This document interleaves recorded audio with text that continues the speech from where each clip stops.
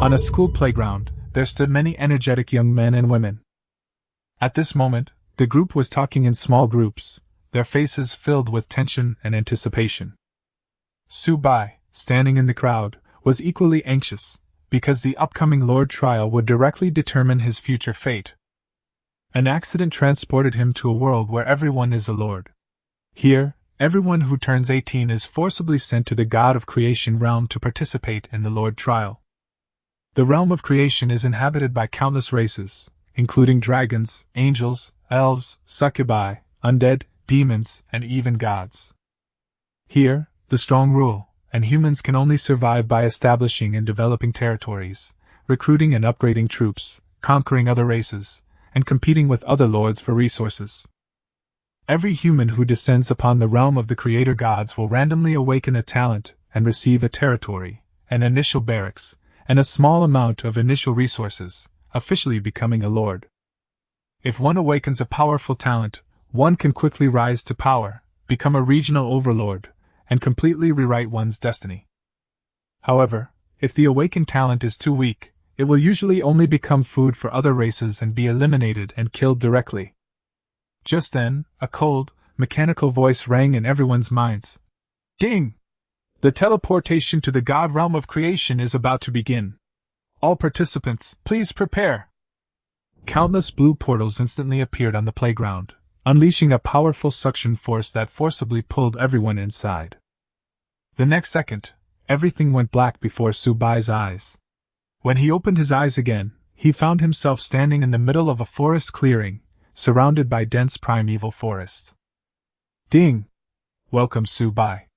You have successfully entered the beginner's battlefield area of the God of Creation and have obtained your initial territory. Initial territory gift pack has been issued, Lord's Mansion X1, Initial Random Barracks X1. A Lord panel automatically appeared in Su-bai's mind. The content was simple and intuitive, and could be understood at a glance. Without much hesitation, he immediately prepared to set up the Lord's Manor and confirm the location of his territory. Just moments before, he had heard some noises coming from the forest. The next moment, a dilapidated wooden hut appeared behind Su-bai. This Lord's Mansion is so run down, can anyone really live in it? Just then, the system notification from the God of Creation realm sounded again. Ding! All novice lords have been teleported. Talent drawing has officially begun. Talent draw rules. Each player has only one draw opportunity. Lord talent levels, from lowest to highest, are white, common, green, elite, blue, rare, purple, epic, orange, legendary, and red, mythical. The next moment, a talent wheel appeared before Su-bai's eyes. The wheel was mostly filled with low-level talents in white and green, and even blue talents were extremely rare. Su-bai took a deep breath, suppressing the surging emotions in his heart, and then silently chanted, "Start drawing!" The talent wheel began to spin wildly, and Su-bai stared intently at the pointer on the wheel. A few seconds later, the turntables slowly came to a stop, and then an extremely dazzling golden light burst forth from the entire turntable. Ding! Congratulations on drawing the Supreme Unique Talent Chaos Blessing. You can draw 3 cards daily and choose one from them, guaranteeing a golden unique divine card. Card effects can affect the Lord, heroes, buildings, and units. All card effects can stack. Su-bai froze on the spot, even wondering if he was hallucinating. The Supreme Unique Talent? The Gift of Chaos? Could it be that he had awakened a talent surpassing even mythology? After forcibly suppressing his excitement, Su-bai immediately activated his talent. Ding! Daily draw begins drawing cards. The next moment, Su-bai discovered countless colorful cards surrounding him. These cards were also divided into 7 colors: white, green, blue, purple, orange, red, and gold. Draw successful. Cards obtained are as follows: Gold Unique. God Tier Barracks, Gold Unique. Eternal Companion, Blue Rare. Golden Kidney. 3 card phantoms appeared simultaneously, 2 of them radiating brilliant golden light, while the remaining one emitted a soft blue glow. Ding! First draw privilege activated. All 3 cards have been obtained and stored in the talent space. The host can view, fuse, and use them at any time. Subai immediately focused his consciousness into his talent space to examine the first gold card. Card name, God Tier Barracks. Card quality, Gold Unique. Card effect. When applied to a building, it transforms it into a Super God Tier Talent Barracks, capable of recruiting at least Super God Tier units. Targets, Barracks, Lord's Mansion. Subai's eyes lit up, and his grin stretched almost to his ears. The talent levels for different troop types are typically divided into common, excellent, elite, rare, uncommon, epic, king, legendary, and mythical. As for what level the God Tier Talent Barracks actually belong to, I don't know. The teacher never taught us about these things. The teacher only said that the troops randomly selected from the initial barracks are mostly below the elite level in terms of talent level, and only those with a bit of luck might reach the rare level. Subai only drew a card once and immediately obtained a God-level barracks. He forcibly suppressed his excitement because there was still a second card he hadn't checked. Subai then looked at the second golden card. Card name, Eternal Companionship. Card quality, Golden, Unique. Card effect. Heroes or units summoned within the Lord's territory will have a fixed loyalty of 100, which will never decrease and can continuously increase without an upper limit. Targets, Lord Hero Unit. At this moment, Subai was too shocked to speak. In the God realm of creation, loyalty was equivalent to life. Many lords died because their troops or heroes lacked loyalty, ultimately betrayed by their subordinates. When all units are first recruited, their initial loyalty is only 50. Later on, the Lord must constantly work with and communicate with the units to slowly increase their loyalty. This card fundamentally solves the loyalty problem. This means that Subai will no longer have to worry about troop betrayal. I've never had such a smooth journey in the past 18 years. It's finally time to make up for it. Subai laughed, then looked at the third blue rare card. Having witnessed the amazing effects of the first two cards, Subai was no longer worried about how bad the third card would be. Card name, Golden Kidney. Card quality, Blue Rare. Card effect, grants the user a golden kidney constitution, ensuring they never suffer from kidney deficiency, possess unlimited energy, and have their energy recovery speed increased by 200%. Targets, Lords, Heroes, Troops. Subai initially thought this card was a bit weak, but after seeing its full effect, a bright, radiant smile bloomed on his face. Who said this card was weak? This card is ridiculously powerful. Subai immediately selected Eternal Companionship and Golden Kidney, fusing the two cards into his body. Two beams of light, one gold and one blue, flew out from the cards and instantly merged into Subai's body. Subai felt a warmth spread through his body, all his fatigue vanished instantly, and he felt refreshed, as if he could kill a bull with a single punch. When Subai opened his eyes again, his demeanor had become ethereal, like that of a banished immortal. Subai dared not delay any longer and immediately selected the God-level barracks to begin the fusion process. The next moment, two options appeared in his mind, Lord's Mansion and Random Barracks. Subai instinctively prepared to select a random barracks, but just before merging, he suddenly sensed something was wrong. This was clearly a trap. Who says a divine-level barracks must be merged into another barracks? If he merges with a random barracks, he can only obtain one divine-level barracks. But if he merges with a Lord's Mansion, will all future barracks become divine-level barracks? It's safer to integrate it into the Lord's Manor. A golden light flew out from the card, instantly enveloping the dilapidated Lord's Manor. Although the exterior remains unchanged, still that dilapidated little wooden house, the entire house has acquired an indescribable charm. The entire fusion process lasted only a moment. The instant the fusion was completed, the random barracks next to it also underwent drastic changes. Subai turned his gaze to the dilapidated random barracks. Since casually placing the barracks, Subai hadn't paid much attention to it. The once flimsy wooden cabin was now completely enveloped in a layer of golden light. At the same time, the system notification from the creation god realm sounded again. Draw initial troop type? Without hesitation, Subai chose to extract the item. The instant he made his choice, the small wooden hut in the barracks began to shake violently. The golden light surrounding the barracks was instantly absorbed into the hut. After all the golden light completely dissipated, the dilapidated random barracks cabin had completely changed its appearance. Suddenly, a building appeared, entirely white, made of white jade that radiated golden light, with a pair of huge, outstretched angel wing statues standing on its roof. Tiny golden specks floated around the statue, eventually transforming into golden feathers, giving it an incredibly sacred appearance. This is a god-level military camp?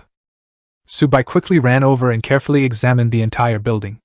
Name, Holy Angel Barracks. Quality, God Tier. Building HP, 1 billion. Recruitment rules. You can recruit 10 holy angels for free each day. The beginner period lasts for 1 week. After the beginner period ends, recruiting 1 holy angel will cost 100 divine source coins. After reading this information, Subai was overwhelmed with uncontrollable joy. He never imagined that his awakened initial unit would be an incredibly powerful angel. The next second, a complete plan for rising to power quickly took shape in Subai's mind. He would first summon troops, collect nearby resources, and upgrade his territory. He then summoned more powerful angelic followers, personally building an incomparably powerful army of beautiful angels, and nurturing all the elves into demigods or even gods with the power to destroy the world. Finally, he led his legion to sweep across all races and other lords, frantically expanding his own territory and power. He aimed to become the most powerful lord in the god realm of creation, and ultimately rule this lordly world. Let's recruit some first and see. Subai planned to use up all of today's recruitment quota. With a thought, the gates of the Holy Angels barracks slowly opened, and a dazzling platinum gold light shone out from within. The first thing that caught Subai's eye was a series of long, slender, and jade-white legs. Then, one after another, beautiful angels, each about 1.9 meters tall, appeared before Subai. However, after just one glance, Subai felt a burning sensation on his nose. The angels' clothing was far too revealing. Their towering upper bodies were partially concealed by platinum gold armor, while the other half was displayed openly before Subai's eyes. The lower half of her outfit was even more extravagant. The white gold battle skirt consisted of only 2 panels hanging down to her thighs, the front and back hems being pitifully short, barely concealing her private parts. This, in turn, gave Subai a hazy, mysterious aura. Those long, slender, jade-white legs were wrapped with delicate white ribbons, the excess ends of which floated in midair, as if forming a pair of white ribbon stockings. Faced with such an outfit, anyone who came would probably feel their noses burning with embarrassment. Recruitment successful. Obtain 10 holy angels/battle angels. First recruitment of this unit type has resulted in the recruitment of a celestial god-level hero, Alicia. Before Subai could even raise his head, the platinum gold light emanating from the Holy Angels barracks intensified once more. A stunningly beautiful woman, half a head taller than the previous 10 holy angels, slowly stepped out of the barracks. The woman's attire belonged to the same series as the battle angels, only appearing more revealing. Her imposing figure was barely covered by a 4-finger-wide white ribbon. As for the lower body skirt, it looks normal from the front, but the sides have completely disappeared. Like a cheongsam, it's slit all the way up, with only a thin white and gold thread maintaining the shape of the skirt. As for where her armor was, some was on her shoulders, some on her wrists, and some on her knees, but it was nowhere to be found where it should have been. Subai didn't dare look directly at the 11 angels before him. These could be called holy angels? What was so holy about them? How could one discern their holy nature? Who can answer him? At this moment, Subai's cheeks were burning, and he stood there somewhat at a loss. How should things proceed next? Why did his brain malfunction at this crucial moment? He seems to have begun to become familiar with this strange world. Alicia's eyes lit up when she saw Subai. Tiny stars twinkled in her eyes.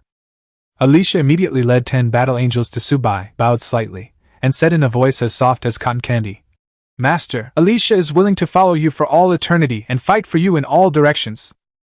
As her voice rang out and she knelt down, Subai felt a tingling sensation run through his body. Such stunning beauty, coupled with such a voice, who could resist? Subai could only remind himself to hold on. To avoid further being affected, Subai immediately checked Alicia's attribute panel. Hero name, Alicia, race, Holy Angel, talent, Fairy/Celestial, rank, Black Iron 1 star, alliance, Lawful/Justice, personality, dizzy, gentle, protective, contrast. Skills immortal. Eternity immortal. Celestial god level, divine. Unity immortal. Celestial god level, super. Sanctity super. God level, super. Divine cord of light, super. God level, super. Radiant brilliance, super.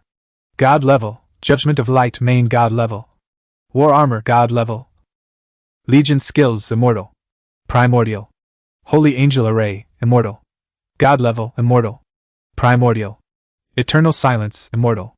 God level, legion effects, training effect plus 1200%, experience gain plus 1200%, marching speed plus 1200%, all legion attributes increased by 1000%. HP, 32,000, hero base stats 3200 plus hero bonus 1000%. ATK, 3200, hero base stats 320 plus hero bonus 1000%. Defense, 2560, hero base stat 256 plus hero bonus 1000%. Stamina, 4800, hero base stat 480 plus hero bonus 1000%. Spirit, 1600, hero base stat 160 plus hero bonus 1000%. Subai stared intently at the panel before him, his eyes wide with disbelief, his lips trembling slightly. What on earth was going on? A hero with godlike talent? Chapter 3: The Holy Angel's Terrifying Stats. They're just too overpowered. Alicia, a black iron 1-star unit, has 32,000 HP and 3,200 attack, comparable to the stats of a silver-level unit. There's no need to compare with ordinary troops. Even if a lord draws the highest elite talent troop, the average HP of a black iron 1-star troop is only 125, attack 13, defense 10, stamina 19, and spirit 6. Alicia's base stats were more than 200 times higher than theirs. Not to mention her string of skills: celestial god level, super god level, and main god level. Just hearing the names tells you she's anything but ordinary. Subai had no idea how powerful these levels were, because his teachers had never taught him anything like that. The most outrageous thing was the Legion effect. All attributes increased by 1000%, and Legion experience gained speed increased by 1200%. Subai had once heard his teacher say that a mythical hero's Legion bonus only increased a single attribute by 300%. But Alicia's bonus was 1000% to all attributes. I'm impressed, this is a fantastic start. Subai couldn't help but exclaim, then looked at the angels who were still kneeling on the ground, and despite his discomfort, helped them up. Get up. The future development of our territory will require everyone's joint efforts. Alicia's eyes lit up, and a gentle smile appeared on her face as she stood up and hugged Subai from behind. Please rest assured, Master, Alicia will always protect you. Anyone who dares to bully you will be forever cursed by the Holy Angel. A soft touch and a faint fragrance wafted over him, and even though Subai was over 1.8 meters tall, he still felt as if he were enveloped in warmth. He felt a chill run down his spine, inwardly screaming that he couldn't take it anymore. Was this truly a holy angel? Clearly more succubus than any succubus. Subai hurriedly checked the information on the other angels, only to be stunned again. Battle Angel Tuya, also possessing a super god level talent, is a black iron 1-star character with super god level skills, main god level skills, and at the very least, god level skills. Her stats are 11,000 HP, 1100 attack, 880 defense, 1650 stamina, and 550 spirit. This is still a unit, not a hero. The system evaluation even reminds users that a hero's base stats are already twice as high as those of a unit of the same level, plus various bonuses. Even so, these battle angels were still ridiculously strong, with a base strength 100 times that of ordinary soldiers. Subai then checked the other 9 angels and found that their configurations were almost identical. Everyone in the team possesses godlike talent, with skills at least at the god level, and their strength is evenly distributed, with no one holding them back. Taking this angel squad out would likely be enough to sweep through the entire newbie area. Just then, the system notification sounded again. You have summoned troops, you need to pay their allowances. Subai's heart skipped a beat. His teacher had said that the higher a troop's talent, the more expensive the allowance usually was, and the allowance was also related to loyalty. The lower the loyalty, the more the Lord has to give. Only when the allowance is sufficient will the loyalty increase, and only then can the expenditure be gradually reduced. But his own troops were either super god level or celestial god level. Could he afford it? Subai immediately looked at the specific amounts. Holy Angel / Battle Angel daily cost, 1 copper coin per person. Alicia daily cost, 1 copper coin per person. Note: the Holy Angel's loyalty has reached its peak. They do not wish for the Lord to spend money, therefore a symbolic allowance of 1 copper coin will be charged. Huh! Only 1 copper coin? Subai was completely stunned, then he understood. It wasn't that they were worthless, but that these holy angels had been thinking of him all along. This loyalty moved Subai deeply. No matter what, he was determined to ensure these angels lived a good life. Master, what are you thinking about? Alicia asked, looking down at Subai's profile as he remained motionless, her voice tinged with nervousness. Is Alicia asking for too much? But this is already the minimum allowed by the rules. Subai shook his head and reached out to ruffle her hair. How could that be? You're definitely worth more than that. Don't worry, I'll make sure you live in a better house and have a better life in the future. Thank you, Master! Alicia smiled, her eyes crinkling, and hugged him even tighter, saying softly, Alicia loves Master the most. Subai felt another chill run down his spine. Where could he find a hero who was beautiful, powerful, cute, and so clingy? The other angels, watching the interaction between the two, felt a little itchy to get closer to their master, but hesitated because Alicia was present. Subai quickly patted Alicia's hand. Good girl, go to the resource dungeon to earn resources first. When we come back, I'll upgrade the territory and build you better houses, as well as the buildings you like. Alicia nodded gently. Thank you, Master. With a thought, Subai created a blue glowing portal within his territory. This was a beginner resource instance. Each resource could only be entered once per day, yielding wood, stone, food, iron ingots, and copper coins. Resources will be gradually unlocked each day, and today's unlock is the wood dungeon. Let's go. As soon as Subai finished speaking, Alicia softly ordered, Enter. The 10 battle angels immediately moved, and as they stepped into the portal, holy white light enveloped their entire bodies. When the light faded, all 10 angels were now clad in platinum armor, completely covered, with not a single inch of skin exposed. Even their faces were concealed by platinum helmets. Subai turned around and saw that Alicia was also covered in armor, no longer possessing her previous ethereal appearance. An aura of supreme holiness washed over him. Subai couldn't help but laugh. That's more like it! This is the holy angel I remember! Chapter 4 Resource Dungeon? A breeze to clear. SSS rating reward. The portal's light faded, and Subai and his group were already inside the dungeon. Looking around, they were surrounded by dense, towering trees, their branches and leaves blocking out the sun, allowing only sparse patches of light to filter through the gaps. The air was filled with the damp scent of grass and trees, and the ground was covered with a thick layer of fallen leaves. At first glance, it looked no different from an ordinary forest. Before Subai could take a closer look, the holy angels had already assumed a fighting stance and were warily looking into the depths of the forest. Subai followed their gaze and saw countless green figures wandering among the trees. These monsters were made of rough tree bark, less than 1.5 meters tall, and wielded withered wooden clubs. They were the wood spirits from the wood resource dungeon. Race, wood spirit, talent, common, rank, black iron 1 star, HP, 120, attack, 8, defense, 7. After looking at the panel, Subai immediately understood that this was the normal data for a black iron 1 star. Looking at Alicia and the 10 battle angels beside him, their divine aura remained strong, their eyes cold, as if they didn't take these wooden spirits seriously at all. Alicia said softly, Master, leave these wooden spirits to us. Subai nodded and said calmly, Then let's begin the plundering. As soon as the words were spoken, 10 battle angels simultaneously unfurled their pure white wings and soared into the air, their lightsabers gleaming with dazzling golden light. For our master! A clear shout rang out, and golden sword light swept across the forest, instantly cleaving into the horde of wood spirits. With a snap, countless wood spirits didn't even have time to scream before their bodies were cleaved in two, turning into a shower of wood chips and dissipating, each losing a unit of wood. Subai wasn't surprised by this. Given the attributes of the battle angels, dealing with a black iron 1-star wood spirit was a complete dimensional reduction attack. 10 battle angels darted back and forth through the forest, their lightsabers flashing with golden light, each strike taking down several wood spirits. Alicia stayed close to Subai, occasionally raising her hand to unleash a golden beam that instantly reduced any approaching wood spirit to dust. With his hands in his pockets, Subai strolled leisurely through the forest with Alicia, showing no signs of the tension one might expect from a dungeon battlefield. He noticed that the trees here were much larger than those around his territory. Cutting down even one would surely yield a considerable amount of timber. The problem is, the territory doesn't have any inhabitants yet, so he can't be expected to cut down trees himself. Seeing Subai frown, Alicia immediately asked, Master, is something troubling you? Alicia might be able to help you solve it.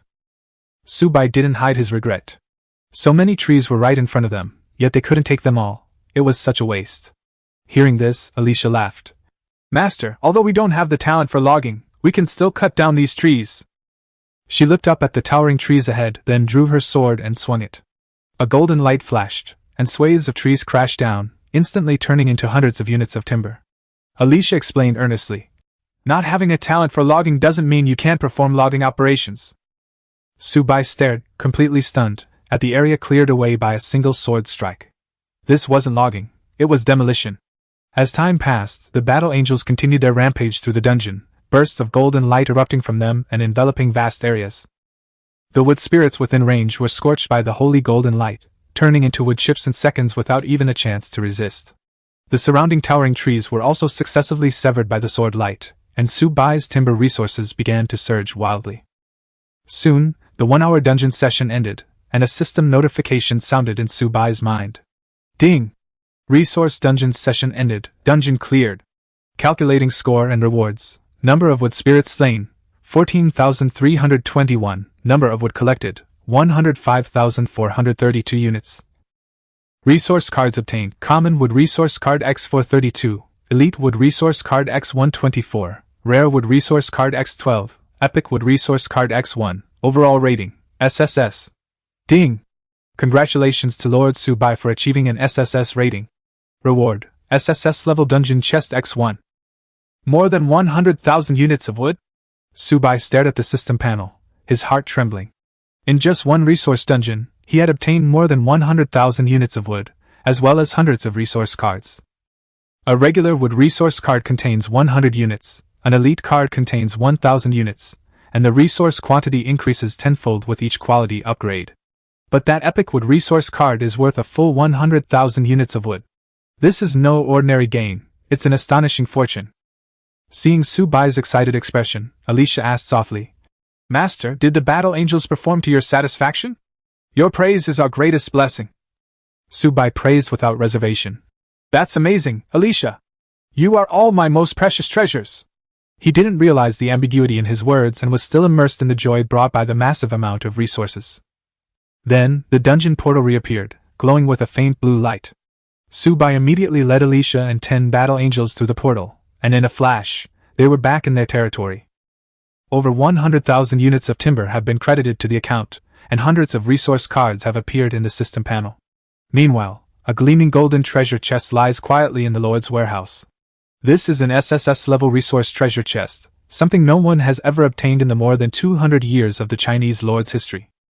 Su-bai gazed at the treasure chest, his heart filled with anticipation. He wondered what could possibly be found inside this unprecedented SSS-level treasure chest. Chapter 5: The Unique Wonder. The Lumberjack Statue. The Lord's Mansion, with its even better first level-up rewards. Su-bai didn't rush to open the treasure chest, but instead checked the status of each angel. After the battle, the holy angels had removed their war armor and changed back into the cool attire Su-bai had seen them in when they first met. To his even greater surprise, all the angels' levels increased. The higher the talent, the more experience is needed to level up, but with Alicia's hero effect boost, even the super god-level holy angels experienced a surge in level. All 10 battle angels and Alicia have been upgraded from Iron 1 star to Iron 3 star. Su-bai opened Battle Angel Tuya's panel, and the upgrade effect was immediately visible. Tuya still has the super god talent, with 13,310 HP, 1330 attack, 1060 defense, 2000 stamina, and 610 spirit. These stats may seem like just unit attributes, but with Alicia's 1000% boost to all attributes, they far surpass those of ordinary units. Alicia's transformation is even more astonishing. She has also reached Iron 3 stars, with 38,720 HP, 3880 ATK, and 3,100 DF. She possesses Celestial level talent, and her Legion's skills are the Celestial Primordial Holy Angel Array and the Celestial Primordial Eternal Silence.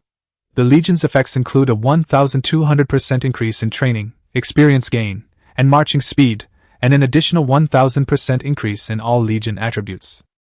The system's evaluation remains simple and direct: an unprecedented Celestial-level hero with untapped potential. No one knows how powerful she will become in the future. Su-bai was shaken. Each troop level increase typically only raises base attributes by 10%. Even a slight increase is considered good for ordinary troops. However, his angel units have base attributes that increase by 10 points at a time. After just 2 levels, all attributes increased by 30 to 40%, and his overall combat power surged again. Now, entering resource dungeons, the most difficult thing is probably not killing enemies, but finding enough enemies. Su-bai nodded in satisfaction. The resource dungeon was indeed a good place. It provided resources and allowed for rapid troop level upgrades. With a few more runs, the Angel Legion's level would quickly widen the gap. However, the Angel's growth was only one aspect of the gains. The real big prize was yet to come. This dungeon directly yielded 105,432 units of wood, along with 432 common wood resource cards, 124 elite wood cards, 12 rare wood cards, and 1 epic wood card. In total, common cards yielded 43,200 units, elite cards 124,000 units, rare cards 120,000 units, and epic cards 100,000 units. Adding them all up, the total amount of wood reached a staggering 492,632 units. Subai was somewhat stunned by the sight. In the early stages, wood was extremely scarce. An average novice lord might not even be able to gather 100 units of wood even after a whole day of effort. His loot from just one dungeon run was enough to crush countless newcomers, and even many veteran lords might not have such reserves. Suppressing his satisfaction, Subai turned his gaze to the SSS-grade treasure chest in the lord's warehouse. This was what he valued most on this trip. The treasure chest gleamed with golden light, exuding an extraordinary aura. Without hesitation, Subai chose to open it. A system notification sounded. SSS-level dungeon treasure chest successfully opened. You have obtained 100 rare wood resource cards and a unique wonder, the lumberjack statue. Another 100 rare wood resource cards, which is a full 1 million units of wood. Combined with the previous harvest, Subai's total wood holdings instantly exceeded 1.49 million units. He paused for a moment, then turned his attention to another reward, the unique wonder, the lumberjack statue. This wonder's effects were incredibly powerful. It increased the logging efficiency of all inhabitants within the territory by 200%, increased timber yield by 200%, and amplified damage against wood-type races by 200%. Subai immediately smiled. This was definitely a good thing. Spectacular buildings are extremely rare, and are usually divided into combat, production, and functional types, each with its own unique effects. Wonder quality is similar to Lord's talent, ranging from common, elite, rare, epic, legendary, all the way to mythical. Historically, mythical is the highest level. At least Subai has never heard of a higher quality wonder. But the statue he obtained wasn't just mythical, it was unique. The name alone was enough to demonstrate its value far surpassed even myth. With a thought, Subai placed the lumberjack statue in an empty spot in his territory. A beam of golden light descended, and the spectacle instantly took shape. However, the statue's design was quite unexpected. It was an unremarkable bald man, hunched over, and emaciated, yet his face carried an air of domineering detachment. He gripped the chainsaw, as if he were about to fell all the trees in the heavens with a single stroke. Subai couldn't help but glance at him a few more times. His design was indeed something special. But there was something more important right now, upgrading his territory. The first lord to upgrade their territory to Tier 1, Level 1, will receive an extra reward. While the reward may not be large, it's a crucial aid for snowballing early on. And when upgrading a territory, the first thing to upgrade is the lord's manor. Subai checked the requirements and found that he only needed 100 units of wood and 100 copper coins. The wood was naturally insignificant, and as for the copper coins, he directly exchanged his only gold coin for 99 silver coins and 100 copper coins. After the resources were invested, a white light enveloped the entire lord's manor. In just a moment, the light dissipated, and the upgrade was complete. A system notification sounded. Territory upgrade successful, from no level to Tier 1, Level 1. Subai turned his head and looked around. The lord's mansion, which had originally been a dilapidated wooden cabin, had become a less dilapidated wooden cabin. His lips twitched slightly. At least this time it didn't look like it would leak. Just then, the system notification sounded again. Congratulations!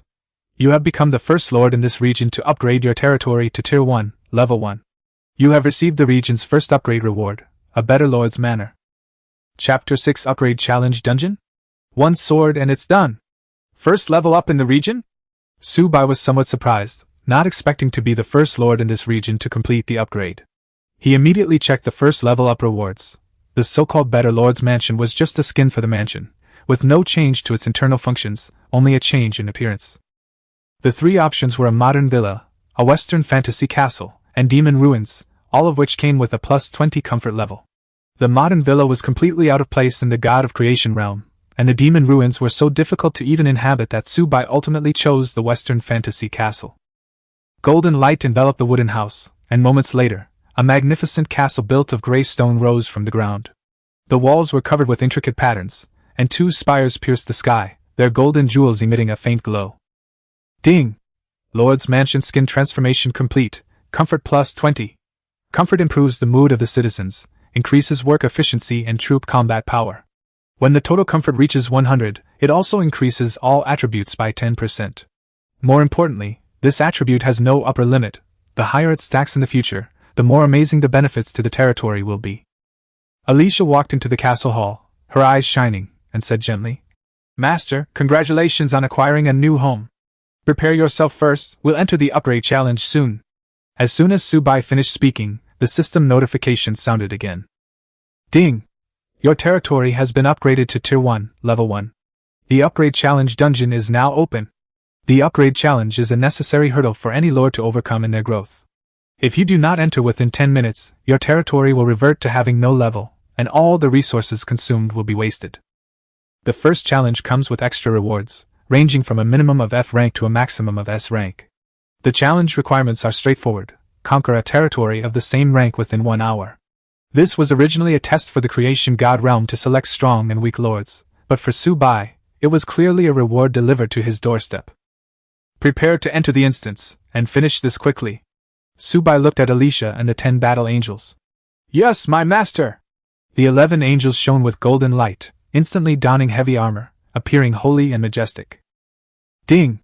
Do you want to enter the upgrade challenge instance immediately? Enter! A golden light flashed, and the group arrived at an open plain. In the distance was a Tier 1, Level 1 territory with only a dilapidated wooden house. 10 black iron 3-star fire lizards and 1 black iron 4-star fire lizard leader guarded the territory's entrance. The leader possessed excellent talent and the elite skill Fireball, with attributes far exceeding those of ordinary fire lizards, posing a considerable challenge to most lords. Ding! Basic challenge begins. Objective: conquer the first tier, Level 1 territory ahead within 1 hour.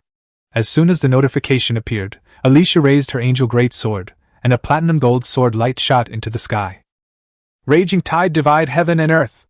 With a single sword strike, terrifying sword energy tore through the plains, turning everything in its path to dust.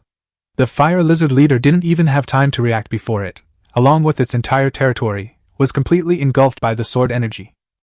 After a deafening roar, only a massive crack remained on the ground, stretching to the sky, within which the white gold angelic power still surged. A first-tier, Level 1 territory simply couldn't withstand Alicia's sword strike.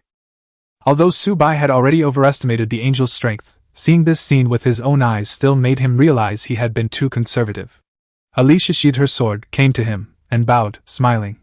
"Master, wasn't I fast enough? I perfectly fulfilled your request. I told you to hurry, but there was no need to use your ultimate move right away." Subai chuckled. Alicia tilted her head. "This isn't an ultimate move, it's just a regular god-level skill.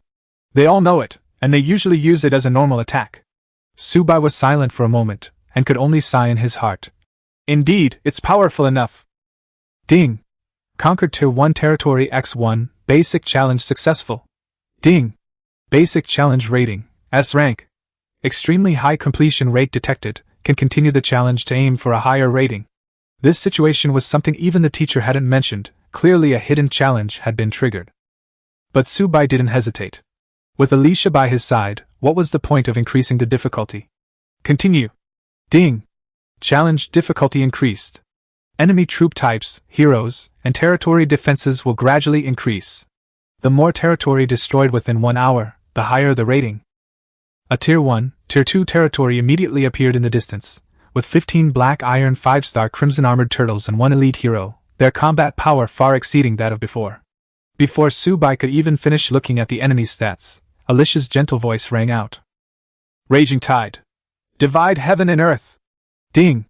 Destroyed Tier 1, Tier 2 territories. Next, Tier 1, Tier 3, Tier 4, and Tier 9 territories spawned one after another, only to be reduced to ruins. Each time, it was the same sword strike. The troops and heroes didn't even leave ashes. The angels actually spent their time waiting for the enemy territories to spawn. 20, 30, 40, 50, until finally, a bronze 9-star hero appeared. Even though the realm suppression forced Alicia to use only half her strength, she was still instantly killed by a single sword strike. Ding! Destroyed Tier 2 Level 9 territory. Ding! Challenge time ended. A total of 60 territories were destroyed in this challenge. Ding! Overall rating, SSS rank. Ding! Congratulations, host, you have obtained the SSS rank upgrade challenge reward, SSS Rank Territory Upgrade Treasure Chest X1. All 60 territories, without exception, were annihilated by the holy angels with a single sword strike. Su-bai had become completely accustomed to their terrifying strength. The dungeon offered no resources. The only reward was the completion chest. There was no need to stay any longer. Mission accomplished. Let's go back. With a flash of golden light, Su-bai and his group instantly exited the instance and returned to their own territory. Chapter 7 SSS Reward. God Tier Building, Glory Base. Back in his territory, Su-bai ignored Alicia, who was still fiddling with him, and directly took out the SSS level territory upgrade chest. The golden chest hovered before him, Alicia and 10 battle angels quietly surrounding it, curious but not daring to disturb him. They now stood obediently beside Su-bai, showing no trace of their ruthless battles in the leveling dungeon just moments before. Open! Su-bai lightly touched the treasure chest, and a burst of brilliant golden light erupted, accompanied by a system notification. Ding! Opened SSS level territory upgrade chest. Obtained 100 gold coins and God level building blueprint. Glory Garrison. 100 gold coins landed in Su-bai's hands, heavy and slightly cool to the touch. Gold coins are extremely difficult to obtain in the early stages. Even A-level chests usually only contain silver coins. As for S-rank and above treasure chests, almost no one reveals their rewards. The teacher once said that the most they would get is a single gold coin. But Su-bai cleared an upgrade dungeon once and received 100 gold coins directly, which is an extremely amazing reward. The blueprint for the glory base caught Su-bai's eye even more. Building blueprints are extremely rare, as they can only be obtained from dungeons and monsters. What's more, this blueprint clearly had 2 words marked on it: God level. Su-bai immediately checked the attributes, then froze. Building name, Glory Garrison, quality, God tier, health, 100,000, living space, 10. Effects, territory comfort plus 20, loyalty of all troops and heroes plus 20, all attributes plus 100%, recovery speed plus 100%. Upgrade requirements, 100 wood, 1 gold. After upgrade, living space plus 10, comfort and loyalty plus 1 each, all attributes and recovery speed plus 1% each, health plus 10,000. Description, exclusive base for God tier troops, significantly boosts troop combat power and loyalty. Su-bai was still worrying about where to put the angels tonight, even considering building a few basic houses to make do. Unexpectedly, just as he was getting sleepy, the system delivered a pillow, a true God-level treasure. 10,000 health points, 20 points of comfort and loyalty were already outrageous enough, but the most absurd thing was the 100% increase to all attributes. Alicia's Legion effect already boosts all troop attributes by 1000%, and now, with the added bonus of Glory Base, the combat power of all angels doubles again. Loyalty, in particular, is something ordinary lords can only cultivate slowly through daily interactions. Other methods of improvement are pitifully few. This building immediately adds 20 points to loyalty. Regular troops start at 50, so this adds up to 70, significantly reducing the likelihood of rebellion. Furthermore, loyalty increases with each upgrade of the garrison. With 1.49 million wood and 100 gold coins at his disposal, this expense is negligible. He even began to anticipate what would happen once loyalty reached 200 points. With that in mind, Su-bai immediately used the blueprint. A beam of light descended upon the open space of his territory, and a dazzling golden light shot into the sky, causing the entire territory to tremble slightly. As the light faded, a magnificent encampment appeared before them. The walls were constructed of platinum and jade, and a huge white gemstone was set in the center of a gently sloping dome, radiating a soft, holy light. The interior was spacious and bright, with a central hall surrounded by 10 separate rooms, just enough for 10 different types of soldiers to rest and cultivate. "Master, this place is so beautiful!" Alicia exclaimed, her eyes filled with delight. "Can we live here from now on?" "Of course, this will be a resting place from now on." Alicia then asked softly, "Can Master live with me too?" Su-bai's attention was entirely focused on the floor of the base, and he didn't catch the implication in her words at all. He casually agreed. "Sure, no problem." The other holy angels immediately gathered together excitedly and started discussing. When they looked at Su-bai again, their eyes had become somewhat strange. Su-bai, however, was completely oblivious. He only wanted to upgrade the glory base first. Ding! Upgrade the glory base to Tier 1 Level 1? Upgrade. 100 wood and 1 gold coin were instantly deducted, and white light enveloped the base. In the blink of an eye, the base's size doubled, and the number of rooms inside increased from 10 to 20. Keep going, I'm loaded! Subai upgraded in quick succession, consuming another 200 wood and 2 gold coins to reach Tier 1, Level 2, then consuming another 500 wood and 5 gold coins to reach Tier 1, Level 3. Ding! Glory Base successfully upgraded to Tier 1, Level 7. In the end, Subai upgraded the Glory Base to Tier 1, Level 7 in one go, consuming a total of 56 gold coins and 5,650 units of wood. The next upgrade will require 3,500 units of wood and 35 gold coins. Chapter 8. Would the master like to try a different kind of massage? The consumption of wood is still acceptable, but as the base continues to upgrade, the shortage of gold coins is getting bigger and bigger. Subai estimated that if he wanted to upgrade the Glory Base to Tier 1, Level 10, he would probably need at least 100 gold coins. With his current wealth, he simply couldn't afford to upgrade continuously. Building name, Glory Garrison, Quality, Divine, Current Level, Tier 1, Level 7, Building HP, 210,000, Living Space, 210, Effect, Territory Comfort plus 27, Troop and Hero Loyalty plus 27, All Attributes plus 107%, Recovery Speed plus 107%. Upgrade Requirements, 3,500 wood, 35 gold. Upgrade Results, Advanced to Tier 1, Level 8. Living Space increased to 230 spaces. Comfort and Loyalty each increased by 1. All Attributes and Recovery Speed each increased by 1%. Health increased to 230,000. After reading the information, Subai nodded in satisfaction. The bonuses from the Glory Base were extremely comprehensive, especially in terms of comfort and loyalty. As the values increased, the angels not only recovered faster, but their loyalty to him also grew stronger. Moreover, this base also solved one of his most pressing problems. The angels finally had a place to rest at night. You all go to the base to recover, Subai said to Alicia and the 10 battle angels. The upgrade dungeon was complete, and it was now on a 1-hour cooldown, which would be perfect for them to rest. Yes, Master! The angels responded in unison, then entered the Glory Base and found their own places to rest. Enjoying the comfortable environment, each of them wore a satisfied expression. For them, having comfortable accommodations and their master's affection was the greatest blessing. After the angels entered their quarters, Subai turned back to the Western Fantasy Castle, sat in the main seat of the hall, and opened the Creation God Realm system panel. Unbeknownst to him, a tall figure was quietly following him in. Alicia slowly approached Subai from behind, her fair and soft hands gently resting on his shoulders, tenderly massaging them. Subai looked up and met her gentle and beautiful face. Alicia, what brings you here? Didn't I tell you to go and rest first?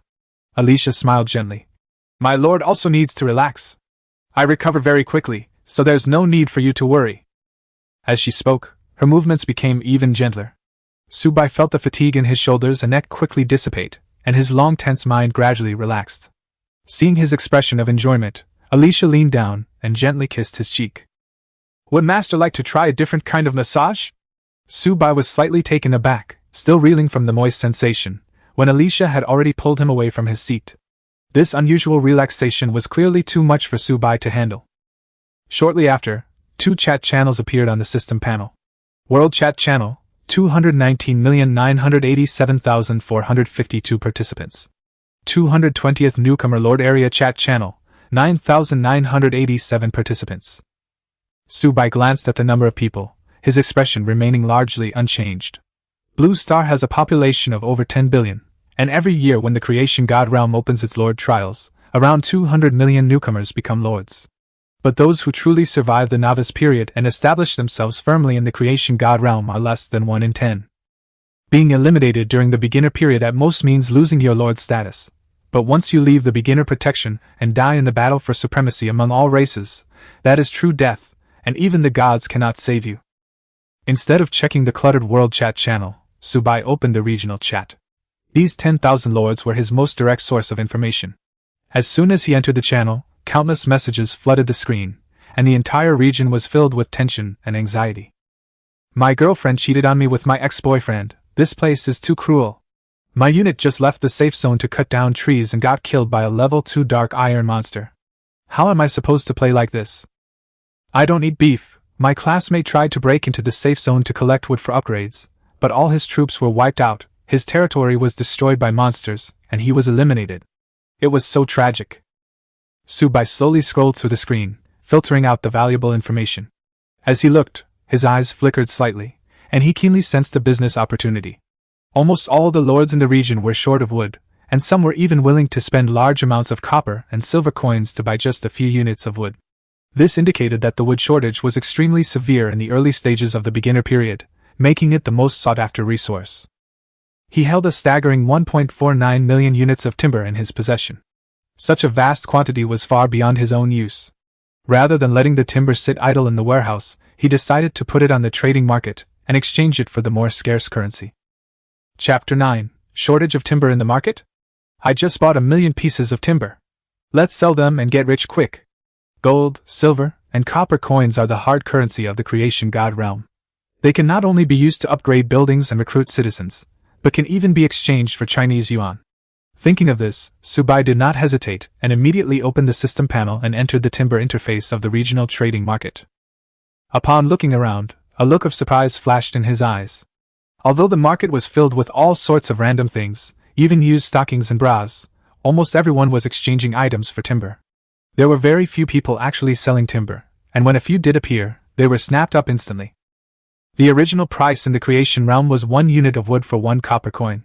But now, during the beginner period, the price of wood has skyrocketed to 1 unit for 1 silver coin, a 100-fold increase. Even more outrageous, some people are offering to buy it at a high price of 1.5 silver coins per unit, and the supply still can't meet the demand. Subai immediately understood the reason. In the early stages of territory upgrades, the biggest shortage was wood. Many novice lords couldn't gather enough resources and had to buy it with money. Upgrading a territory only required 100 units of wood, which translates to about 100 silver coins. Most people could afford the money, but they simply didn't have the wood. Once the territory is upgraded, you can enter the upgrade dungeon and obtain more resources and currency. This gap has just caused the price of wood to be driven to its limit. Subai gasped, and after the initial thrill, immediately started listing wood for sale. He listed 100,000 units at once, priced at 1 silver coin per unit of wood. Once listed, Subai leisurely leaned back in his seat, waiting while casually rubbing Alicia's head. Given the current scarcity of wood, these 100,000 units wouldn't stay for long. Sure enough, just 5 seconds later, system notifications started popping up like crazy. 53 units of wood sold, 53 silver coins earned. 13 units of wood sold, 13 silver coins earned. 100 units of wood sold, 1 gold coin earned.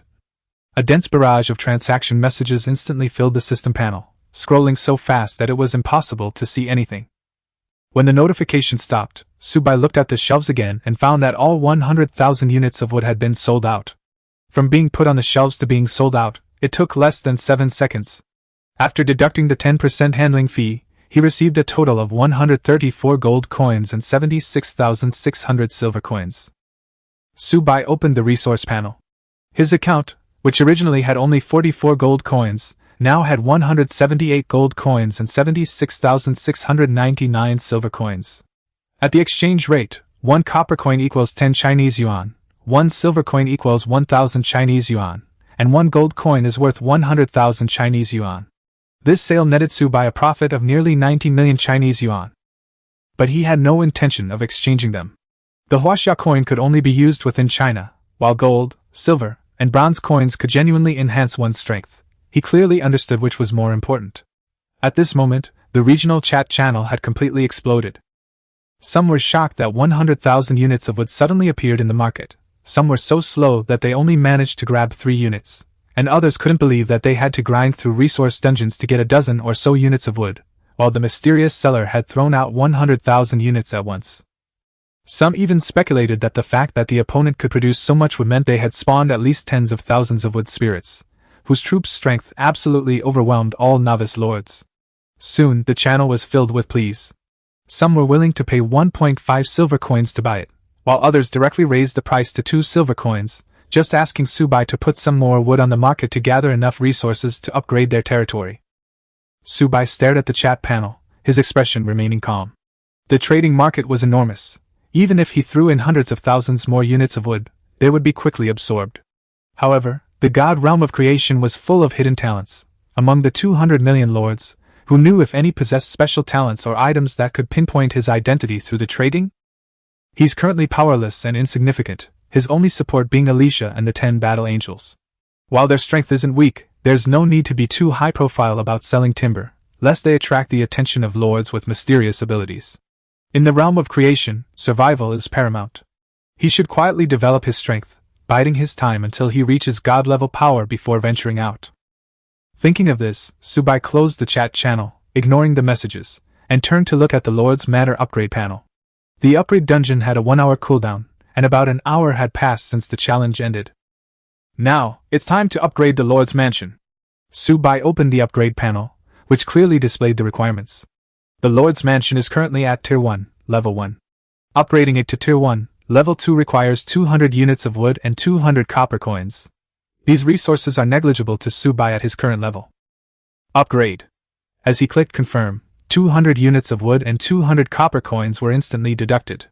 A dazzling white light enveloped the entire Western Fantasy Castle, causing it to tremble slightly. When the light dissipated, the Lord's Manor had been upgraded. The upgraded castle had expanded, its appearance becoming even more magnificent and imposing. A system notification sounded. The Lord's Mansion has been successfully upgraded to Tier 1, Level 2. Congratulations, Host Subai, for becoming the first lord in this region to upgrade your Lord's Mansion to Tier 1, Level 2. You have received the region's first upgrade reward, a better bed X1. Chapter 10 Forget this and that, one sword and I'm done for. System notifications rang out one after another, and a hint of joy flashed in Subai's eyes. It was another regional first level up reward. Although it was just a furniture skin, judging from the name, its quality was probably not low. With the thought, a furniture blueprint instantly appeared in his palm. He then checked the item panel. Item name, a better bed, effect, territory comfort plus 20, mana recovery speed plus 100% while resting in bed. Special effects, quickly relieves fatigue, allows for more relaxed interaction with troops and heroes, increasing intimacy, increases spirit recovery by an additional 100%, never gets dirty. Subai's lips twitched involuntarily after reading it. These special effects, no matter how you looked at them, seemed a bit frivolous.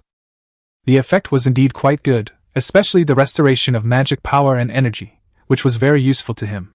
Transform. The blueprint turned into a beam of white light and flew straight into the bedroom on the second floor of the castle. The ordinary wooden bed disappeared, replaced by a luxurious large bed with a soft white light emanating from its surface, which looked very comfortable. Alicia, notify the battle angels to assemble and prepare to challenge the upgraded dungeon. The words had barely left her lips when Alicia, who hadn't appeared for a long time, suddenly emerged from under the table. Master, the battle angels have already assembled. At the same time, a system notification sounded. Ding! Dungeon cooldown timer expired, you can re-enter the challenge. Not long after, all 10 battle angels gathered in the castle hall. Subai glanced at them and asked, Are you all ready? Ready, Master! The angels replied in unison, their voices clear and crisp. Ding! Enter the upgrade challenge dungeon immediately? Enter! With a flash of golden light, Subai and the angels instantly entered the dungeon. Before them was still a vast plain, but the enemy territory in the distance had become a Tier 1, Tier 2 territory. A low wall had been erected around the territory, and 15 black iron 6-star crimson armor warriors and a black iron 5-star crimson armor leader stood at the gate. The ordinary crimson armor warriors possessed elite talents, while the leader had even rarer level talents, making him significantly stronger than the previous fire lizard leader. Especially its defensive attributes, which have almost doubled, are definitely a significant problem for ordinary novice lords. Subai casually opened the Crimson Armor Chieftain's panel. Race, Crimson Armor Chieftain, Level, Black Iron 5-star, Skills, Crimson Armor Charge, Iron Bones, HP, 580, Attack 60, Defense, 48. This lineup is enough to wipe out most novice lords, even causing them to lose a lot of resources. But for Subai and the Holy Angel, it's not a threat at all. Raging tides, divide heaven and earth. Alicia's gentle voice rang out as she unleashed a sword strike. A terrifying sword aura tore through the air, sweeping across the territory ahead with destructive power. The 15 red-armored warriors didn't even have a chance to resist. They were instantly reduced to fragments by the sword aura. The red-armored leader stared blankly at the oncoming sword aura, his mouth agape, his face filled with bewilderment. What kind of monster had he encountered? Ding! Challenge begins. Objective, within 1 hour, ding! Challenge successful. The system mission has just been issued, and the enemy territory has been completely destroyed. Ding! Conquered a Tier 1, Tier 2 territory. Basic rating, S rank. Ding! The host's challenge completion rate is extremely high. You can continue to challenge and strive for a higher rating. Continue? Continue. Ding. You have chosen to continue the challenge. Difficulty increased. Enemy territory troop types, hero levels, and territory defenses will gradually increase. Evaluation rules: the more territories destroyed within 1 hour, the higher the evaluation. As the notification faded, another territory appeared in the distance. Before Su-bai could even see its level, Alicia had already raised her longsword. Raging tides divide heaven and earth. No matter what level of territory it was, she'd wipe it out with a single strike. As the sword energy fell, the new territory instantly turned into ruins. Less than a minute later, the next territory spawned, with troop types and hero levels already upgraded to Black Iron 9 stars. Raging tide divide heaven and earth. It was the same skill again, and a crushing defeat was still a foregone conclusion. As time went on, the last territory to appear actually reached Tier 3, Level 1. The troops in Tier 3 territories generally reach Silver rank, exerting an 80% suppression on the Holy Angels. Alicia could only unleash 20% of her strength. Su-bai immediately checked the enemy leader's stats. Race, Shadow Leader, Talent, Rare, Rank, Silver 3-star, Skills, Shadow Strike, Dark Devour, HP, 11396, Attack, 1180, Defense, 444. This Shadow Leader's stats are already close to 1/3 of Alicia's. Add to that the 80% suppression of his cultivation level, and he's indeed qualified to confront Alicia head-on. Su-bai's heart sank. This time, things might really go wrong. Just as he was worrying, Alicia's sword had already fallen. Raging tide divide heaven and earth. But this time, the sword energy did not sweep everything away as before. The Shadow Leader actually blocked the sword, and his territory was not immediately destroyed. However, the price of blocking a god-level skill was not small. The Shadow Leader already had many wounds on his body, and his aura was obviously weakened. Alicia was slightly surprised. This was the first opponent in the upgrade challenge who could withstand one of her sword strikes. Then let's have another strike. She raised her longsword, and a white gold sword aura suddenly erupted, even more dazzling and terrifying than before. Boom! The moment the sword energy struck the territory, the entire instance trembled slightly.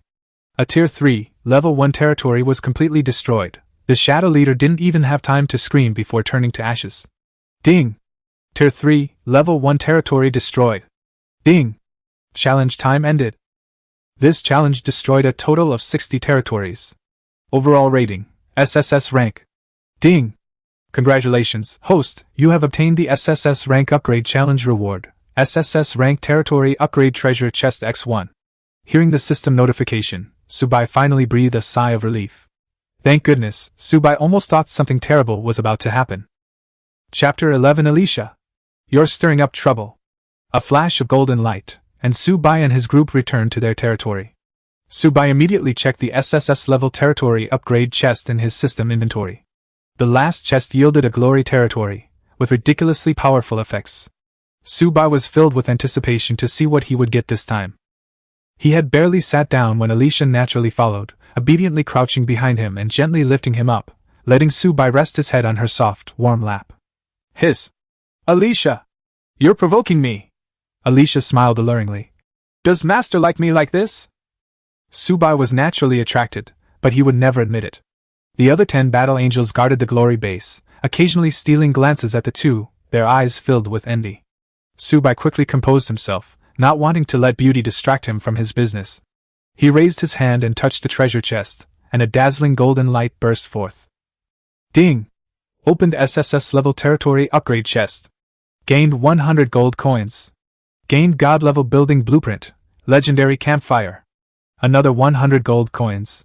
Su-bai casually put them into his warehouse, his gaze immediately falling on the legendary campfire. A campfire? This basic infrastructure that comes with the initial territory can actually reach the god level? He immediately checked the blueprint's attributes.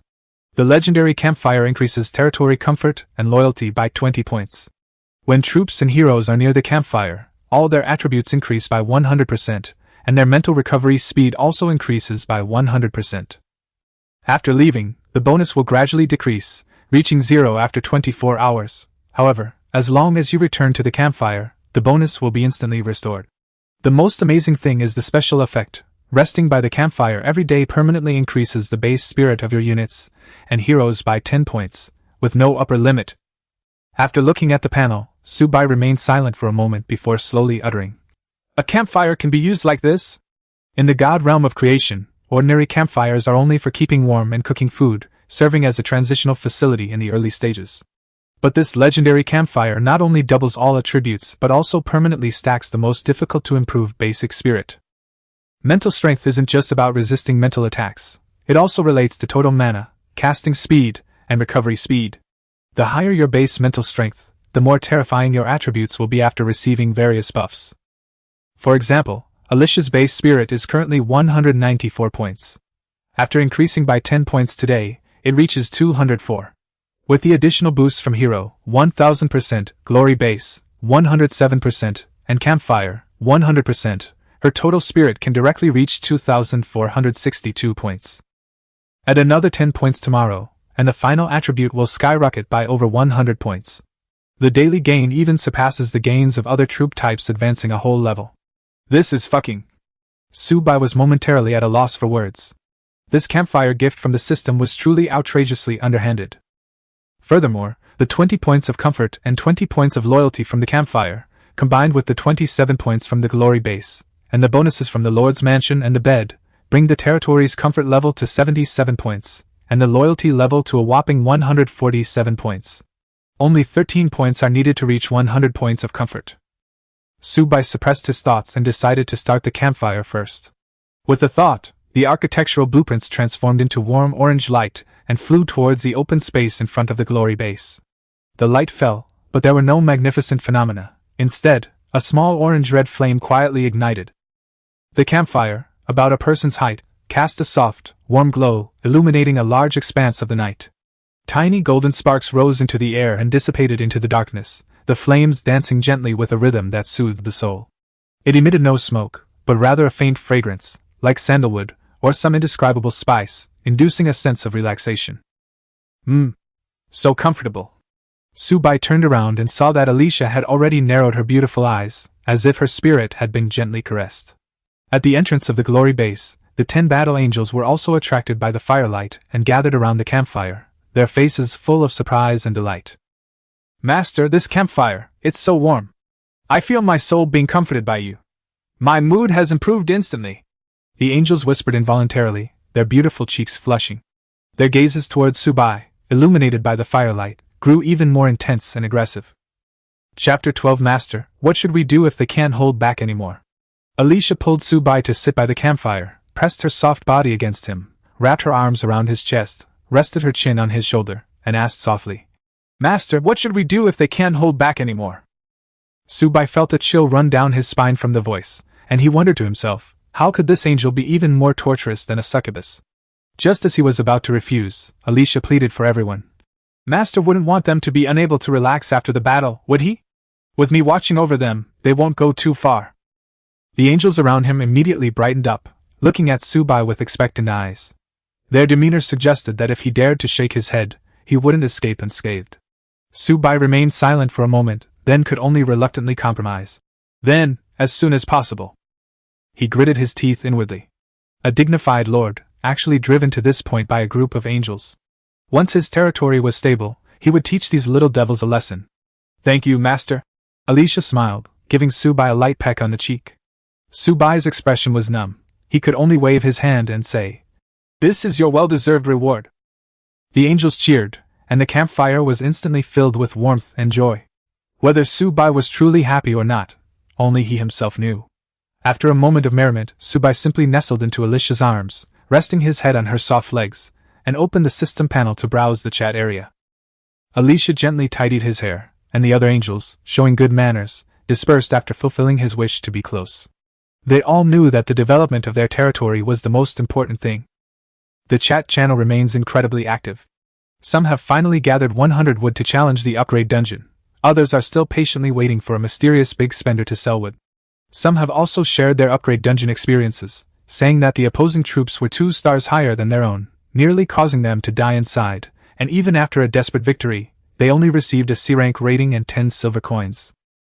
A person claiming to be a member of the Liu family revealed that territories cannot be upgraded continuously in a short period of time, otherwise the difficulty of the dungeons will increase dramatically, even far exceeding the strength of the territory itself, and the only option is to wait for the difficulty to gradually decrease. Just as everyone was discussing the matter, Yi Fan logged on and immediately posted a listing for 10,000 units of wood, stating that the highest bidder would win. Upon reading the message, Subai immediately thought of his own situation. The second upgrade dungeon was indeed ridiculously difficult. The third would likely be even more troublesome. Alicia seemed to sense his hesitation and said softly, "Master, don't worry. Although the enemies in the dungeon are strong, we haven't used our full strength yet. Besides, Master has obtained so many god-level buildings for us, and the bonuses are so powerful. We will definitely win." Subai was completely relieved after hearing this. He hadn't truly witnessed just how powerful the holy angels were. Constantly fighting low-level enemies wouldn't hone his troops' skills. Without further hesitation, he checked the upgrade requirements. Current Lord's Mansion level, Tier 1, Level 2, upgrade to Tier 1, Level 3 requirements, wood x 500, copper coins x 500. This amount of resources is nothing to Subai now. "Get ready, we're entering the upgrade dungeon. This time it might be a bit difficult." "Yes, Master!" The angels instantly abandoned their laziness, their bodies enveloped in golden light, and war armor appeared. In the blink of an eye, they transformed from cute angels into holy and majestic battle angels. A flash of golden light, and the group entered the instance. Before them lay another open plain, but in the distance stood an even larger territory. This Tier 1, Level 3 territory was surrounded by wooden walls, and its entrance was densely packed with guards. Subai scanned the data and found that the leader of the garrison was actually a 9-star black iron orc berserker with elite talent, berserk and bloodthirsty skills, 800 health, 70 attack, 68 defense, and a stamina of up to 98. The remaining troops were all 9-star black iron, a whole tier stronger than the previous 2 dungeons. Subai raised an eyebrow. The person in the chat channel was right after all. Normally, he should only be facing 3-star black iron enemies, but now it was far beyond the normal difficulty. Before he could think further, Alicia had already drawn her sword. Raging tide divide heaven and earth. The sword light tore through the void and crashed down on the enemy territory. With a deafening roar, the wooden walls, buildings, and all the troops instantly turned to ashes. Ding! Conquered Tier 1, Level 3 territory, challenge successful. Ding! Basic challenge rating obtained, S rank. Ding! Host challenge completion rate detected to be extremely high. You may choose to continue challenging for an even higher rating. Continue? Continue. Subai didn't hesitate. The basic challenge was far too easy for them. Golden light flashed again, and a new territory appeared. This time, the territory level had jumped to Tier 2, Level 1, and the troop level had also directly leaped to Bronze, Level 1. Chapter 13 Alicia's strongest time-based god-level skill. Immortal. Eternity. Boom! Another instant kill, and the system notification sounded, ding! Destroyed a Tier 2 Level 1 territory. The second, the third, the fourth territories refreshed one after another, only to be destroyed by Alicia's sword. From beginning to end, she used only one skill, her expression remaining relaxed, as if the challenge was effortless. Until the 30th territory appeared, Alicia was finally unable to finish off her target with a single sword strike, and the enemy's level rose to Silver 1 star. The battle angels immediately joined the battle, unleashing a barrage of skills surpassing even divine power, relentlessly bombarding the territory. No territory could withstand 3 of their attacks. However, as the battle continued, the angels' magical energy was rapidly depleting. When the last territory arrived, Subai's expression finally changed. This territory was actually Tier 3, Level 10, just one step away from advancing to Tier 4, and it housed a full 5 heroes. All 5 were Silver 10-star heroes, with epic-level talents, and their 5-dimensional stats were comparable to Alicia's. They also commanded over 10,000 troops. In the first 29 territories, the battle angels had already used their divine skills repeatedly, and their magic power was almost depleted, making it difficult for them to fight another tough battle. Subai was even prepared to stop here. It didn't matter if he didn't get the SSS reward, he absolutely could not allow any angel to get hurt. Alicia glanced at him and said softly, "Master, please trust me. As long as they haven't reached the gold realm, there's nothing to fear. If divine skills can't instantly kill these enemies, then we'll use even stronger ones." Immortal. Eternity. A god-level skill, one of Alicia's strongest abilities. She merely swung her sword lightly, and the entire space-time seemed to freeze instantly. The 5 heroes, whose strength was 2 major realms higher than hers, had just sensed death approaching and tried to escape, only to find their bodies unable to move. Their minds were even imprisoned, and they could only watch helplessly as a gentle breeze swept by. The next moment, all the enemies in Subai's eyes, including the entire territory, rapidly weathered away as if eroded by time, eventually dissipating with the wind. Everything happened too fast, so fast that Subai didn't even have time to react. Time. Alicia had actually mastered the power of time. This ability was ridiculously strong. Ding! Challenge time ended. This challenge destroyed a total of 60 territories. Overall rating, SSS level. Ding! Congratulations to the host for obtaining the SSS level upgrade challenge reward. SSS level territory upgrade treasure chest X1. Master, I have not failed you.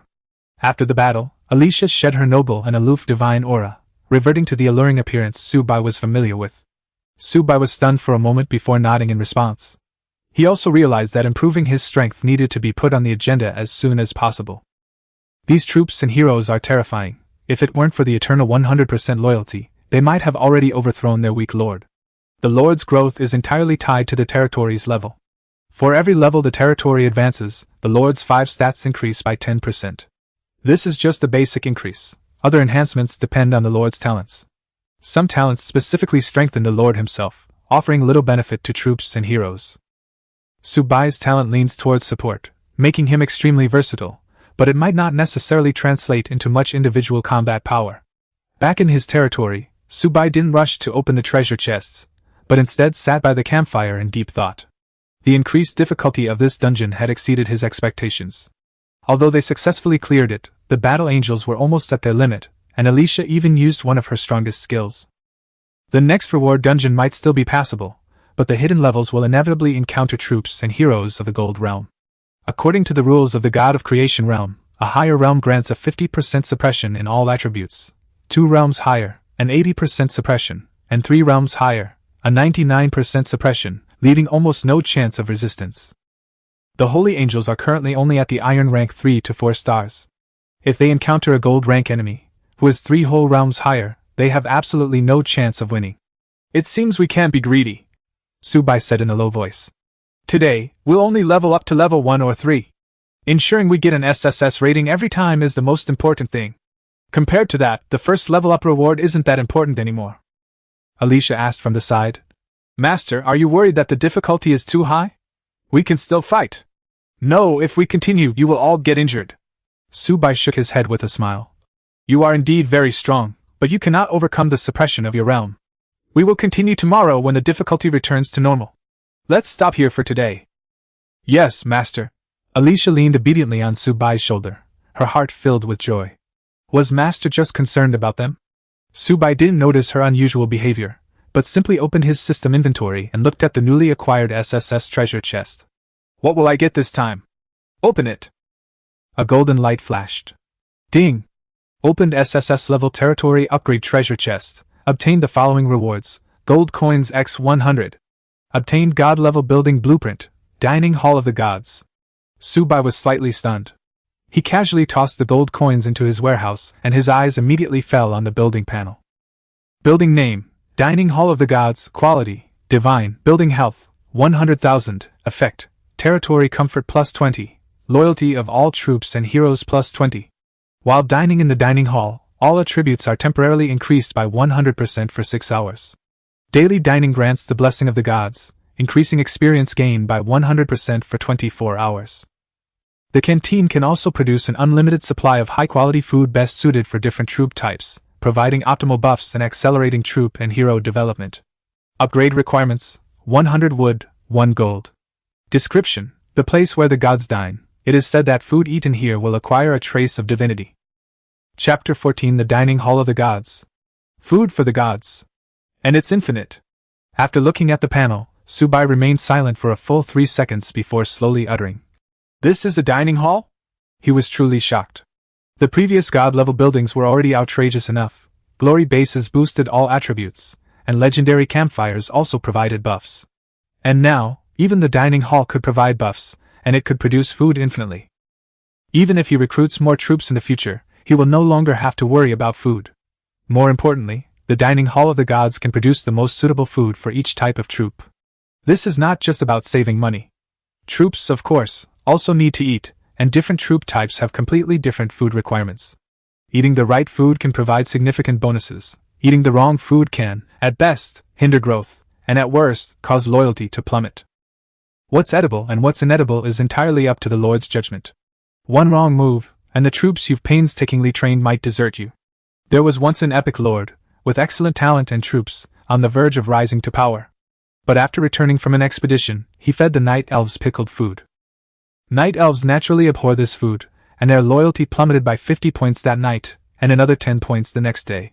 By the time the Lord realized the problem, all his troops had deserted, even his strongest hero had run away. His rivals then seized the opportunity, directly conquering his territory, and the Lord perished in the realm of creation. Here, a soldier's diet is sometimes more important than their combat effectiveness. No aspect of logistics, food, clothing, shelter, and transportation, can be neglected. Subai had originally planned to clear the dungeon in the morning, and then take the angels hunting in the afternoon, at least to solve their food problem first. After all, the holy angels' talents are too high. Ordinary food simply cannot meet their growth needs. Long-term consumption of low-level food would severely slow down his growth rate, even if his loyalty remained unaffected. But now, his most troublesome problem had been solved at once by this reward. He had the glory base for lodging and the dining hall of the gods for food. With the two most important aspects of his life, clothing, food, shelter, and transportation, complete, Subai felt incredibly confident. Seemingly sensing his joy, Alicia immediately came closer and asked gently, "Master, did you receive a good reward?" Subai looked at her beautiful face full of curiosity and smiled. "Let's all have a good lunch. Delicious food?" Alicia's eyes lit up immediately.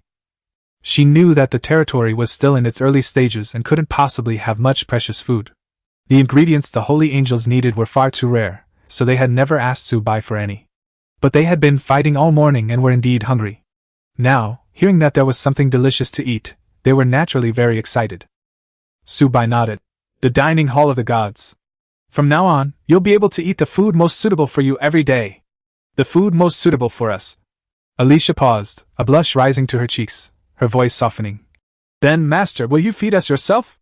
Subai's face darkened, and he flicked her forehead. "It's proper food." Then, Subai led Alicia to the open space between the glory base and the legendary bonfire. With a thought, the architectural blueprints in his hand instantly transformed into dazzling golden light and flew forward. The golden light exploded upon landing, its brilliant light illuminating the entire territory. 3 full seconds passed before the light gradually faded. A magnificent building suddenly appeared before everyone's eyes. The dining hall of the gods resembled a Western fantasy castle, but was even more exquisite and luxurious. The entire building was constructed of milky white jade, and the walls were carved with reliefs depicting the gatherings of all the myriad races of the heavens. Elves, dwarves, dragons, angels, and demons all sat around a huge long table, raising their cups in celebration, creating an unusually harmonious scene. 2 large golden doors were inlaid with various gemstones, and above the lintel were 4 large characters in divine script. Dining Hall of the Gods. Even though Subai didn't recognize the divine script, he understood it at a glance. Pushing open the door, the interior space was much larger than it appeared from the outside, at least 200 square meters. A crystal chandelier hung from the ceiling, which was over 10 meters high. In the center was a long dining table made of milky white jade, with dozens of high-backed chairs neatly arranged on both sides. At the far end, there was a row of empty serving counters. Alicia and 10 battle angels followed her in, their gazes all fixed on the food service area. As the last angel entered the dining hall, a soft white light suddenly illuminated the food counter. A dozen exquisite plates appeared out of thin air. Golden fruits, snow-white and tender steaks, steaming soups, and crystal-clear drinks, each radiating astonishing energy fluctuations. Exclusive to the Holy Angel, Fruit of Light, Divine Grade. Permanently increases the power of light-type skills by 5% and all attributes by 50% for 12 hours after consumption. Exclusive to the Holy Angel, Angel's Tier, Divine Grade. Restores 100% angelic power and increases spirit by 500% for 6 hours after consumption. Exclusive to Holy Angels, Blessed Spiritual Flesh, God Tier. Consuming this increases experience gain by 200% for 12 hours and slowly enhances the Holy Angel's talent. Subai's eyelids twitched. Good heavens, every single item is a God Tier food. Permanently boosts skill power, instantly replenishes divine power, and even improves talent. Any one of these items would cause a sensation in the Lord's world, and in China, they would likely fetch an astronomical price. And now, This food could be produced indefinitely. Subai turned his head and saw that the angel's eyes were shining with astonishing brilliance. Alicia even pounced on him, wrapping her arms around his neck and pulling him into a tight embrace. Master, you're so good to us! Chapter 15. The H-rank lightning bolt could really suffocate him. Subai was completely overwhelmed by Alicia's enthusiasm, pulled into her arms, unable to even breathe. Her 2-meter-tall figure, coupled with her exaggeratedly large breasts, could truly suffocate him. Ah, Master! Alicia noticed that the person in her arms had suddenly stopped moving, so she quickly pulled Subai out, only to find that her master was already dizzy from the fragrance. Alicia! Are you trying to murder your lord? Subai was speechless. She was indeed very soft, but this suffocating feeling was really unbearable. Master, Alicia was just too surprised. She wasn't afraid at all. Instead, she leaned in and gave Subai a big kiss on the cheek, then strode briskly towards the food area. The other angels cheered and followed, clearly all eyeing the delicious food in the dining hall of the gods. Subai stood behind them, watching their impatient expressions, and couldn't help but smile. Soon, the angels returned with their food and sat down to enjoy it. Subai was also curious about the effects of these special foods. A battle angel picked up a holy fruit of light, took a small bite, and a dazzling golden light instantly erupted from her body. Her aura visibly increased, her face full of enjoyment, and she couldn't help but let out a satisfied hum. The other angels were similar. After eating, a faint golden glow appeared around them, and their strength was rapidly increasing. Subai was astonished. Was this the power of their special food? If eating a meal could make them stronger, why bother killing monsters? Just eat. Master, I brought your food too. Alicia approached with 2 plates, placing one of them in front of Subai. Subai sat down among the angels, looking at the growth package reserved for human lords. The wisdom fruit permanently increases all base attributes by 5 points and all attribute data by 1% upon consumption. Temporarily increases all attributes by 100% and spirit by an additional 500%, lasting 6 hours. The Chaos Roasted Meat permanently increases attack by 5 points and temporarily increases attack by 500%, lasting 6 hours. Life-generating soup permanently increases health by 50 points and provides a 1% bonus to health, with a temporary 500% health boost lasting 6 hours. Subai stared at the words. Permanent boost. His pupils shrinking instantly. These rewards not only offer percentage bonuses but also directly increase base attributes. Percentage bonuses are certainly powerful, but early game-based stats are equally important. Besides leveling up, only high-value food can provide this kind of boost. Subai took a deep breath, picked up the growth meal set, and ate it all without hesitation. The moment it entered his mouth, he felt as if he had entered a culinary paradise. It was so delicious. The taste even surpassed that of any top chef he knew, and he simply couldn't stop eating. Immediately afterward, a surge of heat flowed through his limbs, and his strength skyrocketed. Subai immediately opened the system panel. His lord level was still Black Iron 3 stars, his talent was still the unique Chaos Gift, and his hero was the celestial god level Holy Angel Alicia. Within his territory were 10 super god level battle angels, as well as god level Glory Retreat, god level Legendary Bonfire, and god level Dining Hall, among other buildings. The effects of the Dining Hall of the Gods clearly state, all attributes are temporarily increased by 100% while dining, daily experience is increased by 100%, and exclusive food is produced infinitely. Looking at my own attributes, my health has reached 65, a temporary increase of 325 points, attack is 12, a temporary increase of 60 points. Defense and stamina have also been improved, and spirit has increased from 11 points to 77 points. The system's evaluation remained blunt. Utterly pathetic, with average 5-dimensional stats, yet somehow managed to acquire so many god-tier buildings. Pure luck! But Subai knew this evaluation was completely unreasonable. A normal lord's initial health wouldn't exceed 50, and their other 4 stats usually wouldn't exceed 5. Based on the increase from territory upgrades, a Black Iron 3-star lord would normally have a maximum of 66.5 HP and around 6.5 in other attributes. But Subai, even without temporary buffs, already possesses base attributes far exceeding those of an ordinary lord. And all of this, just from eating a meal. Unbelievable. This cafeteria, it's unbelievable. Subai muttered to himself, his meal ending in shock. He immediately decided that from now on, he would eat here for every single meal of the day. Chapter 16 Yifan, I possess a mythical level talent, I'll give you a chance to invest in me. Meanwhile, in another territory within the same region, in front of a dilapidated lord's mansion, a tall, slender young man suddenly laughed loudly, looking up at the sky. Ha! I'm back! I'm really back! I've actually been reborn! Yifan opened his arms, feeling the familiar aura of the creation god realm, his eyes even slightly reddening. In his previous life, he started as a lowly, ordinary lord with exceptional talent. Without any special abilities or fortuitous encounters, he persevered for a full 200 years. While others were grinding dungeons, he was grinding too. While others were resting, he was still grinding. When his troops died, he recruited them again. When his resources were stolen, he accumulated them again. When his territory was destroyed, he rebuilt it. Finally, after 200 years, he had cultivated his heroes and troops to godhood, and he himself became a third-level god, stepping onto the battlefield of the gods. He had just thought he could plunder other lords and strengthen himself, before he could even see his surroundings clearly, when he was kicked to death. With just one kick, this newly promoted god-level lord turned to ashes, without even seeing the other person's face. He only remembered that behind that person stood countless peerless beauties, and that his friend cried out a name in terror before he died. My God! He's the newly promoted god-level Lord Subai! Subai! Yifan gritted his teeth, his eyes filled with resentment. He knew Subai. He was a god-level lord who had obtained the talent of a lower-level deity, the angel soldier, but rose from humble beginnings to become a powerful figure. Subai was initially an orphan, but later became a strongman through countless opportunities, following a path remarkably similar to Yifan's.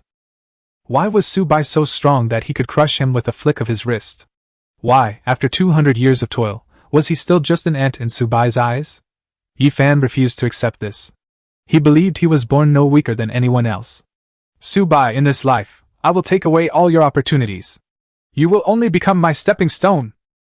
In his previous life, Yifan couldn't understand why Subai's angels were so powerful while his own troops were so weak, despite both possessing lower-level divine talents.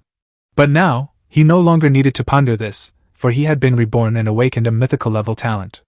Lord Talent, 100x critical strike, mythical level, talent effect. Obtaining any resource has a chance to trigger a 1 to 100x critical strike and improve its quality. Mythical level, this was the highest talent level Yifan knew. In his previous life, among the 220 lords, those who awakened mythical level talent were incredibly rare. At least, he had never heard of anyone possessing it. Now, not only had he been reborn, but his talent had also reached the mythical level. He simply couldn't find a reason to lose. In this life, he would trample Subai underfoot, punch those high and mighty families, and ultimately become the sole god on the battlefield of gods. Yifan took a deep breath and opened the barracks panel. Race, Black Moon Wolf, critical hit boost 50x, talent, King, rank, Black Iron 3-star, faction, Chaos, good, skills, Black Moon Wolf Hull, legendary, Azure Fawn, epic, HP, 546, attack 54, defense, 44, stamina 36, spirit, 12. A king-level talent, with all 5 stats in double digits and a health pool exceeding 500. Yifan remembered that in his previous life, his troops were all ordinary, with the highest 5 stats barely reaching a dozen points and health barely exceeding 100. But now, starting as a king, that's the terrifying power of a mythical level talent. Subai, in this life, your opportunities, your angel soldiers, and all those beautiful women around you will be mine. I will let you experience firsthand what it feels like to be kicked to death.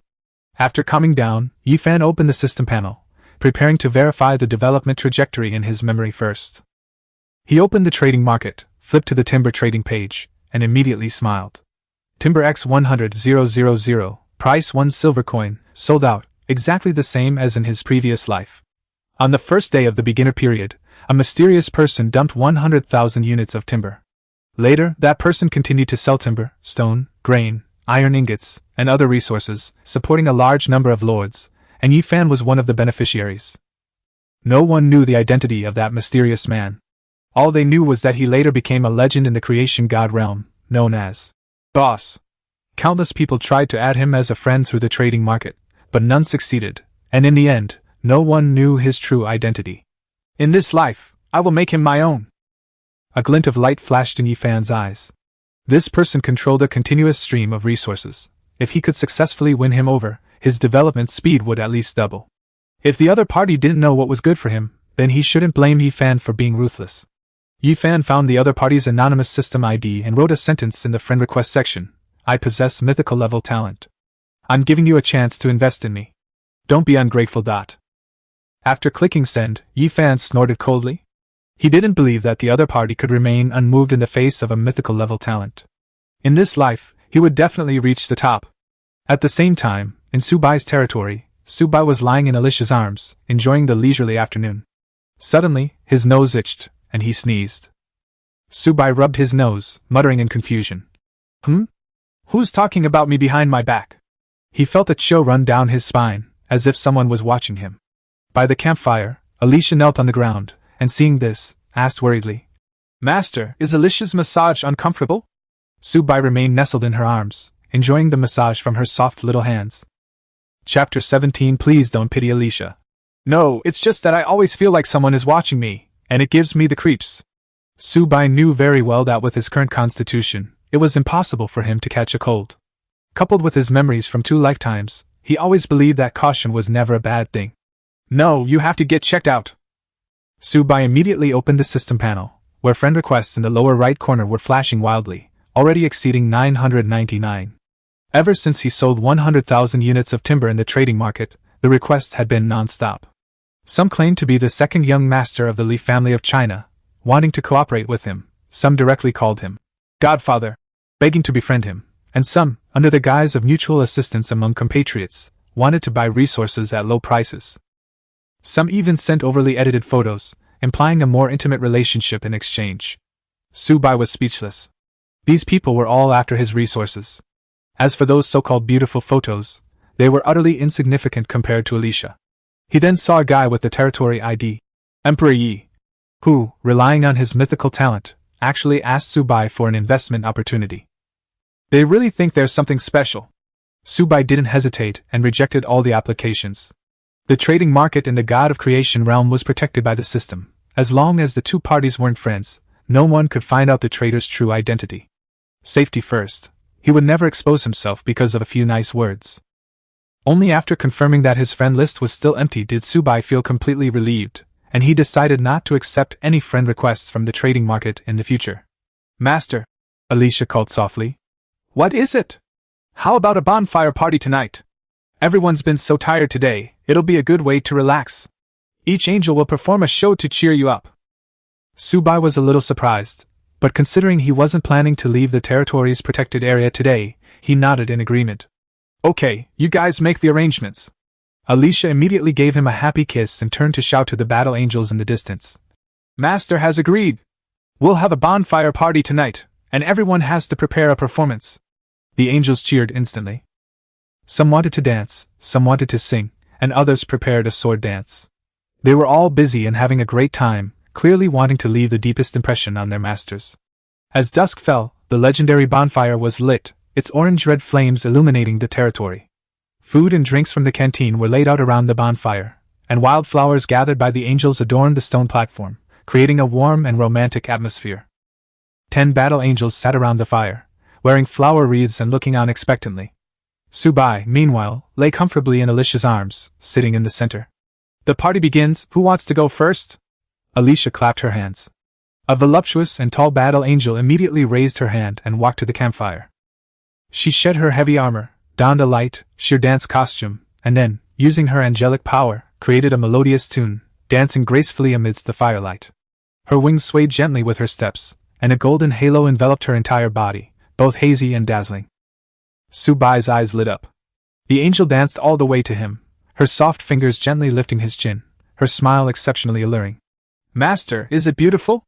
Subai, a guy who had been single for 18 years, had never seen anything like this before, and could only nod obediently. "Beautiful." After receiving the praise, the angel smiled, his eyes crinkling, and gently touched his cheek before retreating contentedly back into the crowd. Next, the other angels took the stage one by one. Some sang with ethereal voices, as if descending from the clouds, others wielded long swords, the swords light intertwining with their wings, a breathtaking spectacle that captivated all who beheld them.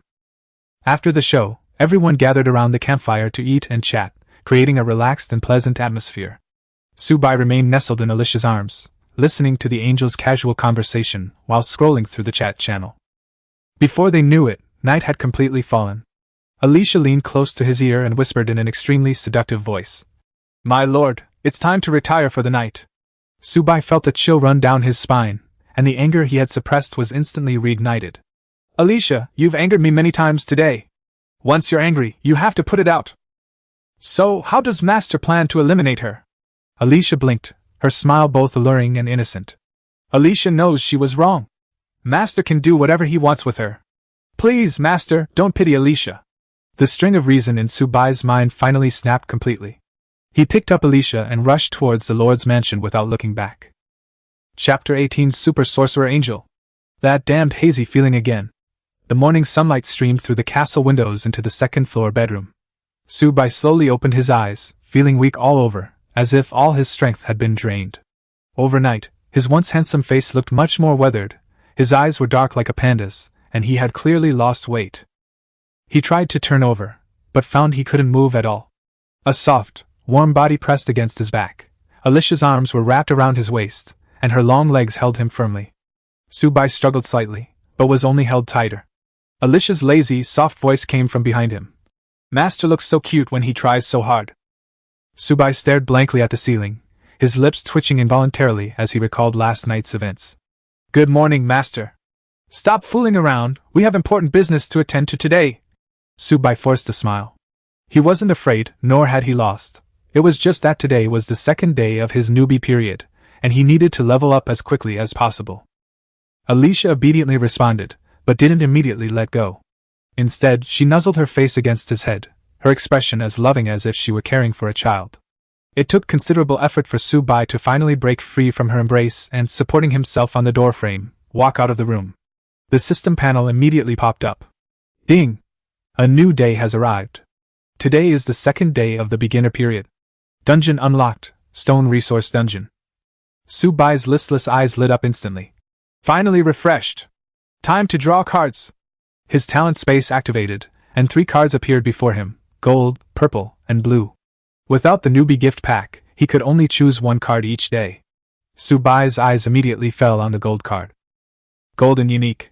10,000x critical hit. After being granted, there is a chance to trigger a 1 to 10,000x critical hit when obtaining any resource. Resources include wood, stone, food, currency, recruitment cards, treasure chest rewards, etc. Affected targets, lords, heroes, troops, and citizens. 10,000x critical hit? Subai's eyes widened. As long as resources can crit, will he ever lack resources again? The second purple card is Full of Energy, which increases the target's energy recovery speed by 200% and stamina by 50%. Subai's lips twitched. This talent was clearly rubbing salt into his wounds. But he had to admit, if it weren't for the golden unique talent, he would have been tempted. The last blue card is Lucky Star, which increases the Lord's luck by 10 for 24 hours. Although luck isn't displayed on the panel, it's related to opportunities and gains. But Subai just wanted to say, a mere 10 points of luck? Are you trying to fob me off? He chose the golden, unique option without hesitation. Would he even be human if he didn't choose the 10,000-fold critical hit? The golden light merged into his body, and Subai felt a slight warmth before everything went quiet. He immediately opened the system shop and spent 1 silver coin to buy 1 unit of wood. Ding! You purchased 1 piece of wood, consuming 1 silver coin. Subai stared at the panel, his face full of question marks. What about a critical hit? The next second, a system notification popped up. Bug exploitation is prohibited. Only resources obtained personally can trigger critical hits. Subai fell silent.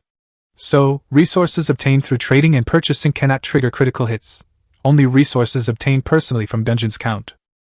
Although a little annoyed, this talent was still ridiculously strong. As long as the dungeon loot was plentiful enough, a single critical hit could send him soaring. I'll use up today's recruitment quota first. Subai walked out of the Lord's mansion and arrived at the Holy Angel barracks. He could recruit 10 Holy Angels for free every day, and he hadn't used today's quota yet. With a thought, the barracks gates slowly opened, and platinum gold light poured out. The recruitment effect was no different from yesterday, but when the light faded, Subai was stunned. Recruitment successful. Obtained 10 Holy Angels/Super Magic Angels. 10 angels emerged from the light. They were similar in height to the battle angels, but with fuller figures, and instead of angelic swords, they wielded angelic staffs. Battle angels wear light armor, the type for close combat. These super magic angels, on the other hand, are clad in white robes. To be precise, they are extremely thin white gauze robes. So thin that Subai can vaguely see the outlines beneath, so thin that a slight breeze would cause the robes to cling to the body, outlining perfect curves. That damned sense of mystery again. Chapter 19: The Terrifying Data of the Super Angel. Form is emptiness. Emptiness is form. Subai forcibly averted his gaze, his entire being surprisingly calm. He then took a deep breath and opened the Super Angel's attribute panel. Race: Holy Angel. Super Angel, Talent: Super, God Level, Black Iron 1 star, Alignment, Lawful, Justice. They possess 2 Super God level skills, Super Eternal Starlight and Super Law Weaving, as well as God level Star Guardian, God level Magic Source, and Battle Robe. Their stats are 13,277 HP, 1810 attack, 724 defense, 965 stamina, and 1943 spirit. All attributes benefit from massive bonuses from Hero, Glory Base, and Legendary Bonfire. The system's evaluation was even more straightforward: an unprecedented Super God level magic-based unit, with explosive attack and mental power. One ultimate move can wipe out the entire screen. Subai, after reading it, exclaimed, "Wow!" Now, he lacked almost nothing. He commanded a total of 20 angels, 10 battle angels responsible for melee physical damage, capable of both tanking and attacking, and 10 super magic angels responsible for ranged magic, capable of both clearing the screen and controlling the battlefield. With battle angels holding the line in melee combat, and super magical angels clearing the way from ranged attacks, this setup was practically a combination of physical exorcism and magical cleansing. Without further hesitation, Subai led 20 angels to the dining hall of the gods. The food area was already filled with today's special dishes. On the battle angels' plates were still the holy fruit of light, angels' tears, and blessed spirit flesh, no different from yesterday. The food of the super angel is completely different. The God-level star fruit can permanently increase skill power by 5%, increase all attributes by 50% for 12 hours, and increase mental power by an additional 200%.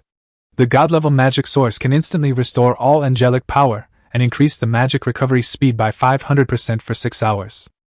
As for the divine wisdom aura, it increases experience gain by 200% for 12 hours and slowly improves talent. Battle angels focus on physical strength and combat, while super spell angels lean more towards spell power and sustained healing. Subai's food effects were roughly the same as yesterday, only the dishes were different. After a whirlwind meal, Subai and all the holy angels received temporary buffs, instantly reaching maximum status. Depart. With Subai's command, the battle angel shimmered with golden light, its battle armor instantly covering its entire body. The super angel's previously hazy veil transformed into a magnificent robe shimmering with starlight, adorned with countless tiny gems, as if draping the entire starry sky over its body. The 20 angels stood in neat rows, silently awaiting Subai's next command. Subai opened the system panel to check the updated dungeon information for today. Today is the second day of the new player period, and a new dungeon for stone resources has been added, as well as an important resource, energy cores. Stone, like wood, is a basic building material for territory development. As the territory levels up, more and more building blueprints will be unlocked in the Lord's panel. Basic buildings like wooden walls, stone walls, watchtowers, and houses all require a large amount of stone, and later on, even more resources such as iron ingots will be needed. The further the territory develops, the more exaggerated the resource consumption becomes, almost exponentially. You can never have too much of a basic resource like stone. Energy cores are a crucial resource that unlocks on the second day. They have a very small chance of dropping when defeating targets in the Creation God realm, and are divided into 12 tiers. Upgrading troops, barracks, and various buildings all require energy cores. The Holy Angel Barracks is slow to upgrade precisely because each level of Tier 1 requires consuming a Tier 1 light core. To obtain the Crystal Core, one must either leave the territory to hunt native life or wait for the dungeon to open on the 5th day. The stone dungeon he needs to enter is a world entirely composed of rock, inhabited by various stone spirits. These stone spirits possess extremely high health and defense, and their cultivation levels are even higher than those of the wood spirits. With most lords' current strength, they simply cannot pass through the stone dungeon. Many people choose to wait until they are stronger before exploring, or simply leave their territory to find resources nearby and barely make ends meet. But Subai is unwilling to do that. Each resource instance only has one plundering opportunity per day. If he doesn't enter today, it's equivalent to giving up a chance to gain something for nothing.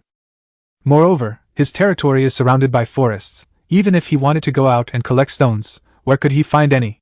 And the area outside his territory is far more dangerous than the dungeons. Even in the newbie zone, there are many terrifyingly powerful native creatures.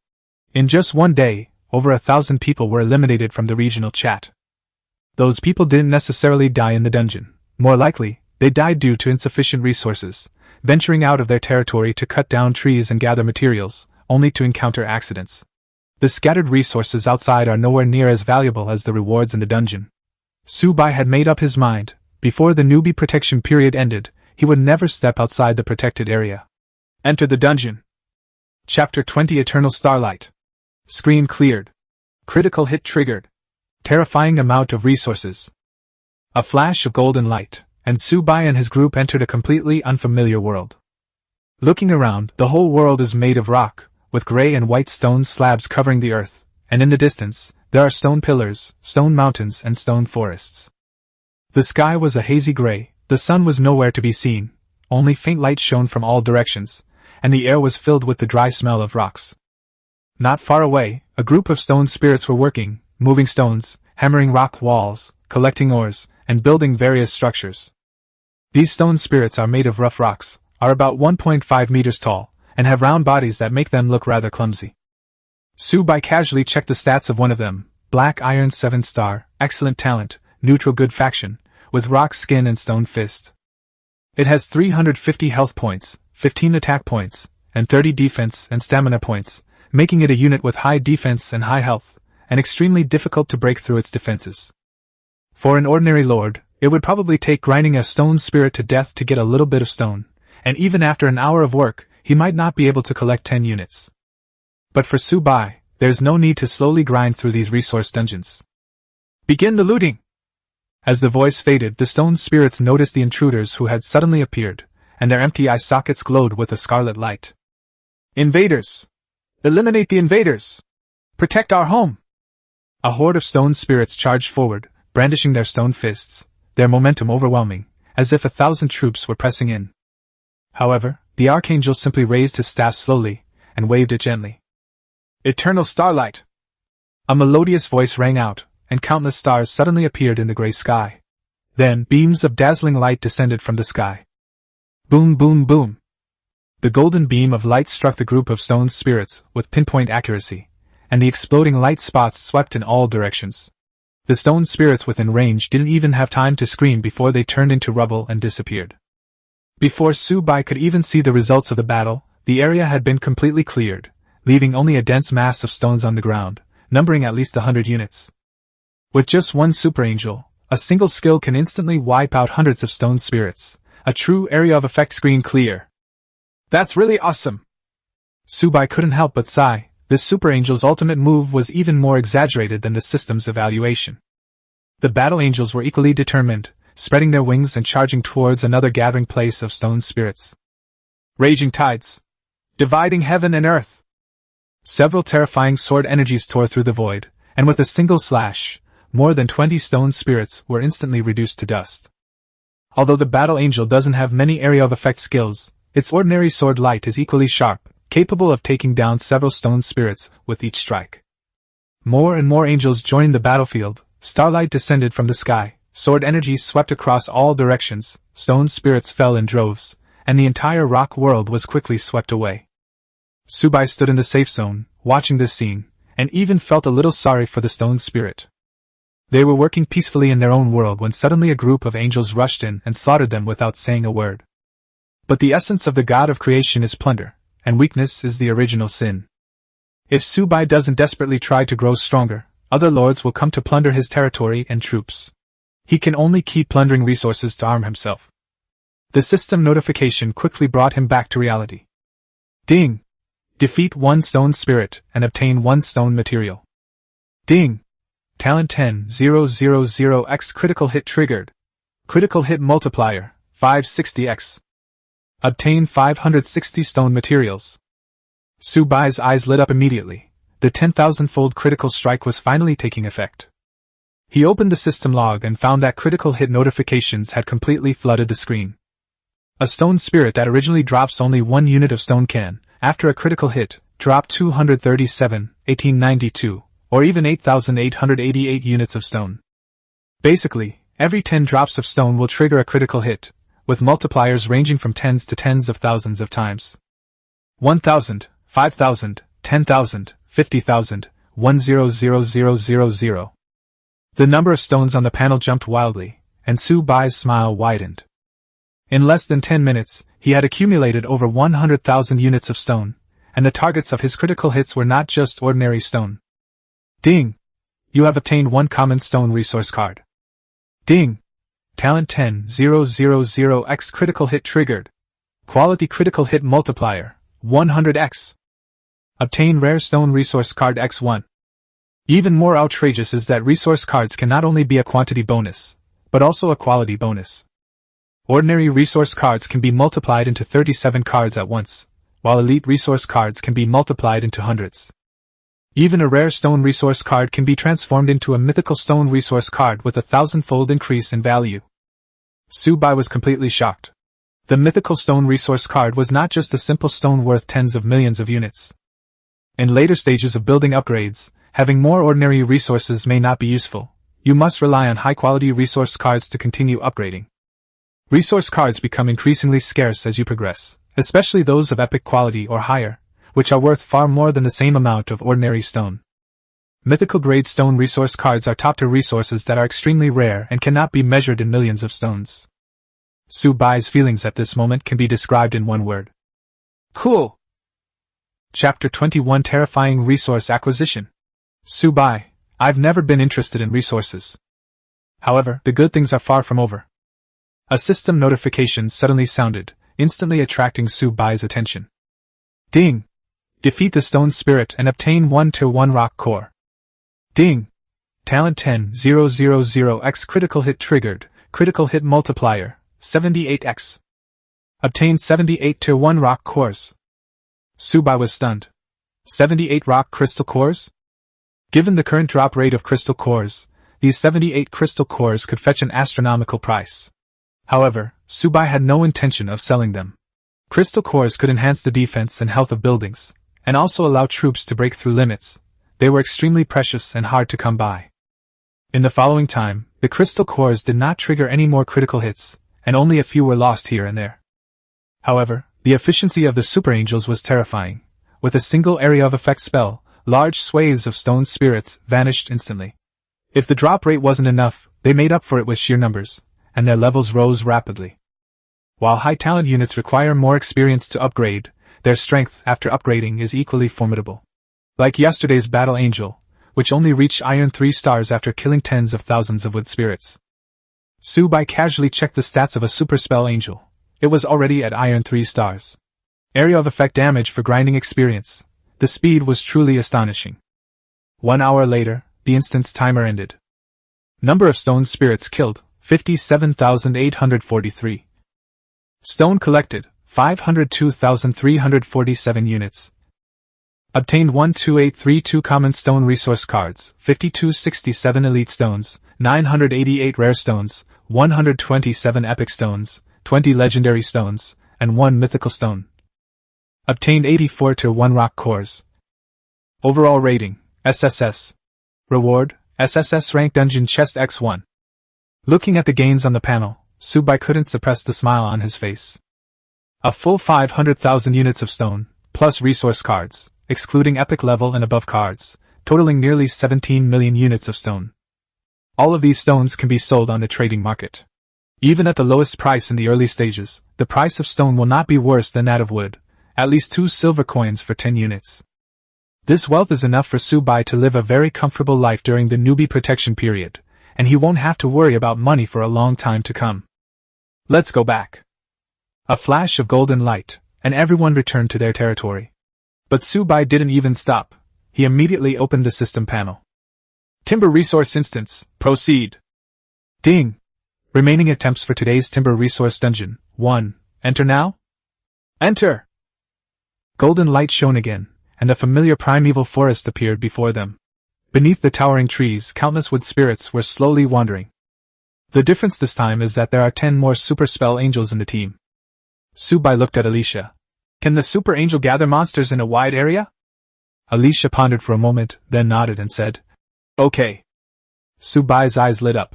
Let the super angel gather the monsters, and the battle angel will be responsible for finishing them off. Scattering them around is too slow. If we group them together, we can level up faster. Yes, Master! The archangels instantly flew into the air, forming an arc, and raised their staffs. 10 different spells fell into the forest, and the entire area was instantly engulfed in golden light. Countless wooden spirits seemed to be summoned, and they rushed madly in the same direction. What awaited them was not a favor, but the terrifying sword energy unleashed by the battle angels. The instance ended an hour later. Number of wood spirits killed, 62,347. Timber collected, 725,832 units. Obtained 12,147 common wood resource cards, 5,682 rare wood resource cards, 747 elite wood resource cards, 118 epic wood resource cards, and 58 legendary wood resource cards. Obtained 6 Tier 1 log cores. Overall rating, SSS. Reward, SSS rank dungeon chest X1. This time, Subai's expression didn't change much as he looked at the numbers on the panel. Resources? He has never been interested in resources. These things are just a string of numbers. The only thing that disappointed him was that the log core did not trigger a critical hit. Upon returning to his territory, Subai didn't rush to open the treasure chests. Instead, he first tallied up his total gains for the day. Total timber quantity, 736,500 units. Current total stone volume, 502,300 units. Current silver coins, 76,699. Crystal cores, 84 first-order rock crystal cores, 6 first-order log crystal cores. Resource cards, a large stock of common, rare, elite, epic, and legendary wood and stone resource cards, plus 1 mythical stone resource card. Subai stared at the panel, remained silent for 3 seconds, and slowly uttered a sentence. Gold. Unique 10,000X critical hit, awesome! After his initial excitement, he checked the ranks of the angels. All the angels have been upgraded to Iron 6 star, and Alicia has even reached Iron 7 star, with her base attributes increasing dramatically once again. If you challenge yesterday's upgraded dungeon again now, the difficulty will definitely be much easier. Finally, Subai's gaze fell on the 2 SSS level resource chests. Unfortunately, either of the 2 treasure chests seemed to trigger a critical hit. Subai was immediately disappointed. He would have been willing to accept a critical hit that was dozens or hundreds of times greater. Chapter 22 New Soldier Type, the Aloof Fairy.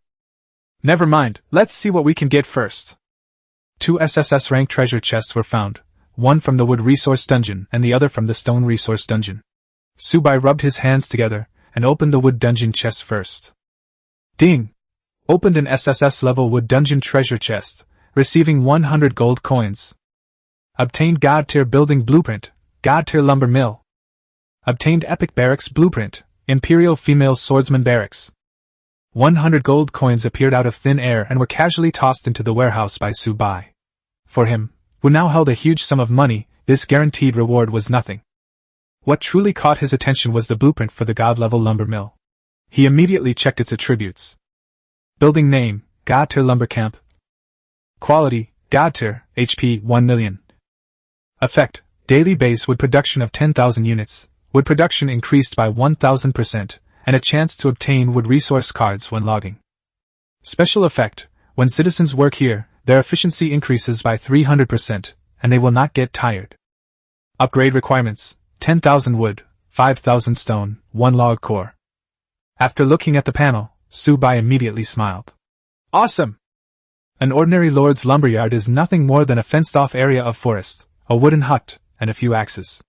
If a lord's subjects manage to cut a dozen or so units of timber in a day, that's considered good.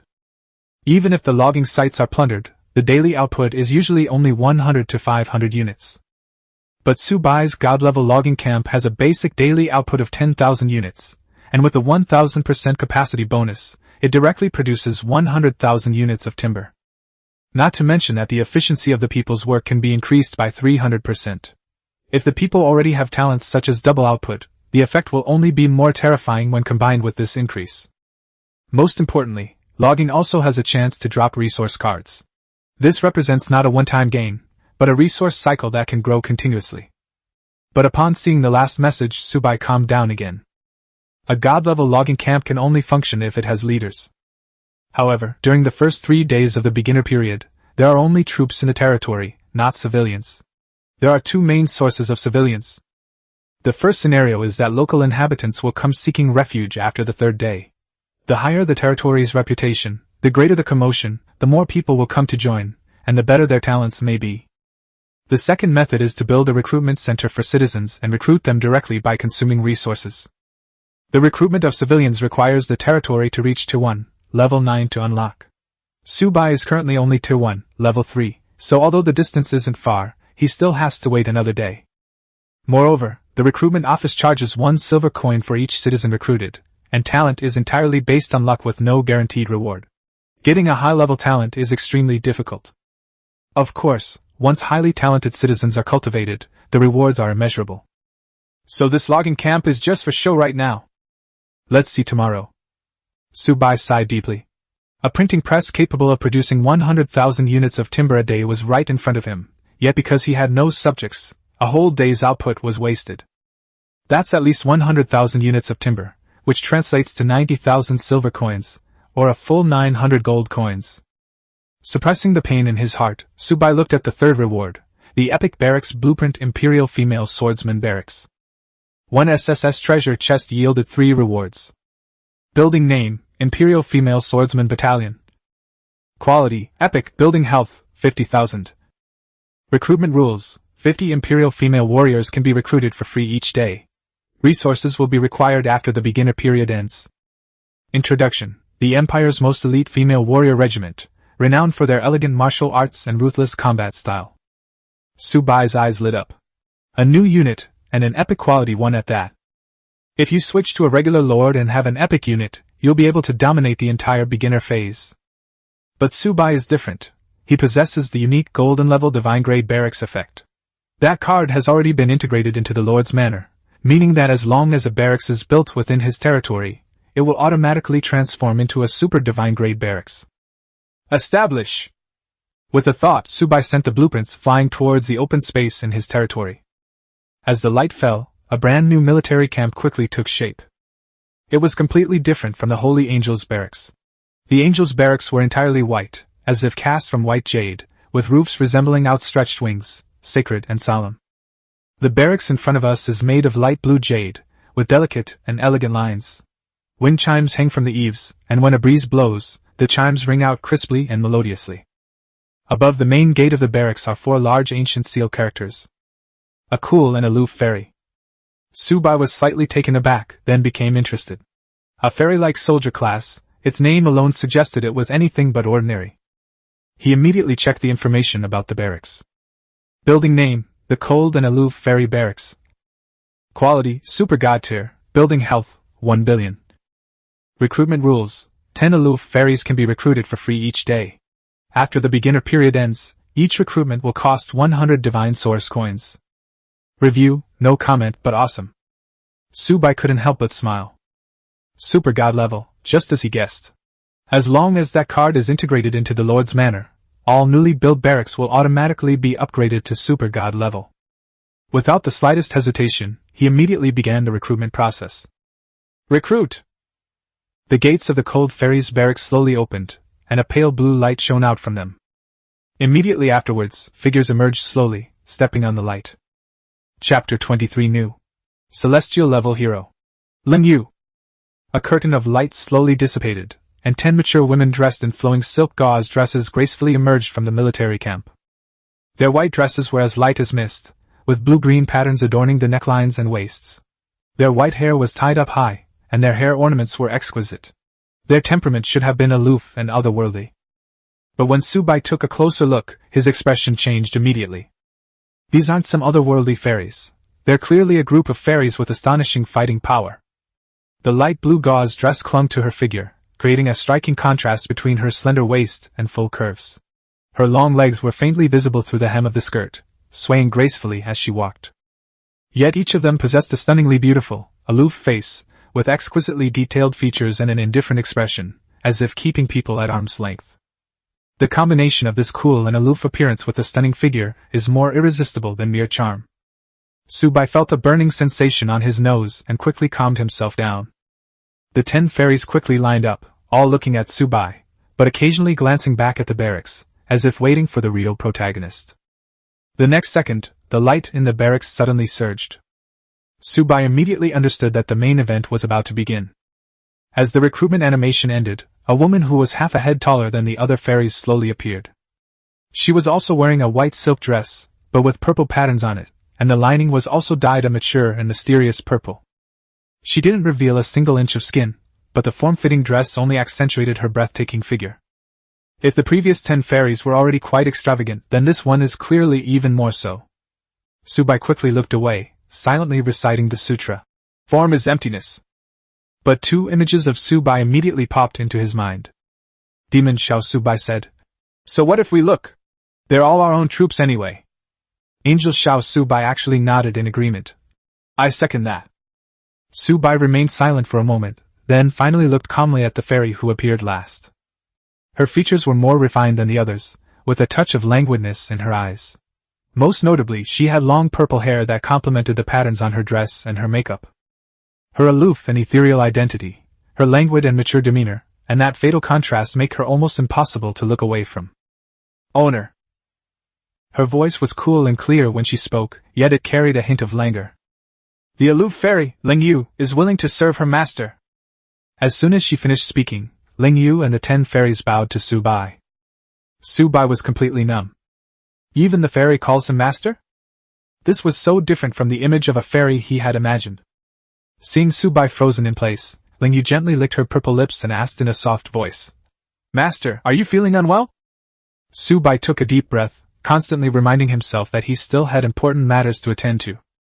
After calming down for several minutes, he said, Ling Yu, welcome to the team. After saying that, he dared not look any longer and immediately checked Ling Yu's information. Hero name, Cold Moon. Race, aloof fairy.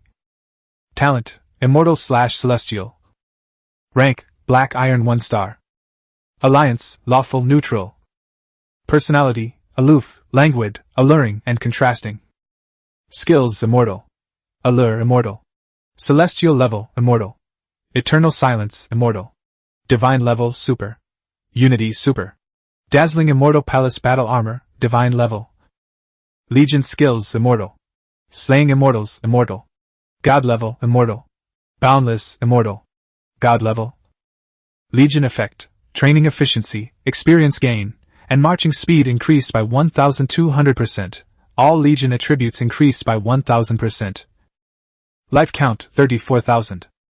Attack, 3,500. Defense, 2,700. Endurance, 3,200. Spirit, 2,200. Review, awesome. The absolute best. After seeing the data, Subai could no longer suppress the joy on his face. Immortal/God level. Another celestial level hero. Although Subai didn't know what the celestial god level represented, and no one had explained it in class, just looking at these outrageous skills and attributes, he knew that Ling Yu was absolutely terrifyingly strong. Then he checked the panels of the other 10 fairies. Class name, Cold and Elegant Swordswoman. Race, aloof fairy. Talent, godlike. Rank, Black Iron 1 star. Alliance, lawful neutral. Skills, super. 1 sword to overturn a city, super. Sword heart clarity, super. 10,000 swords returned to 1, divine. Sword domain, main god level, celestial palace battle armor, god level. Life, 13,200.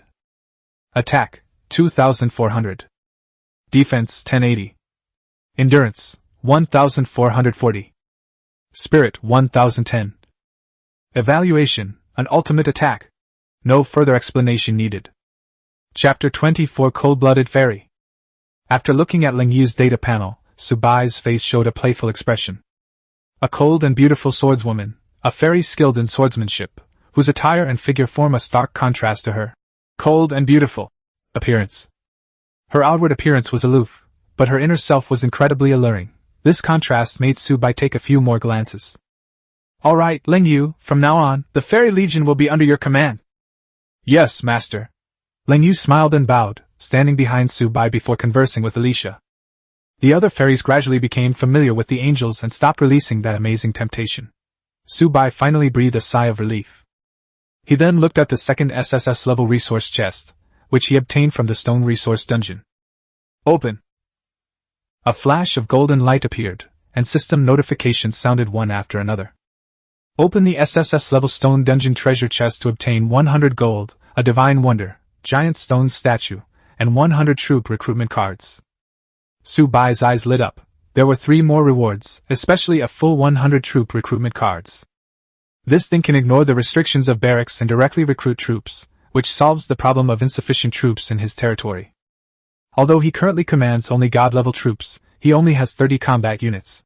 Other lords of the same level would already have hundreds of troops. However, Su Bai's strategy was to focus on elite troops, emphasizing strength over quantity.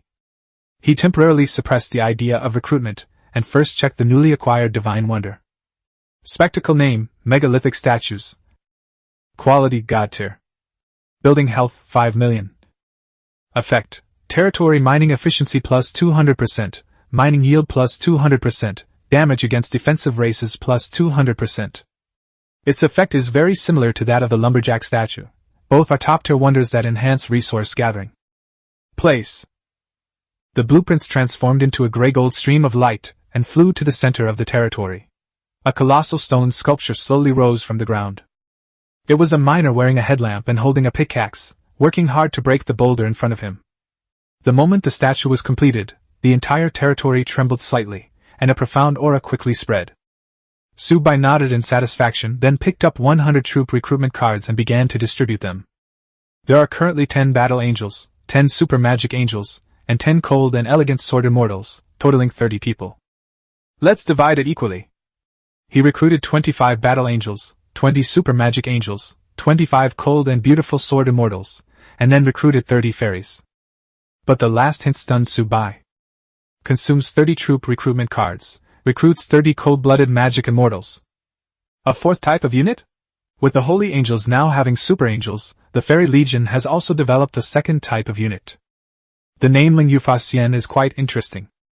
The recruitment card disappeared, and the light in the barracks flickered continuously. The angel stepped out first, but Su Bai's gaze remained fixed on the fairy barracks. Soon, the gates of the cold fairy's barracks opened again. The new fairy who emerged was completely different in style from the sword fairy. The sword fairy was cold and sharp, like a sword drawn from its sheath, while the magic fairy was more voluptuous and had a colder temperament. They were dressed in light black gauze, with long black hair hanging down, and their eyes and brows were full of aloofness and majesty. 30 cold imperial immortals stood in a row and bowed to Su Bai in unison. Owner. A cool, mature female voice rang out, paired with an indifferent expression, instantly exuding an aura of power.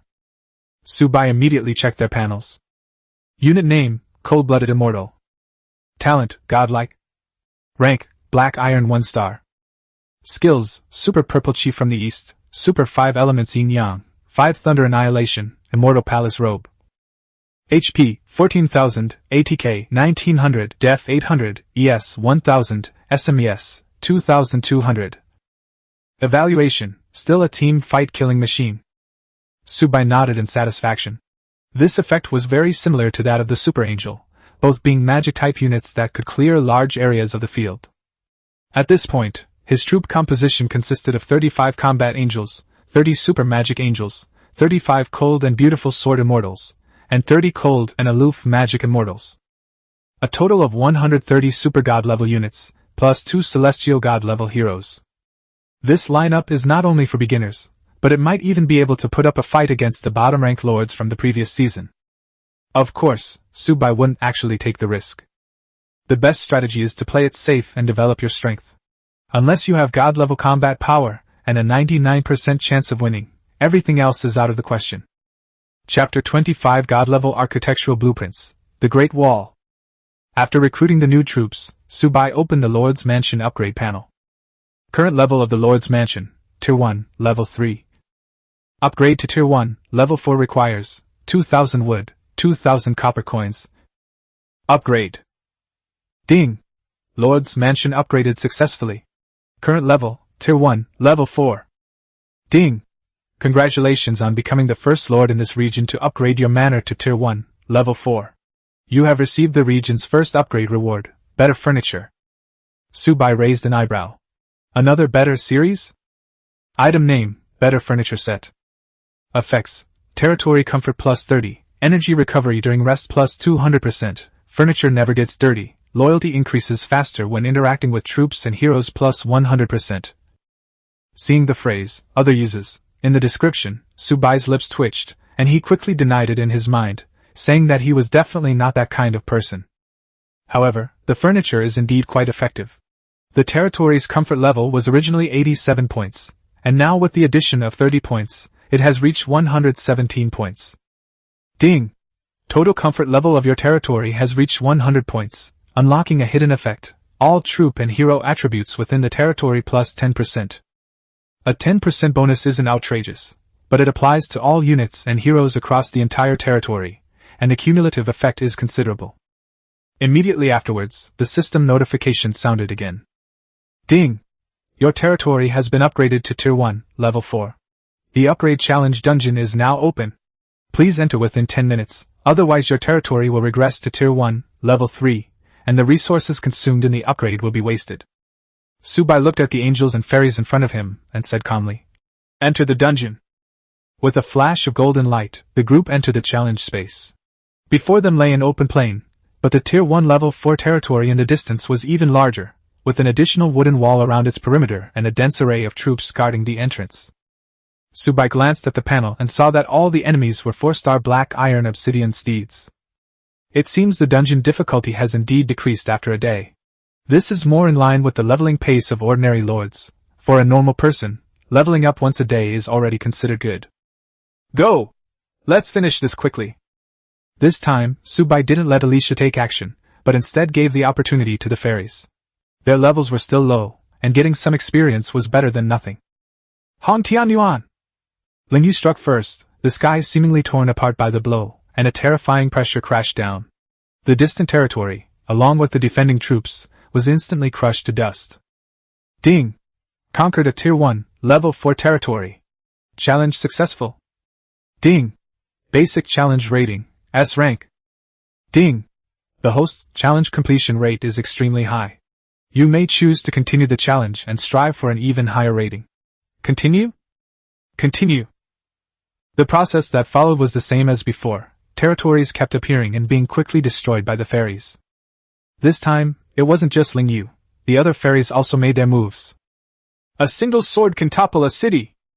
An hour later, the dungeon finally ended. Ding! Challenge time is over. A total of 60 territories were destroyed in this challenge. Overall rating, SSS. Ding! Congratulations, host, you have obtained an SSS level upgrade challenge reward, SSS level territory upgrade treasure chest X1. The entire battle was incredibly easy, without Alicia even having to lift a finger. The fairy's fighting prowess was equally astonishing. Upon returning to his territory, Subai immediately retrieved the upgrade treasure chest.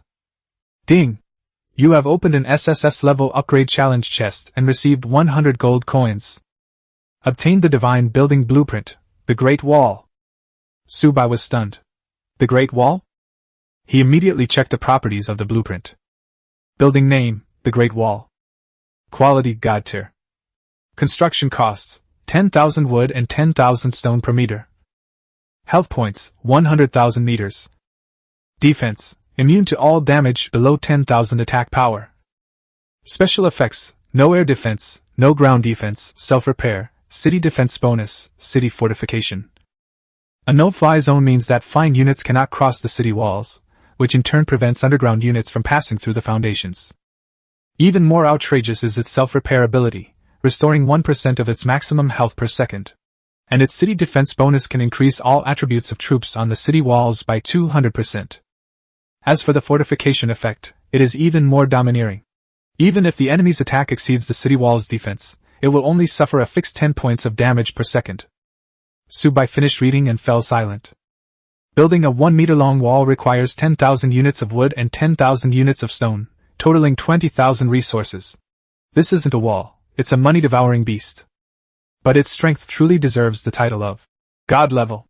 With an attack power of less than 10,000, it can't even scratch the surface of a city wall. Even Alicia couldn't harm it in the slightest. Mythical level talent units need to reach the platinum level to be qualified to damage the city walls. Even for God Tier talent units, it is ineffective below the gold realm. Above the gold realm, it can only deal 10 damage per second. Note that this is a total damage of 10 points per second, not 10 points per attack. This effectively locks the damage cap, meaning even a mythical realm expert could only slowly chip away at the opponent's health. Of course, beings at the god level and above are an exception. But at least during the beginner phase, this section of the wall is practically invincible. Value. Subai originally planned to sell all the resources, but now it seems that there may not be enough resources for future upgrades. After all, 1 meter of city wall requires 20,000 resources, and to actually build a city wall, it would need to be at least a kilometer long. Are the resources Subai acquired today really enough? Chapter 26. Millions of resources were used to build a kilometer-long city wall. Then, Subai opened the system panel to view the data of the newly unlocked ordinary city wall. Wooden wall, normal consumes 10 wood per meter, 1000 health, no special defense, can be destroyed by normal attacks. This thing is just the most basic defense, better than nothing. Then look at the Great Wall, which requires 10,000 units of wood and stone per meter. However, it has 100,000 HP, is immune to damage below 10,000 points, and also comes with anti-air, anti-ground, self-repair, city defense bonus, and fixed damage. What other options were there? Subai gritted his teeth and decided to head straight for the Great Wall. To enclose the entire territory, it would take at least 1,500 meters, consuming as many as 15 million units of both timber and stone. Even if resources are incredibly valuable, this wall must be built. Even if it only surrounds the core buildings, it's still better than being completely undefended. The no-fly zone, no-ground zone, and fixed damage are crucial. With walls, enemies can't appear directly in front of him and can only attack from the front, completely blocking any possibility of assassination. Place. The blueprints transformed into a golden yellow light, descending towards the edge of the territory. A gray stone wall, 1 meter high and wide, slowly rose, its bricks engraved with complex runes, a faint golden light constantly flowing around them. However, the city wall is broken at both ends, clearly waiting to be extended further. Subai stared at the lonely 1 meter long wall, and felt a pang of pain in his heart.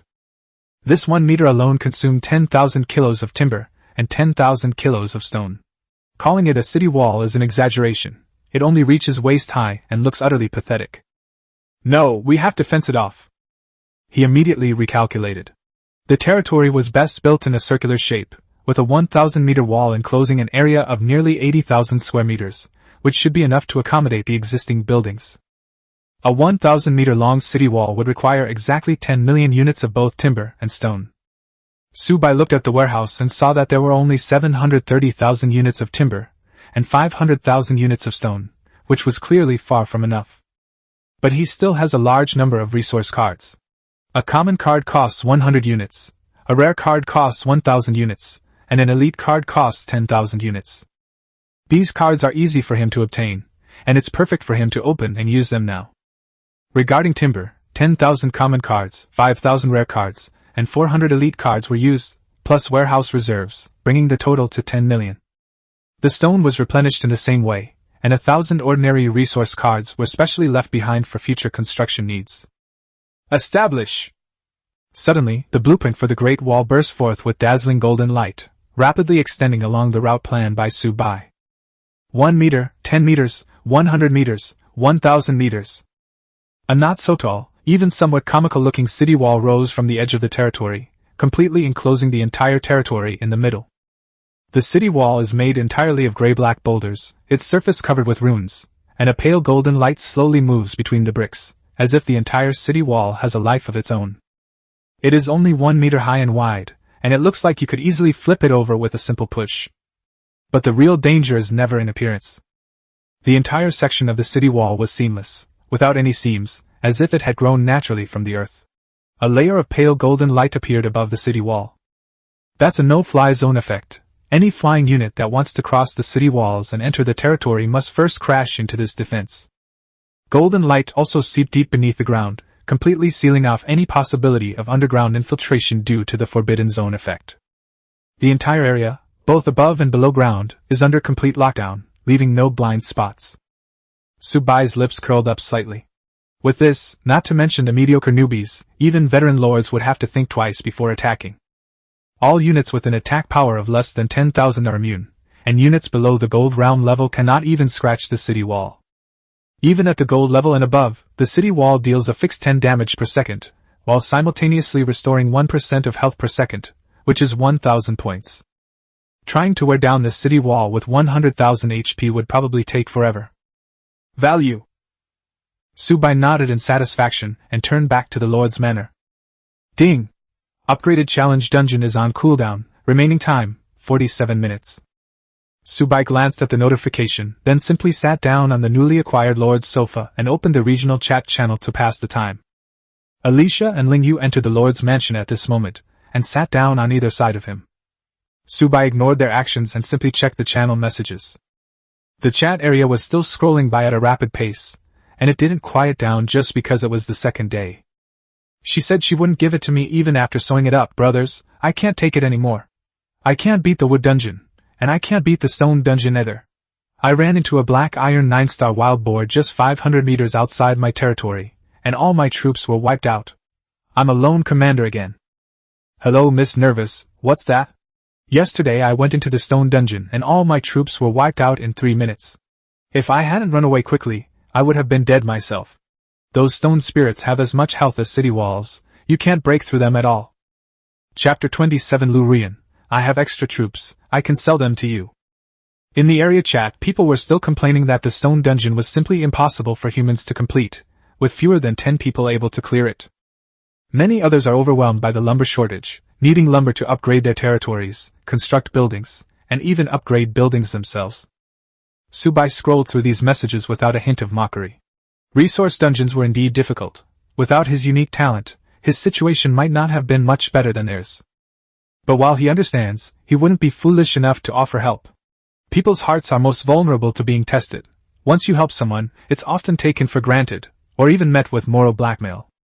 In this world, Subai only wants to manage his own territory well first. As for others, they are none of his concern. Just as he was about to leave the chat channel, several transaction messages suddenly caught his attention. Emperor Yi is selling 1,000 units of timber at a price lower than the market price, and he has also put out 500 units of stone, saying that they can cooperate long-term in the future. Subai raised an eyebrow. He recognized the name. It was the person who had sent him a friend request yesterday, claiming to possess mythical talent. An ordinary lord could never accumulate so many resources in a single day. Unless Emperor Yi possesses powerful troops, or has a talent related to resource acquisition. The chat channel exploded instantly, with countless people rushing to buy, praising Yi Tiandi as a big shot, and some even begging to add him as a friend, wanting to cooperate long-term. Emperor Yi only replied, "Friend slots are limited, I will only add those who are powerful." Subai's lips twitched slightly. Selling off resources so blatantly was either foolish or incredibly naive. Exposing a large amount of resources in the creation realm is like publicly revealing your granary during a famine. Now, the newbie zone is protected by a system that prevents others from attacking your territory. But once the novice period ends, the truly powerful lords and forces will never care how talented he is. Before a genius matures, he is just a weakling to be slaughtered. The best outcome would be for him to be controlled by some force, and reduced to a machine that produces resources day and night. There are probably quite a few people eyeing Emperor Yi now. Subai shook his head, closed the chat channel, and casually opened the friend requests. There was still 999 plus. The Zhao family claimed to control China's timber distribution channels and wanted to split the resources 50-50ths with him. The Li family, on the other hand, claimed to control the stone industry and wanted to discuss market balance with him.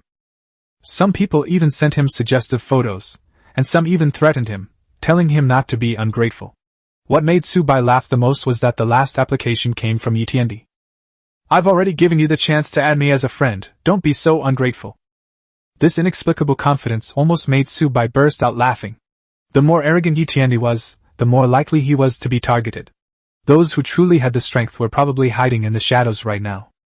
Without hesitation, Subai rejected all applications with a single click. After dealing with all that, he suddenly thought of the barracks. He possessed the Holy Angel Barracks and the Aloof Fairy Barracks, two super god-level barracks that could recruit 10 soldiers for free every day. But he got all of these from treasure chests.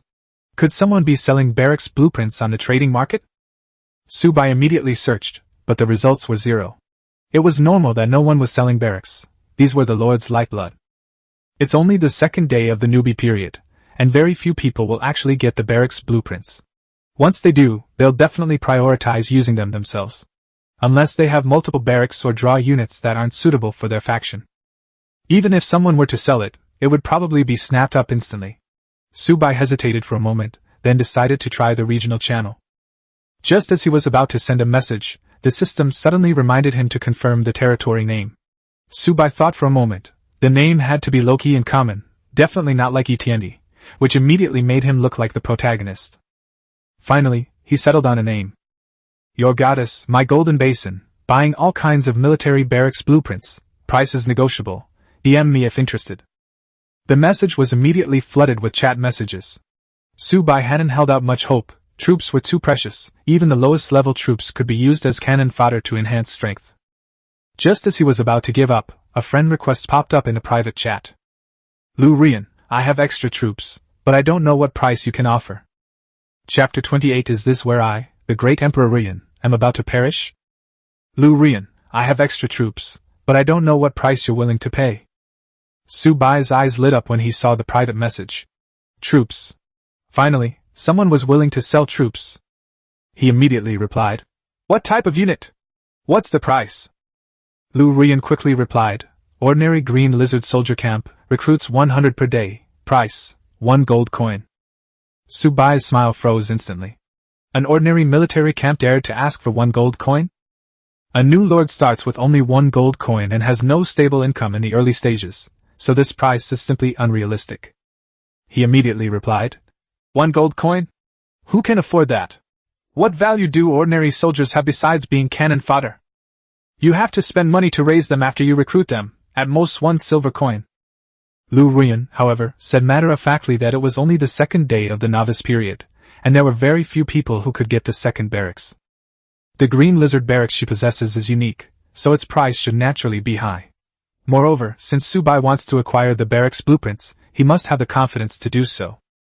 Subai's lips twitched. This woman was clearly testing his financial situation. He explained, I'd buy regular troops just to prepare cannon fodder for upgrading dungeons. It doesn't require spending a lot of money. Lu Rian was silent for a few seconds before replying. It seems you're quite knowledgeable. The lessons weren't a waste of time. She then backed down. 50 silver coins. Subai frowned as he watched. The price had been reduced from 1 gold coin to 50 silver coins, clearly indicating that the seller had intended to rip him off from the start. He wasn't short of money, but he would never be taken advantage of, so he replied directly. 5 silver coins at most. Lu Rian replied instantly. 5 silver coins? I could get more than that for resources. Subai said calmly. Then go sell resources. There was silence on the other end. Subai leaned back on the sofa and waited patiently. After a while, Lu Rian sent another message. 40 silver coins, that's the lowest I can go. If you don't have silver coins, you can exchange them for other things, like humanoid female units. Subai was speechless. If there really were humanoid female soldiers, wouldn't it be better to recruit them himself? Why would he give them to her? 5 silver coins. 35 silver coins. 5 silver coins. Lu Rian finally snapped. Take it or leave it. If you don't want it, then forget it. Subai immediately closed the private chat. It's just a regular unit. It's not like you absolutely have to buy it. Buying a green lizard barracks for 35 silver coins is just a waste of money. Meanwhile, in another territory, Lu Rian stared at the screen filled with 5 silver coins, her teeth itching with anger. How can this person be so stingy? Her real name is Lu Rian. She just turned 18 this year. She was born into the Lu family of the Chinese divine house, but she was only a concubine's daughter from a collateral branch, and her status was extremely marginal. However, after entering the god realm of creation, she obtained a mythical level talent goddess's blessing. This talent can only recruit humanoid female units, but it can increase the unit's talent level by 1 and increase all attributes of all humanoid female units by 200%. It has many limitations, but its effects are surprisingly strong. Her initial unit was the rare level Deep Sea Banshee, but with the help of her talent, it was directly upgraded to the epic level. However, the second unit she just acquired, although female, is not humanoid and still cannot be recruited. How could he possibly ask for 5 silver coins? Lu Rian angrily opened Subai's information, and her face darkened even more when she saw that name. Your goddess, my golden basin. What a lousy name.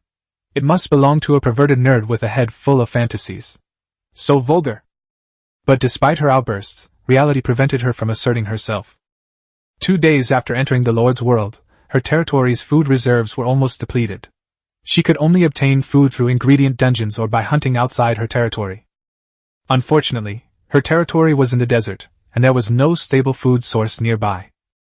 She originally thought that if she could hold on until the novice period ended and she returned to reality, she would get the support of the Liu family, and all difficulties would not be a problem. But now, it's uncertain whether she can even survive until the end of the beginner phase. She had no extra resources to sell, and the money she had left couldn't buy food. A few days ago, food prices were too high, troop consumption was high, and the area chat was full of people asking to buy food. Even if someone were selling food, she wouldn't get a chance to snatch it. Wow! Am I, the great Emperor Rian, about to perish here? I don't want to starve to death! Liu Rian was so anxious she was about to cry. The deep-sea siren in the distance could only sigh silently, as she watched her lord rage at thin air. Deep-sea queen, what should we do? The lord seems to have gone a little crazy. Chapter 29 God-level building blueprints, Valhalla. Su Bai refused Liu Rian's request without any regret. He was unwilling to be taken advantage of. Moreover, even if we get the unit now, we can't upgrade it, so we might as well wait until the talent refreshes tomorrow before making a decision. Time to get to work. Su Bai got up and glanced at the time. The cooldown for the territory upgrade instance had ended. Alicia and Lingyue stood up at the same time, and the two heroes quickly assembled in front of the Lord's mansion with 130 troops. Su Bai opened the upgrade panel. The Lord's manor is currently at level 4 of Tier 1. Upgrading to level 5 requires 5,000 wood and 5,000 copper coins each. With sufficient resources, he didn't hesitate, and clicked to upgrade immediately. Ding! Lord's mansion upgraded successfully. Current level, Tier 1, level 5. Ding! Congratulations on becoming the first lord in this region to reach Tier 1, level 5. You have received the first level up reward, a better hot spring. Su Bai casually accepted the reward, not in a hurry to check it. The important thing right now was to complete the upgrade challenge. Ding! The upgrade challenge dungeon has opened. Please enter within 10 minutes, otherwise your territory will regress to Tier 1, level 4, and resources will not be refunded. Enter the instance. With a flash of golden light, Su Bai and his group disappeared into the territory. The instance is still an open plain, but in the center stands a Tier 2 level 5 territory, surrounded by a 3-meter-high stone wall. The walls were filled with Black Crow soldiers, the city gates were tightly closed, and there were several even stronger guards on the city tower. Su Bai scanned the panel and found that the ordinary Black Crows were all Bronze 5-star, while the Black Crow leader had even reached Bronze 6-star. Looking around, there were at least 200 or 300 enemies, making it much more difficult than before. But in Su Bai's view, it was only slightly higher. Cold Moon. Lingyu nodded slightly, took a step forward, and a faint light gleamed in her purple eyes. Hong Tianyuan. As her languid and alluring voice faded, a terrifying aura erupted, as if the sky had been torn in two by an invisible giant hand. A series of booming sounds rang out, and the stone wall collapsed instantly. The Black Crows on the wall didn't even have time to let out a scream before they evaporated. In just 3 seconds, the entire territory was reduced to ruins. Lingyu withdrew her hand and turned around, her purple eyes carrying a captivating allure. Master, are you satisfied? Su Bai smiled and nodded. Very good. The subsequent process was no different from before. Territories were refreshed one after another, only to be destroyed by Lingyu in a single move. Alicia didn't make a move the whole time. She just stayed close to Su Bai and gently praised. Master, Lingyu is so amazing. Su Bai gently pinched the bridge of her nose. You're not bad either. Alicia's eyes crinkled with a smile. Master is the best to me. I love Master the most. Thus, a bizarre scene unfolded on the battlefield. Lingyu swept through the enemy forces at the front, while Su Bai and Alicia flirted and teased each other in the rear. Lingyu glanced at the two of them, said nothing, but a slight, ambiguous smile appeared on her lips. Ding! Challenge time is over. A total of 60 territories were destroyed this time. Overall rating, SSS. Congratulations, host, you have obtained an SSS level territory upgrade chest X1. The last territory was extremely powerful. Even Lingyu had to expend a lot of effort, and her aura was noticeably disordered. Seeing this, Su-bai realized that Lingyu couldn't be left to carry the team alone for the next challenge. It was time for Alicia and the others to step in. Alright, let's go. The golden light flashed again, and the group returned to their territory.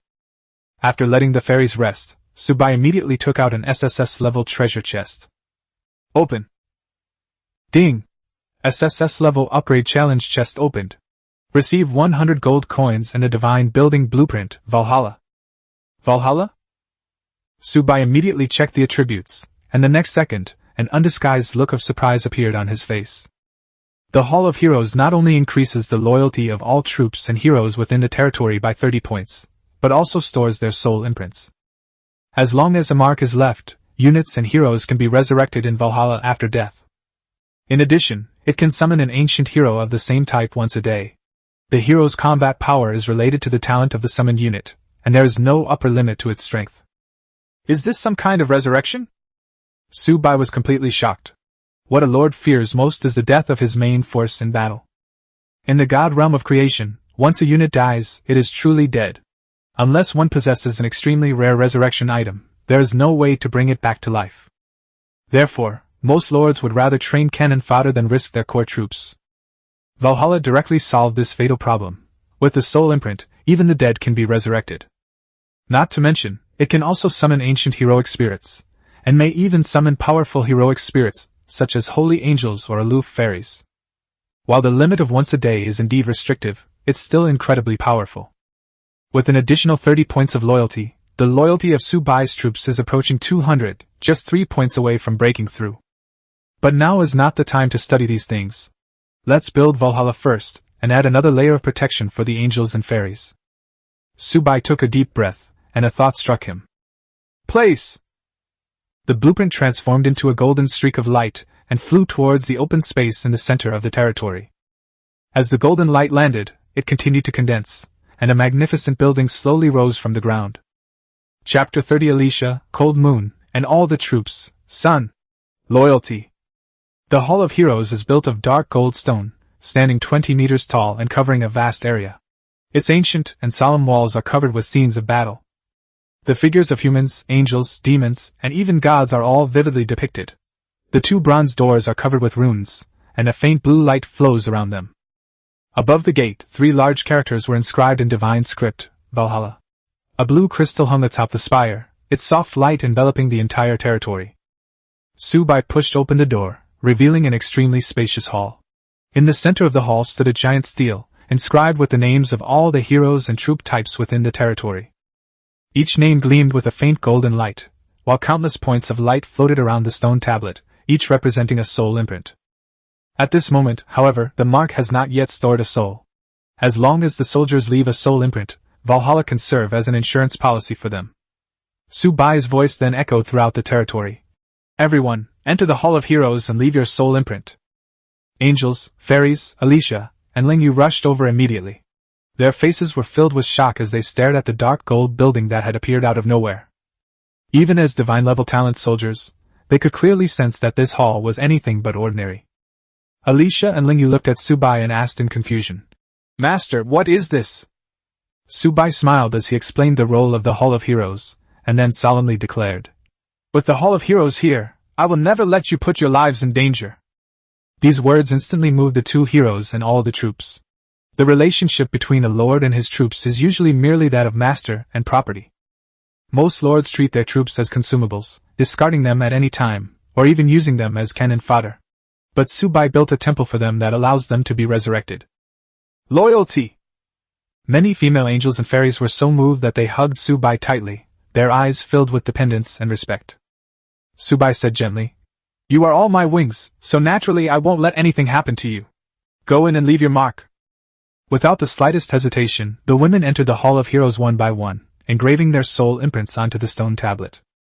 Soon, the names on the stone tablet began to glow with golden light, and the points of light in the air merged into the soul imprint of each person. Once all units had completed their branding, a total of 132 points of light floated around the stone tablet. Su-bai looked at the pulsating soul imprints and finally breathed a sigh of relief. With the Hall of Heroes, even if soldiers were to die in battle, they would have a chance to be resurrected. After leaving the Hall of Heroes, Subai returned to the Lord's mansion and waited for the challenge instance to refresh. In their spare time, Alicia and Lingyu naturally sat on either side of him, helping him check the regional chat channel. The channel was filled with cries of despair. Many Lord's troops were starving and were frantically begging for food at exorbitant prices. Some warned that troops' loyalty would decrease if they went hungry. Others said their troops had begun plotting, even planning to eat their lord. As Subai scrolled through the messages, he felt that some of the people taking the opportunity to chat him up were like clowns. However, these chats also confirmed one thing for him. A food crisis has erupted throughout the region. Soldiers need to eat, and his angels and fairies are no exception. However, Subai possesses the dining hall of the gods, which produces an unlimited supply of divine food every day. Therefore, his soldiers not only did not go hungry, but they ate even better than he did, and never had to worry about food. Without the dining hall of the gods, he would probably have had to risk leaving his territory to hunt. Not only was it dangerous outside, but the quantity and quality of the prey were also uncertain. The gods' dining hall can produce food indefinitely, so theoretically, selling food now should be a sure way to make a fortune. But Subai dismissed the idea without hesitation. God-level food was too high-grade, selling it would be aiding the enemy, so it was simply not feasible. At the same time, Yifan looked at the tragic scene on the channel, but a sinister smile curled at the corner of his mouth. They're here, they've finally arrived. He remembered clearly that on the second day of the beginner period in his previous life, everyone encountered a food crisis. Without food, troop loyalty will decrease, and with troop defections and weakened strength, tomorrow's unexpected event will eliminate another third of the players. The sudden change instance will appear on the third day of the new player period. It will not be entered through the teleportation array, but will directly affect the entire territory. Earthquakes, landslides, floods, monster attacks, bandit raids, alien invasions, all sorts of disasters will be randomly assigned. This is the first real disaster during the newbie protection period. If you survive it, you can continue to develop. If you don't, you will be eliminated.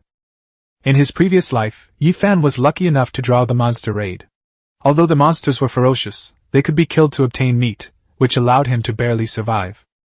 In this life, he possesses a talent for critical hits with a 100-fold increase in damage. Killing a magical beast yields enough meat to trigger a critical hit, so food is never an issue.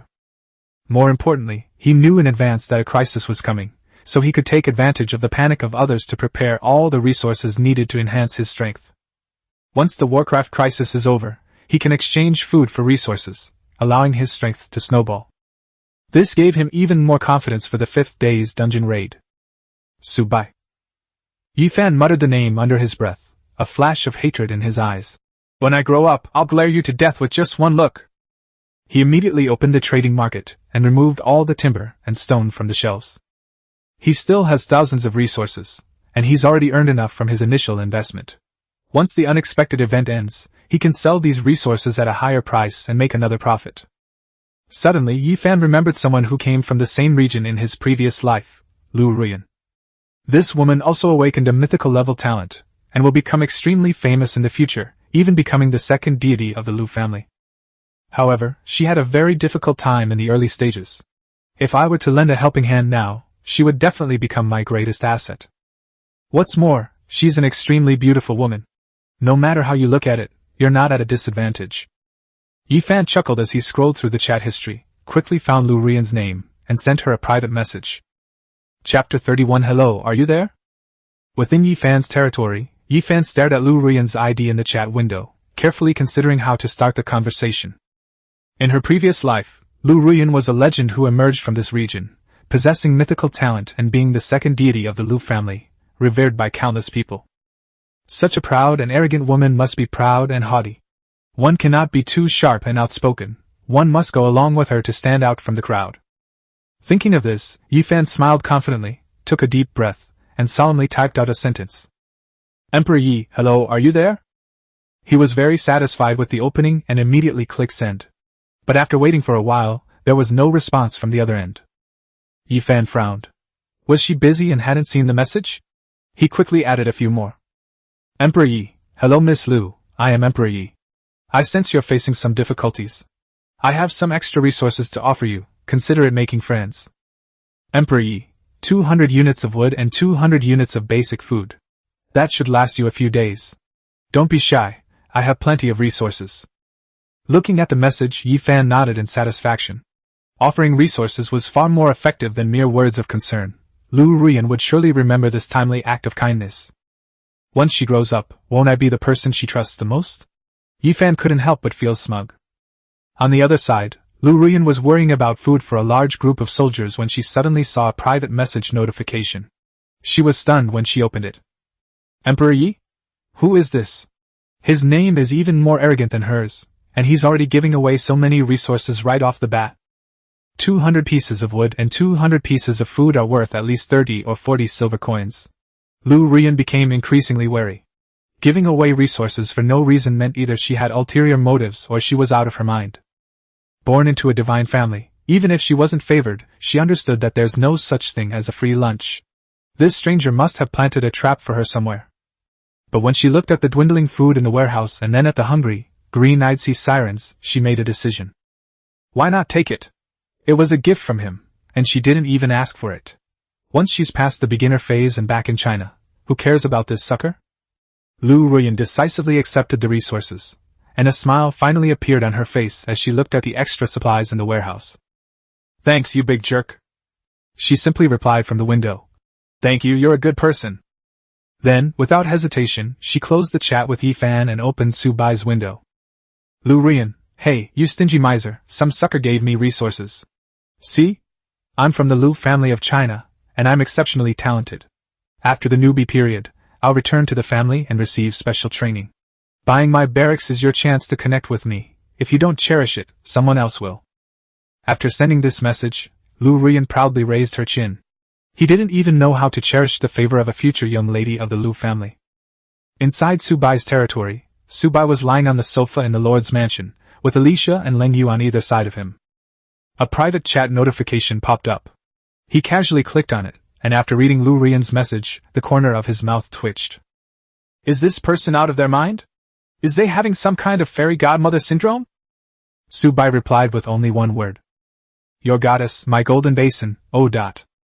After sending the message, he immediately closed the window.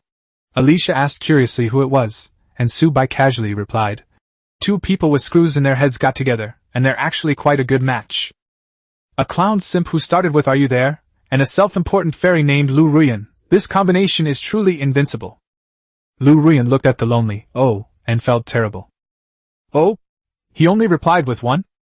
Her chest heaved with anger. After all, she was a young lady from the Lu family, a divine clan, and someone who had awakened a mythical-level talent. She would undoubtedly receive special attention and training upon returning to her family. Why is Su Bai so calm? Why did he only reply with, oh? But as she was getting angry, Lu Ruyan suddenly calmed down. Su Bai didn't react at all when he heard about the divine family. Either he was an idiot, or his background was no less impressive than the Lu families. Given how clever this bastard is, he's definitely not stupid. That means he's likely backed by a divine family, and his status within that family might even be higher than hers. The more Lu Ruyan thought about it, the more reasonable it seemed.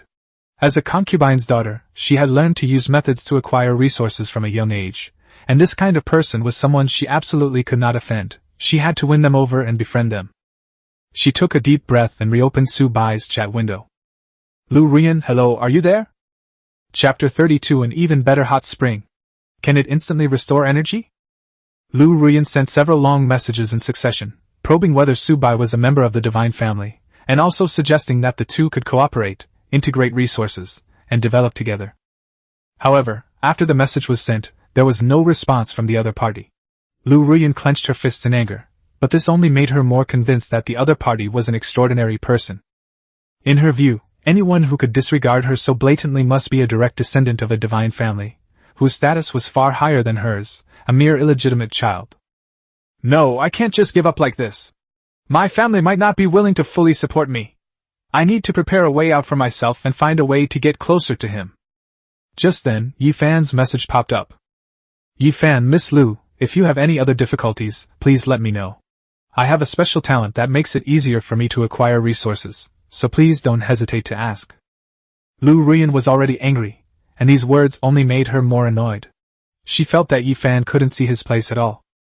Without a divine family as a backer, no matter how strong one's resource-based talent is, one will only become prey in the eyes of others and will not be able to hold on to what one has. She rolled her eyes, her face full of reluctance, but still gave a perfunctory reply. Lu Ruyan, Emperor Yi, you're such a good person, thank you so much. On the other hand, Subai wasn't deliberately ignoring the messages. Rather, the cooldown for upgrading the challenge dungeon had ended. Ding! The cooldown for the upgrade challenge dungeon has ended. You can enter again. Upon entering the instance, a Tier 2, Tier 1 territory appears in the center of the plain, surrounded by a 5-meter-high stone wall, which is densely packed with troops. Subai scanned the data and found that the enemies were all high-level bronze Dark Knight wolves, numbering at least 500, including a Dark Knight wolf leader. Ordinary dire wolves possess rare talents and bronze 2 strength, while the leader possesses epic talents, reaching bronze 3. Even more outrageous, there were 5 hero-level units standing on the city wall, all of whom had epic-level talents. Subai frowned slightly. The difficulty of the ordinary challenges was already ridiculously high, and the hidden challenges that followed would probably be even more dangerous. Cold Moon, Alicia, be serious this time, both of you come at me together. The two heroes exchanged a glance and nodded simultaneously. Lingyu raised her hand, her purple eyes suddenly lighting up. Hong Tianyuan! The sky seemed to be torn apart, and countless purple lights crashed down. Alicia also wielded her angelic great sword, unleashing a dazzling golden light. Raging tides! Dividing heaven and earth! The battle angels spread their wings and charged forward, while the super magic angels raised their staffs high, and starlight poured down like rain. The cold and beautiful sword immortal unleashed a torrent of sword energy, while the jade maiden and the magic immortal simultaneously cast spells. 130 soldiers, along with 2 heroes, unleashed their full power. The roar continued unabated as the entire territory was engulfed by the overwhelming attack. Stone walls collapsed, demon wolves evaporated, and even hero units could not withstand it. Ding! Conquered a Tier 2, Level 6 territory. Challenge successful. Subai didn't relax at all, but said in a deep voice. Continue. The battles that followed were similar to those before, but with each territory conquered, the enemy's strength would continue to increase. By the time they reached the 40th tower, Lingyue and Alicia were already panting. By the 50th tower, the angels and fairies were also showing obvious signs of fatigue. The 60th territory had reached the 3rd tier, level 9, and all the enemy troops inside were silver 9-star. With Lingyu and Alicia joining forces, and all the angels and fairies unleashing their fury, they bombarded the territory for a full 59 seconds before finally destroying it. Ding! Challenge time is over. A total of 60 territories were destroyed in this challenge. Overall rating, SSS rank. Ding! Congratulations, host, you have obtained an SSS level upgrade challenge reward, SSS level territory upgrade treasure chest X1. Back in their territory, Lingyu sat down on the ground, her purple eyes filled with exhaustion. Alicia leaned against Subai, also panting heavily from exhaustion. As for the angels and fairies, they were all staggering and barely had the strength to stand. This is a sign of severe magic depletion. In order to crush the dungeon, they kept casting skills non-stop, resulting in incredibly high energy consumption. Fortunately, the Super Angel and the Jade Maiden Fairy kept helping to replenish magic power, and we also ate food to restore magic power beforehand, otherwise we might not have been able to hold on until the end. Looking at the exhausted group, Subai felt a pang of heartache and understood that today's challenge had reached its limit. This time, I was just 1 second away from getting an SSS rating and the treasure chest. Starting tomorrow, to be on the safe side, we'll only level up 2 levels a day. We can forego the first level up reward, but we must maintain our SSS rating. More importantly, he didn't want to see angels and fairies get hurt, as that would make him even more upset. Thinking of this, Subai immediately opened the first level reward page to see what he had received this time. Item name, Better Hot Springs. Effect, soaking in the pool can wash away mental fatigue and physical exhaustion, and instantly restore all mental and physical energy. Comfort level plus 20. Review, taking a bath after a battle is a rare treat. This reward perfectly solves the current predicament of the angels and fairies. With a thought, Subai chose to place the blueprint. The blueprint transformed into a pale blue light, and flew towards an open space in his territory. Soon, a hot spring slowly took shape. It was made of milky white jade, circular in shape, and had a diameter of 50 meters. The pool was shrouded in mist, and unknown flower petals floated on the surface, emitting a refreshing fragrance. The surrounding area is paved with light blue jade stone paths, and there are plants on both sides that emit a faint light, making the whole hot spring look like a fairyland. Subai nodded in satisfaction, but the hot spring area was too large, and the territory originally enclosed by the Great Wall was clearly not enough. Expanding our territory can only wait until tomorrow, since building the Great Wall requires a lot of resources, and we'll have to wait until we finish 2 waves of dungeons. Without further thought, Subai immediately turned to look at the angels and fairies who were exhausted and staggering. Go in and soak for a while to recover. Chapter 33 Pea Shooter Blue-Ringed Octopus? The angels and fairies were stunned for a moment, staring at the suddenly appearing hot spring, before bursting into cheers. The aroma emanating from the hot spring instantly relaxed them. This was clearly another rare treasure brought out by their host. Moreover, all of this was prepared for them. The master was always thinking of them, while he himself didn't get to enjoy it. To repay Subai's kindness, the angels and fairies removed their clothes in front of him and jumped into the hot spring. Amidst the rising mist, 130 angels and fairies frolicked in the pool. Subai stared wide-eyed, nearly spitting out a nosebleed. Master, come down and soak together, Alicia called out softly. Before Subai could react, she was pulled into the hot spring by several soft little hands. The warm water enveloped her whole body, and her fatigue seemed to be completely washed away. Master, are you comfortable? Alicia asked gently, holding him close. Subai nodded very honestly. Comfortable. Lingyu leaned lazily against his shoulder, her purple eyes filled with satisfaction, and whispered, Master, I want to. Subai decisively interrupted. If you don't want to, we can talk about it tonight. Lingyu smiled slightly. Then I'll take some interest first. After soaking in the hot spring, Subai lay by the pool, feeling refreshed and invigorated. He was pleasantly surprised to find that he didn't feel tired at all while soaking in the hot spring. This was definitely good news for Subai, who had been worried about running out of energy. He then opened the SSS level upgrade challenge chest. Ding! Opened an SSS level upgrade challenge chest, receiving 100 gold coins and a divine building blueprint, Eternal Tower. A god level building? Subai's eyes lit up immediately, and he checked its attributes right away. Eternal Tower, God tier building, 5 million HP. Passive: all buildings within the territory gain plus 100% health and plus 100% defense. Active: activates an eternal light curtain for 10 seconds, during which the entire territory is immune to all damage. Instantly restores 10% of the health of all buildings, and subsequently restores 1% of the maximum health per second. After the upgrade, passive bonuses, light curtain duration, and recovery effects will all be further improved. After looking at the panel, Subai couldn't suppress the smile on his face. All buildings gain double health and defense, become invincible across the entire territory for 10 seconds, and also receive continuous health regeneration. Each of these is a life-saving skill. Especially with the 10-second invincibility, even if a truly terrifying being descends, they must wait for the light barrier to end before they can harm his territory. Subai's biggest worry was that he would be slapped to death by an unknown powerhouse before he had even fully developed. Now that he has the Eternal Tower, and together with the Great Wall, his territory can truly be considered an impregnable fortress. Place! With a thought, Subai sent the blueprints transforming into golden light that flew toward the center of the territory. As the golden light condensed, a pale golden tower, 30 meters tall, rose from the ground. The tower is built of huge stones, and its surface is covered with flowing golden runes. Each eave is hung with golden bells, which ring out crisply in the breeze. The top of the tower is inlaid with a huge golden gem, and its soft light shines across the entire territory. The moment the light fell, all the buildings in the territory seemed to be covered with a golden coat, making them appear indestructible. Subai nodded in satisfaction, but the available space in his territory was becoming increasingly scarce. He needed to speed up resource gathering and continue expanding tomorrow. He then opened the regional chat channel and sent out the acquisition message.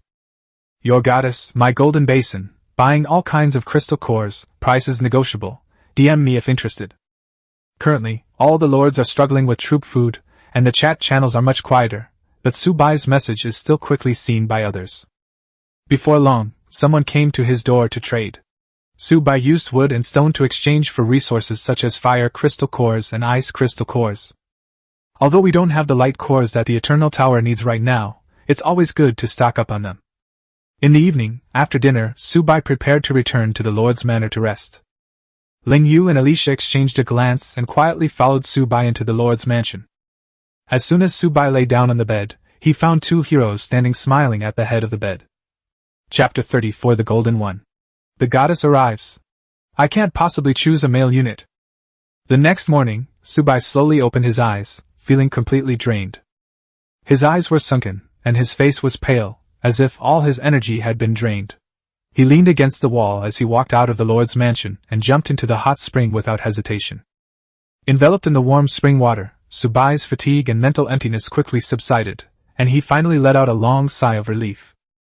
When he climbed out of the hot spring, it was already 9 o'clock in the morning. He opened the system panel, and a notification sound immediately rang out. Ding! A new day has begun, and today's card draw count has been refreshed. Subai's spirits lifted, and he immediately drew a card. In his talent space, 3 illusory card images appeared, 1 gold, and 1 blue. 2 golds and 1 blue, double gold. He looked at blue card first. Blue rare. Was C. Card effect. When granted to a lord, grants extremely high oratory skills, capable of stirring the emotions of the people, and increases the initial loyalty of all citizens in the territory by 20 points. Review. With this card, you will be Shihai, the arts student who failed his college entrance exam. Subai was speechless. What kind of extraordinary art student? He had never heard of such a thing, so he simply ignored it and looked directly at the first gold card. Golden one and only. The Chosen King. Card effect. When granted, all male subjects recruited by the territory in the future will have a constant loyalty of 100, all attributes plus 500%, and the maximum talent level of all subjects plus 1. Review. The path to kingship, the choice of conquerors. From this day forward, your territory will be defined only by iron, blood, and glory. Subai fell silent after reading it. From now on, only male soldiers can be recruited? He glanced at the angels and fairies beside him, then at the card description, and decisively shook his head. Are you kidding me? He can't possibly choose a male unit, can he? If he really chooses this card, does that mean he doesn't want any angels or fairies anymore? He looked at the second gold card without hesitation. Golden uniqueness. Goddess's personal arrival. Card effect. After being granted, future recruits to the territory will only be female. Loyalty is converted into affection, with a minimum of 100. The higher the affection, the stronger the combat power. It also comes with a special interactive effect. All female subjects gain plus 500% to all attributes, and all subjects' talent cap increases by 1. Review. Goddess. Queen of the harem. From now on, your domain will only contain tenderness and affection. Subai couldn't suppress the smile playing on his lips. This is it. Why hesitate? 2 unique gold coins were placed before him, and he immediately chose the one featuring the goddess herself. Hesitating even for a second would be disrespectful to his own normal aesthetic sense. Golden light entered his body, and a warm current instantly swept over him. Subai's temperament changed abruptly, as if he were a born god-king, exuding both majesty and an indescribable allure. At the same time, he developed a closer connection with angels and fairies, which was far more special than his original loyalty. Alicia suddenly moved closer, her eyes filled with a dreamy look. Master, Alicia feels that you seem to have become even more likable. Len Yu stepped forward, her purple eyes as gentle as water. Master, your temperament has changed, becoming majestic and powerful. The other angels and fairies were also looking at him, and that kind of gaze made Subai's scalp tingle. He then realized that the goddess's presence did not directly change his thoughts on troop types and heroes, but rather altered his temperament, completely changing his original loyalty.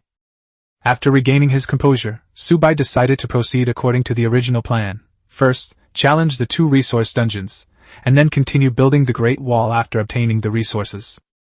Nowadays, the number of buildings in the territory is increasing, ranging from tens or hundreds of square meters to hundreds of square meters, and the existing area is no longer sufficient. To protect these structures, it was necessary to continue expanding the territory, and the Great Wall was the most reliable line of defense. But just as he opened the system panel and was about to enter the dungeon, private messages suddenly started popping up like crazy. Lu Rian, hello, are you there? Lu Rian, what have you been doing all night? Why haven't you replied to my messages? Lu Rian, please reply to this message. Lu Rian, what a tightwad. Lu Rian, please talk to me, I have something important to discuss. Lu Rian, dude, you've already posted about buying crystal cores online, can't you even reply to me? Lu Rian, I just obtained a bright crystal core. Do you want it? Talk to me, and I'll give it to you. Subai raised an eyebrow. What are these sisters up to now? He glanced at the time. The last few messages were sent while he was soaking in the hot springs. Lu Ruyan's urgency clearly indicated she needed his help. However, the light crystal core was indeed a resource he desperately needed. He required it to upgrade the Eternal Tower, and he also needed it to upgrade the Holy Angel Barracks. Subai thought for a moment and replied. Your goddess, my golden basin, what are the conditions? I don't believe you'll give it away for free. Lu Ruyan replied almost instantly. Lu Ruyan, there are no conditions. I just wanted to give it to you and, by the way, get to know you. Chapter 35 Immortal God Level Military Camp Ancient Dragon's Nest in the Void. So many zeros. Subai stared into thought as he read the message from Lu Ruyan. Giving things away for free? In a place like the God of Creation realm, would someone really give away resources for no reason? The other party even suggested getting to know each other, but Subai didn't think he had anything worth associating with as a descendant of a divine family. After entering the God of Creation realm, he remained hidden in his territory and never made a high-profile appearance. Logically, no one should have noticed him at all. Subai, well aware of his own limitations, replied directly, Your goddess, my golden basin, I don't want to get to know you, let's talk money. Lu Ruyan felt a tightness in her chest when she saw the reply. It was the first time she had offered someone a gift, and she was being rejected. At school, everyone always tried to please her. When had she ever suffered such a loss? But in order to get through the newbie period, she suppressed her anger and sent a long message. She told Subai that she knew he came from a wealthy family and was a descendant of a divine family, so he might not care about a mere bright crystal core. But now is the beginner period. Crystal cores can be used to train troops and upgrade buildings. If you are not strong enough, you may not be able to survive. Why don't the two of you work together to get through the initial learning phase, and then gain family support after returning to China? Subai patiently read through the text and finally understood that Lu Ruyan had mistaken him for a descendant of a divine family. He narrowed his eyes, an idea immediately forming in his mind. This Lu Ruyan was quite talented, but also a bit gullible and prone to overthinking. Moreover, once her probationary period ends and she returns to China, she will undoubtedly receive family support. Working with her would allow me to use her family background to conceal myself, and also provide me with a reliable ally. So Subai simply replied with 2 words, Your goddess, my golden basin, okay. He then sent some of the initial food from the territory, and gave Lu Ruyan 200 units of wood and 200 units of stone.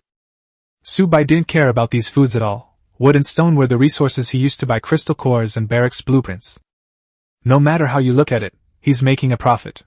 The value of a single bright crystal core far exceeds this amount of resources. Lu Ruyan was overjoyed when Subai agreed. In her view, the two had officially formed an alliance, and she finally had a chance to safely pass through the novice period. Her territory is surrounded by endless desert, yet her troops are sea sirens. Being thrown into the desert with a naval unit is a truly hopeless start. Without a strong teammate, she won't even make it to the end of the beginner phase. Meanwhile, Subai also received a bright crystal core and a blueprint for a regular green lizard barracks. He opened the drawing panel. Building name, standard green lizard barracks. Quality, average. Building health, 5,000. Recruitment rules, 150 green lizard warriors can be recruited for free each day. After the beginner period ends, resources will be required to recruit more. Description, the most basic barracks. Green lizard warriors have average talents, and a low skill ceiling. After reading it, Subai immediately had an idea. Build it. The blueprint transformed into a streak of green light and flew towards the open space in the territory. But the moment it landed, the green light suddenly burst into a dazzling golden radiance. The entire territory trembled slightly, and Subai's eyes lit up instantly. They've arrived! Ding! The ordinary green lizard barracks is evolving. Ding! Evolution successful. Obtain celestial god-level military camp ancient dragon nest of the void.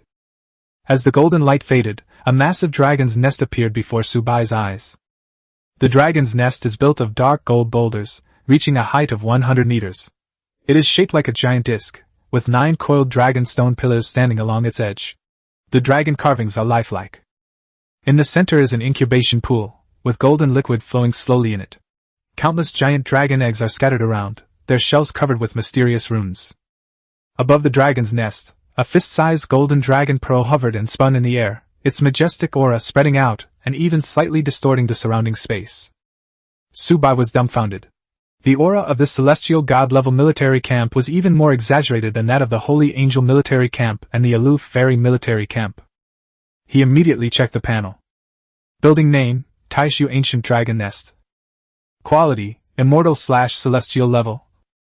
Building health 5 billion. Recruitment rules, you can recruit 10 Ancient Void Dragons for free each day. After the beginner period ends, each recruitment will cost 1,000 Divine Source Coins. Evaluation, absolutely incredible. An unprecedented unit type. Once fully developed, even a level 3 deity could be killed with a single slap at the Blazing Sun Realm. Subai took a deep breath. The celestial god-level troops had an astonishingly high amount of building health. Another top-tier unit has been acquired. He knew this must be the effect of the new Goddess of Talent's personal arrival. The talent cap for all troop types increased by 1, and the original super god-level barracks were directly upgraded to celestial god level. Then, above the immortal/celestial god level, wouldn't it be the god king level? Subai's heart raced, and he immediately opened the panels for the Holy Angel barracks and the aloof Fairy barracks. Sure enough, both barracks were upgraded to celestial god level, with a building health of up to 4 billion. Each player can recruit 10 units for free each day. After the beginner period ends, each recruit will cost 1,000 Divine Source Coins. Review, what kind of review do you want? Here you go. Review, no comment but awesome. Chapter 36 The Arrogant Little Lolita Dragon Emperor Ling Shuang. Not only were the names of the two barracks changed, but their quality cap was also directly raised to the immortal/celestial level, and their health also increased dramatically. Upon closer inspection, Subai noticed that even the appearance of the barracks had undergone a dramatic transformation. The Holy Angel barracks is constructed of platinum and holy jade, reaching a height of tens of meters, and its overall structure resembles an angel with 12 wings spread out. Every feather on its wings was adorned with golden divine patterns, and a crown of light hung from its top, radiating divine brilliance, so majestic that it seemed capable of suppressing all the heavens. The changes to the cold and desolate immortal palace were even more astonishing, with an ancient and elegant 9-tiered palace rising from the ground. The palace is paved with pale blue jade. The eaves are like a starry river, and the sound of the wind chimes seems to echo with the voice of the great Tao. 36 white jade pillars surround the main hall, covered with mysterious runes, and a cold, clear moon slowly rotates on the palace roof. The moonlight, like a ribbon, covered the entire celestial palace, giving it an ethereal, otherworldly charm. Looking at the 3 transformed military camps within his territory, Subai's breathing became rapid. All units have been upgraded. He suddenly realized that since the barracks had been upgraded, would the recruited troops also evolve along with it? Subai immediately checked Alicia and Ling Yu's stats, and the results thoroughly excited him. Alicia's talent has been upgraded to Immortal God King, and she has gained new Immortal God level skills such as Immortal Eternity and Immortal Unity. Her Legion skills also evolved, with training, experience, and marching speed all increasing by 1,200%, and all Legion attributes increasing by 1,000%. Alicia now has over 132,000 HP, over 13,000 attack power, and over 10,000 defense, making her attributes ridiculously strong. Ling Yu was no exception. Her talent was also that of Immortal God King, and her skills such as Immortal Allure and Immortal Eternal Silence were enhanced. Her Legion effect is exactly the same as Alicia's, with over 70,000 health and over 7,000 attack. The two heroes leveled up together. Subai was so excited he almost jumped up. Alicia's health had exceeded 100,000 and her attack had exceeded 10,000, which was entirely due to the sheer number of terrifying buffs she had accumulated. The total bonus is a staggering 1,714%, which is so outrageous it's mind-boggling. He then checked the other angels and fairies and found that all the soldiers' talents had increased by 1 level, reaching the level of Celestial God. The combat power of each unit is much stronger than before. Subai quickly suppressed his excitement, and focused his gaze on the last building, the ancient dragon nest of the void. This is the real highlight. The dragon race, just by hearing the name, you know that it is far superior to ordinary troops. Subai even felt that the ancient void dragon might be stronger than Alicia and Ling Yu. Recruit! As soon as the command was given, the incubation pool in the center of the dragon's nest instantly boiled, with golden liquid surging continuously. 10 dragon eggs slowly rose, their shells cracking one after another, and 10 young dark gold dragons crawled out from them. They are only about 1 meter long, covered with dark gold scales, with a faint golden glow flowing between the scales. The little dragon head had tender dragon horns on its head, and its golden vertical pupils curiously looked around. Although it was not large in size, the pressure emanating from its bloodline caused the surrounding air to tremble slightly.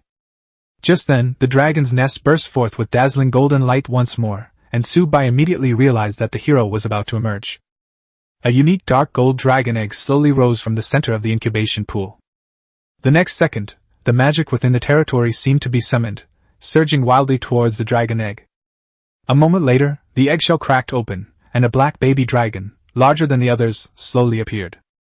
Her scales were deeper, her golden light more intense, and her golden vertical pupils seemed to hold a wisdom that did not belong to a young dragon. Immediately afterwards, a ghostly figure appeared behind her.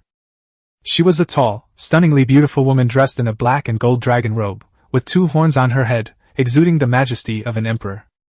She simply stood there, and it was as if an empress had descended, looking down upon the world and despising all living beings. A flash of light, and the phantom merged into the young dragon's body, after which the young dragon disappeared. What appeared on the spot was a delicate little girl who looked only 7 or 8 years old. She wore a black dragon scale dress with gold patterns on the hem, and her long, jet-black hair draped over her shoulders with the ends slightly curled. She had fair skin, a round, chubby face with a touch of baby fat, but her golden vertical pupils exuded a majesty beyond her years. The little girl crossed her arms, raised her head slightly, and looked at Subai with arrogance. "You are my lord?" Her voice was soft and cute, but her tone was as cold as a high and mighty empress. Subai was stunned for a moment, not expecting that this dragon emperor was actually a proud and aloof little girl. "Hey, why aren't you saying anything?" Seeing that Subai was staring at her, Ling Xuan pouted slightly, but a hint of joy was hidden in her golden eyes. "I am the dragon emperor, how dare you ignore me?" Subai snapped out of his daze, looked at the little girl in front of him, and couldn't help but smile. "You little rascal, you have quite an interesting personality." As he spoke, he reached out and pinched the round little face of Dragon Emperor Ling Xuan.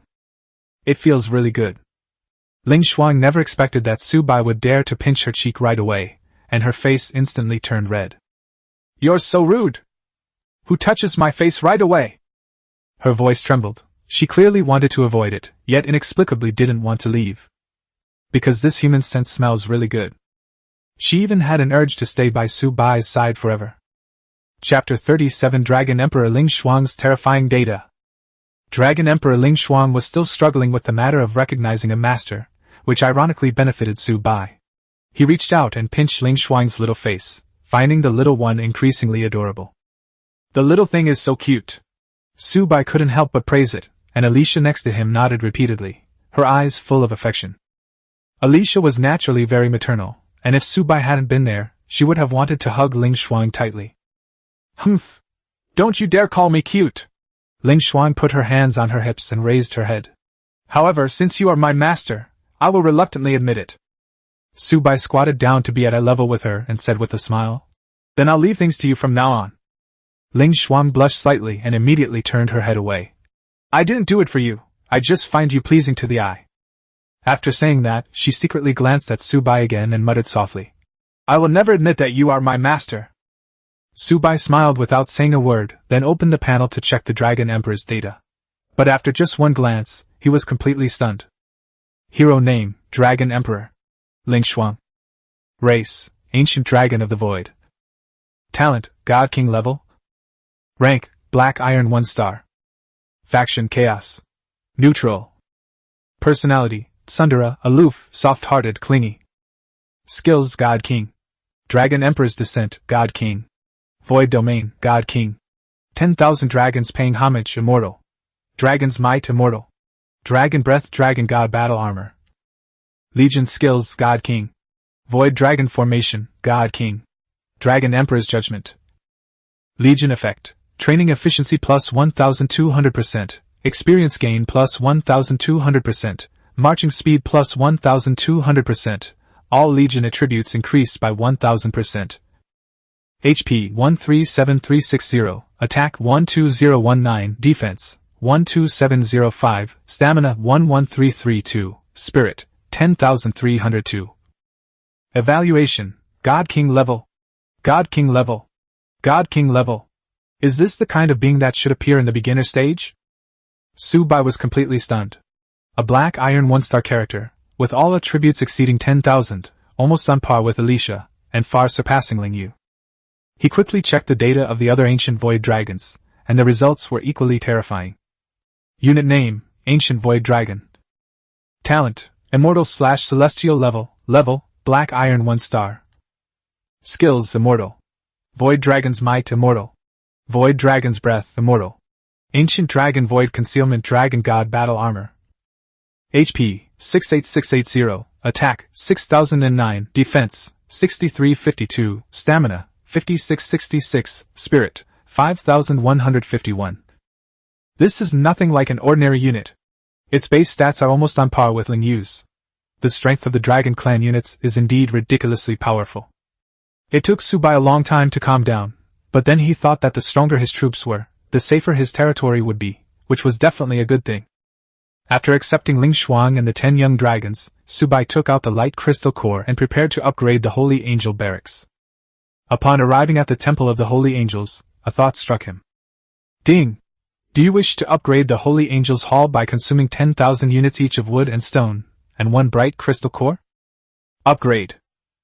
Shining with golden light, the magnificent angelic palace underwent another transformation, its architecture growing ever more imposing, its surface covered with dense golden runes, and its divine radiance constantly flowing. Ding! The Holy Angels Hall has been successfully upgraded. Current level, Tier 1, Level 1. Upgrade effect, daily free recruitment limit increased by 5, now 15 daily skill damage of all Holy Angel units increased by 10%.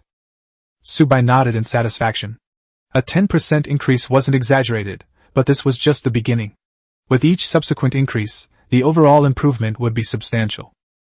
Recruit! Subai immediately began recruiting in the Holy Angel Hall and the Cold Immortal Palace, but unfortunately no new troop types appeared. It remained the same 4 types. He wasn't disappointed. After this recruitment, the territory's military strength had reached 165 units. As the morning sun shone over the territory, the dining hall of the gods was bustling with activity. Angels, sword immortals, magic immortals, and the newly joined 10 void ancient dragon cubs and dragon emperor Ling Xuan were all gathered around the long table, enjoying their meal. Angels eat the fruit of light, angel tears, and blessed flesh, while fairies enjoy the fruit of stars, the fountain of magic, and the light of wisdom. As for the food of the ancient dragon of the void, Subai's lips twitched after seeing it. Dragon blood fruit permanently increases HP by 500 points and all attributes by 10% for 24 hours. Dragon soul crystal permanently increases dragon might by 5% and dragon type skill power by 500%, lasting 12 hours. Dragon feast experience gain plus 500%, lasts 24 hours, and slowly increases dragon talents. The effects were indeed powerful, but the appetites of these dragons were even more frightening. A young dragon could eat 10 dragon blood fruits, 5 dragon soul crystals, and 3 dragon feasts in 1 bite. And this was just 1 bite. It wasn't nearly enough to fill them up. The food in front of each of the ancient void dragons was piled up like a small mountain. Subai's eyelids twitched. Fortunately, the dining hall of the gods could provide an unlimited supply of food, otherwise, just feeding these dragons would have been enough to exhaust him. However, being able to eat also means being able to fight. The combat power of the ancient dragon of the void is definitely worthy of its terrifying appetite. My lord. At this moment, Ling Xuan, carrying a small bowl, walked up to Subai with her short legs, her golden eyes filled with anticipation. Here, have this. In the bowl, there was a dragon's blood fruit.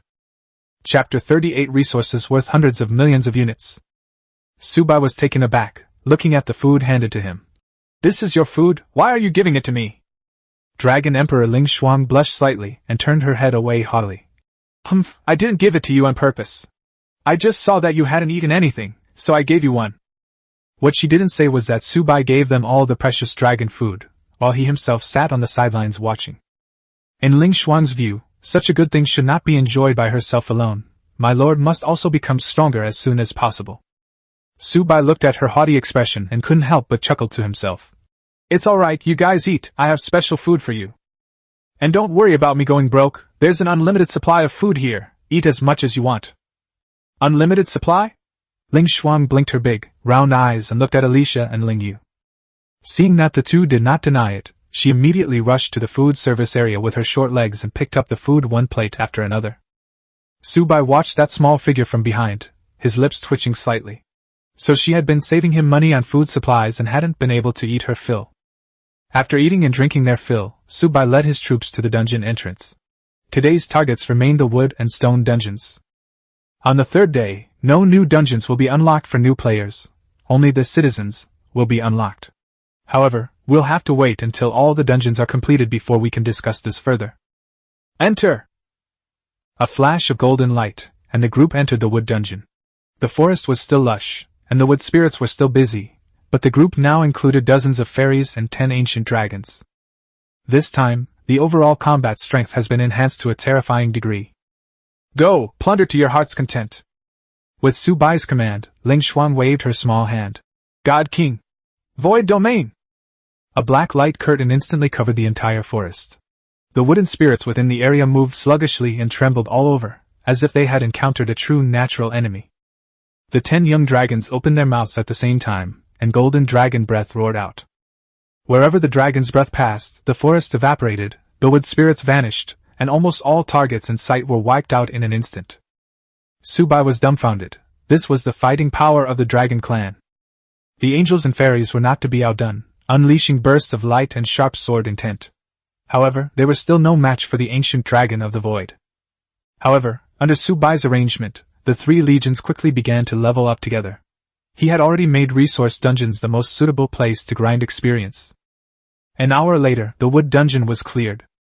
Slayed 184,721 wood spirits. Collected 6.156 million units of wood. Resource cards: Common 56,421, Rare 27,082, Elite 2,241, Epic 357, Legendary 174. 921 Tier 1 log cores, overall rating SSS, reward 1 SSS rank dungeon chest.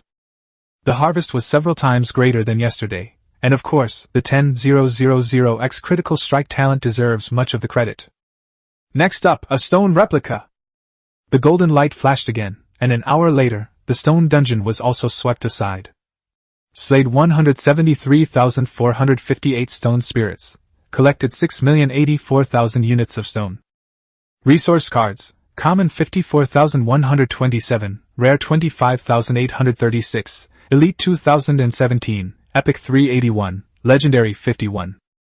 8,178 Tier 1 rock cores, overall rating SSS, reward 1 SSS rank dungeon chest. Subai's luck was exceptionally good during this stone dungeon run. A single rock crystal core triggered an 8,000-fold critical hit, instantly turning into 8,000 crystal cores. After leaving the instance, Subai looked at the data on the panel and couldn't help but smile. Upon returning to his territory, he immediately tallied up the day's harvest. Regarding timber, you directly received 6.156 million units. After exchanging all common, rare, elite, epic, and legendary resource cards, the total amount reaches 271 million units. The stone harvest was equally impressive, yielding 6.084 million units directly, which, combined with various resource cards, totaled 146 million units.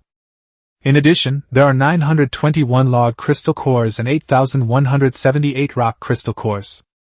Subai looked at the strings of numbers and grinned from ear to ear. Add the inventory in the warehouse. The warehouse inventory includes 6,892,500 units of timber, 6,586,300 units of stone, 678 gold coins, and 76,699 silver coins. Resource cards were piled up like a mountain, especially the legendary wood cards, which numbered 232, and there was also a mythical stone resource card. Cool! Subai couldn't help but unleash a Charlotte-style hook punch. The 10,000X critical strike talent was practically a bug-level existence. Now the resources for building the city walls are finally secured. He looked around his territory, and only one word remained in his mind: chaos. Previously, there wasn't enough space in the territory to plan anything. Now, with abundant resources, building city walls is out of the question, and expanding the territory outwards by a whole ring wouldn't be a problem at all. Chapter 39: A Divine Wonder, The Eternal Tree. Infinite wood available. But before that, Subai decided to upgrade the Lord's Manor first, since the territory level is the foundation of all development. He opened the upgrade panel, and after 2 days of accumulation, the Lord's Manor had reached level 6 of the first tier, far surpassing the upgrade speed of other lords. On the 3rd day of the beginner period, most lords would be considered good if they could reach level 3 of the first tier. Even those with outstanding talent would find it difficult to catch up with Su Bai. Ding! Lord's Mansion upgraded successfully. Current level, Tier 1, Level 7. Ding! Congratulations on becoming the first lord in this region to upgrade your Lord's Manor to Tier 1, Level 7. Receive the first regional upgrade reward, 20 Tier 1 Crystal Core Packs of your choice. Su Bai casually accepted the reward, and then a new notification popped up. Ding! Your territory has been upgraded to Tier 1, Level 7. The Upgrade Challenge dungeon is now open. Before entering the dungeon, Su Bai checked the strength of his subordinates. After conquering the resource dungeon twice in a row, the angels, fairies, and little dragon girls had all been upgraded to Black Iron 7 stars. The 3 heroes have reached Iron 8 stars, and their basic attributes have been greatly improved. Alicia has over 140,000 HP and over 14,000 attack. Lingyue has nearly 160,000 HP and over 15,000 attack. As for Dragon Emperor Lingshuang, his stats are even more outrageous, over 320,000 HP, 30,000 attack, and over 30,000 defense.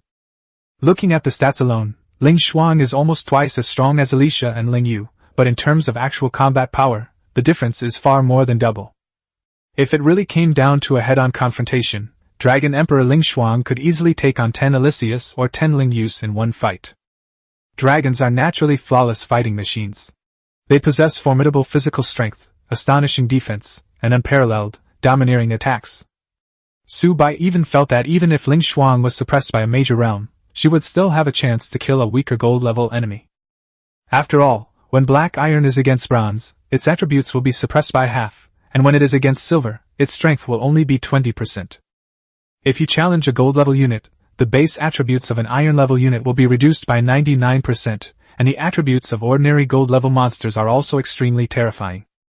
However, Lingshuang's skills are powerful enough that even with her attributes suppressed, she is not entirely without a fighting chance. Su Bai had originally considered whether to upgrade his territory 3 times in a row today and directly challenge a more difficult dungeon. But after careful consideration, he decided against it.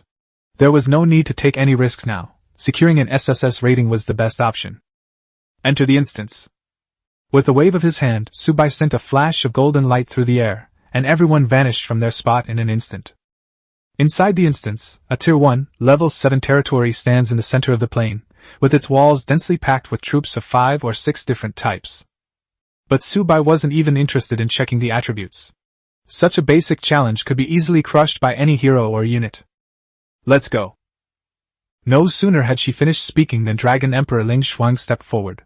She raised her small head, her golden vertical pupils filled with excitement. Let me!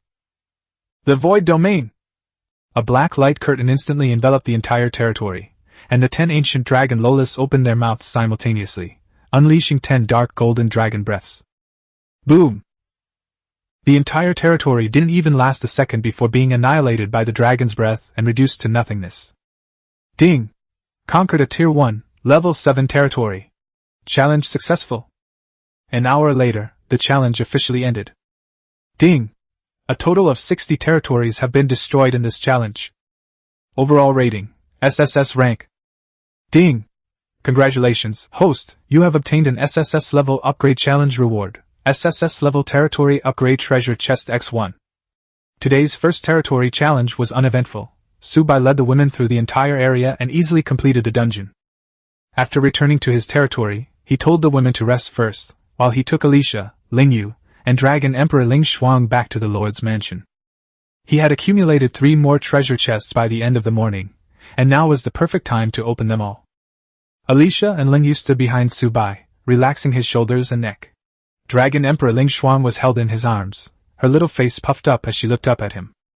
That mean owner, he pinched her cheek again. But Su Bai seemed completely oblivious, and couldn't help but rub her round little face. Lingshuang bared her little teeth and huffed. You mean, master? I'll only allow you to hug me this once. After saying that, she seemed resigned to her fate and stopped struggling. Su Bai smiled, finally stopping teasing her, and turned to look at the 3 treasure chests in the system space. He was the first to open the wood dungeon chest. Ding! Opened an SSS-level wood dungeon treasure chest, receiving the following rewards. 100 gold coins. Obtained a divine wonder, the eternal tree. Subai was slightly taken aback. A divine wonder, the eternal tree? He immediately checked the attributes. Wonder name, the eternal tree. Quality, God tier. Level, no level. Effect, the eternal tree can be chopped down indefinitely, never running dry. Daily wood production is related to chopping efficiency. With no upper limit, each felled tree yields 10 units of wood. Comment, a miraculous tree that will never fall. As long as you have the strength to chop it down, it will always have wood to provide. Chapter 40 Divine Building Blueprints. Hall of the People. Lowest legendary level. Highest divine level. Good heavens, Subai has obtained unlimited resources. The description of the eternal trees, infinite logging, instantly captured his full attention. A tree that can be cut down indefinitely is of immeasurable value. The later the game progresses, the more outrageous the resource consumption becomes. Upgrading a single building can easily require hundreds of millions of units of wood. 100 million timbers. How many trees would you have to cut down? Even if you cleared out all the black forest near your territory, you might not be able to gather that much. With the everlasting tree, timber will henceforth be just a number. It can produce infinitely, never run out, and is an absolute strategic wonder. Of course, there are prerequisites to this. Trees can be cut down indefinitely, but the rate of felling must keep up. If they can only cut down 1 tree per hour, they won't accumulate much wood in a day. Angels, fairies, and the little dragon girl are indeed formidable fighters, but sending them to cut down trees would probably be less efficient than Subai doing it himself. Everyone has their own expertise. Tasks like felling trees should be left to professionals. Today is the 3rd day of the new player period, and the citizen system has officially started. Once citizens acquire the logging talent, the production of the eternal tree will surely skyrocket. Immediately afterwards, Subai opened the stone resource treasure chest. Ding! Opened an SSS-level stone dungeon treasure chest, receiving 100 gold. Obtained a divine wonder, the Nirvana stone. Obtained epic item, shock core.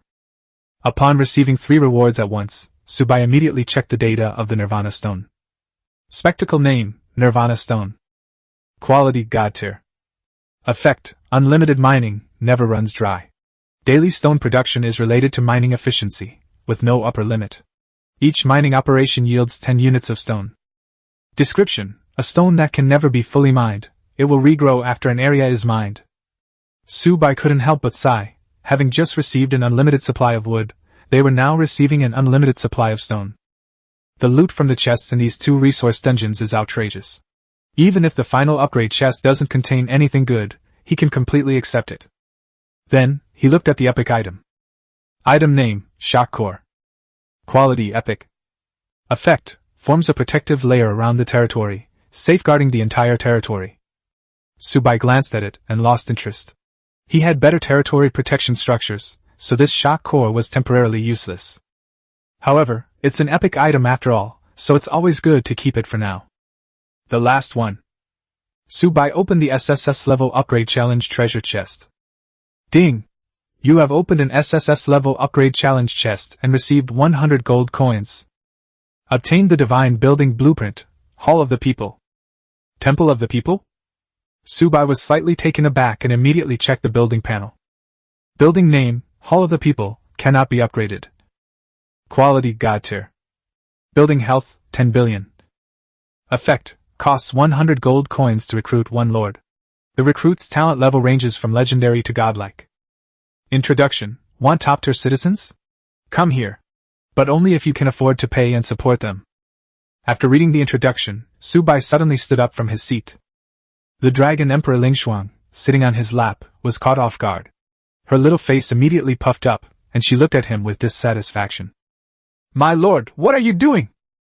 Sorry, I got too excited. Subai came to his senses, but he still couldn't suppress the shock in his heart. The lowest level is legendary, and the highest level is God. Don't underestimate legendary level citizens. The vast majority of lords only have ordinary, rare, and elite level talents among their citizens. Epic level beings are already extremely rare, and legendary level beings are even rarer. Even a 10th tier god's territory might not have a single legendary level subject. because there are usually only two legitimate sources of people. The first type is where people from nearby villages, having heard of the Lord's reputation, voluntarily join the territory. The second method is to build a recruitment center. Every Lord can build one, and each recruitment costs only 1 silver coin, with a chance to obtain an epic level Lord. However, this probability is based on a server-wide shared drop rate. Hundreds of millions of Lords compete for those rare individuals with epic level talents. There's no guaranteed drop. Whoever draws it gets it. There was once a Lord of a god-level territory who emptied his entire fortune to try and buy an epic-level subject, but he still couldn't get one. It's not that he's gone mad, but rather that highly talented leaders are strategically important. As long as the talents of the people exceed the epic level, even if the Lord himself is ordinary, he has the opportunity to defy fate and become the protagonist among this generation of Lords. And Su Bai's Hall of Leaders is guaranteed to be at least legendary, with an upper limit of godhood. Su Bai had never even heard of a god-level subject, and his teachers had never taught him anything about it. Thinking of this, he couldn't wait any longer and immediately led a few people to the open space in the territory. Put up! With a thought from Su Bai, the blueprint transformed into a dazzling golden light and flew towards the open space not far away. As the golden light descended, a magnificent building slowly rose from the ground. The Hall of the People is built of pure white jade and is about 10 meters high. It is classical and solemn, just like a royal palace. The two enormous golden gates are carved with lifelike scenes of farmers cultivating the land, miners mining, craftsmen forging, and merchants trading. It truly lives up to its reputation as a divine building. Its appearance alone far surpasses that of ordinary civilian recruitment offices. Su Bai pushed open the door and entered the hall. Inside, there is only one hall, with a golden fountain in the center, from which glowing water flows continuously. A stone tablet stands next to the fountain, covered with recruitment rules.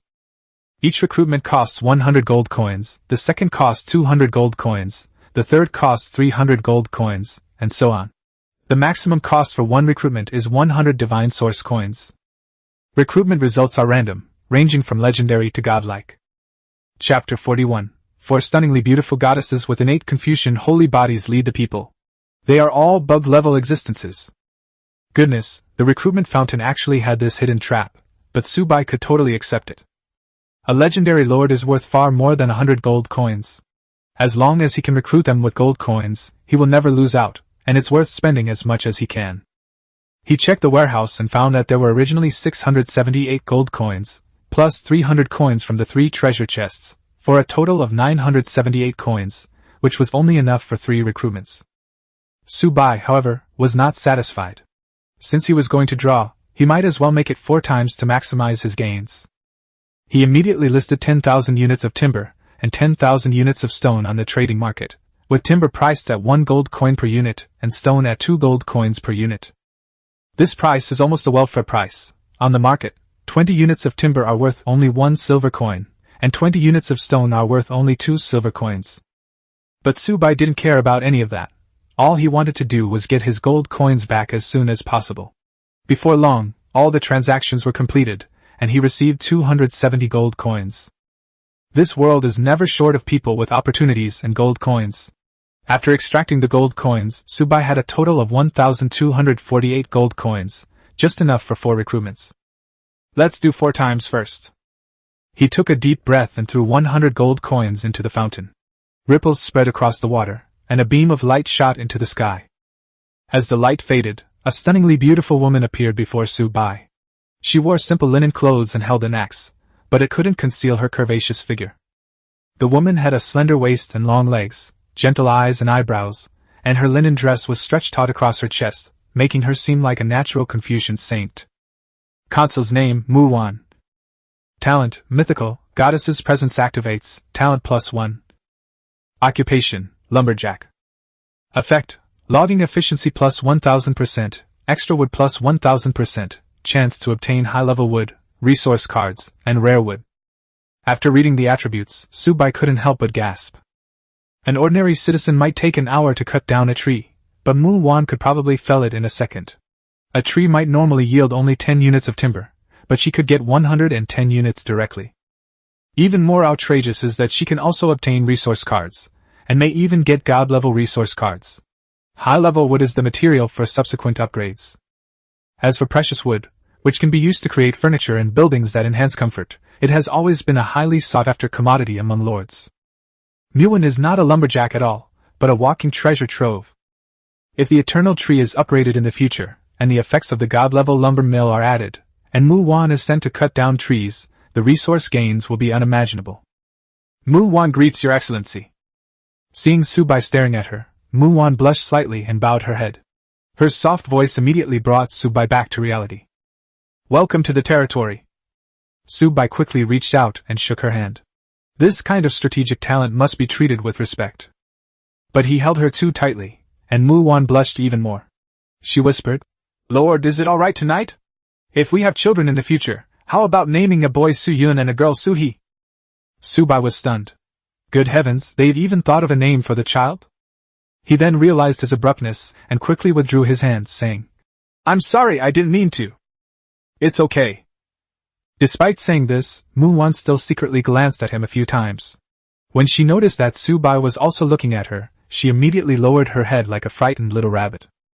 To ease the awkwardness, Subai immediately continued recruiting, throwing 200 gold coins directly into the fountain.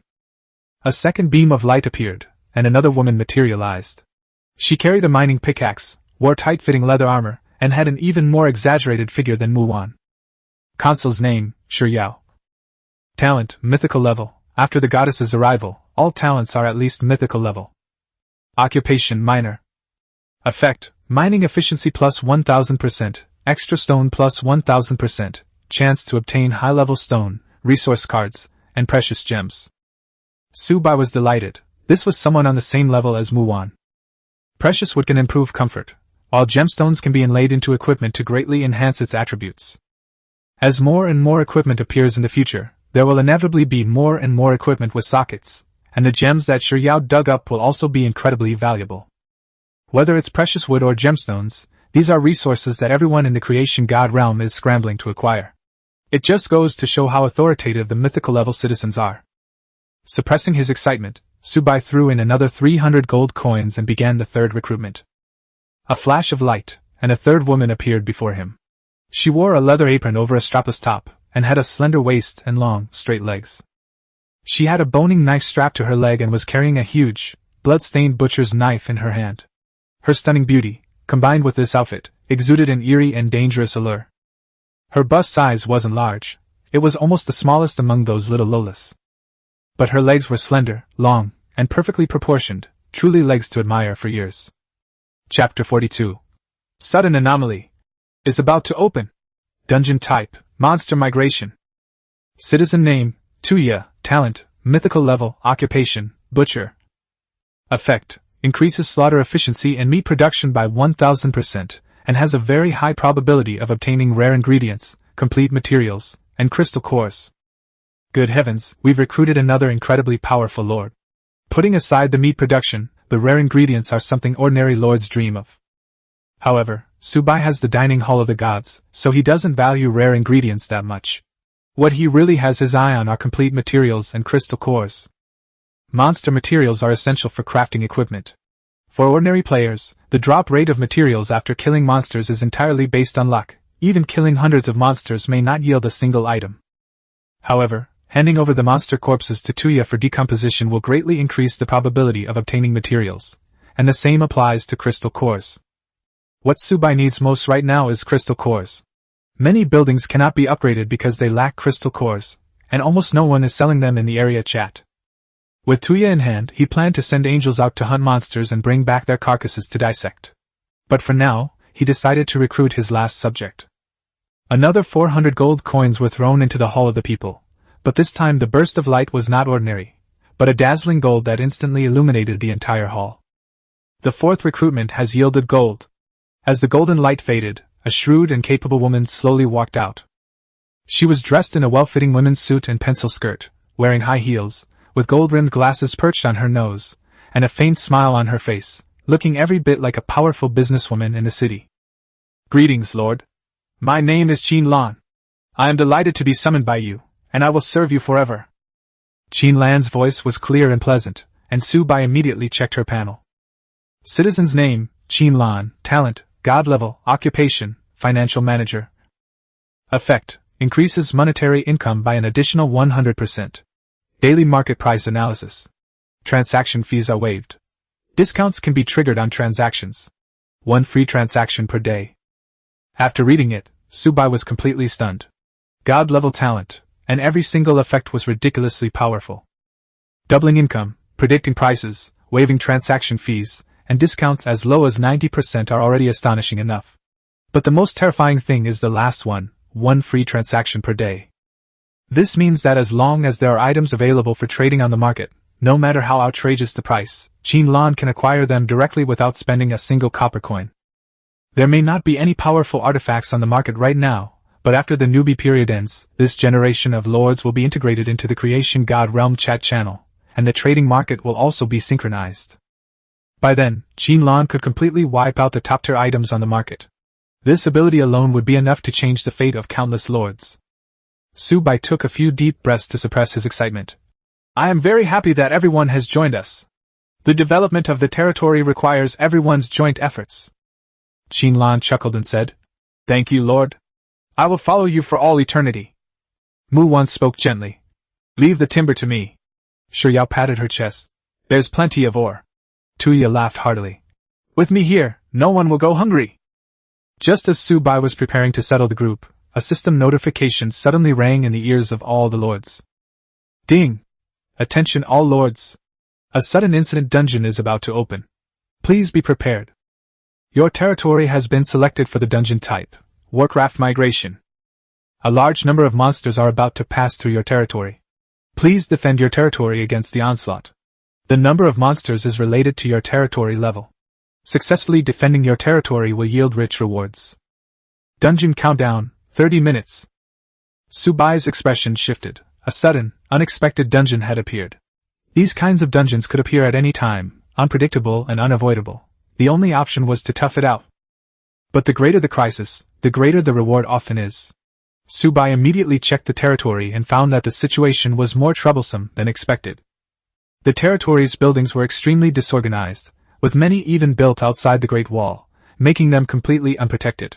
The current 1,000-meter-long wall can barely enclose the core area. The number of migrating magical beasts must be considerable, and if high-level magical beasts infiltrate, the buildings outside are very likely to be destroyed directly. We must expand the city wall area. Subai opened the resource panel and quickly began to calculate. Today, he reaped over 100 million resources from the resource instance, enough to completely surround his territory. Without further hesitation, he decided to build a new 3,000-meter-long Great Wall. The 3,000-meter-long city wall requires 30 million units of wood and 30 million units of stone, as well as 3,000 ordinary resource cards as fixed materials. With a sufficient number of common, rare, and elite resource cards in the warehouse, Subai immediately began dismantling them in batches. Consuming 50,000 common wood resource cards, you will receive 5 million wood. Consuming 20,000 rare wood resource cards grants 20 million wood. Consuming 500 elite wood resource cards grants 5 million wood. After a series of operations, all the wood and stone were gathered, and the ordinary resource cards needed to upgrade the city walls were also retained. Establish! With a thought, Subai unleashed a golden light from the Great Wall blueprints, which extended continuously along the planned route. 1 meter, 10 meters, 100 meters, 1,000 meters, 3,000 meters of new city walls rose from the ground. Although they were only 1 meter high and didn't look particularly impressive, their defensive capabilities and durability were absolutely astonishing. Adding the original 1,000 meters, the Great Wall's total length reaches 4,000 meters, and when enclosed in a circle, the area inside exceeds 1 million square meters. All territory buildings can be protected by city walls, so there is no need to worry about insufficient space in the short term. It took another 10 minutes or so for Subai to rearrange all the messy buildings and move them all inside the city walls before he finally breathed a sigh of relief. He looked up at the wilderness beyond his territory, his eyes filled with fighting spirit rather than fear. Come on, let's see how many magical beasts you have. No matter how many come, I will kill them all. As long as no deity appears, Subai is invincible. Moreover, the more magical beasts that come, the more crystal cores he can obtain. Chapter 43 Lu Ruyan. This idiot is so easy to fool. Subai was not worried at all about the upcoming Warcraft migration instance. The city wall has the effect of being immune to all attacks below 10,000 points, and can also recover 1% of its durability per second, plus the Eternal Tower's life-saving trump card of being invincible for 10 seconds. Let alone a group of newbie Warcraft players, even if a few gold or platinum level bosses came, they could only slowly scratch the walls. Since it's impossible for any monsters of gold rank or higher to appear during the beginner phase, Subai can rest easy. But he wasn't worried. The regional chat channel had completely exploded. Someone drew the Flash Flood card. Their territory was built at the foot of a mountain. With continuous heavy rain, the entire territory was about to be washed away, so they had to seek wood and stone everywhere to reinforce it. Some were even more unlucky, as 2 diamond-level creatures were engaged in a fierce battle in the skies above their territory. The aftershocks of the battle nearly leveled the territory, a completely undeserved disaster. Some people also encountered bandit attacks. A group of 5-star Black Iron bandits besieged their territory, while their troops were only 2-star Black Iron and were powerless to resist. Even worse, some players lost half of their goblin troops, and the rest even joined forces with bandits to turn against their own lord. At the same time, Yifan stared at the disastrous state of the chat channel, a triumphant smile playing on his lips. They're here, they've finally arrived.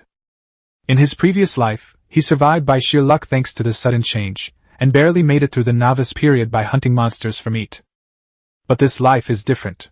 He has 100-fold critical strike talent, the Black Moon Wolf with kingly talent, and the precognition brought by his rebirth. This disaster was a dead end for others, but for him it was an opportunity to make a fortune. This time, we not only need to survive, but also make a fortune. Thinking of this, Yifan suddenly remembered a key item. In her previous life, Lu Ruyan obtained a special item called Isis Taunt, before the start of the mutation instance. The effect is simple. It forcibly attracts the hatred of all surrounding monsters, making them always target the user. This thing is a death warrant in the hands of ordinary people, but in the hands of powerful people, it is a treasure trove. If you lure all the monsters here and then wipe them out in one go, the rewards will be plentiful. Yifan remembered that Lu Ruyan encountered a sandstorm in her previous life, and this epic item was completely useless. She almost died in that disaster. Although she survived the novice period and received preferential treatment from the Lu family, she never managed to sell that item. Looking back now, wasn't this prepared specifically for myself? We must get our hands on this prop. Yifan immediately opened private chat and sent a message to Lu Ruyan. Emperor Yi, Miss Lu, are you there? After waiting for a while, there was no response. Emperor Yi, Miss Lu, I have something urgent to discuss with you. Still no response. Yifan frowned and simply sent 1,000 units of wood, 1,000 units of stone, and 1,000 units of food. As soon as the resources were sent, Lu Ruyan accepted them immediately. Lu Ruyan, yes, Emperor Yi is such a good person. What can I do for you? Yifan's lips twitched. Too lazy to argue, he directly asked her if she had found an item outside the territory that could attract magical beasts. Lu Ruyan remained silent for a few seconds before replying very decisively. Lu Ruyan, no, what prop? I've never seen it before. Yifan immediately became anxious and quickly reminded her that it was one of those special items that could taunt magical beasts. Lu Ruyan, however, asked him in return how she could have such a thing. Yifan was stunned. Had he remembered it wrong? Impossible. In her previous life, Lu Ruyan herself said that she had obtained a useless epic item during her beginner period, and she wanted to sell it but no one could afford to buy it. Could it be that my rebirth has triggered a butterfly effect? Just as he hesitated, a roar suddenly came from outside the territory. The monsters had arrived. Without thinking too much, Yifan sent Lu Ruyan another 2,000 units of timber, stone, and food, and reminded her that a sandstorm was coming and that she must reinforce the building. He even promised that he would help her overcome any difficulties she might encounter. Yifan felt that Lu Ruyan would definitely not lie to him. After all, how could such a beautiful woman lie? Besides, I've already given her so many resources, she has no reason to hide anything. As long as I build a good relationship with Lu Ruyan, she will definitely become a great help to me in the future. Lu Ruyan instantly acquired the resources once again. Lu Ruyan, thank you, Emperor Yi, you're such a kind person. Yifan felt much better after reading the message and decided to focus on building goodwill. As for the item, it might really be an unexpected result of his rebirth. On the other side, Lu Ruyan looked at the extra 3,000 units of resources in the warehouse and smiled coldly. Pa! How disgusting, but I have to admit, this idiot is really easy to fool. She spat in disgust and turned to open the chat window with Su Bai. Lu Ruyan, are you there? After waiting for a while, there was no reply. Lu Rian, are you there? Are you there? Are you there? Still, no one paid any attention to her. Lu Rian, you tightwad. Reply to me. Lu Rian, 1. Lu Rian, hey, pay attention to me. I have something good for you. Lu Rian, I just found an item in the ruins outside that can taunt multiple monsters. Aren't we supposed to help each other? Maybe this item will be useful to you. Lu Rian rested her chin on her hand, waiting for a reply, which took more than 10 minutes. Just when she was about to give up, the other end finally replied. Your goddess, my golden basin, what props? Chapter 44 Boss, do you think we'll die? Lu Rian's eyes lit up, and she immediately sent the prop information to Su Bai. Item name, Isis Taunt. Quality Epic. Effect, forcefully attracts the aggro of all enemy units within a 1 kilometer radius. Comment, she has insulted many people, including you. Su Bai looked at the introduction. The name alone exuded a mocking and irritating vibe. If used during monster migration, wouldn't that be equivalent to luring all monsters to your territory and delivering them to your doorstep? Your goddess, my golden basin, it's alright, it's somewhat useful, give it to me. Without hesitation, Lu Rian sent the items directly through the trading system. Lu Rian, is it a Warcraft migration over there? Your goddess, my golden basin, mm. Lu Rian, do you need my help? No, I mean, are you really going to use it to lure all the monsters there? Can you handle it? Your goddess, my golden basin, no need, it's simple. Lu Rian was startled by this nonchalant reply. The migration of monsters was simply simple, in his eyes. This person was clearly absolutely confident, and even prepared to wipe out all the monsters in one fell swoop. Is this the confidence of a direct descendant of a divine family? Lu Rian's awe of Su Bai deepened even further. The next moment, Su Bai sent another transaction. Your goddess, my golden basin, has traded an epic item with you, the shock core. Your goddess, my golden basin, equivalent exchange, win-win cooperation. Lu Rian clicked on the data in the shock core and was stunned, then burst into ecstasy. The instance she is about to face is a sandstorm, and the sandstorm in the god of creation realm is imbued with magic, enough to bury and destroy buildings wherever it passes. Previously, in her attempt to obtain taunt items, she suffered heavy losses outside her territory, with nearly half of the deep-sea sirens dying in battle. Without the protection of the sea siren, she originally had no confidence that she could survive the sandstorm. With the shock core, she could survive this crisis unscathed. This man must have been watching her closely, otherwise how could he have provided her with a way out when she was in the most danger? The more Lu Rian thought about it, the more convinced she became that Su Bai was definitely the most favored direct descendant of the divine family, and his strength and talent were terrifying beyond imagination. She had to cling to this powerful figure. In an instant, a long scene of a domineering CEO from a god-level family forcing love flashed through Lu Rian's mind. Her ability to fill in the blanks reached its peak at this moment. Su Bai closed the chat window and casually put the taunt horn into his warehouse. He had no idea how far Lu Rian had imagined things, and even if he did, he wouldn't bother to care. In his eyes, Lu Rian was just a useful tool, easy to fool, prone to overthinking, and able to cover for him. As for the shock core, since I don't need it myself, exchanging it for a usable epic item is a sure win. Master, there are a lot of magical beasts in that direction. Alicia's gentle voice rang out as she turned her gaze toward the western part of the territory. She could already sense that a large number of magical beasts were gathering, preparing to launch an attack on Su Bai's territory. Su Bai nodded and said, Everyone, get ready, we're about to start the battle. Lin Yu stretched lazily, her purple eyes filled with anticipation. Then let them all come, kill as many as they come. As soon as he finished speaking, a deep rumble came from afar, and the earth began to tremble. Su Bai walked up the city wall and looked towards the horizon. He saw billowing smoke and dust, and countless magical beasts were rushing towards the territory. They're here. Ding! The sudden change dungeon, monster migration, has officially begun. Your territory level, Tier 1, Level 7. Dungeon difficulty, Hell. Number of monsters, approximately 10,000 plus, level, Iron 7 star to Silver 1 star, with a guaranteed Silver level boss. Instance objective, defend the territory against the monster onslaught, or annihilate the monsters. Su Bai raised an eyebrow, the difficulty level had actually reached Hell. He remembered his teacher saying that the strength of the sudden change dungeon would increase as the Lord's early development speed increased. The faster you progress during the beginner phase, the higher the difficulty of the dungeons, with the highest being Hell difficulty. Historically, only one person has ever cleared the Hell level dungeon and achieved an S-rank rating. That person is none other than the strongest player in China today. I didn't expect to trigger the Hell level myself. It's quite interesting. Su Bai took out Ice's taunt, and the moment the horn appeared, a smacking sound suddenly rang out.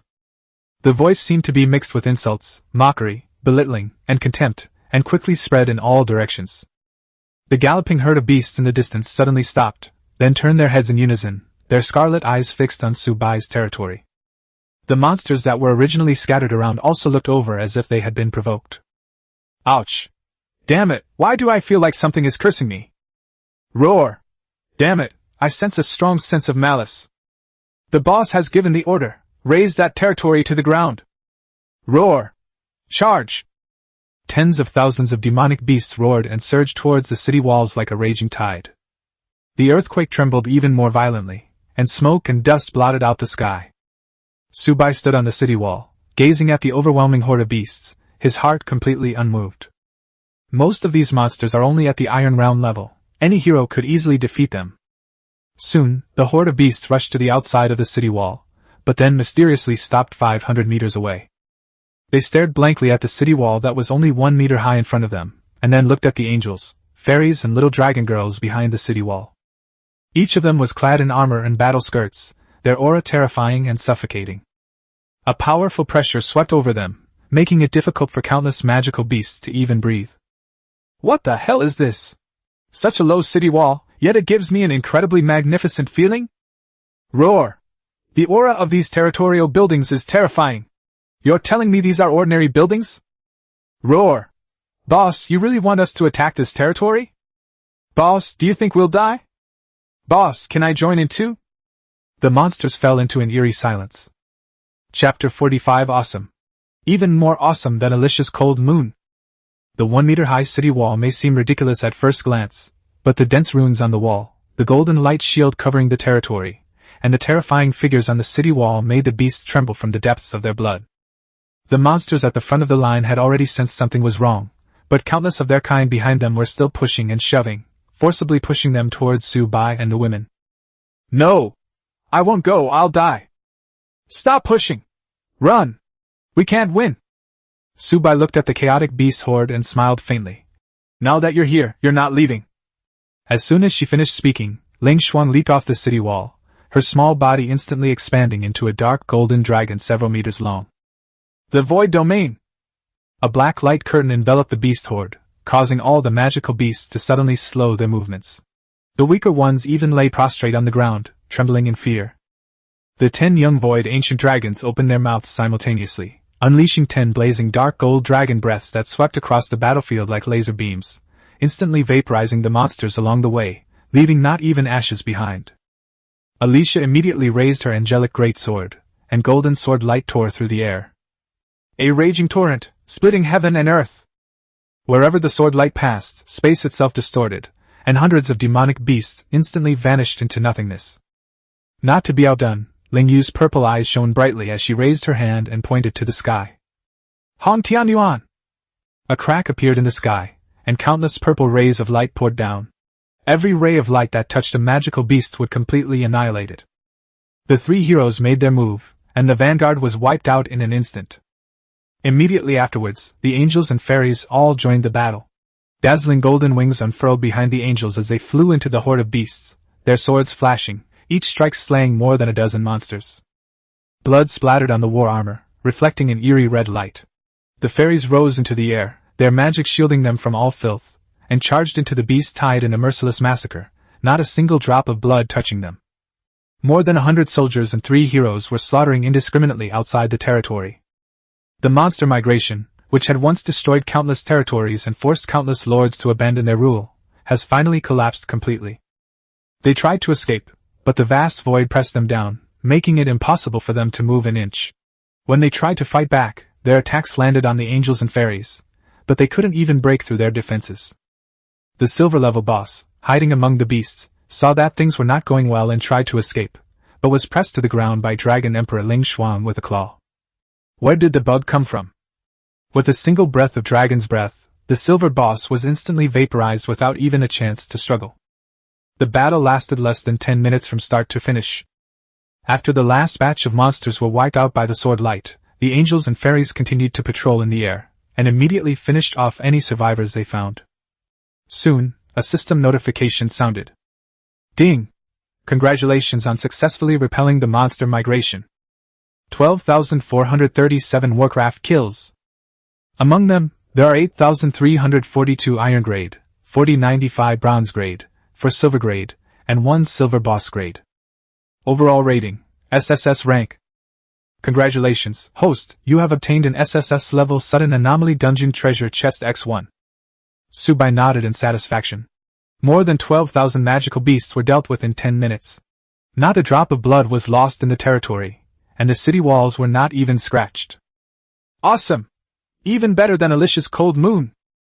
Alicia instantly landed beside him, her war armor dissipating as she changed back into her everyday clothes. Master, you've worked hard. It's too dirty outside. Let's go back to the Lord's Manor.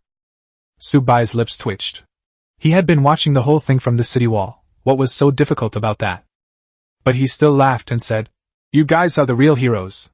We'll have a pool party tonight, eat divine food to your heart's content, and soak in the hot springs to your heart's content. Lingyu leaned closer, her purple eyes filled with a captivating smile. Then can I enjoy my little master's company? She even deliberately licked her purple lips, startling Subai. How could Lingyu be addicted? Ling Xuan, now transformed back into a little girl, walked over with her head held high. My lord! What are you talking about? I want to join too. It's nothing, I'll treat you to something delicious tonight. Ling Xuan blushed slightly and turned her head away haughtily. Humph, who likes that kind of food? The battle is over, but the real work has just begun. Qin Lan walked over in high heels, her smile professional and capable. Master, I have good news. She opened the ledger and adjusted her gold-rimmed glasses. During the dungeon run, many lords' territories were destroyed, and the prices of timber and stone are skyrocketing. The panel shows that timber has risen to 1 silver coin for 5 units, a 400% increase in half an hour. Stone is 1 silver coin for 2 units, a 500% increase. Qin Lan predicted that the price would double again in the next hour, and selling now would be a great opportunity to make a fortune. Subai glanced at the area chat. The screen was filled with requests for help from those whose territories had been destroyed and who desperately needed resources to rebuild. Timber and stone in the trading market were almost instantly sold out as soon as they were listed. Qin Lan, I'm handing over the trading market access to you. List the resources in the warehouse as they need to, only keeping resource cards of epic level and above. Yes, master. Qin Lan revealed a shrewd smile. Don't worry, I guarantee you'll make a fortune. Watching her walk towards the Lord's office, Subai clicked his tongue. How much profit can be made after this wave of resources is poured in? Chapter 46 God-level building, War Equipment Forging Table. No sooner had Qin Lan left than Subai called Tuya over. Tuya looked at the monster corpses scattered all over the city, licked her lips, and asked with excitement in her eyes. Master, can I handle those monster corpses? Subai followed her gaze and nodded directly. I called you here to deal with these corpses. Go, dispose of them all. Thank you, master! Tuya, carrying a butcher's knife, strode towards the edge of the territory. Subai, however, was worried and immediately sent 2 angels to follow her. If a monster that wasn't quite dead suddenly attacked and injured Tuya, he would be heartbroken. Upon arriving outside the city, Tuya stopped in front of a black iron-grade porcupine monster. This creature was enormous, weighing over 500 jin, approximately 250 kilograms. The next second, Tuya gently swung the butcher's knife in her hand. With a flash of light, the porcupine's skin, meat, bones, tendons, and internal organs were instantly divided into more than a dozen pieces and arranged neatly. Ding! Butcher Tuya has slaughtered a black iron-level magical beast, obtaining 5,432 pieces of magical beast meat, 15 pieces of black mountain porcupine essence tenderloin, 10 complete animal hides, 10 tendons and bones, and 1 Tier 1 rock core. Immediately afterwards, Subai's 10,000x critical strike talent was triggered. Ding! 10-fold critical hit. Obtained 54,320 black mountain porcupine monster meat, 100 complete animal hide, 150 pork tenderloin, 100 monster tendons and bones, and 10 Tier 1 rock cores. Looking at the prompt, Subai couldn't help but blurt out. 666. This was only the first pig, a 500-pound magical beast, which actually yielded more than 5,000 units of magical beast meat. It's like creating something out of nothing. The law of conservation of energy doesn't apply here at all. Tuya's movements didn't stop. Her butcher's knife flashed up and down, each strike precise and accurate. One after another, magical beasts were quickly transformed into neatly categorized ingredients and materials in her hands. System notifications were flooding the screen. Ding! Monster meat obtained. Ding! Obtained a complete animal hide.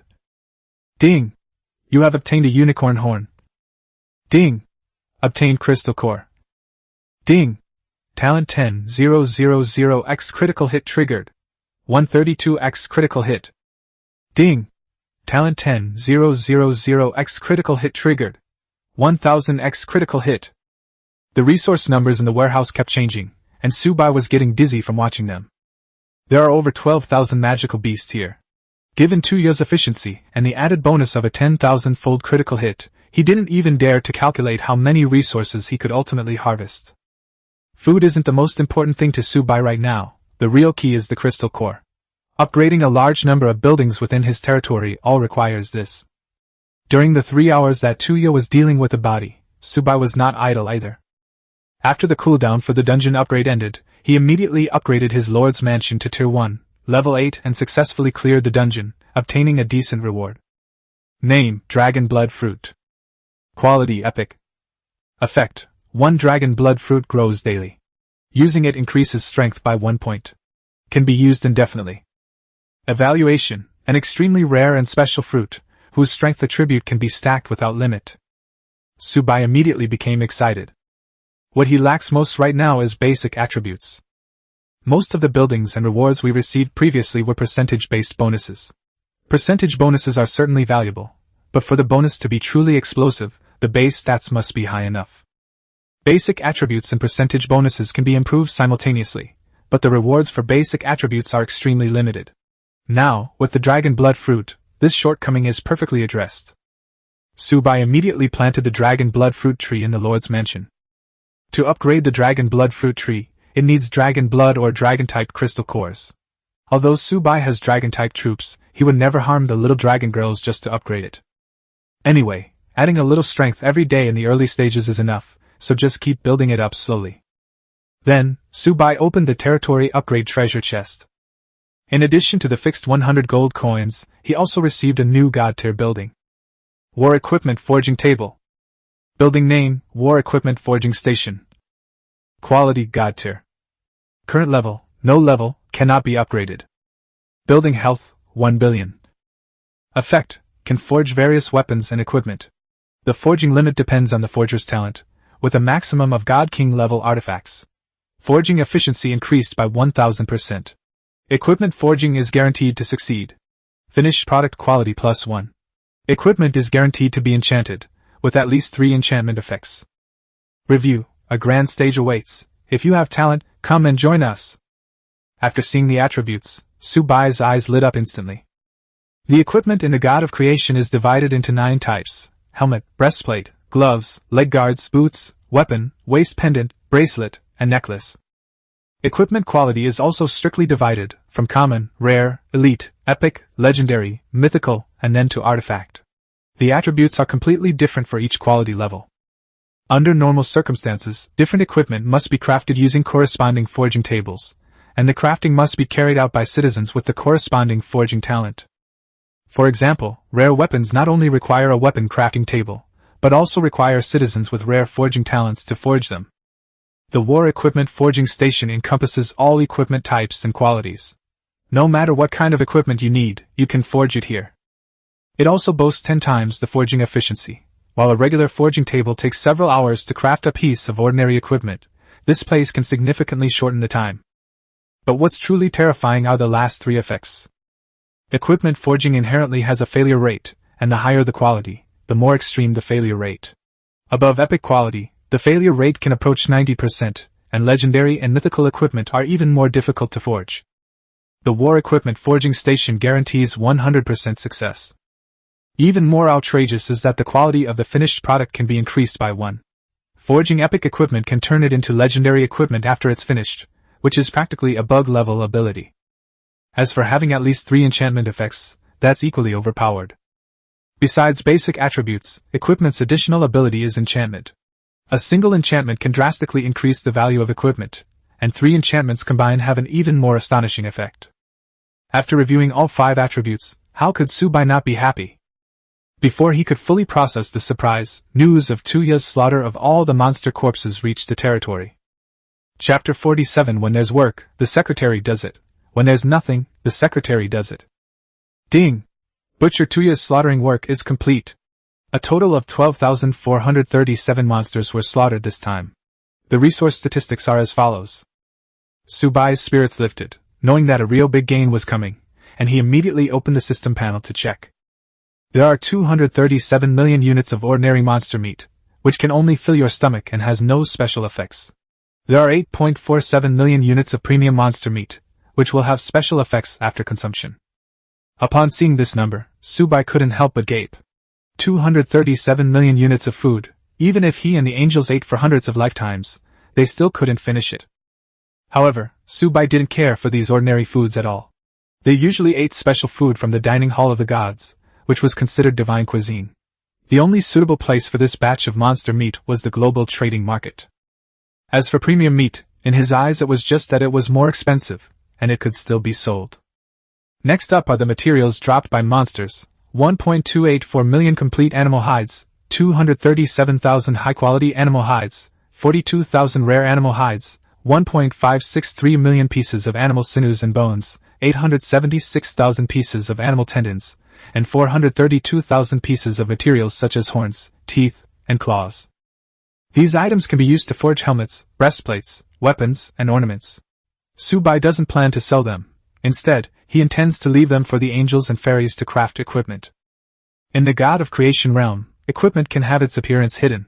Each unit type has 9 equipment slots, and you only take the attribute bonuses without affecting their original weapons and equipment. After reviewing the materials, Subai finally turned his attention to the most crucial crystal core. The total number of crystal cores is as high as 1.222 million, most of which are first-tier log, rock, fire, water and metal crystal cores, and there are also many rare attributes such as lightning, poison and ice. The number of second-order crystal cores was also considerable, and there were even 10 third-order lightning crystal cores. Looking at that long list of statistics, Subai's mouth almost split open with a grin. More than 1.2 million crystal cores, even at 1 gold coin per core during the beginner stage, were worth over 1 million gold coins. But gold coins can't compare to crystal cores. These can directly upgrade territory buildings, and the effects of those upgrades are far beyond what gold coins can measure. Hey, time to level up! Subai chuckled and then called Shinlan over. He couldn't use any of the more than 200 million units of monster meat in the warehouse, but it was a life-saving resource for other lords. During the early game, food sources are extremely limited. Players either have to wait for the ingredient dungeon on the 5th day or venture out to hunt outside their territory. However, the wild is fraught with danger, making food exceptionally precious. If Subai were to release this batch of food into the global trading market, it might not be earth-shattering, but it would be enough to monopolize the food market for 220 generations. The price would be entirely up to him. My lord, I have arrived. Shinlan's cool voice came from outside the door.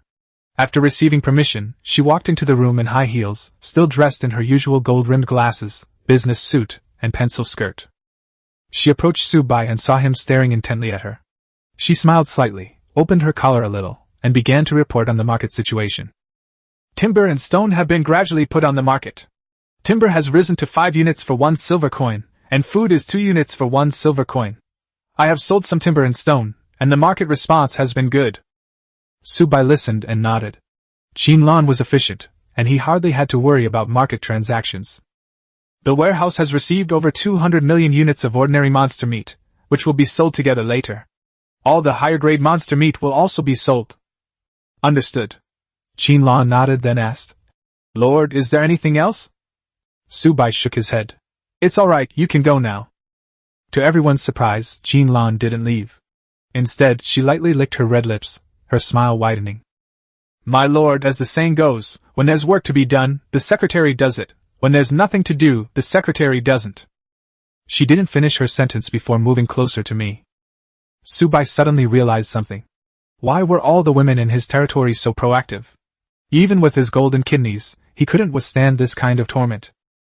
But once it came to this, he had no room to resist. The planned building upgrade was thus delayed for quite some time. Indeed, wine and women lead to mistakes. Starting today, I will abstain from alcohol.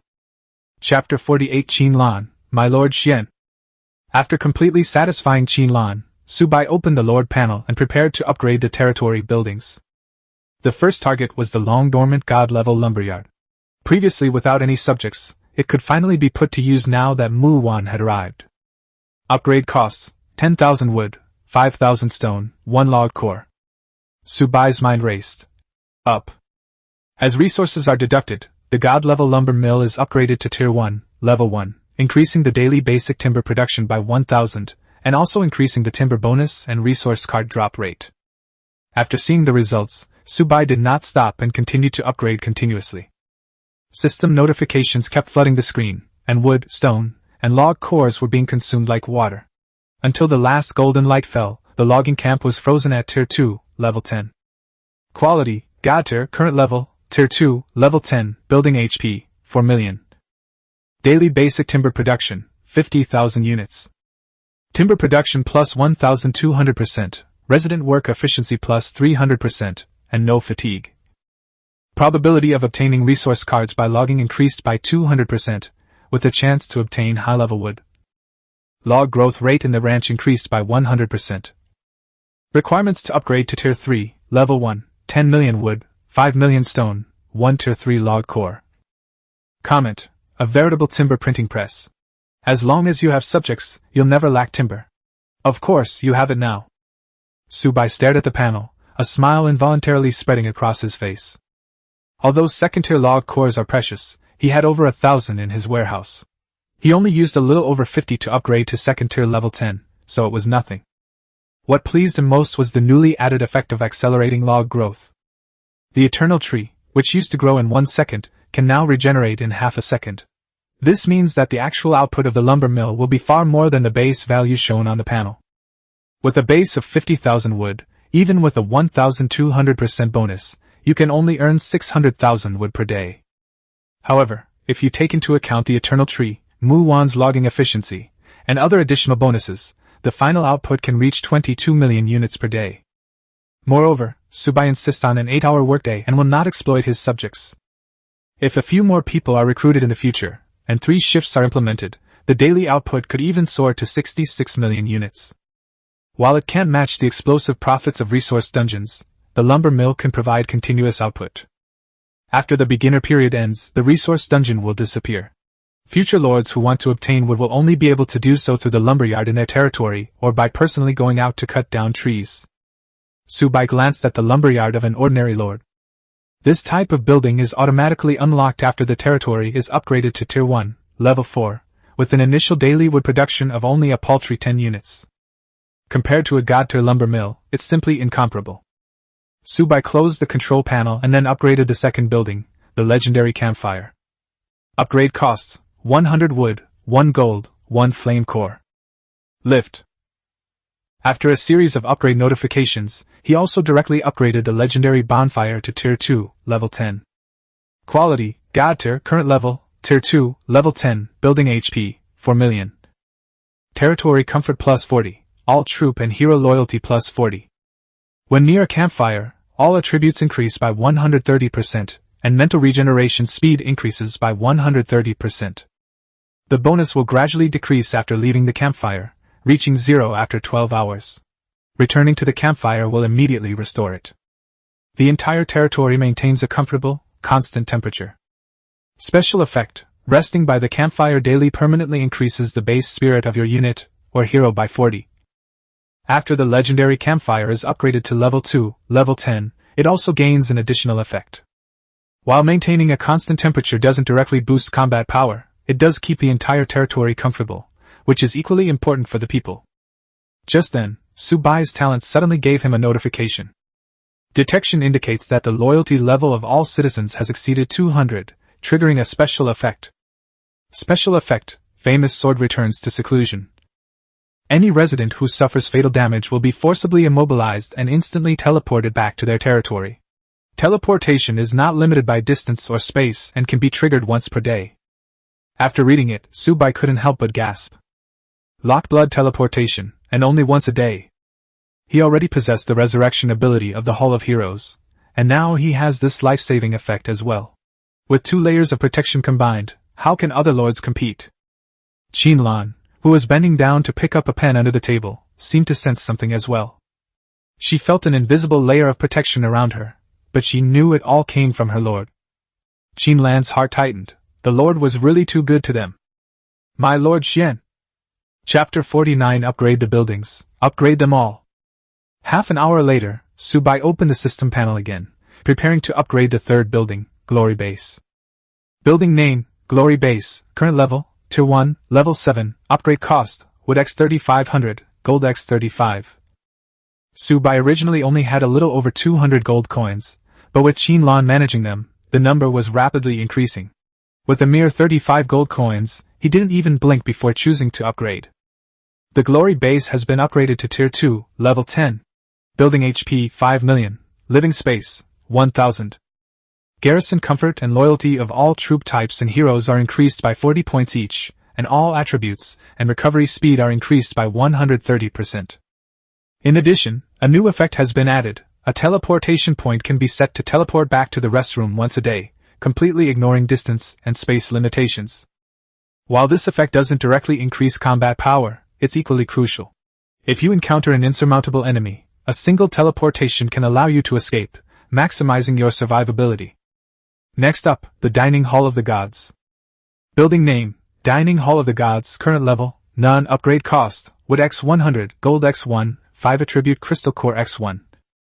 This time, the consumption involved 5 types of attribute crystal cores, but Subai had no shortage of them and immediately upgraded. Half an hour later, the Dining Hall of the Gods was also brought to Level 2, Level 10. The Mess Hall has 5 million HP, and increases comfort and loyalty by 40 points each. Troops and heroes dining inside receive a temporary 150% boost to all attributes for 6 hours. You can also receive the Blessings of the Gods by eating every day, which will increase your experience gain by 150% for a full 24 hours. The canteen can also produce an unlimited amount of high-quality food that is most suitable for the corresponding troop type. What pleased Subai the most was the newly added 6th effect. Food could finally be taken out of the cafeteria. Previously, before each raid, players had to eat in the canteen to stack buffs. Once the buffs disappeared during battle, they could only watch helplessly. Things are different now. Food can be carried around. When health is low, eat healing food. When attack power is limited, eat purifying food to replenish buffs as needed. This is not just about adding another effect, it completely removes the restrictions on the use of the cafeteria. Next up was the Hall of Heroes, but as soon as the panel opened, Subai fell silent. Upgrade requirements, 100 wood, 100 stone, 1 gold, 1 soul core, current soul cores 0. Looking at the Eternal Tower, it requires 10,000 each of wood and stone, as well as a light crystal core, which he also lacks. The 2 buildings lacked the crucial crystal cores and had to be temporarily shelved. Next up is the Great Wall. This is the real resource hog. Every meter of upgrade requires 10,000 units of wood and stone, plus 1 ordinary wood and 1 ordinary stone resource card. Subai now has a 4,000 meter long city wall. Upgrading it to Tier 1 requires a total of 40 million wood, 40 million stone, and 4,000 resource cards. He could provide the resources, but that would require dismantling elite, or even epic resource cards. While dismantling an epic card would yield 100,000 resources, its intrinsic value far exceeds that. Subai decisively abandoned upgrading the city walls now. Since the current defenses were sufficient, he decided to wait until tomorrow to farm some resources in the dungeon. Next are the Eternal Tree and the Nirvana Stone. These 2 wonders require wood crystal cores and rock crystal cores respectively, and these 2 common crystal cores happen to be exactly what Subai has in abundance. Building name, Eternal Tree. Upgrade requirements, 10,000 wood, 1 log core. Lift. As the Eternal Tree is upgraded to Tier 2, Level 10, it gains the ability to chop wood infinitely and never run dry. Each chop yields 300 wood, with a chance to drop resource cards and high-level wood. The newly added 4th effect is that it is compatible with logging camps of any quality, and increases the daily base wood yield of logging camps. Subai didn't understand at first, but after examining it carefully, he suddenly realized that this special effect was extremely powerful. If the eternal tree is cultivated in a god-level lumber mill, the daily output of the god-level lumber mill will increase several times over. The next item, Nirvana Stone, has an effect very similar to the eternal tree after being upgraded. Chapter 50 Completion Reward, SSS Rank Sudden Anomaly Reward Selection Pack. Building Name, Nirvana Stone, Quality, Divine, Current Level, Tier 2, Level 10. It has the characteristics of unlimited mining and never running out of resources. Each mining yields 300 stones, and there is also a chance to dig up stone resource cards and precious gems. Nirvana Stone is compatible with any quality of mining plant, and increases the daily base stone yield of lumber mills. To upgrade to Tier 3, Level 1, you need 1 million stones and 1 Tier 3 rock crystal core. The system's evaluation is straightforward. This stone is enough for him to mine for a lifetime. The Nirvana Stone and the Eternal Tree have similar functions, both steadily increasing resource production. With them, Subai no longer needs to worry about wood and food for the time being. Next up is the barracks. The Holy Angel Palace needs light crystal cores, so that has to be put on hold for now. The Cold Immortal Palace needs 5 elements crystal cores, and Subai has never lacked 5 elements crystal cores. Building Name, Serene Celestial Palace, Current Level, None. Upgrade Requirements, 10,000 wood, 10,000 stone, 1 5 elements crystal core. Lift. After the upgrade, the Cold Immortal Palace directly reached Tier 2, Level 10, and its quality became Immortal/God level, with a building health of up to 5 billion. You can recruit 30 aloof fairies for free every day, and the skilled damage of all aloof fairy units is directly increased by 100%. To advance to the 3rd tier, one needs 1 million each of wood and stone, plus 1 3rd tier 5 elements crystal core. Subai was delighted with the result. This is the most direct way to boost combat power. He then turned his attention to the ancient dragon's nest, and sure enough, upgrading required a dragon-type crystal core. Of the tens of thousands of magical beasts he had just killed, not a single one was a dragon. However, Subai wasn't in a hurry. He still had a reward lying in his backpack that he had forgotten about all morning. Selectable Tier 1 Crystal Core Gift Pack X20. This is the reward for the region's first upgrade to Tier 1, Level 7. Each gift pack allows you to choose 1 Tier 1 Crystal Core. After a moment's thought, Subai decided to prioritize upgrading the Ancient Dragon Nest. The higher the level of the Ancient Dragon Nest, the more ancient dragons he could recruit each day, which would undoubtedly have the greatest impact on his overall strength. Ding! Consumed 15 Tier 1 Crystal Core Packs, obtained 15 Dragon Crystal Cores. Subai arrived at the Ancient Dragon's Nest and immediately began leveling up.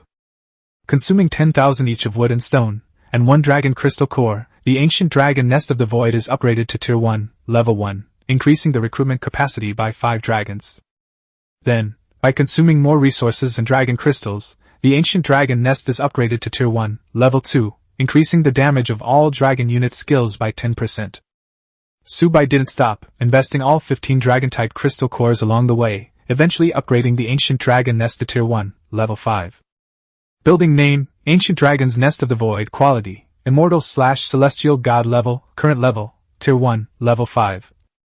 Building HP, 5.5 billion, Recruitment Rules, 20 Ancient Dragons of the Void can be recruited for free daily. Special Effect, all dragon unit skill damage increased by 30%. In addition to a 30% increase in dragon skill damage, Subai also received an extra 10 Ancient Void Dragons for daily recruitment, which he was extremely satisfied with. As for the remaining 5 selectable gift packs, he wasn't in a hurry to use them. If he could get more selectable gift packs after upgrading his territory, he could use them to further upgrade the Ancient Dragon Nest. At this point, all upgradable buildings have been upgraded. Subai opened the territory overview and looked at the rows of golden data, feeling a strong sense of satisfaction. The Lord's Mansion is at level 8 of the 1st tier, the Cold Immortal Palace is at level 10 of the 2nd tier, the Ancient Dragon's Nest is at level 5 of the 1st tier, and the rest of the Glory Base, Legendary Bonfire, Dining Hall of the Gods, Lumber Mill, Eternal Tree and Nirvana Stone have also reached level 10 of the 2nd tier. There are a total of 15 divine level buildings in the entire territory. For other lords, obtaining even one mobile divine level building would be enough to make them ecstatic, but Subai possesses far more than that. Add to that his extraordinary talents and the people who could change his destiny, and even if someone said he was cheating, probably no one would question it. Subai closed the system panel with satisfaction. Just then, the voice of the creation god realm rang in his ears once again. Ding! Attention all lords! The sudden change in the dungeon has ended. Rewards are now being calculated. Is it over? Subai glanced at the time.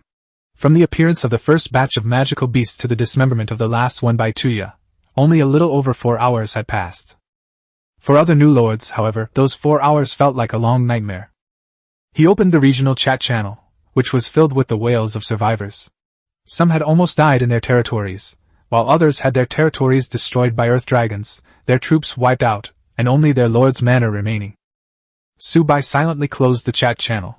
His reward was due. Ding! Congratulations on a perfect clear of the Tier 1, Level 7 Sudden Anomaly Dungeon, Monster Migration.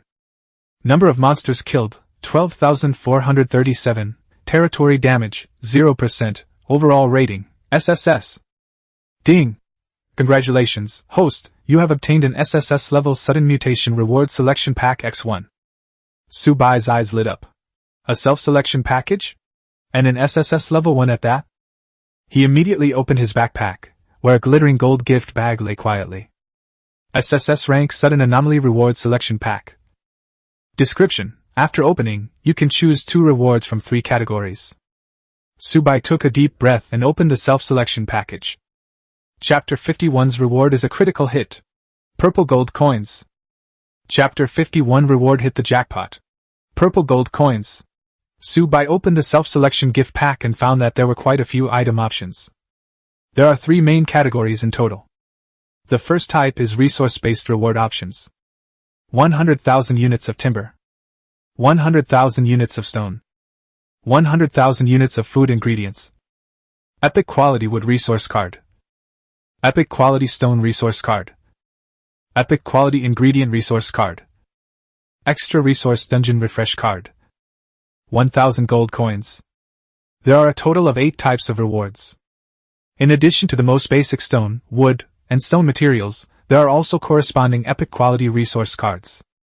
100,000 units of resources is undoubtedly a huge sum of money for any lord. Furthermore, epic quality resource cards are even more rare. It cannot be measured by 100,000 units of resources. However, for Subai, these 2 rewards were simply not worth considering. Subai can easily obtain hundreds of millions of resources as rewards in the next map.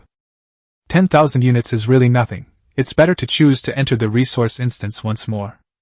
Therefore, Subai chose the last 2 rewards. Additional resource dungeon refresh card and 1,000 gold coins.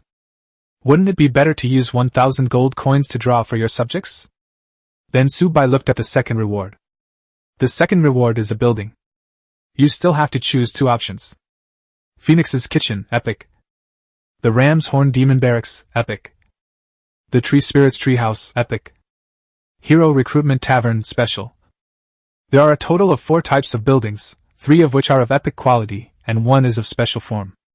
Building name, Phoenix's Kitchen. Quality, Epic. Current level, no level. Building health, 10,000. Effects, 1. Phoenix's Kitchen has a full set of kitchen tools. 2. Phoenix's Kitchen has a full set of seasonings. 3. Food cooked in Phoenix's Kitchen has special effects. Upgrade requirements, 100 wood, 100 stone, 1 silver coin, 1 wood core. Upgrade effect, food effects are enhanced. Comment, an excellent cafeteria fills your stomach. A great cafeteria wins people's hearts. Building name, Ram's Horn Demon Barracks. Quality, Epic. Current level, no level. Building health, 10,000. Effect, allows you to recruit 25 horn demons daily. Building name, Tree Elf's Treehouse. Quality, Epic. Current level, no level. Building health, 10,000. Effects, 1. Unit heroes can continuously regenerate health while resting in treehouses. 2. A hero can continuously regenerate sanity while resting in a sanctuary. Building name, Hero Recruitment Tavern. Quality, Special. Current level, no level. Building health, 100,000. Effect, using a hero recruitment card allows you to recruit 1 additional hero. The highest hero quality is Mythic. Drop rate is shared across the entire server. Subai looked through the specific effects of the 4 architectural drawings. Without hesitation, I chose the Horn Demon Camp and the Hero Recruitment Tavern. Nothing more. The kitchen already has its own dining hall of the gods. The places where the heroes of the military units lived also have a glorious base. Both of these rewards have better alternatives, so these are the only two rewards we can choose. Then Subai looked at the third type of reward. The third type of reward is a special reward. 100 troop recruitment cards. 1 hero recruitment card. Random epic weapon X1. A complete set of elite level equipment X1. There are 4 types in total. The first one goes without saying. Subai had already obtained the troop recruitment card before. The second option is to recruit an additional hero in the hero recruitment tavern. Subai hesitated a bit when asked to pick up a random epic quality weapon. Weapons and equipment that exceed the epic quality are already considered extremely rare. Many veteran lords still do not have the weapons and equipment to implement warnings, which is enough to show the rarity of epic weapons. Most of the lord's troops use weapons and equipment that are at the rare elite level. The fourth reward is a complete set of elite weapons. Subai's teacher taught him in class. Some weapons have set bonuses. Helmet, breastplate, gloves, leg guards, boots, weapons, waist pendants, bracelets, necklaces. You can choose any 9 types of equipment. Collecting 3, 6, or 9 types of equipment will trigger powerful set bonuses. A complete set of elite gear is no less valuable than a single epic item. Each of the 4 rewards was quite good, and Subai was momentarily at a loss. After thinking for a moment, Subai finally chose the troop recruitment card and the hero recruitment card. After all, troop recruitment will become paid recruitment after the beginner period ends. After the novice period ends, each recruit of Subai's troops costs hundreds or thousands of divine source coins.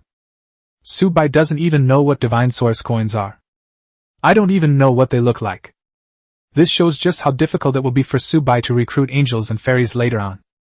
Therefore, it's better to take advantage of the current opportunity to recruit more troops and recruit a few more. There's absolutely no need to panic about the weapons. After making up my mind, the system also sent a message. Ding! Congratulations, host, you have received the following rewards. Extra Resource Dungeon Refresh Card X1. 1000 gold coins. Ding! Talent 10,000X Critical Hit Triggered. Critical Hit Multiplier, 5600X. Received 560 purple gold coins. Epic Building, Ram's Horn Demon Barracks Blueprint X1.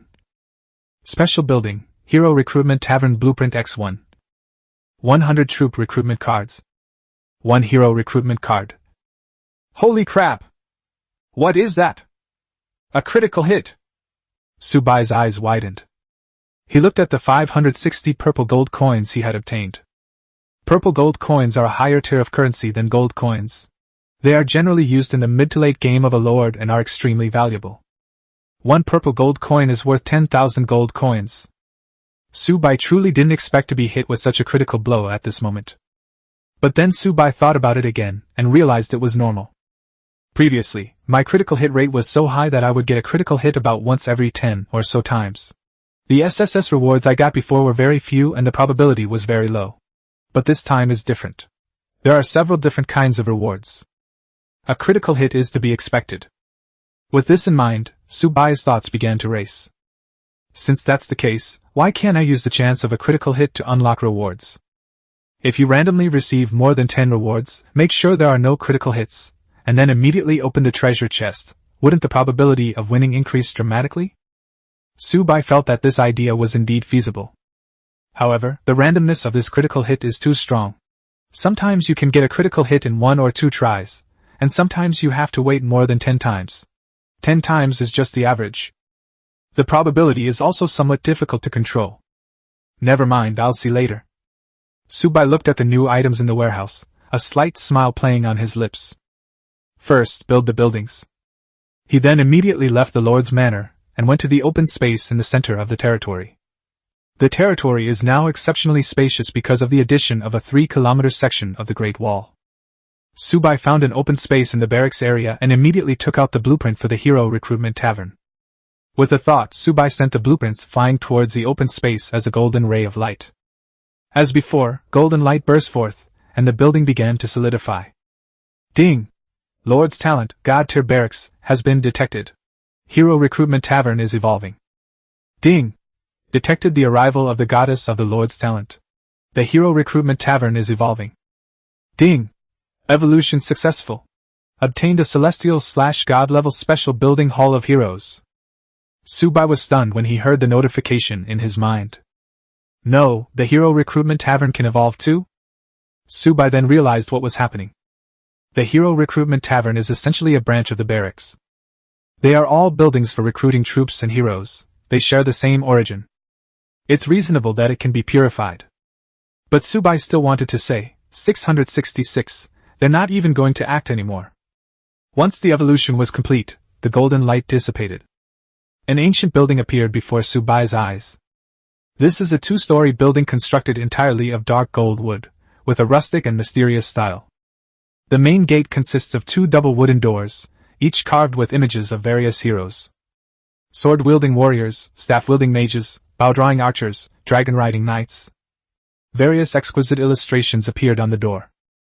In the center of the hall is a circular bar, behind which are rows of wine cabinets filled with all kinds of wine bottles. Above the bar, a huge crystal panel floats, displaying various messages. Hero Recruitment Rules. Chapter 52 Zoya, the Unexpectedly Powerful Mechanic. Chapter 52 The Unexpectedly Different Character, the Godlike Mechanic, Zoa, Hero Recruitment Rules. 1. Hero recruitment cards can be used to recruit heroes. The first hero recruited is guaranteed, with random quality. A hero is guaranteed after 100 recruits, minimum celestial/god level, maximum god king level. 2. Recruitment can be done by consuming resources. Each recruitment costs 10,000 divine source coins. The first recruitment guarantees a hero, with random quality.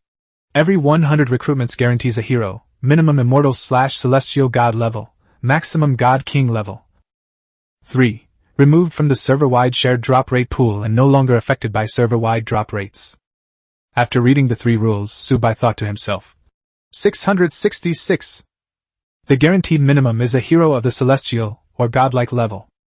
Subai is more than qualified to speak on just how overpowered celestial level heroes are. He encountered an enemy and killed him with a single sword strike. If one sword cannot kill, 2 swords will surely kill. However, the recruitment process is far too difficult. Hero recruitment cards aren't exactly rare, but there aren't any available in the newbie lord trading market. After all, heroes are high in combat power. The more heroes you have, the stronger you become. Who would be foolish enough to sell them? Luckily, I have a hero recruitment card. Subai took out the golden card. Recruit. Subai had a sudden thought. Suddenly, a dazzling light shone in the Hall of Heroes. Ding! Recruitment successful. You have obtained the Hero Godly Mechanic Zoa.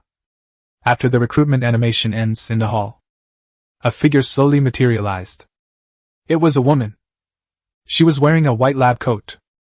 Her long, silver-white hair was tied into a high ponytail, swaying gently with her steps. She wore a pair of gold-rimmed glasses. His eyes were bright and sharp. Her face has distinct features, fair skin, and a smiling mouth.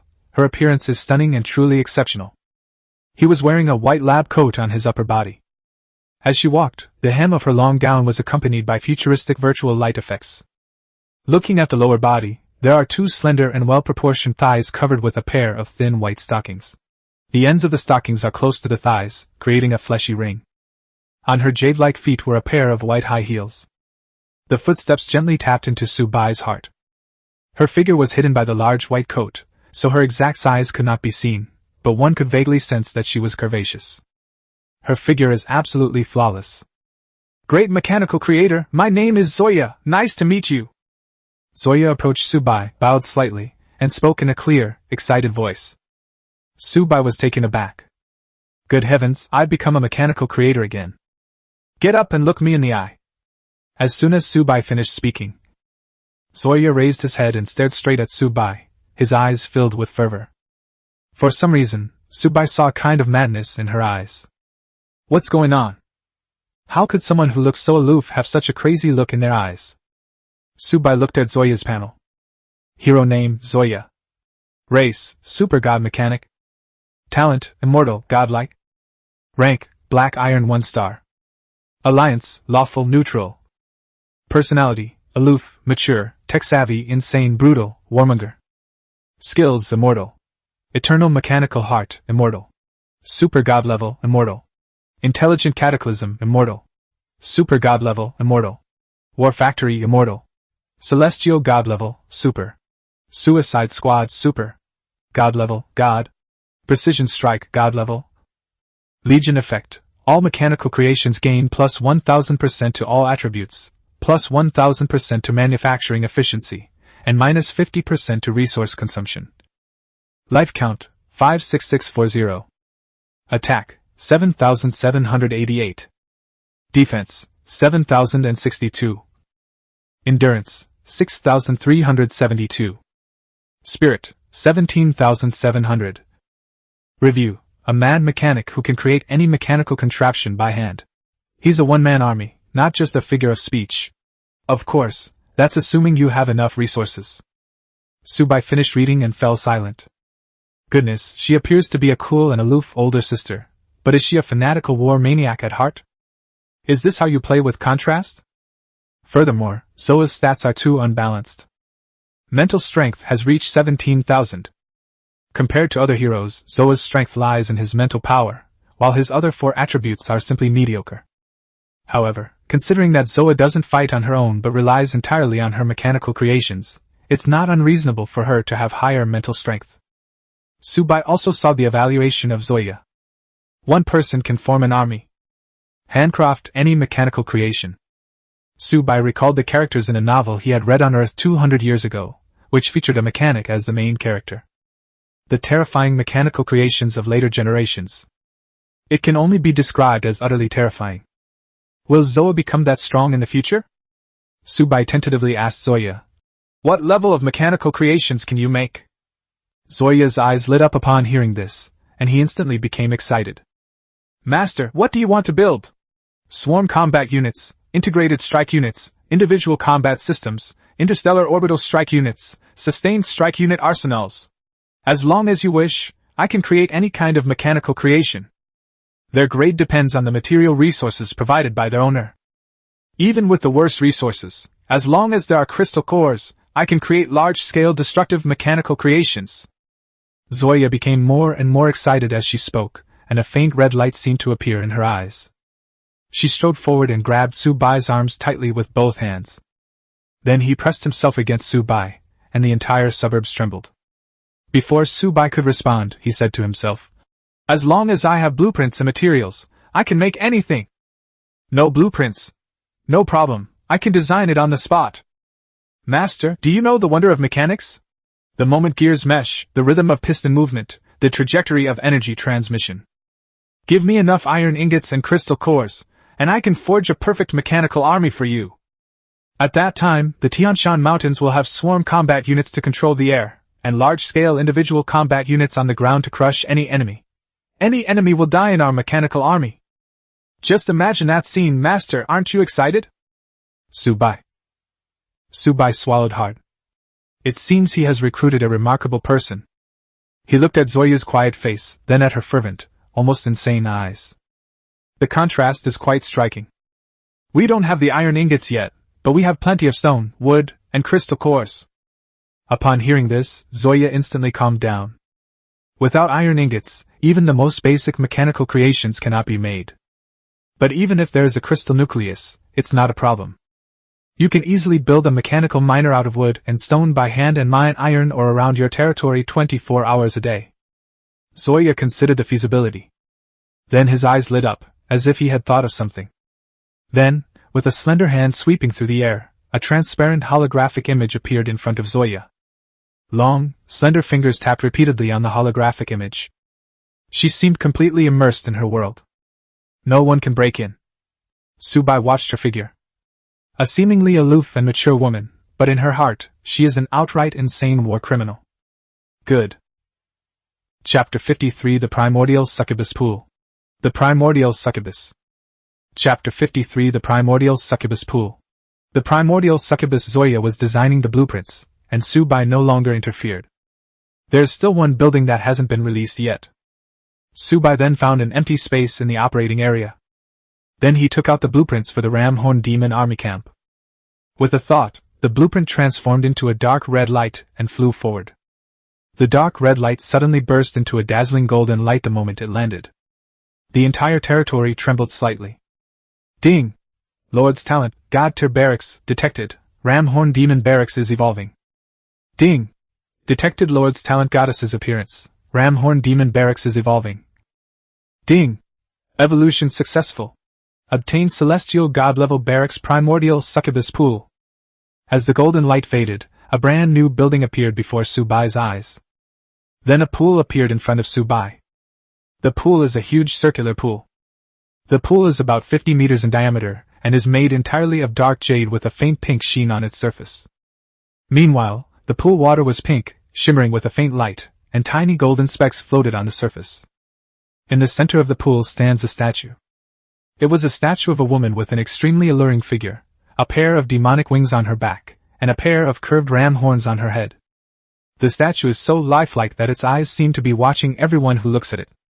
A pink mist surrounded the pool, within which various alluring scenes could be vaguely seen, but upon closer inspection, there was nothing there. What's a little eerie is that, standing by the pool, you can hear faint, seductive whispers, like the allure of a demon. Subai's eyes lit up. These 10 succubus pools, like the Holy Angel Palace, the Cold Immortal Palace, and the Ancient Dragon's Nest, have all evolved unique barracks characteristics. In layman's terms, it means having special skin bonuses. It looks really cool. Subai immediately opened the detailed panel. Building name, Primordial Succubus Pool. Quality, Immortal/Celestial God level.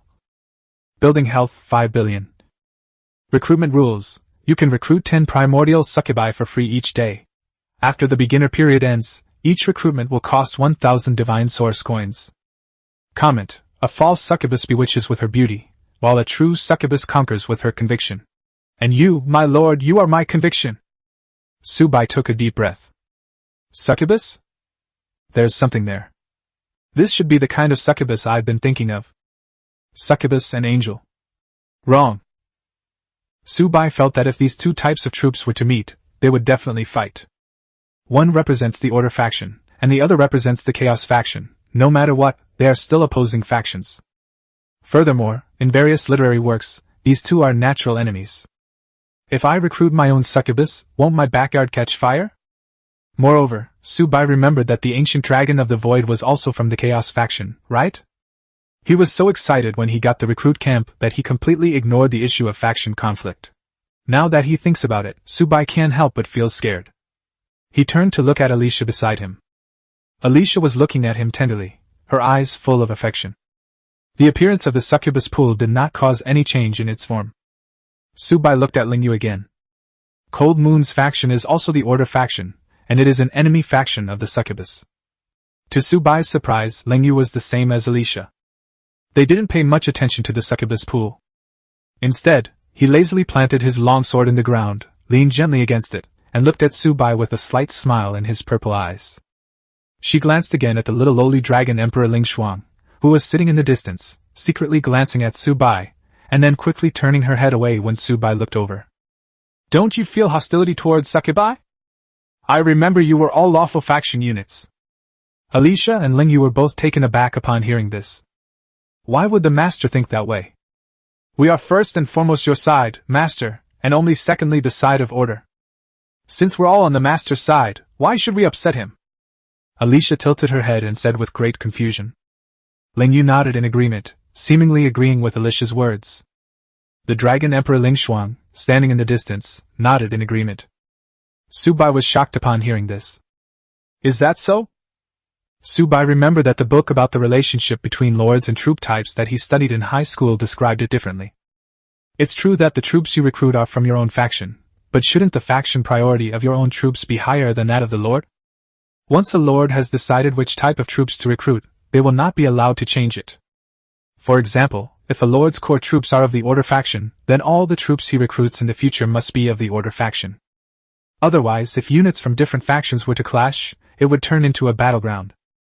That can really kill people. Even the lord might die in a conflict between different branches of the military. Even if loyalty is high, it's useless. Once you recruit troops from different factions, their loyalty will drop sharply. This is why some lords sell troop cards. Those on different sides should not work together. I now have 4 barracks, 2 order and 2 chaos, so there's no trouble in my backyard. Subai also felt that he was quite extraordinary. Such an important matter was overlooked. Fortunately, it didn't turn into a major disaster in the end. The 3 recruited units are still coexisting peacefully. If a fight really broke out, Subai didn't think his small frame could withstand even a casual blow from them. It must be due to my own talent that caused the loyalty of my troops to be distorted into affection. This made me their top priority. Regardless of the heat, since a fight is unlikely, let's recruit first. Subai walked back to the edge of the primordial succubus pool. I'll use up today's 10 pull first. As Subai's thoughts stirred, the pink pool water began to boil. Countless bubbles rose to the surface of the water, releasing a faint pink mist as they burst. In the mist, figures slowly rose up. 10 women floated slowly above the pool, and the next moment, they slightly opened their eyes. After glancing at the world, he subconsciously locked onto Subai's direction. Then it gently floated out of the pool. Their height was similar to that of the angels, around 2 meters, and they matched Subai's impression of succubi, with extremely hot figures. The 2 big thunderbolts are at a similar level to Alicia. It is still the innate Confucian sacred body. And their attire was far bolder than that of angels. At least the angels had white, fluttering ribbons and battle skirts to cover themselves. And what about the succubi in front of us? What is a ribbon? None. There aren't any clothes either. They wore only a few thin pieces of cloth, barely enough to cover their vital parts. The fabric was black with hearts, and had dark red patterns on it. It was so thin it was almost transparent. Her face is also impeccable. Like angels, they were all stunning beauties that Subai had never seen before. Not only is she beautiful, but her figure is also absolutely stunning. Her waist was so slender it seemed one could wrap your hand around it, her hips were full and perky, and her long legs were straight and slender, with black leg rings tied around her black stockings. Her jade-like feet were adorned with a pair of red-soled high heels. The temptation is absolutely irresistible. Of course, it definitely has the characteristics of a succubus. They had a pair of small, dark red demon wings on their backs, with golden specks around the edges. It has a pair of small, curved black horns on its head, with thin golden chains wrapped around them. It also has a long, thin, heart-shaped succubus tail. They danced rapidly, their movements perfectly matching their moods. Owner. As soon as he finished speaking, the succubi pounced on Subai. Just that one word made Subai feel like half of his bones had melted. I feel like my ideal love is beckoning to me. Chapter 54 666. Even succubi are playing the pure love game. Chapter 54 666. Even succubi are playing the pure love game. Subai took a deep breath, forcibly suppressing the excitement in his heart, and opened the panel. Race, primordial arrogant succubus. Talent, immortal/celestial level. Rank, black iron 1 star. Faction, chaos evil. Skills, immortal. Arrogance domain, immortal. Celestial level, super. Bewitching eyes, super. Divine level, super. Desire lash, super. Divine level, super. Demon wings, divine level, divine. Succubus kiss, divine level. Life, 25,000. Attack, 1,200. Defense, 1,800. Endurance, 2,800. Spirit, 4,500. Comment, I wouldn't stoop to using my charm to seduce you. Subai's eyes lit up after reading it. They're both students who excel in some subjects, but are weak in others. Spirit 4,500. Even higher than the super angel. Is this the terror of a succubus? Majoring in mental strength. Just then, the pool water boiled again. The pink mist thickened, enveloping the entire pool. A more alluring figure slowly emerged from the mist. She was half a head taller than the 10 succubi, and her figure was even more exaggerated. 2 large rebi, even larger than ordinary succubi. But she doesn't look fat at all, rather, she has a perfectly proportioned fullness. Moreover, her attire was even more daring, with only a few thin chains hanging from her body. Behind it were a pair of even larger demon wings, with golden patterns on them. The ram's horns on its head were even longer, with fine golden chains wrapped around them, hanging down to its chest. Her face was even more refined, with a natural languidness and allure in her eyes. A dangerous smile appeared on his lips. Owner. Her voice was softer than those of the succubi, carrying a hint of languor, a hint of allure, and a hint of... Subai couldn't explain it, His mind went blank whenever he heard that voice. He felt as if he were seeing his first love. By the way, who was my first love again? I forgot. But it is precisely this sense of mystery that makes it all the more alluring. Hero name Nir. Race, primordial succubus. Talent, immortal/god king. Rank, black iron 1 star. Faction chaos evil. Personality, lazy, alluring, cunning, and pure-hearted. Skills immortal. Endless sea of desire, immortal. God king level, immortal. Primordial charm, immortal. God king level, god. Eternal charm, immortal. Celestial god level. Legion skills, immortal. Primordial desire, immortal. God king level, immortal. Celestial charm, immortal. God king level. Training effectiveness plus 1200%. Experience gain plus 1200%. Marching speed plus 1200%. All Legion attributes increased by 1000%. Life count, 68,000. Attack, 4,500. Defense, 3,200. Endurance, 3,500. Spirit, 18,000. Comment: a decadent succubus is repulsive, but what about a devoted succubus? Witches, don't be so smug. Wait for me to finish what I'm doing. Subai's eyes were glowing red. 100 troop recruitment cards were evenly distributed among the succubus and the ancient dragon. No new unit types have appeared in the ancient dragon of the void. However, the succubus has 5 different types of units. These are the envy succubus, the sloth succubus, the wrath succubus, the greed succubus, and the gluttonous succubus. Subai knew without even guessing that the last unit would definitely be the lustful succubus. The last 6 succubi stood neatly in front of Subai, making a total of 60. Subai scanned their panels one by one. Each succubus has a slightly higher mental attribute than its other 4-dimensional attributes. However, each attribute other than the mental attribute is different. For example, the wrathful succubus has high attack power, while the slothful succubus has high defense power, and so on. Furthermore, their weapons and armor are quite different. Some use swords, some use guns, some used halberds, and some use daggers, etc. After reading it, Subai understood the situation. Each succubus has its own unique role. It's not about blindly piling on spiritual attributes. Just like holy angels and fairies. There are frontline units, mages, damage dealers, and several units working together. This lineup is even more well-rounded than that of angels and fairies. And most importantly, these succubi are really sexy. Every succubus that comes out has to seduce Subai first. Each temptation penetrated deep into Subai's heart. It was as if the blurry face from his memory was whispering in his ear, and that blurry face gradually transformed into the appearance of these succubi. If this continues, Subai is really about to reach his limit. And there was Nir, who was always clinging to him. From the moment she was recruited, this progenitor succubus was like a piece of chewing gum, sticking to him and never letting go.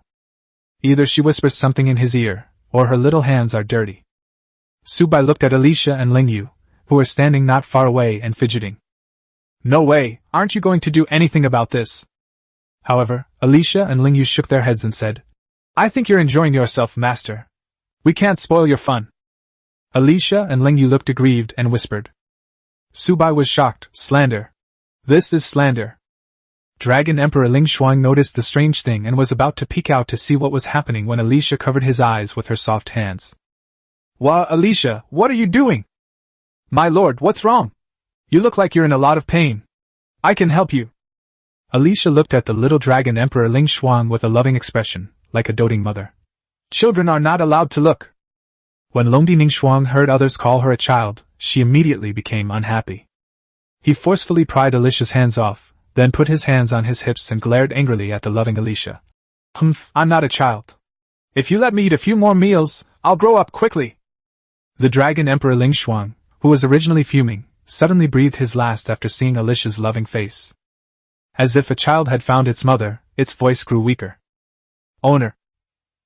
Nir's seductive voice rang in Subai's ears. Then a pair of delicate, white hands turned her pale head around. At this moment, Nir was lazily hanging in front of Subai, her arms wrapped around his neck, her fiery red lips close to his ear, her voice soft and seductive. Master, don't look at them, look at me more. I love you the most, master. You are my only one. What should I do, master? I love you so much. I want to have you. Nir's voice, full of endless love and seduction, rang in Subai's ears. Subai trembled all over upon hearing this. 666, even succubi are playing the pure love game now. Damn it, I can't stand it. Chapter 55 Saint Mode? Interesting. Chapter 55 Saint Mode? Interesting. As for succubi, everyone knows about them. She's beautiful, sexy, and alluring, and she doesn't charge you anything. The only downside is that she's a bit promiscuous. But what if a virtuous succubus, who loves only you, appears before you? What would you do then? She fulfills all of humanity's fantasies about succubi, but she considers you her true love. Where can you find a succubus like this? If I were a flying spiral superhero. Therefore, Subai's resistance level dropped sharply at this moment. This is truly a case of encountering a succubus right after leaving the starting village. Xiao Chunan, who has always been virtuous and upright for 18 years, has never been tempted like this. Even the holy angels who don't practice seduction techniques are no match for Subai's succubi. Needless to say, Subai was no match for succubi who specialized in the art of seduction. Reason has long since been lost. However, just as Subai was about to take Anaya right there and then, Anaya slid off him with a light touch, her supple and boneless body jumping off Subai's body. Master, please don't do it here, okay? I'm shy. I only want to have my master by myself. Nir's voice was full of allure. And the voice grew softer and softer until only two people could hear it. Subai felt his head buzzing. Alicia and Lingyue wanted to speak up to stop them, but seeing that their master was in high spirits, they immediately swallowed their words. She can't be so insensible. The master is above all else, the master is above all else. The master is engrossed in his activities, we must not disturb him. Alicia and Lingyue was like an incompetent wife, watching helplessly as her husband was defiled by a bad woman. But I am powerless to do anything about it. Dragon Emperor Ling Shuang pried open Alicia's hand slightly. A narrow crack was revealed. When looking at Subai and the other person, her little face was rosy. She quickly and shyly closed her eyes. He quickly closed Alicia's fingers. Is this what the adult world is like? Finally, Subai could no longer bear it, and took a deep breath. Then he picked up Nir and carried her toward the hot spring. A pink light curtain. It immediately enveloped the entire hot spring area. It blocked everyone's view. Alicia, Lingyue, and a group of angels and fairies stood outside the light barrier. My body was trembling uncontrollably. It was like grief and indignation. It also seemed like a sense of helplessness. But they all had on their faces. She had an unnatural blush on her cheeks.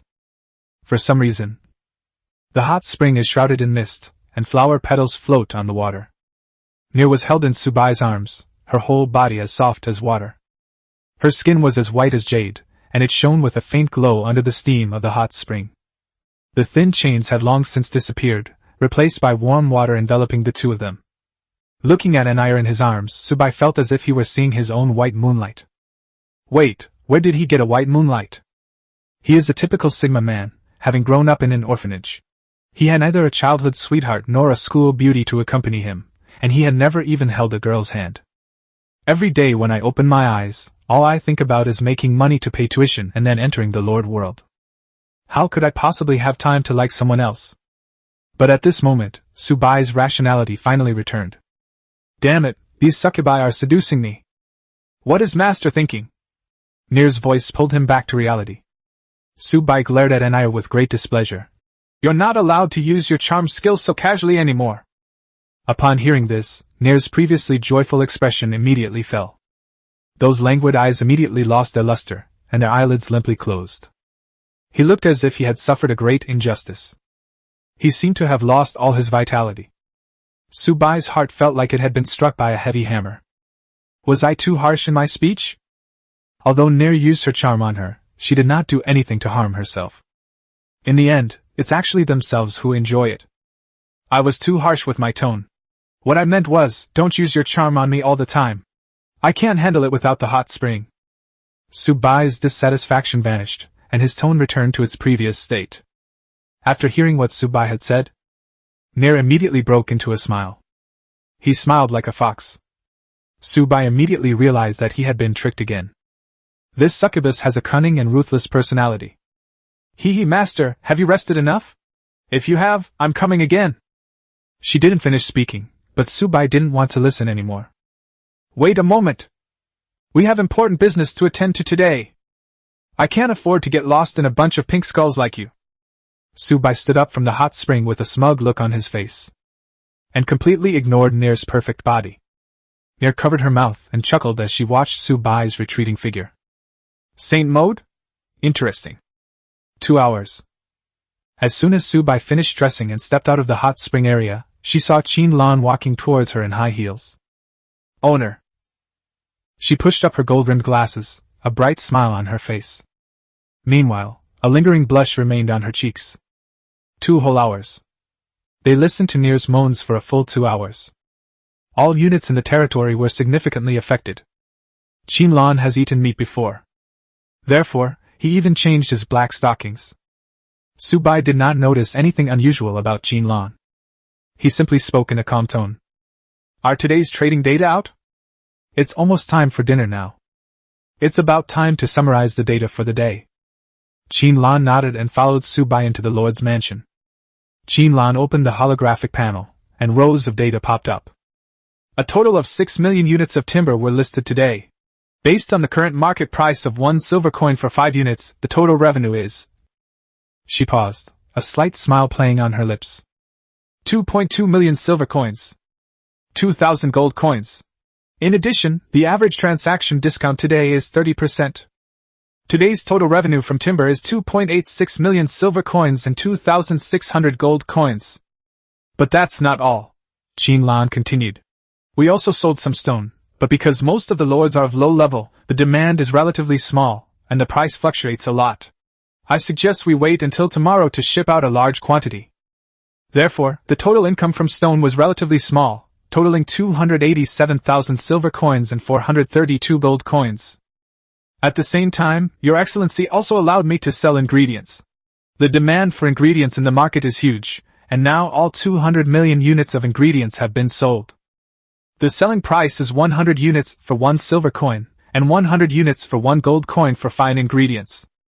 The final ingredient silver coin income totaled 5.2 million. Gold coin income is 10,000. A total of 8,347,000 silver coins and 13,032 gold coins were obtained from the sale of the 3 resources. The remaining balance of the territory is 8,423,699 silver coins, 13,710 gold coins, and 91 bronze coins. Chapter 56 Small Iron Mine Mining License. Chapter 56 Small Iron Mine Mining Rights Certificate. Subai gasped in shock after hearing the report. Subai had thought he might gain a lot, but he never expected it to be this much. A whopping 8 million silver coins. There are still over 10,000 gold coins. Indeed, there are still too many rich people in the world. I can't believe I managed to collect so many gold coins during the beginner phase. However, it must be said that Qin Lan's talent played a huge role in this. Qin Lan's talent description clearly states that when there is monetary income, she will receive an additional 100% income, and any transaction can trigger a discount, with a minimum discount of 0.1% and a maximum discount of 50%. It was precisely because of these 2 effects that the transaction volume increased exponentially this time. What does an additional 100% increase in income represent? Double the income. In other words, if you sell 5 units of wood, you should have received 1 silver coin, but instead you received 2 silver coins, plus a 30% discount. This isn't a discount you offered yourself, someone else gave you an extra 30% off. After all, Qin Lan is a Wall Street wolf, how could she possibly suffer a loss? She can only make a profit. Therefore, the total amount earned was an extra 1.3 silver coins. As for where this money came from, or how it appeared out of thin air, that's none of your business. The answer is simply that he has incredible talent. Subai nodded in satisfaction. Also, there's news about what Master asked me to keep an eye on. Qin Lan swiped her finger, and a list appeared on the holographic panel. There are currently 3 troop recruitment cards for sale on the trading market, each priced at 1 silver coin. I already bought it in advance. Each troop recruitment card was discounted by 0.1, costing a total of 3 copper coins. But not a single hero recruitment card has appeared on the market. There are quite a few other special items, but most of them are flashy and impractical. Subai looked at the system panel. Her eyebrows spread out like cream. Cool. Qin is so capable. 1 silver coin for a troop recruitment card, but it was bought for a copper coin. They truly are god-level subjects. They are terrifyingly powerful. By the way, Lord, Qin suddenly said, I haven't used my talent today yet, so we can still take advantage of the trading market for free. Do you have any items that catch your eye? We can just grab them for you. Subai was taken aback. Then he remembered that Qin had a special ability. She could get an item from the trading market for free. Subai's lips slowly cracked open. He wanted to see what kind of strange and wonderful items were available on the market. Subai became interested. Start browsing the trading market. The trading market is divided into many categories. Weapons, armor, materials, blueprints, props. Each category is sorted by price.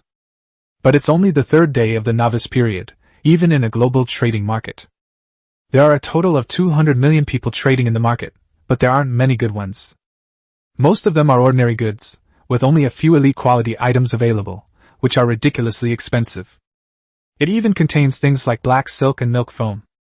They said it was the original flavor. But who would believe that? This continued until Subai opened the prize sorting. An object caught Subai's eye. Name, small-scale iron or mining rights certificate. Quality, special. Price, 1,000 gold coins. Note, a large iron mine can be established in a designated area within the territory, with a base daily output of 1,000 units of iron ore. Combined with a factory, it can produce 100 units of iron ingots.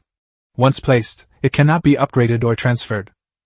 Seller's message, this was a reward from the mutation dungeon.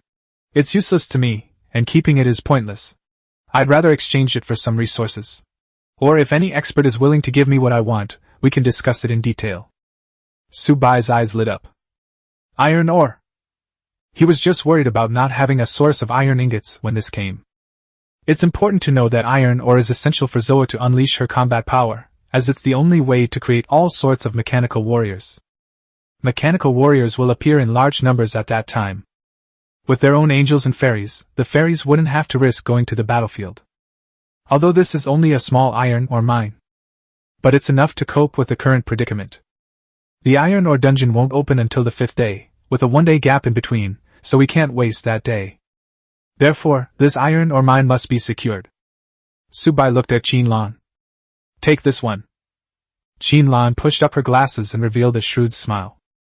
Of course, my lord. She reached out and gently tapped the holographic panel. Transaction successful. Small-scale iron ore mining rights certificate obtained. Subai looked at the extra blueprints in the warehouse, and the corners of his mouth turned up in a wild smile. Get it for free. A true freebie. It doesn't cost a single copper coin. In some unknown space, the system's little treasury in the god of creation trembled slightly, and 1,000 gold coins vanished without a trace. In a newbie territory, a foreigner who didn't look Chinese was taken aback when he saw the notification sound from the trading system. He then sat up abruptly. Because he saw that the small iron ore mining rights certificate he had traded had been sold. The other party actually paid for it in full. This is like meeting a big shot. Alex immediately opened the system to see which buyer had purchased his small iron ore mining rights certificate. It turned out that it was the mysterious person who had been selling timber and stone in the market. Alex immediately sent a friend request. However, after waiting for several hours, the friend request seemed to have sunk into the sea without causing a ripple. Alex was filled with regret at that moment. Damn it, the other party must be a big shot, to be able to get the iron ore mining rights certificate in full. If only I could get on their good side. Unfortunately, there are no what-ifs. Well, at least I got 1,000 gold coins, so I at least have some resources now. There are too many magical beasts around my territory, and my own troops are not strong enough. It seems that I can only buy some powerful weapons to equip my troops. Alex immediately began checking the weapons and equipment on the trading market. But after looking around, he couldn't find a suitable weapon. They were either too expensive or too low quality, and none of them met Alex's standards. After obtaining the iron ore mining rights, Subai did not rush to release them. Iron ore mining requires miners to lead the people. However, none of his current subjects are miners. Therefore, The only option is to go to the Hall of Citizens to see if they can recruit citizens with mining talents. I earned over 10,000 gold coins, and when you have money, you have to spend it. He brought Qinlan to the Hall of Leaders. I had already recruited subjects 4 times. The recruitment price has now risen again and again, reaching 500 coins per recruitment attempt. Su Bai can accept this price. That's enough to recruit many times over. Let's do it once. Chapter 57 God Level. Class, Equipment Master. Chapter 57 God Level. Profession, Equipment Master. Su Bai invested 500 gold coins. Ripples spread across the golden fountain, and a beam of light rose. Amidst the light, a pristine white figure slowly materialized. She was wearing a simple white shirt with a dark apron over it. The sleeves of the shirt were rolled up to the elbows, revealing a section of fair forearm. Her hair was casually tied back, with a few strands falling across her forehead, making her face look exceptionally soft. She has delicate features, gentle eyes and brows, and a faint smile on her lips. At first glance, she looks like a friendly older sister next door. But upon closer inspection, a sharp glint is hidden in those eyes, as if they can see through everything. She wasn't holding any tools, but her fingers were long, strong, and had distinct knuckles. Consul's name, Tang Hao. Talent, God Level. Class, Equipment Master. Effects, 1. Can forge any type of weapon or equipment, with no forging limit. 2. Forging success rate plus 100%. 3. Forge quality plus 2. 4.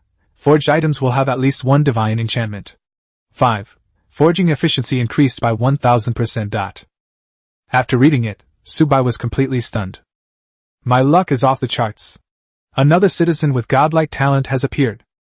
He is also a weapons master. As long as the materials are suitable, the quantity is sufficient, and the location is unaffected, even the most powerful weapons can be forged. 666. It's incredibly gloomy. Su Bai turned to look at the war equipment forging table next to him. He was worried about not having a good blacksmith before, but now a god of weapons has come along. Moreover, this talent is a perfect match for the forging table. The forging table guarantees success, a plus 1 quality bonus, and a guaranteed enchantment. The Tumha will also be successful, but the quality will be increased by 2, and it will also have a god-level enchantment. 666. Forging an ordinary weapon and going straight to epic level. Furthermore, it has 4 enchantments, one of which is a god-level enchantment. Su Bai dared not imagine how powerful it would be if he forged even higher-level weapons in the future. Although Su Bai was very surprised by this unexpected windfall, his target for today's lottery was the miners. Keep drawing. Another 600 gold coins were deposited. A beam of light rose again. The woman who appeared this time was completely different from Tang Hao. She wore a simple white top and light blue jeans, revealing a section of her fair ankles that looked like jade, crystal clear. He was wearing a pair of rather heavy shoes. Her hair was draped over her shoulders, with slightly curled ends, which made her face look exceptionally gentle. She has delicate features, gentle eyes and brows, and a faint smile on her lips. At first glance, he looks like a foolish college graduate. But upon closer inspection, you can see several shallow calluses on her hands, marks left from holding tools for a long time.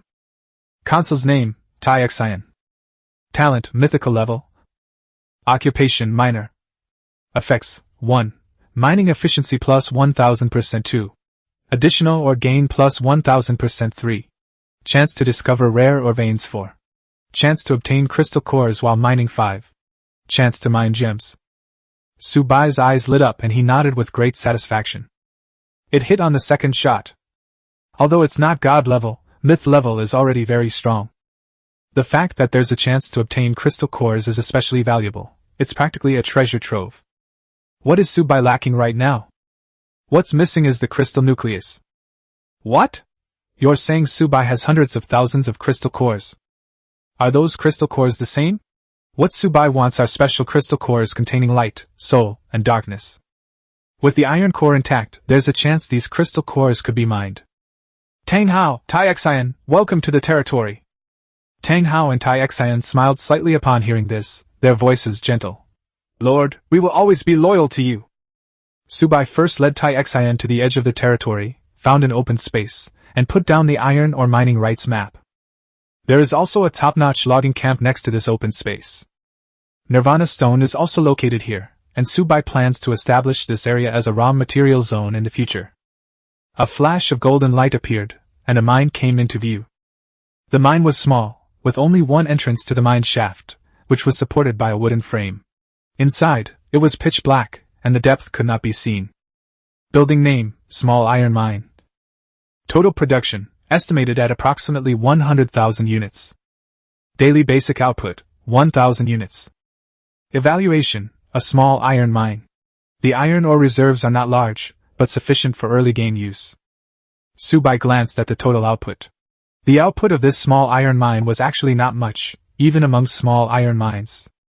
But Subai remained completely calm. With iron will, this is not a problem at all. Production will increase by 1,000%. In other words, Decaying can conjure up 1 million iron ore out of thin air. 666, something out of nothing. Master! I did it! Zoya ran over excitedly in her high heels, carrying a stack of blueprints. Her aloof eyes were filled with a longing for war. Master, look! She unfolded a drawing that depicted a round, chubby robot. Mining robots! They can be made from wood, stone, and rock cores. Subai took the blueprints. Mining robots. Quality, average. Effect, automatically performs mining operations, collecting 10 units of ore per hour.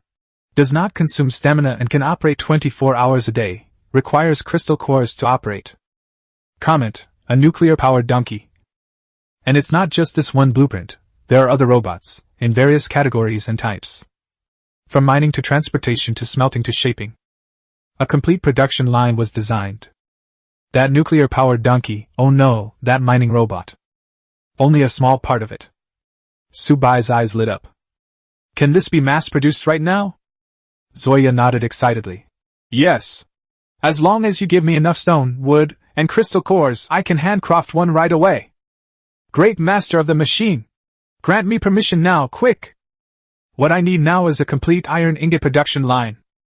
I want to build combat units. I want to build arsenals. I want to build mechanical warriors. I will make these mechanical warriors fight for their master. Subai watched as Zoya gradually descended into madness. A buzzing sound came from his head. Behave yourself. Zoya was flicked on the forehead and immediately crouched down to cover his head. His aloof face immediately turned aggrieved. Great master, please don't flick my forehead, it'll break it. I just acquired a mine, so you don't need to look for mines outside the territory anymore. That's too dangerous. Just set up the production line here. Oh right, I forgot to tell you, Decaying's talent can increase our production by 1,000%. See if your robot kids can coordinate with Decaying's talent. After Subai finished speaking, Zoya finally noticed the iron ore and iron core that had suddenly appeared. Then a dazzling light flashed in his eyes. Chapter 58 3 Hammers of Supreme Weapons. Chapter 58 3 Hammers, top-tier weapons. They're iron ingots. It's my favorite iron ingot. The foundation of all mechanical creations. And there are even people who can increase production tenfold. This is a perfect match for me. Zoya's eyes seemed to sparkle with countless tiny stars. At the same time, his eyes were fixed on Decaying. The stare made Decaying's heart tremble with unease. My lord, this woman is terrifying. Decaying felt uneasy and immediately hid behind Subai. Subai looked at Decaying and comforted her. Don't worry, she just likes you and doesn't mean you any harm. Once this older sister builds the robots, you can take them with you to mine. Decaying nodded, a resolute smile on his face. After arranging the iron mine matters, Subai took Tang Hao to the war equipment forging station. Subai planned to arrange a job for Tang Hao as well. Tang Hao walked to the forging table and gently stroked the surface with his slender fingers. His eyes sparkled, as if he had seen a rare treasure. A good forging table is undoubtedly of great help to a blacksmith. Therefore, every blacksmith cherishes the forging table. I'm entrusting Tang Hao to you. It's a nice forging table, she said softly. Thank you, my lord. The next moment, Subai handed over some of the warehouse access to Tang Hao. These are materials we've gathered in our territory. See if you can forge a weapon from them. Subai showed Tang Hao the supplies in the warehouse. Then I took a look. There are still quite a lot of materials in the warehouse. Animal hides, sinews, bones, horns, teeth, and claws are all products of the monster migration, and their quality varies greatly. Can it be made using these materials? Tang Hao flipped through the materials and nodded slightly. No problem, absolutely. She selected a piece of animal hide, a tendon, and an animal claw, and placed them on the forging table. Then she picked up a hammer. She took the hammer from the forging table. It looked ordinary, but the moment she held it, a golden light shone from its surface. Clang! The first hammer blows sent sparks flying. The animal hide began to shrink, the sinews and bones began to melt, and the animal claws began to deform. Ding ding ding. With 3 consecutive hammer blows, the 3 materials fused together, and gradually took the shape of a weapon. The round trip takes no more than 5 seconds. A weapon was successfully forged. Su Bai hadn't even prepared to leave when the forging was already finished. Su Bai stared blankly at the scene before him. He had thought it would take several hours to forge a weapon, but he hadn't expected it to be forged so easily. Before me was a short knife. Tang Hao put down the hammer, picked up the short knife, looked at it, and then handed it to Su Bai. All right. Su Bai took the short knife blankly, then realized what was happening and immediately checked its basic information. Name, Shadow Hunter Short Blade. Quality Epic. Attack Power, plus 54,100. Enchantment 1, Sharpness 4 deals an additional 20% of attack power as damage on attack. Enchantment 2, Penetration 4 increases armor penetration by 50% on attacks. Enchantment 3, Lightness 4 attack speed plus 100%. Divine Enchantment 1, Critical Strike triggers a fatal effect on the 100th attack, instantly killing targets within the Blazing Sun realm. Comment: using the worst materials, they created a weapon with god-level enchantments. Isn't that just absurd? After Su Bai saw the weapon's effects, Yama was stunned. Aba. Are you saying that I used up a few insignificant beast claws and hides to forge a weapon that can instantly kill enemies at the Blazing Sun realm? Awesome! Su Bai gave his highest praise. Thank you, my lord. Your recognition is the greatest honor of my life. Tang Hao smiled and lowered her head slightly. The massive thunderbolt, its head bowed low and its toes unseen, trembled, much to Su Bai's amazement. After enjoying the feast for the eyes, Su Bai began to ponder. The weapon is definitely a good weapon. With enough raw materials, we can fully equip our own troops. You can even switch them up. However, Su Bai felt that it was not impossible for him to put these weapons on the trading market for sale. I'm still in the beginner zone. Even the most powerful families and territories in China and around the world have not been able to intervene.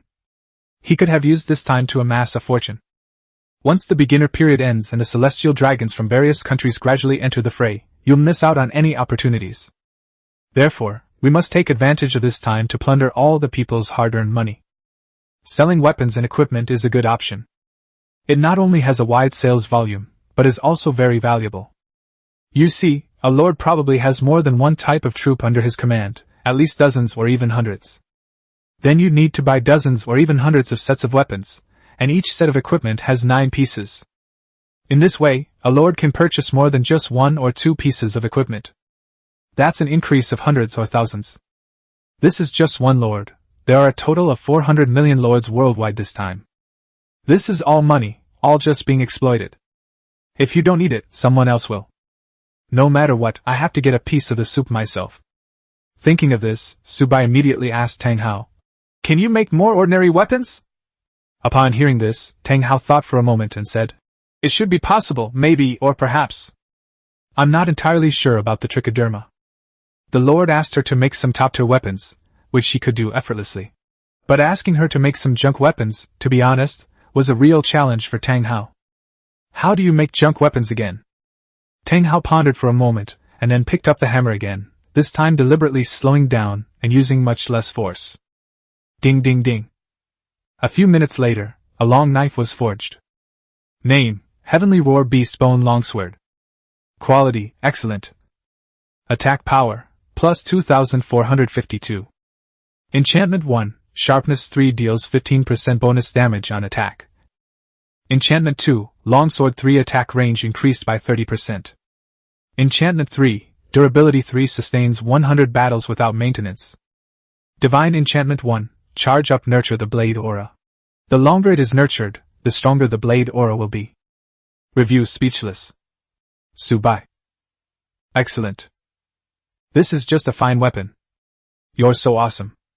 Subai twitched his lips and then looked at Tang Hao. Could it be lowered a little more? Tang Hao scratched his head with both hands, his face scrunched up tightly, his mind racing as he pondered. Isn't this trash enough? My lord, this is the worst weapon I can make. If a weapon is the worst, can it still be called a weapon? Isn't that a fire poker? Subai. Hearing Tang Hao's Versailles-like remarks, Subai opened the trading market and looked at the monster's weapons. Name, ordinary iron sword. Quality, average. Attack power, +2. Review, that's it. Did you want any special effects? Subai blinked. He then looked at the weapon in his hand. This ordinary iron sword is a system-certified weapon. As a result, it became a fire poker in your hands. Anyone else who heard this would be devastated. Chapter 59 Subai's Hot Spring War. Chapter 59 Subai's Hot Spring War. Zoya! Feeling helpless, Subai had no choice but to call out Zoya. Arrive! Zoya responded loudly. Then Subai saw Zoya sitting on a round ball with his legs crossed. The ball, about half a person's height, rolled over with Zoya on its back. Even the steepest road in the middle did not disturb Zoya, who was designing blueprints on the light screen. After arriving in front of Subai, Zoya gently adjusted his gold-rimmed glasses and asked, Great Master of Machines, what are your orders? Although Zoya was replying, her eyes never left the screen. Subai didn't mind, and just smiled slightly. It must be something you're interested in. See if you can replicate this weapon. The quality doesn't need to be too high, just ordinary is fine. It was at this moment that Zoya raised his head and glanced at the weapon in Subai's hand. Then, a thought struck him, and he said, This is not difficult. Just copy it according to this template. It won't take much effort. Having gotten the answer he wanted, Subai said, Zoya, could you build a military factory by hand specifically for the standardized production of this stripped-down version of the weapon? No problem. Zoya did not refuse at all. Instead of feeling angry about the increased workload, he became even more excited. Did the Master of Machines create these weapons for war? Master of Machines, I love war. Please let me start a war. Subai. Stop messing around. There will be plenty of wars in the future. It won't make a difference if we wait a little longer. We need to develop our strength stealthily. What if we lose the war? Subai had to explain at length to dissuade Zoya from starting a war. Thank goodness. It seems that if I hadn't been holding back, a warmonger would have emerged in the future god realm of creation. I am so great. Zoya stopped what he was doing and asked Subai for his opinion. My lord, the military factory will be able to manufacture them soon. But the core issue is that Tang Hao needs to prepare a standard template. Then I'll use mechanical castration to manufacture it. The equipment produced will be of lower quality, but there will be plenty of it. If you castrate it enough times, the superior can become rare, and the rare can become ordinary. Subai nodded upon hearing this, then turned to Tang Hao and said, Tang Hao, thank you for your hard work these past few days. When the time comes, just make a few standard templates and give them to Zoya. Then we will manufacture a set of equipment for every combat unit in the territory. My lord, I've got your back. Tang Hao immediately accepted the task. This is exactly what Tang Hao is supposed to do. An afternoon passed quickly. Night fell quickly. After settling his two newly acquired subjects, Subai jumped into the hot spring. Subai soaked in the hot spring, completely relaxed. I plan to wash away my fatigue in the hot spring. Today's gains were enormous. Not only did they acquire a succubus, but they also gained a mad war criminal, 2 incredibly powerful subjects, and millions of silver and gold coins. Master, this is dinner. Alicia's gentle voice rang in my ears. Subai turned his head and saw that Alicia was carrying a plate of food to his side. It's mealtime now. Most of the troops have already entered the dining hall of the gods for their meal. When Alicia saw that her master had not come in, she took the food out and went to look for Subai. As a result, they saw Subai taking a bath in the hot spring. Put it somewhere. Subai said casually, then started rummaging through the system panel. The regional chat and the world chat are currently engaged in a heated debate. Most people are discussing Subai, the mysterious person who suddenly listed millions of timber resources. Many people wanted to curry favor with him, but Subai rejected them all. Even Lu Rian asked Subai if he wanted to get to know this mysterious person. I get to know myself? That's impossible. Therefore, Subai replied that he didn't need it. What Subai didn't know was that in another territory, a storm raged through Lu Ruyan's heart once again. My God, this person doesn't even respect that mysterious person. That shows how confident they are. We must hold on tightly to this powerful figure. Only after gaining the support of my family can I carry out deeper cooperation. Subai had no idea how Lu Ruyan had become a politician, nor did he want to know. When Subai came to his senses, he realized that he didn't know when. Alicia has already entered the hot spring. She still wore those few fluttering ribbons. When it falls into the water, it floats on the surface. Everything underwater was blurry and indistinct. It is full of mystery. But the ribbons on the water clung to her body. It outlines a breathtaking curve. Alicia slowly approached Subai from behind. He gently pulled Subai into his arms. She gently wiped Subai's body, as if she were treating a child. Just as I was wiping, his hands started to wander. Owner! I want. On the water. A misty haze hung in the air. Just then, a splash suddenly rang out. Subai turned his head to look. It turned out that Lin Yu had also come in. She was still wearing that white dress with purple patterns. The hem of the skirt was soaked with water. Stick it on your leg. A section of her fair calves was exposed. Her long purple hair cascaded over her shoulders. The ends of her hair floated on the water's surface. 1 hour. 3 hours. Chapter 60 card. The only golden one escape. Chapter 60 The only golden card. Dunyi looked down at his waist and saw that his 8-pack abs were really strong. Just like Eddie Ping and others on screen, they are perfect. At the same time, his mental strength was rapidly restored under the nourishment of the spring water. The side effects of last night's hours of intense activity have clearly subsided. Subai carefully crawled out of the crowd and stepped onto the shore on the slippery stone slabs. Just then, the initial voice of talent appeared in my mind. Ding! A new day has begun, and today's card draw count has been refreshed. Subai immediately opened the lottery interface. Countless colorful cards swirled around Subai. The last 3 cards appeared before Subai's eyes. White, red, and gold. There are 3 different cards again. Subai looked at them one by one. First, there are the ordinary white cards. White common slave. Card effect. After obtaining this card, the target will become a black-skinned slave who needs to be bound to a master. Cotton harvesting efficiency will increase by 100%. Targets that can be applied, lords and citizens. Comment: do you know where the whitest part of a dark-skinned slave's skin was? Subai's lips twitched when he saw the card. Holy crap, what kind of talent is this? Such talent is something to be proud of. Subai then looked at the next card. Red Myth Master Builder. Card effect. After obtaining this card, you will gain the talent of a master builder, allowing you to manually construct any building below the god level. Targets that can be applied, lords and citizens. Review: do you want to become a master builder? Then choose him. Subai glanced at the card's effect and, to be honest, it was pretty good. Let's take a look at the last card. Golden Unique. Escape from one.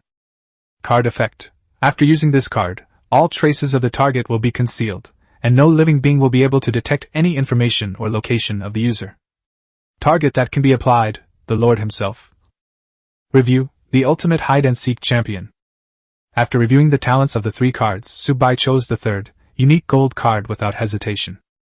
There's no need to even think about it. The 3rd card is practically a life-saving miracle. If one is unwilling, even the gods cannot discover one's location. This card effect perfectly captures the essence of Subai's survival strategy.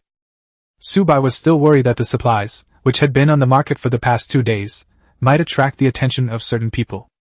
Once the newbie period is over, I'll definitely be targeted. Even with the protection of the trading system, what if something goes wrong? I have to think ahead, and I never expected to draw a card that can completely hide myself today. With this card, I can recklessly fleece people in the trading market. I'm no longer afraid of being targeted by malicious people. Subai laughed heartily, feeling incredibly refreshed, and immediately absorbed the escape one. With the escape talent, I will no longer be afraid to sell my weapons. So what if we destroy the livelihoods of those god-level families? I, your humble servant, am breaking the monopoly class. Su-bai was in a good mood, humming a little tune as he got dressed. I had just finished getting dressed when I saw Qinlan already standing not far away, waiting for me. She was dressed in her usual professional attire today, a white shirt with a black pencil skirt, new black stockings, and red-soled high heels. Although Su-bai really liked this work outfit, he also remembered something very important. It seems that the troops in the territory only have two types of clothing, a cool mode that they can enjoy alone in the territory, and a combat mode that they wear when fighting in dungeons. Although Su-bai did not mind that the soldiers were dressed in revealing clothing. However, that only applies when you are present and within your territory. In fact, Su-bai did not want the soldiers to wear overly revealing clothing. Many times, Su-bai simply couldn't handle it. If only we had a clothing factory. But it seems that I have never obtained similar blueprints, nor have I recruited similar subjects. Sigh, it seems I still have to test my willpower. Su-bai thought to himself. Good morning, master. Qinlan pushed up her gold-rimmed glasses. He wore a professional smile, but there was a hint of sleeplessness in his eyes. God knows how long she listened to live sex shows last night. The screaming and shouting at the hot spring never stopped all night. Qinlan couldn't sleep all night, so she simply worked overtime all night, keeping a close eye on the trading market. Su-bai nodded, also noticing Qinlan's unusual behavior. What's wrong with you? Didn't you sleep well last night? Is it because you're not comfortable living at the glory base? Su-bai asked with concern. He was not a lord who oppressed his people. The citizens in each territory strictly adhere to the principle of working from 10 a.m. to 5 p.m. with a 2-hour lunch break, and leaving get off work on time. Su-bai didn't want to be that kind of disgusting capitalist. Excellent territories earn gold coins, great territories win hearts and minds. No, my lord. It was Qinlan who wanted to distract you. I watched the trading market all night yesterday and got pretty good results. Received 32 unit recruitment cards and 10 hero recruitment cards. There are 2 types of barracks, but they are all male barracks and their strength is weak. A total of 132 weapons have been listed, all of which are of ordinary quality. Several other ordinary blueprints and several ordinary crystal cores. 2 high-level crystal cores have appeared, 1 dark crystal core and 1 thunder crystal core. Both types of crystal cores have been acquired. Qinlan opened the ledger in her hand and reported to Su-bai one by one. Su-bai nodded upon hearing this. Having Qinlan around was truly wonderful. With her, I don't need to keep an eye on the trading market all the time. I can act whenever there's an opportunity. Chapter 61 Fairy. Cold Moon MVP Results Screen. Chapter 61 Fairy. Cold Moon MVP Settlement Screen. Well done. Su-bai gave Qinlan some encouragement. The dark crystal core is exactly the kind of crystal core that Su-bai needs right now. These crystals can be used to upgrade the level of the progenitor succubus pool. Although a single crystal core can only upgrade 1 level, it's better than nothing. Once the dungeon opens tomorrow, these special crystals will be plentiful, and they will most likely be available for purchase on the market. However, upgrading a day in advance will grant you 5 more succubi. It's a great deal no matter how you calculate it. Alright, Qinlan, you can go and rest now. Leave the rest to me. Su-bai looked at Qinlan's drowsy eyes and felt a pang of heartache. After all, she's his woman, and he can't let her get tired no matter what. Qinlan nodded, made a few operations on the panel, stored the purchased items in the warehouse, and then prepared to rest. Su-bai, on the other hand, began to wander around the territory. Before long, the women in the hot springs slowly woke up. Alicia Lingyue and Nair exchanged a glance. They both saw competitive spirit in each other's eyes. But in the end, Lingyue raised her head. She was the MVP yesterday. The master still prefers her. Alicia and Nair both pouted and looked at Lingyue defiantly. She was clearly a fairy who was aloof, elegant, and cold. Why would you make that kind of expression? So. Fairy battle begins. This caught the 2 women completely off guard. Each of them appears pure, aloof, and indifferent on the outside, but in private they are so. The 2 women were so angry they wanted to grind their teeth. Sister Alicia and Sister Nair, I won yesterday, so don't forget our promise. You mustn't disturb our conversation with our master tonight. Lingyue licked her purple lips, her smile full of allure. This expression is completely inconsistent with her pure and innocent persona. This isn't some aloof fairy, she's practically a wooden bead fairy. Seeing this, Alicia and Neil clenched their fists, as if they were gritting their teeth. Humph! Sister Lingyue, don't be so smug. Everyone has a contrasting side. We haven't lost yet. Alicia and Nair gave a disgruntled snort. He then got up and headed to the cafeteria. A flash of light emanated from her fair, jade-like body, and the torn clothes were put back on the two of them. The angels and succubi in the other pools also followed their adults into the cafeteria. Lingyu watched the two women's retreating figures and covered her mouth with a smile. Humph, let's see who can please the master more then. Subai wasn't just wandering around the territory. He went to the 4 military camps. Today's recruitment quotas should be used as soon as possible. After yesterday's upgrade, the daily recruitment limit for the Temple of Holy Angels has increased from 10 to 15. The angels recruited today are 10 battle angels and 5 super angels. Over at the cold and aloof Immortal Palace, the recruitment of 30 fairies for today has been completed, 20 cold and beautiful sword immortals and 10 jade maiden magic immortals. The daily recruitment limit for the ancient dragon nest has been increased from 10 to 20. However, Subai used all 35 troop recruitment cards on the ancient dragon nest of the void. There was no other way. The combat power of the ancient dragon nest was simply too great, and using it against the ancient dragon tide would yield the greatest reward. Therefore, a total of 55 little lowly dragons of the ancient void appeared from the ancient void dragon nest. The primordial succubus pool features 10 new succubi. That's right. The newly released succubus is the lustful succubus. This perfectly completes the set of one of the 7 deadly sins, lust. Subai glanced at the 10 succubi he had finally recruited. I felt the energy that had just calmed down start to surge wildly within me again. The person is as their name suggests. These 10 succubi are incredibly seductive. How to describe it? Do you know what a band-aid is? Do you know what a 3-piece suit is? Do you know what stockings are? The thickness of stockings is usually indicated by D. D stands for Danny number. The smaller the D value, the thinner and more sure the stockings. For example, 10D, 20D, 30D, 50D, 80D. The person robbing the bank was wearing 50D stockings over their head. 10D means ultra-thin. As thin as a cicada's wing. Those below 10D are almost transparent. However, the stockings mentioned above have nothing to do with the lustful succubus in front of us. But why did Subai bring up the denier count of the stockings? Because the succubus in front of them was wearing a veil. And this sheer dress is even more transparent than 10D stockings. Often, it's not the nakedness that's the biggest temptation, but rather the allure of mystery that sparks curiosity and desire. The lustful succubus before me is just like that. Subai felt a heat in his nose. I sensed something was about to come out, so I quickly looked up at the sky. This lustful succubus truly lives up to her name. Angels and fairies are utterly weak in the face of lustful succubi. You must stop using your supernatural powers immediately, Subai said with a dark expression. Look! Subai suggested that they should get a clothing factory, otherwise, who could stand these succubi, fairies, and angels doing this every day? If you can handle it, then do it yourselves. Anyway, Subai no longer dared to look directly at the lustful succubi.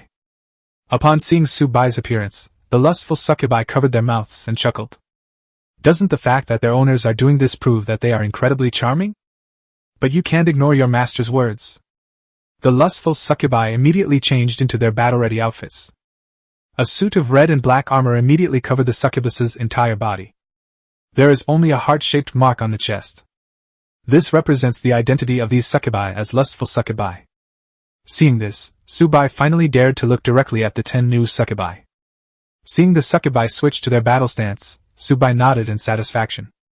Then Subai silently opened the system panel and glanced at the current total troops strength. The Hall of Holy Angels, Alicia, 55 battle angels, and 40 super angels. The cold and aloof Immortal Palace, 55 cold moon and cold and elegant sword immortals, and 60 jade maiden immortals. Taishu Ancient Dragon Nest, Dragon Emperor Ling Shuang, 125 Taishu Ancient Dragon Hatchlings. Primordial Succubus Pool, 10 Neil and 10 7 Deadly Sins Succubi. Super God Mechanic Zoa. There are a total of 5 hero units and 405 combat units. Subai looked at the number and silently breathed a sigh of relief. On the 4th day of the beginner period, there are 405 celestial/god level troops, 1 celestial hero, and 4 god kings. This lineup is simply amazing. Go have breakfast. Subai waved his hand and led the grand procession into the dining hall of the gods. After breakfast, it's time to start today's activities. Chapter 62 God Level Gem. Chapter 62 God Level Gem. After finishing our meal, we replenished our buffs at the legendary campfire, applying almost every buff we could. All units have entered combat readiness. Su Bai opened the system panel. Current level of the Lord's Mansion, Tier 1, Level 8. Upgrade. Ding! Lord's Mansion upgraded successfully. Current level, Tier 1, Level 9. Ding! Congratulations on becoming the first Lord in this region to upgrade your Lord's Mansion to Tier 1, Level 9. Received the first regional upgrade reward, a better dressing room. Su Bai didn't have time to look at the first win reward. He had to clear the upgrade dungeon first. Enter the library. A flash of golden light. Inside the instance, a Tier 1, Level 8 territory stands in the center of the plain, with its city walls filled with various types of troops. Su Bai was too lazy to look at the data and simply waved his hand. The following process was exactly the same as before. Territories were refreshed one after another, and then instantly destroyed. An hour later. Ding! Challenge time is over. This challenge destroyed a total of 60 territories. Overall rating, SSS. Ding! Congratulations, host, you have obtained an SSS level upgrade challenge reward, SSS level territory upgrade treasure chest X1. The upgrade instance has entered a 1-hour cooldown period. With a flash of golden light, Su Bai and his troops disappeared from the spot, and then entered the wood dungeon. In the wood dungeon, the forest remains lush, and the wood spirits are still busy. The situation remained unchanged despite Su Bai's arrival. The timber replica is so large that it could easily be described as a planet. This is the territory of the wood elves. Su Bai's teleportation location is never the same each time. Begin the plundering, Su Bai said calmly. Ding! Timber resource dungeon cleared. Calculating score and rewards. Ding! Stone resource dungeon cleared. Calculating score and rewards. Number of wood spirits killed, 347,821. Timber collected, 34.782 million units. Resource cards obtained, 104,347 common cards, 52,173 rare cards, 5,217 elite cards, 1,043 epic cards, 208 legendary cards. Obtained, 12,000 Tier 1 cores, 5,104 Tier 2 cores. Overall rating, SSS. Ding! Congratulations to Lord Su Bai for achieving an SSS level rating. Reward, SSS level dungeon treasure chest X1. Number of stone spirits killed, 328,547. Collected stone materials, 32.854 million units. Resource cards obtained, 98,564 common cards, 49,282 rare cards, 4,928 elite cards, 985 epic cards, 197 legendary cards. Obtained, 13,000 Tier 1 rock cores, 4,585 Tier 2 rock cores. Overall rating, SSS. Ding! Congratulations to Lord Su Bai for achieving an SSS level rating. Reward, SSS level dungeon treasure chest X1. Su Bai's eyes lit up. I didn't expect to get a Tier 2 crystal core from the resource dungeon today. Could it be that bronze level wood spirits and stone spirits have appeared in today's resource dungeon? Su Bai immediately opened the unit panel. Good heavens, it turns out that all my units have reached the Iron 10-star level. As a result of the improvement in the strength of his own troops, the wooden spirits in the dungeon also received a corresponding increase in strength. Bronze-level monsters have appeared. However, the drop rate of crystal cores in resource dungeons is still too low. Altogether, there are only tens of thousands of them, which is nothing compared to the amount of crystal cores they store. If Su Bai glanced at his critical hit notification. Without a critical hit, I would have obtained 3 Tier 2 log cores and 4 rock cores. Such a number can only be achieved through critical hits. It takes hundreds of thousands of wood elite and stone elite to drop just a few crystal cores, which shows how rare they are in the early stages of the game. But Su Bai had no complaints. With your own critical strike talent, you won't lack resources. However, since his troops had already reached Black Iron 10 stars, if he wanted to upgrade them again, he would have to absorb a Tier 1 crystal core corresponding to his troops. The fairies are fine. They only need to absorb 5 elements crystal cores. But the angels, succubi, and little dragon girls are having a bit of a headache. Angels need light crystals, succubi need dark crystals, and the little dragon girls need dragon crystals. These 3 types of crystal nuclei are all rare and extremely difficult to obtain. Looks like I'll have to wait until the dungeon opens tomorrow to go and do it. Upon returning to his territory, Subai did not rest but immediately opened the Lord's Mansion upgrade panel. The Lord's Manor has been upgraded again, and its level has now reached Tier 1, level 10. Subai entered the upgrade instance again. However, this time the difficulty of the upgraded dungeon has increased exponentially. But it hasn't reached the point where Subai has a headache yet. The last territory was classified as Silver 7-star. Despite the significant level difference, they still managed to clear the game. After leaving the instance, Subai immediately returned to the Lord's Manor and began to check the rewards from today's treasure chests.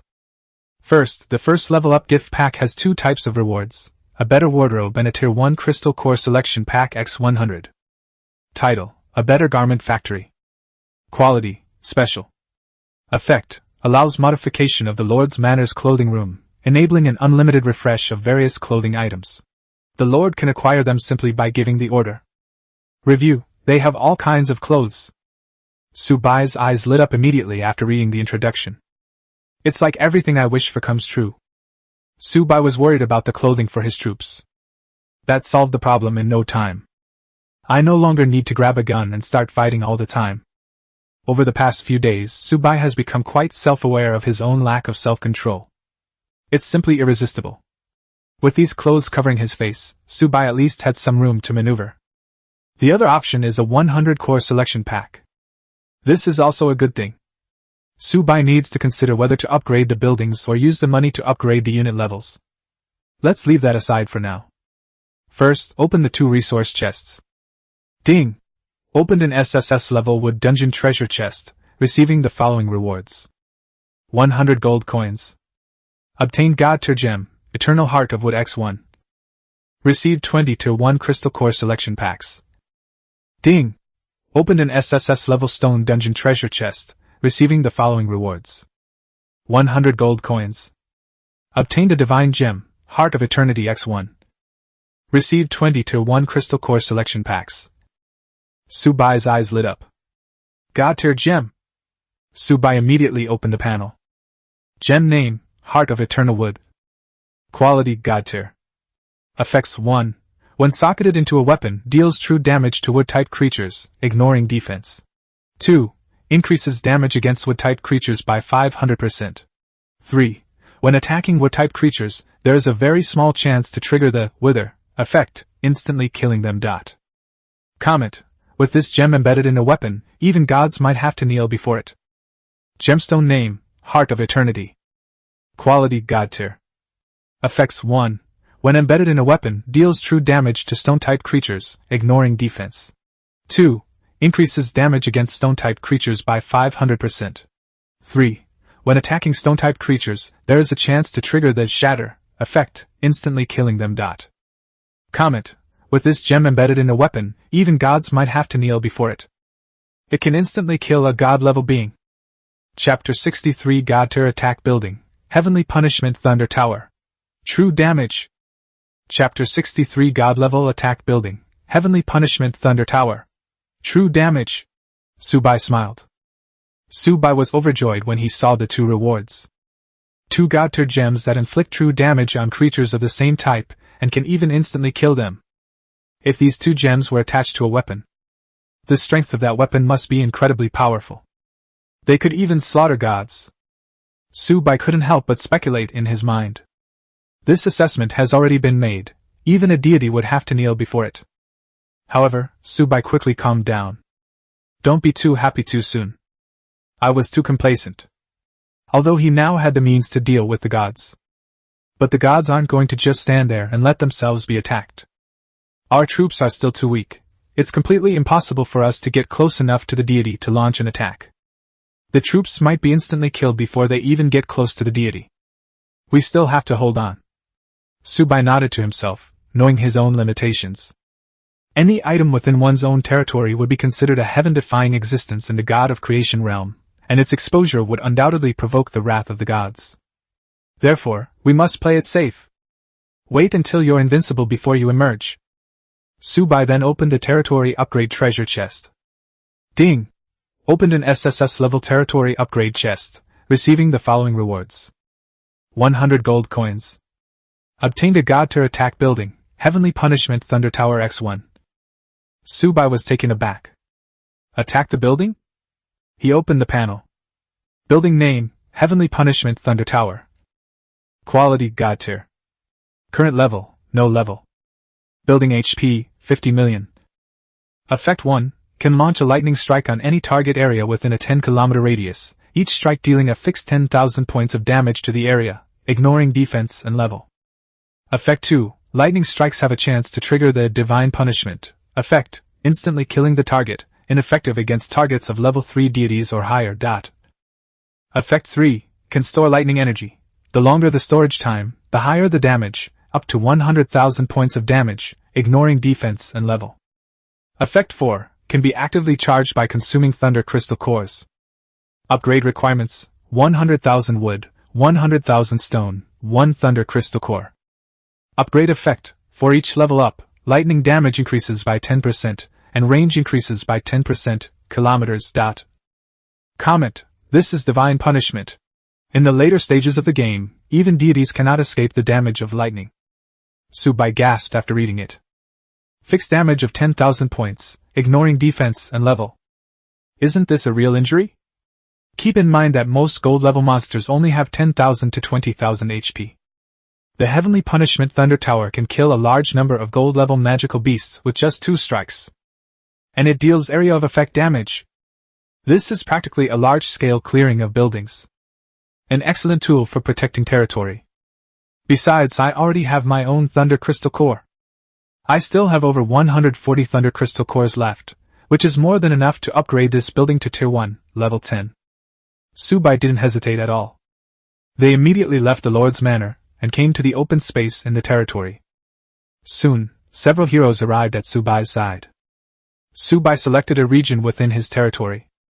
With a thought, the blueprint for the Heavenly Punishment Thunder Tower transformed into a stream of light, and instantly appeared before everyone. The Heavenly Punishment Thunder Tower is cast entirely from dark purple metal, standing 50 meters tall. Its slender and sharp body resembles a sword stuck in the ground. A huge purple lightning orb floats atop the tower, its surface crackling with tiny arcs of electricity.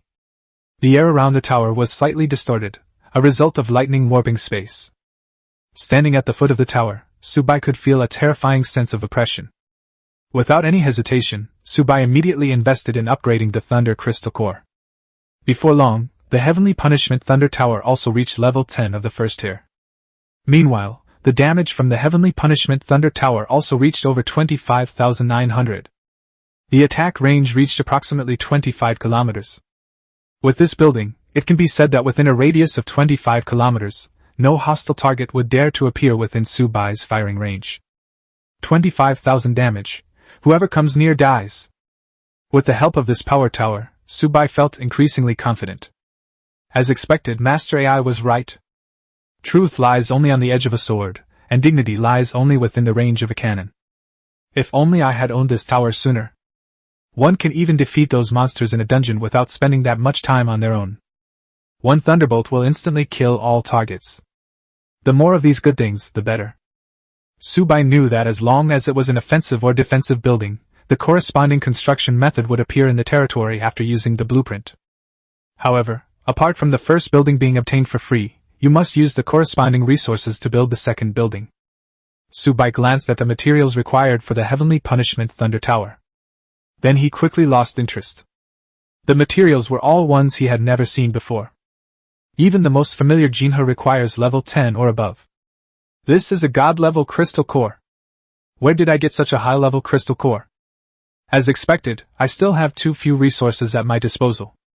The women were secretly startled when they saw the building that had suddenly appeared. Most of the combat units were unharmed. Seeing that their owner had come up with something new, they all gathered around to take a look. However, upon discovering the thunderous power contained within the power tower, even they, with their divine talents, were alarmed. The power tower poses a threat to them.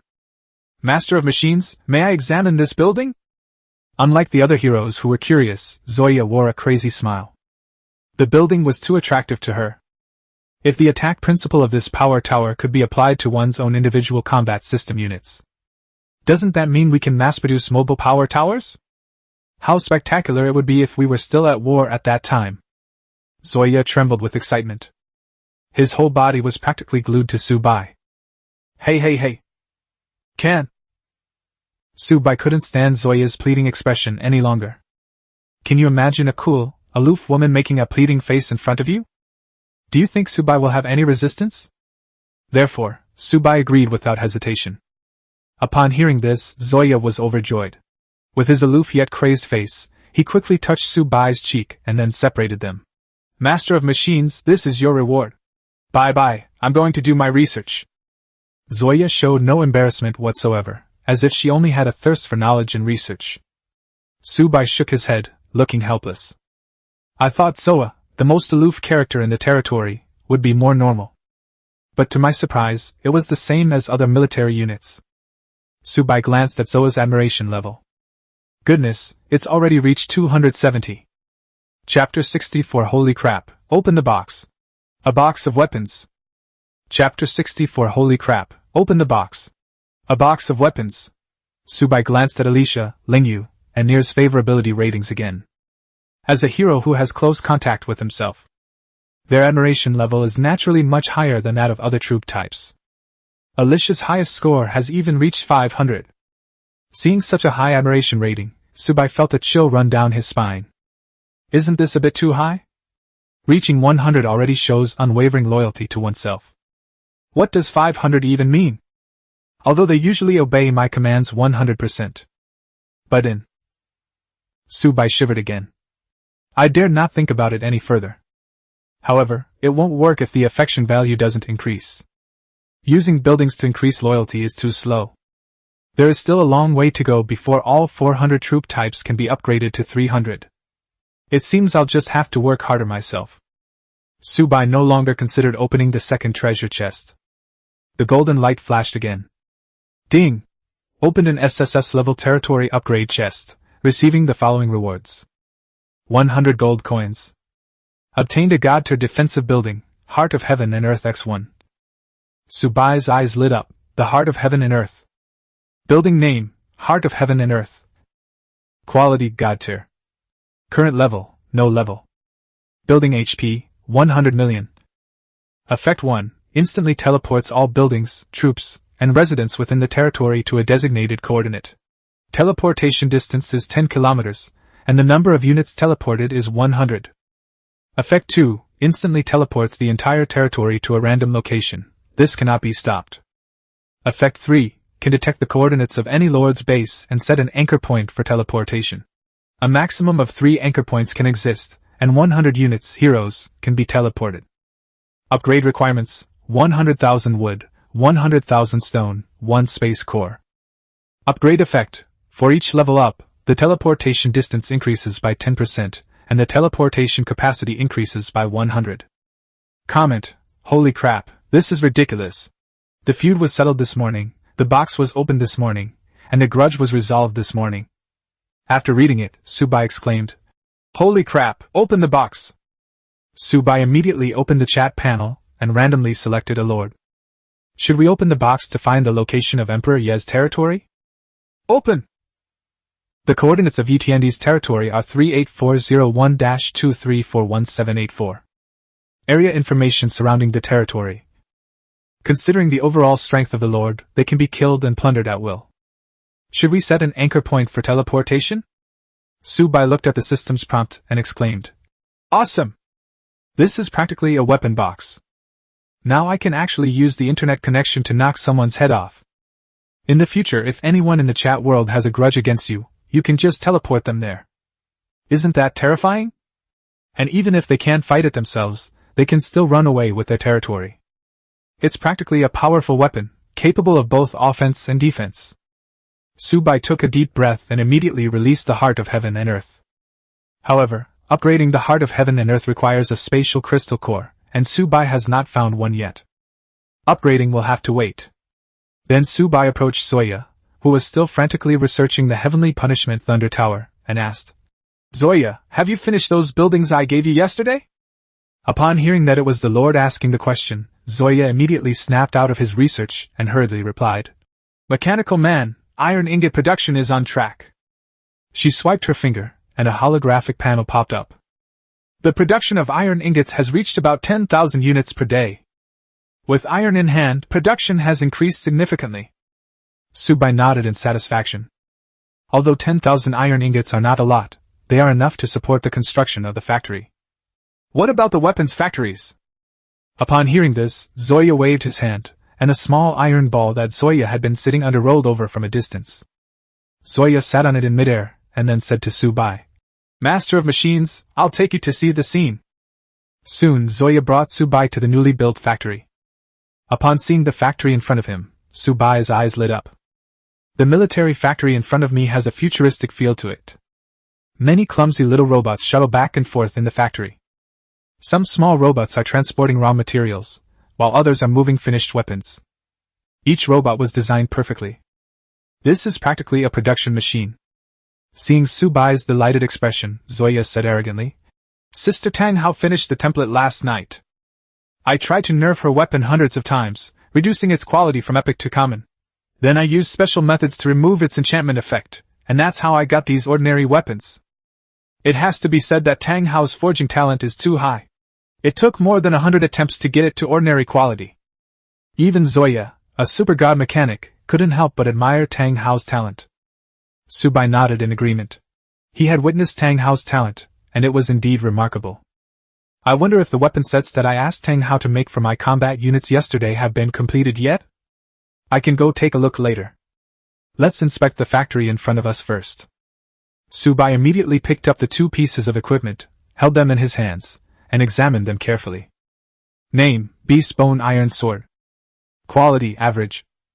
Attack power: +7. Review: a high-end weapon among ordinary weapons. Name: Animal Hide Breastplate. Quality: average. Defense: +8. Review: a high-end piece among ordinary breastplates. Subai was very satisfied with the descriptions of these two weapons and equipment. Generally speaking, the bonus for ordinary weapons is between 2 and 5 points.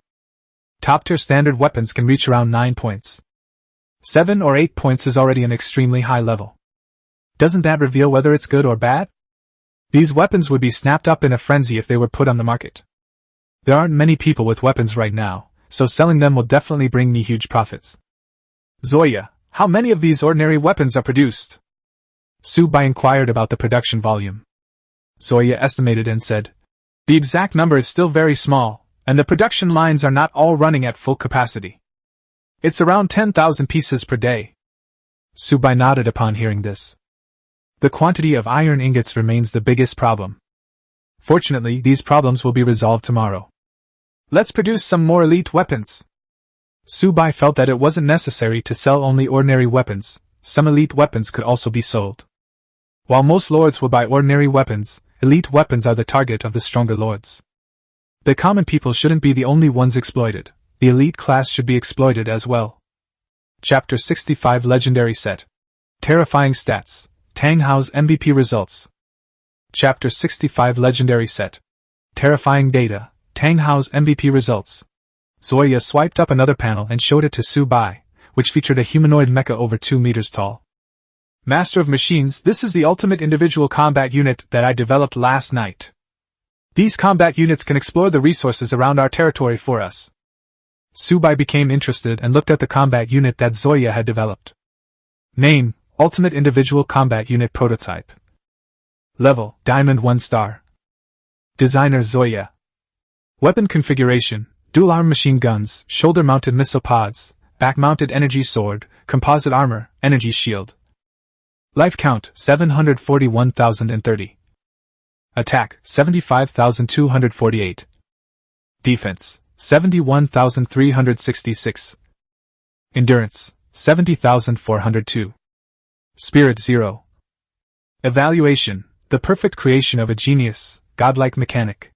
This ultimate individual creation doesn't mean it can only be used in single combat, it can also be used in group combat.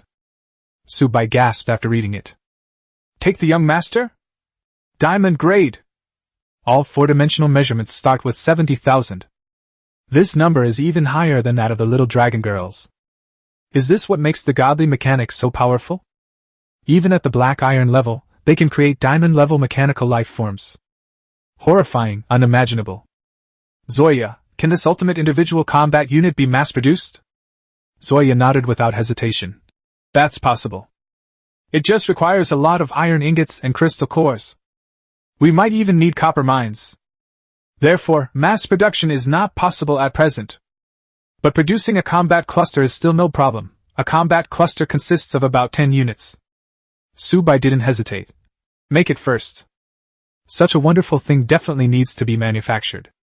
Subai was reluctant to let his troops venture outside the territory, but these elite individual combat units could leave the territory.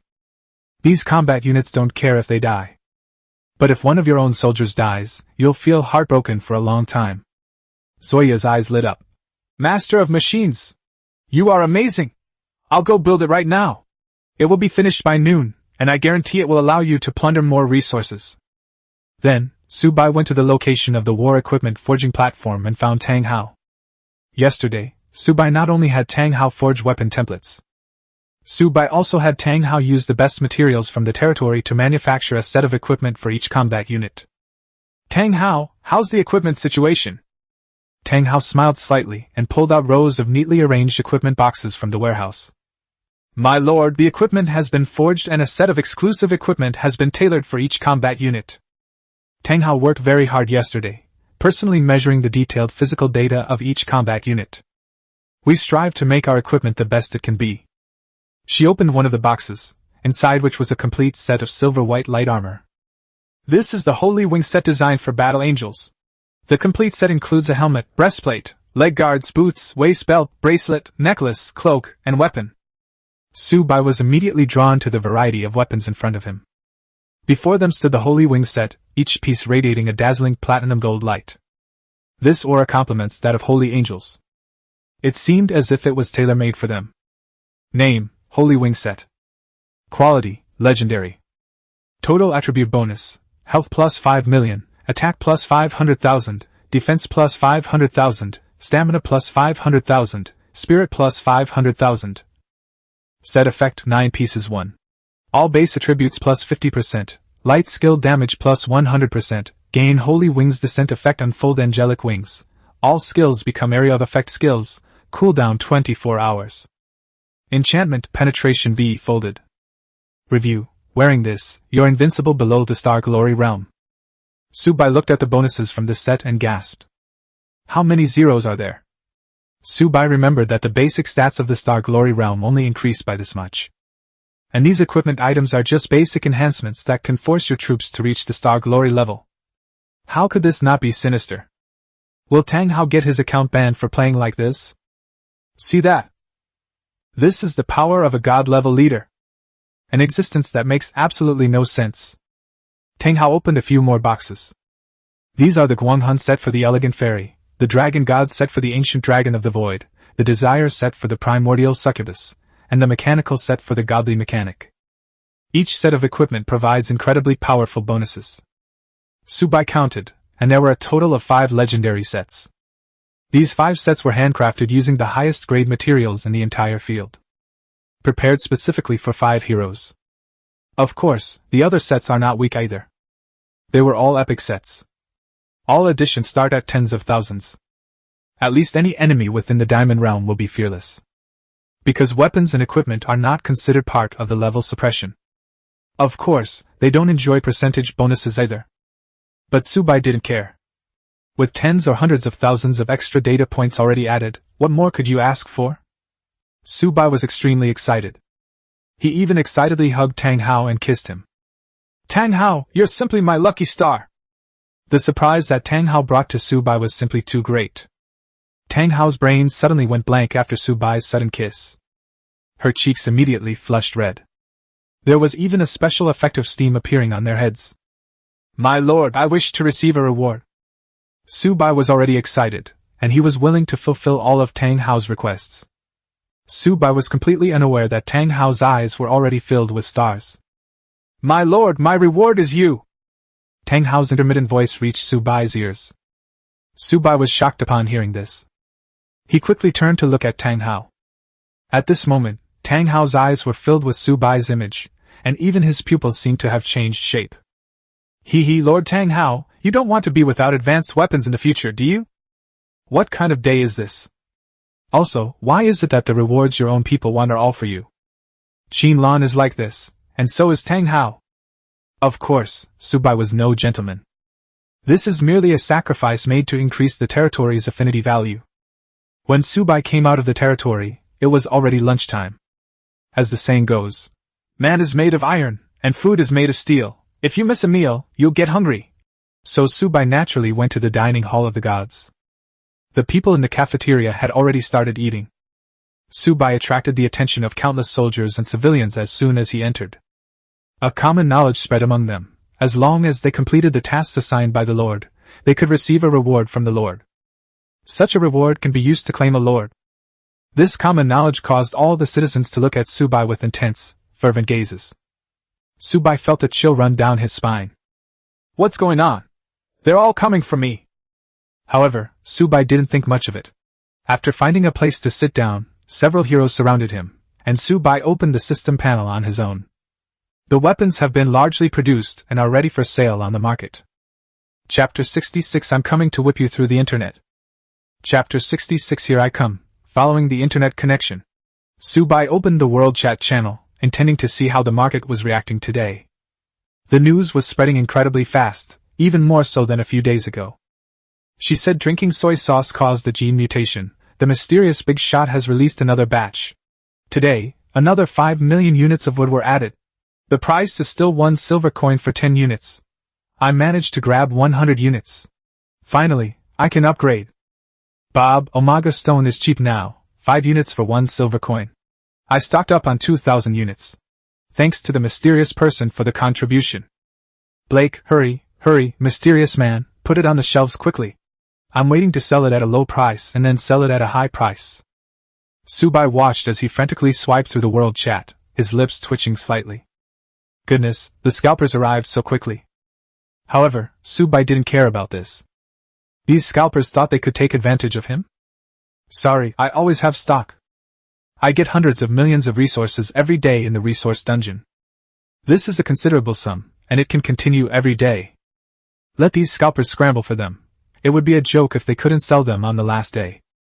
Anyway, Su Bai wasn't afraid of these scalpers because he always held the power to set prices. Then Su Bai looked at the area chat. Emperor Yi, some people are really cunning. Taking advantage of the market shortage to dump large quantities at high prices, is this a conspiracy? It's definitely to harvest the gold coins in our hands. We must resist that person.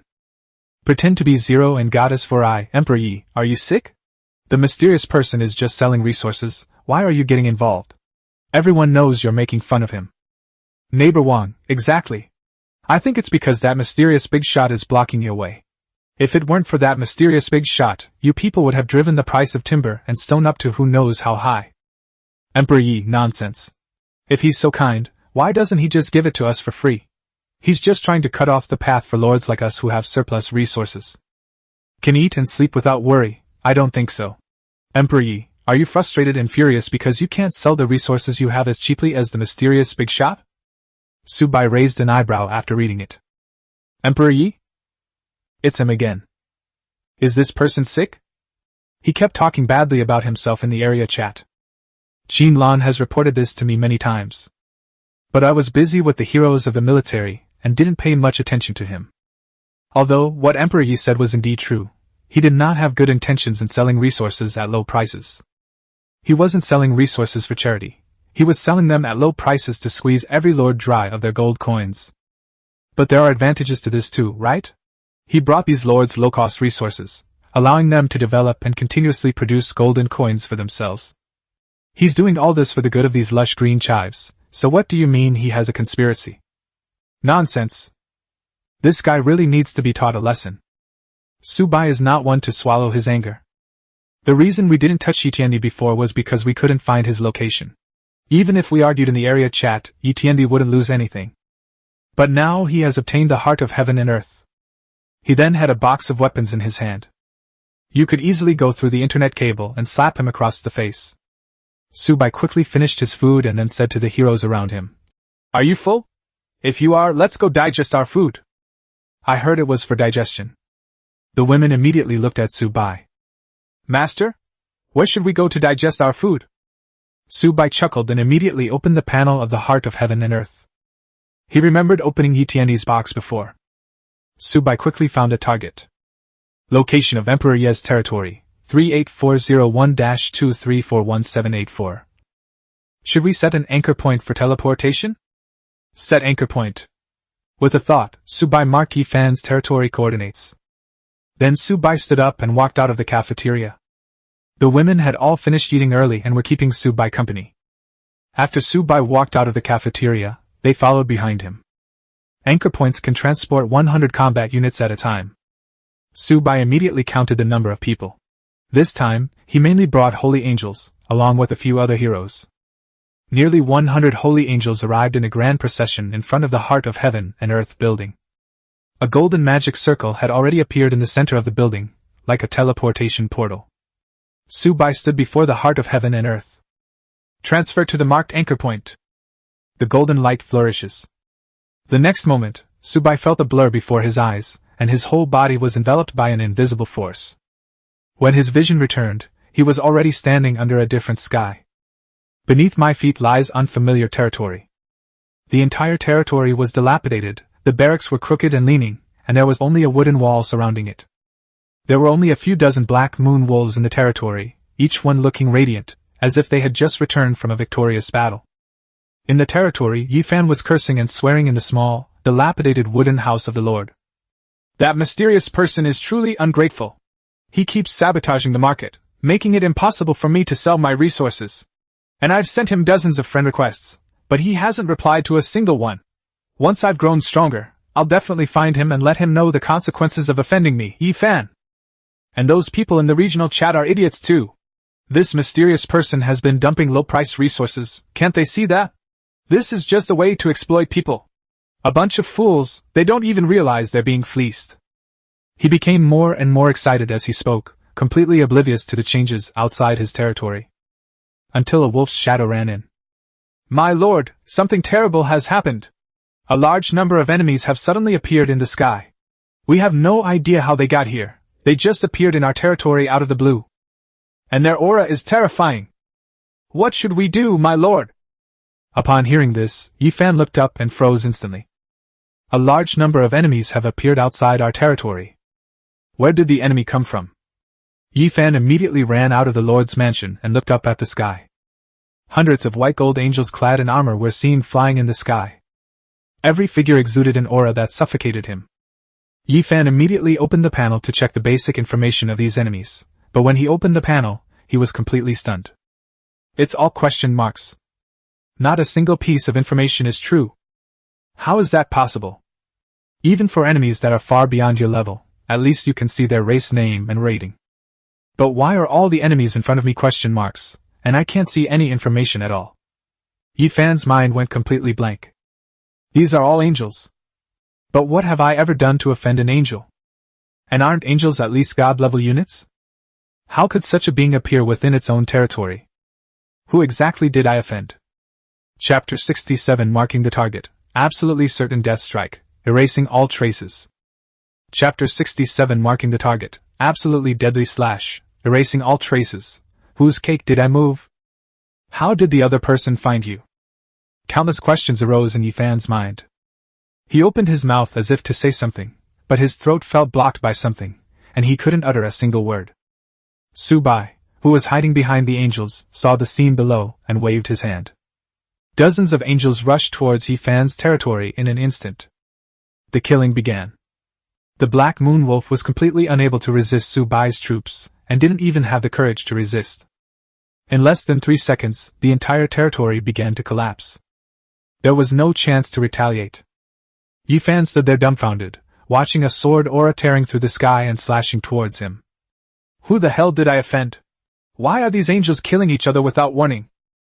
Yifan died without ever knowing who he had offended, how these overpowered troops had suddenly appeared in his territory, or where the newbie protection period was. Boom! As the sword energy fell, Yifan's territory was completely destroyed. Just then, Alicia, who had been accompanying Su Bai, frowned. She looked at the spot where Yifan had died and parted her red lips slightly. Returned to silence. As soon as he finished speaking, an ordinary energy fluctuation headed towards the place where Yifan died. God King. Returned to Nirvana. Alicia's God King level skill. It is also Alicia's strongest skill. It's also a rule-based skill. Skill effects: mark target, guaranteed kill, erase all traces. Rule erase. Ding! Your territory has been destroyed. You have lost your lordship and will be teleported out of the creation realm in 10 seconds. Number 7 Middle School. Yifan was thrown out of the teleportation array. He seemed to have lost all his energy. He lay motionless on the ground. He was ruined. Everything is over. For Yifan, death was not scary. After all, he had already died once. What truly distressed him was that he could have reached the pinnacle of the god of creation in this lifetime, but now he hadn't even left the starting village, and in the future he could only become the lowest of the low. There was no chance to turn things around. He lived a mediocre life. No! You'd rather I die! Yifan roared to the sky, feeling extremely unwilling. The teachers and students around Yifan all shook their heads when they saw him like this. Another person eliminated.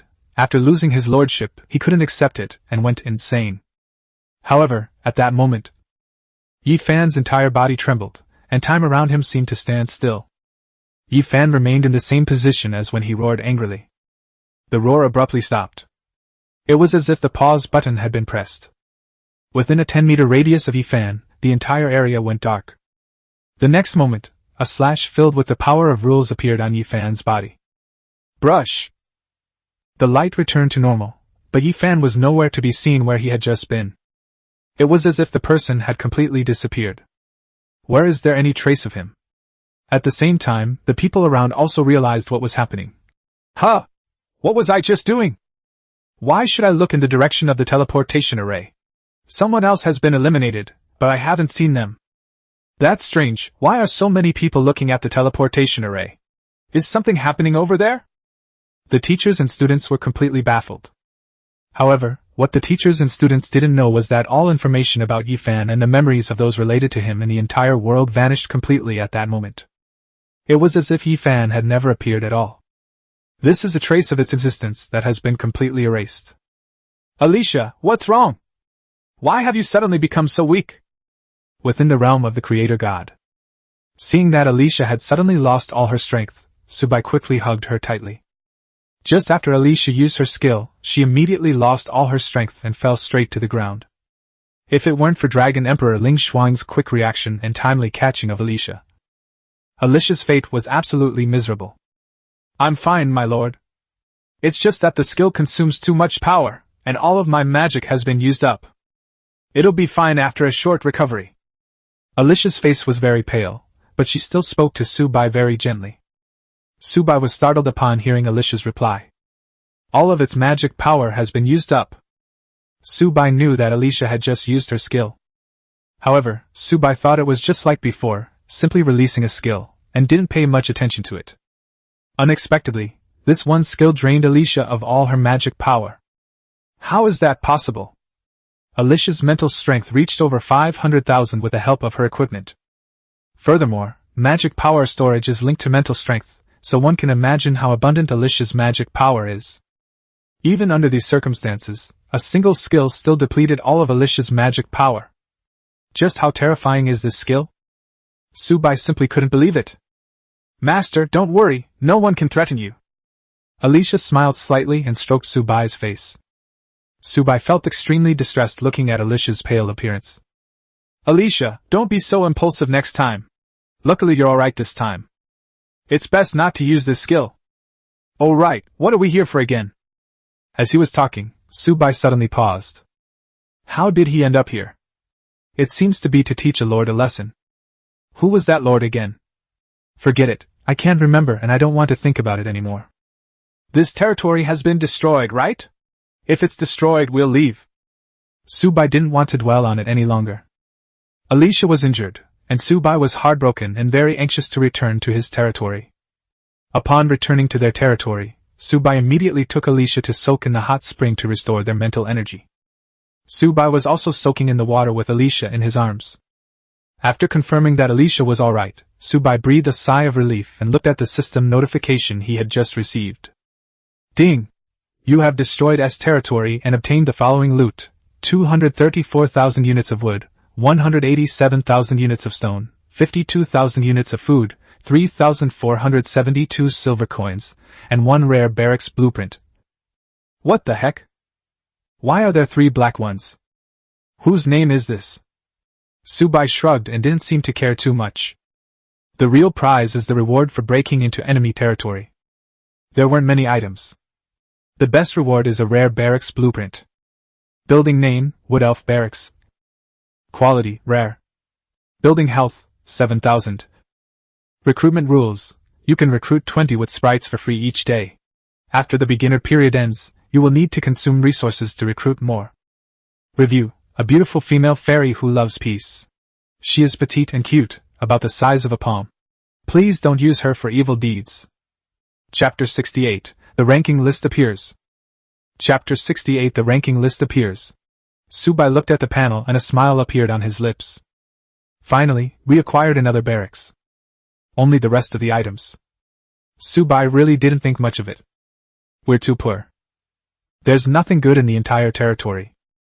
Subai casually tossed it into the warehouse, too lazy to look at it again. The most urgent task now is to continue summoning the barracks. Just then, the system notification from the God of Creation sounded in the minds of all the lords. Ding! Attention all lords! The special new player event, Journey of Conquest, has officially begun. Event period, from now until the end of the new player period. Event details: numerous unidentified groups, mountain bandits, horse bandits, and roving camps, have appeared around the territory. Defeating these groups will earn you territory reputation points, which will then be used to open the faction shop and exchange for items. Leaderboards will be available during the event. Leaderboards are divided into World Leaderboard, Nation Leaderboard, and Regional Leaderboard. The higher your ranking, the richer the rewards after the event ends.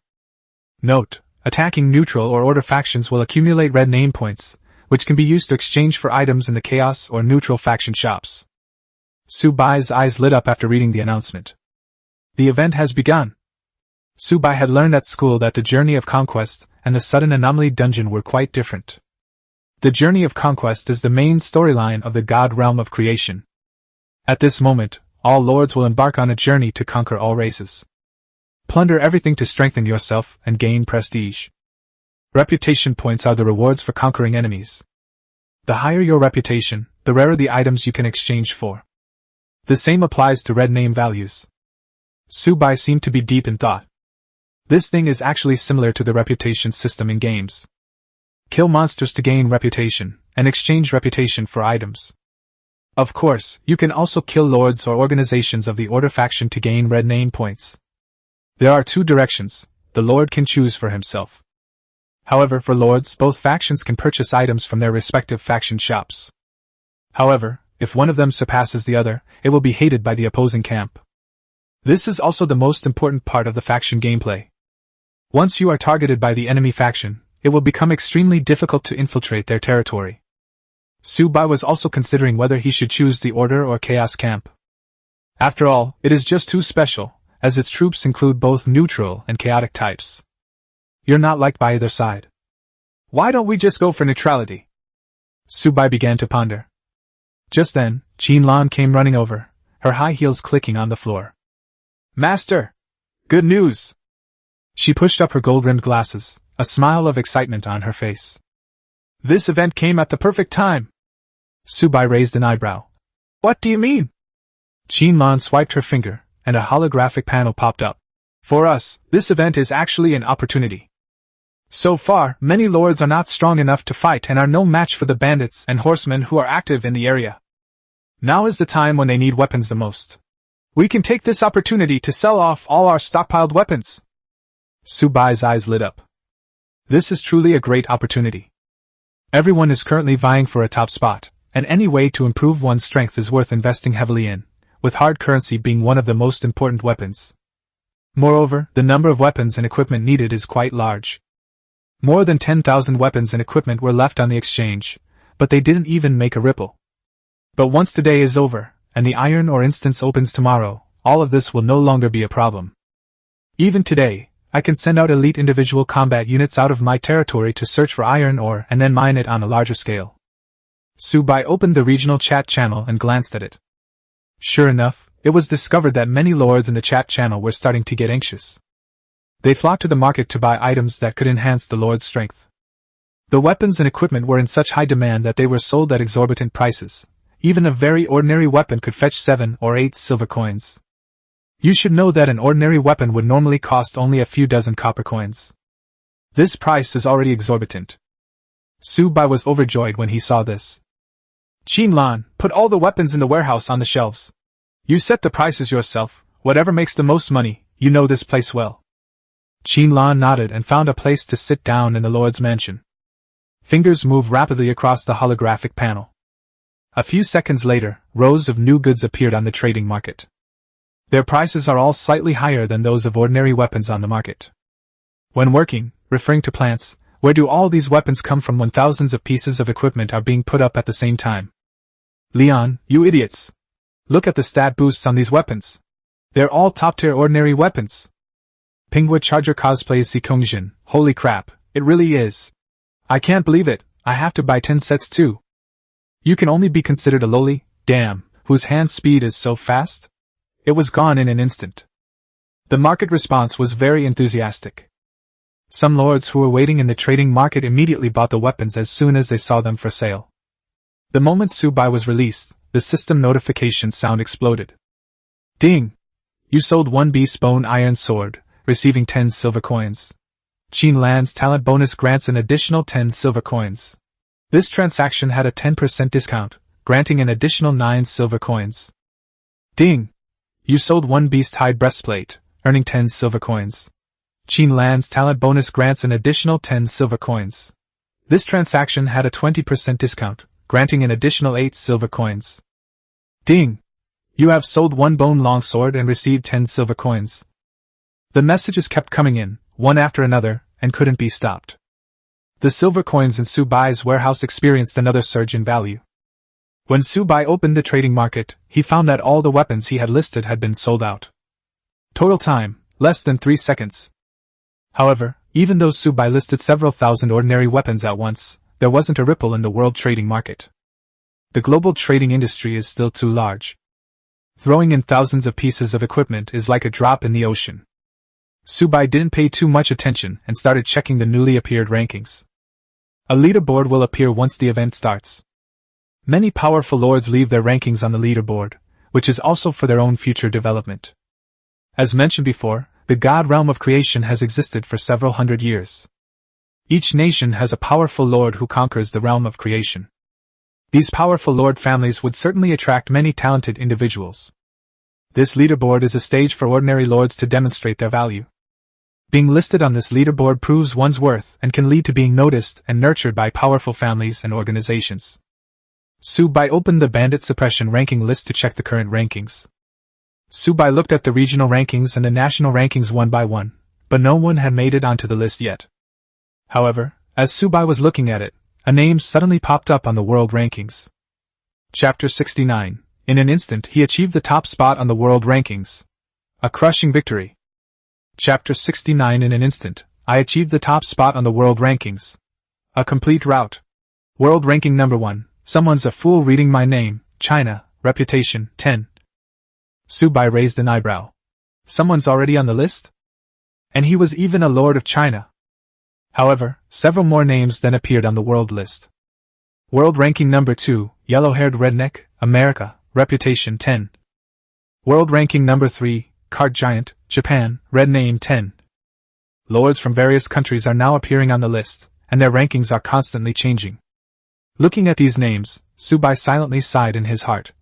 As expected, this place is full of hidden talents. The leaderboard had only been open for less than a minute, and people were already making it onto the list. Clearly, these people knew the leaderboard was about to open and had been waiting to earn reputation points. Before long, his ranking on the world leaderboard had already fallen to several hundred places. Subai looked at the list of countries, then switched back to China. Only 3 people made the Huaxia list. Apart from the number 1 idiot. There were two other people. A man named Li Chang'e. A man named Qin Jing. Subai nodded. These three were quite something. Subai then closed the rankings and began to make plans in his mind. Should I try to climb the rankings? I'm sure I'll have no problem climbing the rankings, but what if someone targets me? Once you're on the list, you'll definitely be targeted and recruited by many families and organizations in China. Once you show your talent, you'll definitely meet a tragic end, leaving nothing but bones and scraps. If you don't compete for the rankings, you'll miss out on the rewards at the end of the event. He was struggling with this when he suddenly remembered something. Escape. Golden uniqueness. Escape conceals all traces of the target. No living being can detect any information or location of the user. Subai's eyes lit up. This was the talent card reward he received yesterday. I didn't pay much attention to the reward after receiving it, and I didn't study the card's talent ability in depth. But does the description of this card's talent mean that with this card, he can completely hide his information on the leaderboard? Subai immediately calmed down and began to study. Not long after, Subai's eyes lit up. That actually works. He can even change his name on the leaderboard, or remain anonymous, or even not be on the leaderboard at all. No one can discover your information. It's just that if you don't make the list, you don't get any rewards, which is a bit frustrating. However, Subai didn't take this seriously at all. The final ranking rewards are based on a single world reward, which is the most generous. The rewards on the national and regional leaderboards are practically negligible, a pitiful amount. Being listed only increases the risk of exposure. Subai's lips curled up in a wild smile. What are we waiting for? Let's climb the charts. Let's secure the world rankings first. Subai immediately left the Lord's mansion and arrived in front of the Heavenly Punishment Thunder Tower. The dark purple tower gleamed coldly in the sunlight, and the lightning bolts at its top crackled and popped, with fine arcs of electricity spreading through the air. Subai opened the exploration panel of the Heavenly Punishment Thunder Tower. Heavenly Punishment Thunder Tower Investigation. Exploration range, 25 kilometers. Scanning all hostile organizations within a 25 kilometers radius. Scan complete. Targets detected, 27 mountain bandit camps, 18 horse bandit camps, 12 roaming camps, 15 robber strongholds, 55 monster gathering sites. Subai gasped. So many targets? He thought there were only a dozen or 20 nearby, but he didn't expect there to be so many. It seems that the density of local organization for this event is much higher than expected. Should we clean it all up? Damn it! They've come to my turf. They must have something else in mind regarding my territory. Annihilate them all! With a thought, Subai activated the Heavenly Punishment Thunder Tower. The electric arcs on the lightning bolts became increasingly dense, and the crackling sounds grew louder and louder. The tower began to tremble, and the surrounding air was distorted. 10 seconds later, the Heavenly Punishment Thunder Tower finished charging. Emission. A bolt of purple lightning shot out from the top of the tower, soaring straight into the sky. Then, the sky cracked open. Countless dark clouds appeared, with purple lightning rolling within them, and began to spread in all directions. Soon, dark clouds filled the sky within a 25-kilometer radius. Countless bolts of lightning poured down from the cracked sky, striking precisely every camp within a 25-kilometer radius. Bandit camp. A group of bandits were drinking and playing drinking games. They had plundered a village that day and made quite a haul. They are drinking, eating meat, and having fun. Suddenly the sky darkened, and dark clouds filled the sky, as if it were a catastrophe. What's going on? How could lightning appear here? The bandit leader looked up, his eyes filled with fear. Run! Run! The oppressive aura emanating from these dark clouds is incredibly overwhelming. The sound alone was enough to throw his heart into disarray. My heart felt like it was being squeezed. Boss, do you think we can outrun them? Damn it, who attracted all this lightning? Who the hell has the ability to summon this purple heavenly lightning? Damn it! Strike me with purple lightning? You think too highly of me. Within a 25-kilometer radius, countless camps and outposts echoed with incomprehensible roars. They had no idea who had provoked such a terrifying heavenly lightning. How could they possibly survive such terrifying lightning? Soon, Subai's system emitted a notification sound. Subai was too lazy to even look at the rankings and immediately opened the leaderboard. His ranking on the world list began to soar. World ranking number 1, Anonymous Reputation, 2120. Instantly, the entire god realm of creation fell silent. Then, things completely exploded. World Chat Channel. Ivan Petrov, impossible. Absolutely impossible. I only have 10 reputation points, how did he do that? Hermann Schmidt, who is the anonymous person? What country are they from? Tanaka Ichiro, Baka. This must be someone from America. Only America's masters have this kind of power. The world chat was scrolling like crazy. Everyone is discussing who this mysterious person really is. Meanwhile, the person who caused the sensation opened the shop with great joy. The newly opened ranking shop is divided into 3 categories. These are order, neutral, chaos, and faction shops. The 3 shops sell mostly different items. However, the types are all similar, and there are grade restrictions. They are mostly items such as weapons, equipment, crystal cores, and resources. There are also other items, such as barracks, troop recruitment cards, hero recruitment cards, building blueprints, etc. However, these items are subject to purchase limits. Subai first opened the order faction shop. He has over 2,000 reputation points, which he can use to buy quite a few things. After Subai entered the shop, he immediately sorted the prices from highest to lowest, with the highest value being an item with a reputation value of 999.9 billion. Chapter 70 Ding. Transaction successful. God level. Heart of Order. Chapter 70 Ding. Transaction successful. God level. Heart of Order. Subai stared at the item worth 999.9 billion reputation points, his eyelids twitching. To seize the young? Are you sure you're not mistaken? 999.9 billion. What is this thing that costs so much? He tried clicking it, and a message popped up in the system. This item is not currently available for purchase. Detailed information cannot be viewed. Subai's lips twitched. Good heavens, I'm not even qualified yet. But seeing a value and reputation of 999.9 billion here. Subai could also understand that this item must be extremely high class. Furthermore, this item is the most valuable item in the reputation shop. The second most valuable item only costs a few billion reputation points. Forget it, 999 billion reputation points. Even if I become a god, I probably couldn't buy this thing. Just as he was about to close the shop, Jinlan suddenly leaned over, pushed up her gold-rimmed glasses, and a glint of shrewdness flashed in her eyes. Master, may I try this? Subai was taken aback. Try it? How do I try it? Jinlan licked her lips and revealed a fox-like smile. My talent allows me to trade it for free once a day. Although faction shops are not part of the trading market, this item has a price tag, so it is a type of commodity. Therefore, faction shops are also a type of trading market, and are essentially a transaction. As long as it's a transaction, I can get something for free. Subai's eyes lit up, and the corners of his mouth slightly turned up. You mean? Jinlan and I smiled at each other and nodded. It's not a loss to give it a try, since it won't deduct any chances. Subai immediately handed over control of the panel to Jinlan. Jinlan reached out and gently tapped the holographic panel. Ding! Jinlan's daily free trade opportunity has been triggered. Transaction in progress? Subai held his breath. Jinlan was the same, staring nervously at the panel.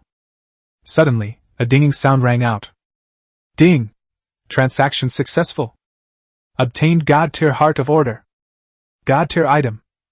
He quickly opened the warehouse and looked at the item worth 999.9 billion reputation points. Item name, Heart of Order. Quality unique. Effect, Order faction units gain plus 500% to all attributes, and for each enemy target killed, the Order faction randomly and permanently gains 1 attribute point, no cap. After reading it, Subai smiled slightly. Another 500% increase in all attributes. Moreover, it can permanently improve attributes, and there is no upper limit. The effect is simply incredible. It truly deserves to be called a god-tier item. He turned to look at Jinlan, who was smiling at him. Master, how is it? Are you satisfied? Subai hugged her tightly and kissed her hard on the cheek. Satisfied. So satisfied. Jinlan blushed, but her smile deepened. Subai took a deep breath, took out the heart of the faction, and used it without hesitation. A golden light burst forth from the heart of the faction in his hand, enveloping him. At the same time, All order units in all territories were strengthened by this light. They sensed the changes occurring within themselves. They all looked towards the location of the Lord's mansion with expressions of surprise and delight. The light faded. Subai himself didn't feel any changes, but he knew that his troops had been strengthened again. However, Subai began to think about another question. Since the Order faction has a heart of order, do the neutral and chaos factions also have their own faction stars? However, he currently has no way to view the specific information about the highest value items in each store. We can only wait until Qin Lan's talent is refreshed tomorrow to see. Then, Subai turned his attention to the other items in the faction shop. The faction shop has quite a lot of items. There are all kinds of items. The prices just vary. One Tier 1 crystal core costs 10 reputation points in the Order faction shop. A rarer crystal core requires 30 reputation points to exchange for one. Second order, 100, third order, 1000. There are other basic resources as well. Ordinary wood, stone, and stone resources can be exchanged for 10 units for 1 point of reputation. Honestly, Subai really wanted to submit all the basic resources in his warehouse to the reputation shop in exchange for reputation points. However, this operation is clearly not going to work. Subai skipped the basic resources. Subai didn't even consider these resources. Then Subai looked at the more high-end items. Some higher-end items have purchase restrictions. Furthermore, the purchase limit is different for each item. For example, blueprints, which are mostly architectural blueprints, are generally limited to one purchase per person. Other items, such as equipment, are subject to daily, weekly, and monthly purchase limits. Subai immediately turned his gaze to the two items. Troop recruitment cards cost 10 reputation points each, with a daily purchase limit of 100 cards. Hero recruitment cards cost 100 reputation points each, with a limit of 10 cards per month. Besides these, there were also some strange and unusual things, such as scrolls, potions, weapons and equipment, and architectural blueprints. In the end, Subai turned his attention to the troop recruitment cards and hero recruitment cards. What Subai urgently needs right now is to increase the number of troop types. One drawback of high-quality barracks is that they have a very small number of different troop types. Other lords probably have hundreds or even thousands of troops by now, while I only have a few hundred, which is really dragging me down. We need to quickly increase the number of our troops. Subai immediately upgraded the troop recruitment level to the highest level and made the purchase. I bought 100 tickets at once, which cost me 1000 reputation points. The hero recruitment cards were also completely sold out within the 10 purchase limit. After spending all his money, Subai had 120 reputation points left. Although Subai's reputation points are now only 120, the reputation points on the leaderboard are still 2120 and will not decrease due to the consumption of reputation points. After purchasing all the items, Subai took out the barracks he had obtained from someone's territory. He then led Qin Lan out of the Lord's mansion. The moment Subai appeared, several heroes suddenly descended to his side. Alicia, how are you feeling? Has your magic been restored? Alicia had just come out of the hot spring. There were still some water stains on her hair and body. The allure it creates is simply overwhelming. Chapter 71 Eternal Spirit, Discadia. Chapter 71 Eternal Spirit. Distia. Master, Alicia has recovered. Alicia approached Subai's side. It enveloped Subai with its sacred and gentle aura. Subai once again felt that gentle aura that was entirely Alicia's. It's good that you're alright. Then Subai glanced at Ling Yu, Anir, and the little lowly dragon Emperor Ling Xuang. Come with me to welcome your new sisters. After saying that, Subai led the way towards the barracks area. The expressions of the heroes following behind Subai changed slightly. Every hero is weighing something in their heart. However, Subai was unaware of all of this. Ding! Build the wood elf barracks? Put up! The blueprint transformed into a green ray of light and flew towards an open space in the territory. Then the anomaly occurred. The moment the green light landed, it suddenly burst into a dazzling green-gold light. The entire territory trembled slightly. Ding! Lord's talent, God-level barracks, has been detected. The wood elf barracks is evolving. Ding! The Lord's talent goddess's presence has been detected. The wood elf barracks are evolving. Ding! Evolution successful. Obtain celestial/god-level military camp Eternal Elf Kingdom. As the golden light faded, a brand new building appeared before Subai's eyes. Of course, calling it a building wouldn't be accurate either. Before them stood a gigantic tree, 50 meters tall, radiating an incredibly rich life energy. The trunk of the ancient tree is so thick that it takes dozens of people to encircle it, and its canopy blocks out the sky, with countless tiny specks of light dancing among the branches and leaves.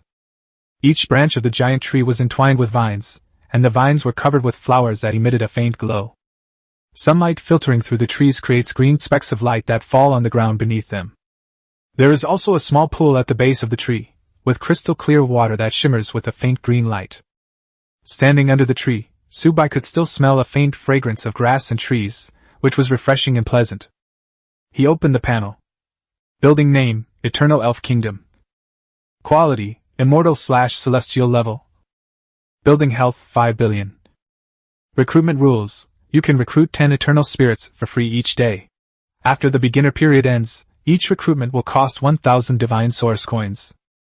Evaluation, alright, your strongest support is now in place. Subai's eyes lit up as he looked at the words, strongest support, in the evaluation. Is this a support unit? Subai's face immediately lit up with joy. To be honest, Subai doesn't lack combat units right now. In fact, he has too many. All 4 troop types are combat-oriented. The attack has already been reported. However, there are still significant shortcomings in terms of auxiliary amplification. Subai was eager to see what the characteristics of this newly emerged Eternal Elf were. Recruit. Subai had a sudden thought. The shade of the trees in the Eternal Elf Kingdom swayed gently, and beams of emerald light slowly condensed from the giant trees. Then, figures emerged from the light. Soon the light coalesced into a human shape. Her height is similar to that of the fairies, around 1.78 meters, but her figure is quite different from theirs. She is not as voluptuous as the fairies, but rather slender and tall. Of course, this is only in comparison to the figures of the fairies.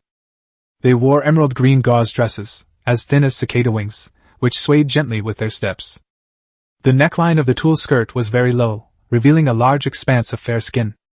Her chest wasn't exaggerated, but it was still extremely full, and her body proportions were just right. It was covered by a gauze skirt, and her breasts were faintly visible. Her waist was so slender that it seemed as if a gust of wind could break it. Her hips were full and shapely, perfectly outlined by the tulle skirt, with her private area faintly visible beneath the skirt. Of course, the characteristics of the elves are also present. Their pointed ears peek out from their long golden hair and twitch slightly. Her skin was as white as jade, with a faint glow. Her face was stunningly beautiful, with gentle features and a faint smile on her lips. Behind it, there was a pair of tiny, thin wings that were fluttering rapidly. What was most striking were her eyes. They were emerald green, and starlight seemed to shimmer within them. Each of them has a perfect figure, and an absolutely stunning face. But unlike angels, fairies, and succubi, their beauty is not the kind that makes your heart race, but the kind that brings peace of mind. Looking at them, you'll feel that the world is a wonderful place. They stood in a row, all looking at Subai. Then, the one at the front spoke, his voice clear and melodious, like a mountain spring. Master. Subai nodded quickly and opened the panel. Race, Eternal Elf, Life Elf. Talent, Immortal/Celestial level. Rank, Black Iron 1 star. Alliance, Neutral/Good. Skills, Immortal. Fountain of Life, Immortal. Celestial level, Immortal. Blessing of Nature, Immortal. Celestial level, Super. Healing Light, Super. Divine level, Super. Purification, Super. Divine level, Divine. Entangling Vines, Divine level. Life count, 24,000. Attack 1800. Defense, 1,200. Endurance, 1,000. Spirit, 12,000. Evaluation, Death? Doesn't exist. Subai gasped after reading it. Another soldier specializing in mental discipline. It's just not the same as the succubis. They specialize in auxiliary skills. And that's exactly what he needs. Just as Subai was feeling happy, the ancient tree in the palace suddenly lit up. The patterns on the tree trunk began to glow, the light spots on the canopy began to dance, and the water in the pool began to boil. Amidst the light, a figure slowly reappeared. Subai knew that a hero-level hero had arrived. The figure that appeared this time was half a head taller than the other elves, but her figure was very well proportioned and could be described as a perfect figure. She wore a long dress woven from starlight, the hem of which was adorned with tiny gemstones, each radiating a different kind of light. And her long hair was silvery white, reaching down to her waist, with starlight shimmering at the ends. Its ears are more pointed than those of other elves, and curved slightly backward like two leaves. Her face was so exquisitely beautiful that it seemed unreal, and her eyes and brows exuded a natural gentleness and kindness. A slight upturn at the corners of his mouth revealed a reassuring smile. "Owner," she spoke, her voice like a wind chime, clear and melodious. "Eternal Elf Queen Discotia is willing to serve the Lord." Hero name, Discotia. Race, Eternal Elf. Talent, Immortal/God King level. Rank, Black Iron 1 star. Alliance, Neutral/Good. Personality, compassionate, tolerant, wise, contrast. Skills, Immortal Tree of Life, Immortal God King level, Immortal Breath of Nature, Immortal God King level, Immortal Starlight Veil, Immortal God King level, Immortal Resurrection of All Things, Immortal Celestial God level, Immortal Forest of 10,000 Trees, Immortal Celestial God level. Legion Skills Immortal. Eternal Kingdom Immortal. God King level Immortal. Ode to Life Immortal. God King level.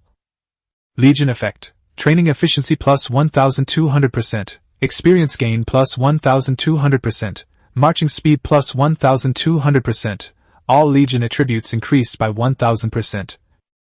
Life Count, 72,000. Attack, 3,800. Defense, 5,200.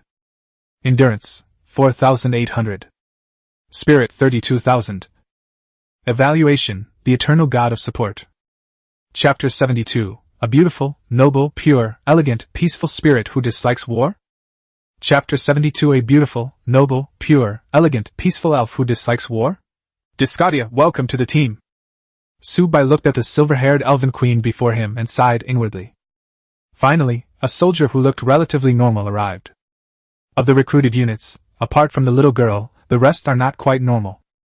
This was the first time Subai had ever seen a soldier with such a normal build, appearance, and clothing. Subai had read about the elf race in a book.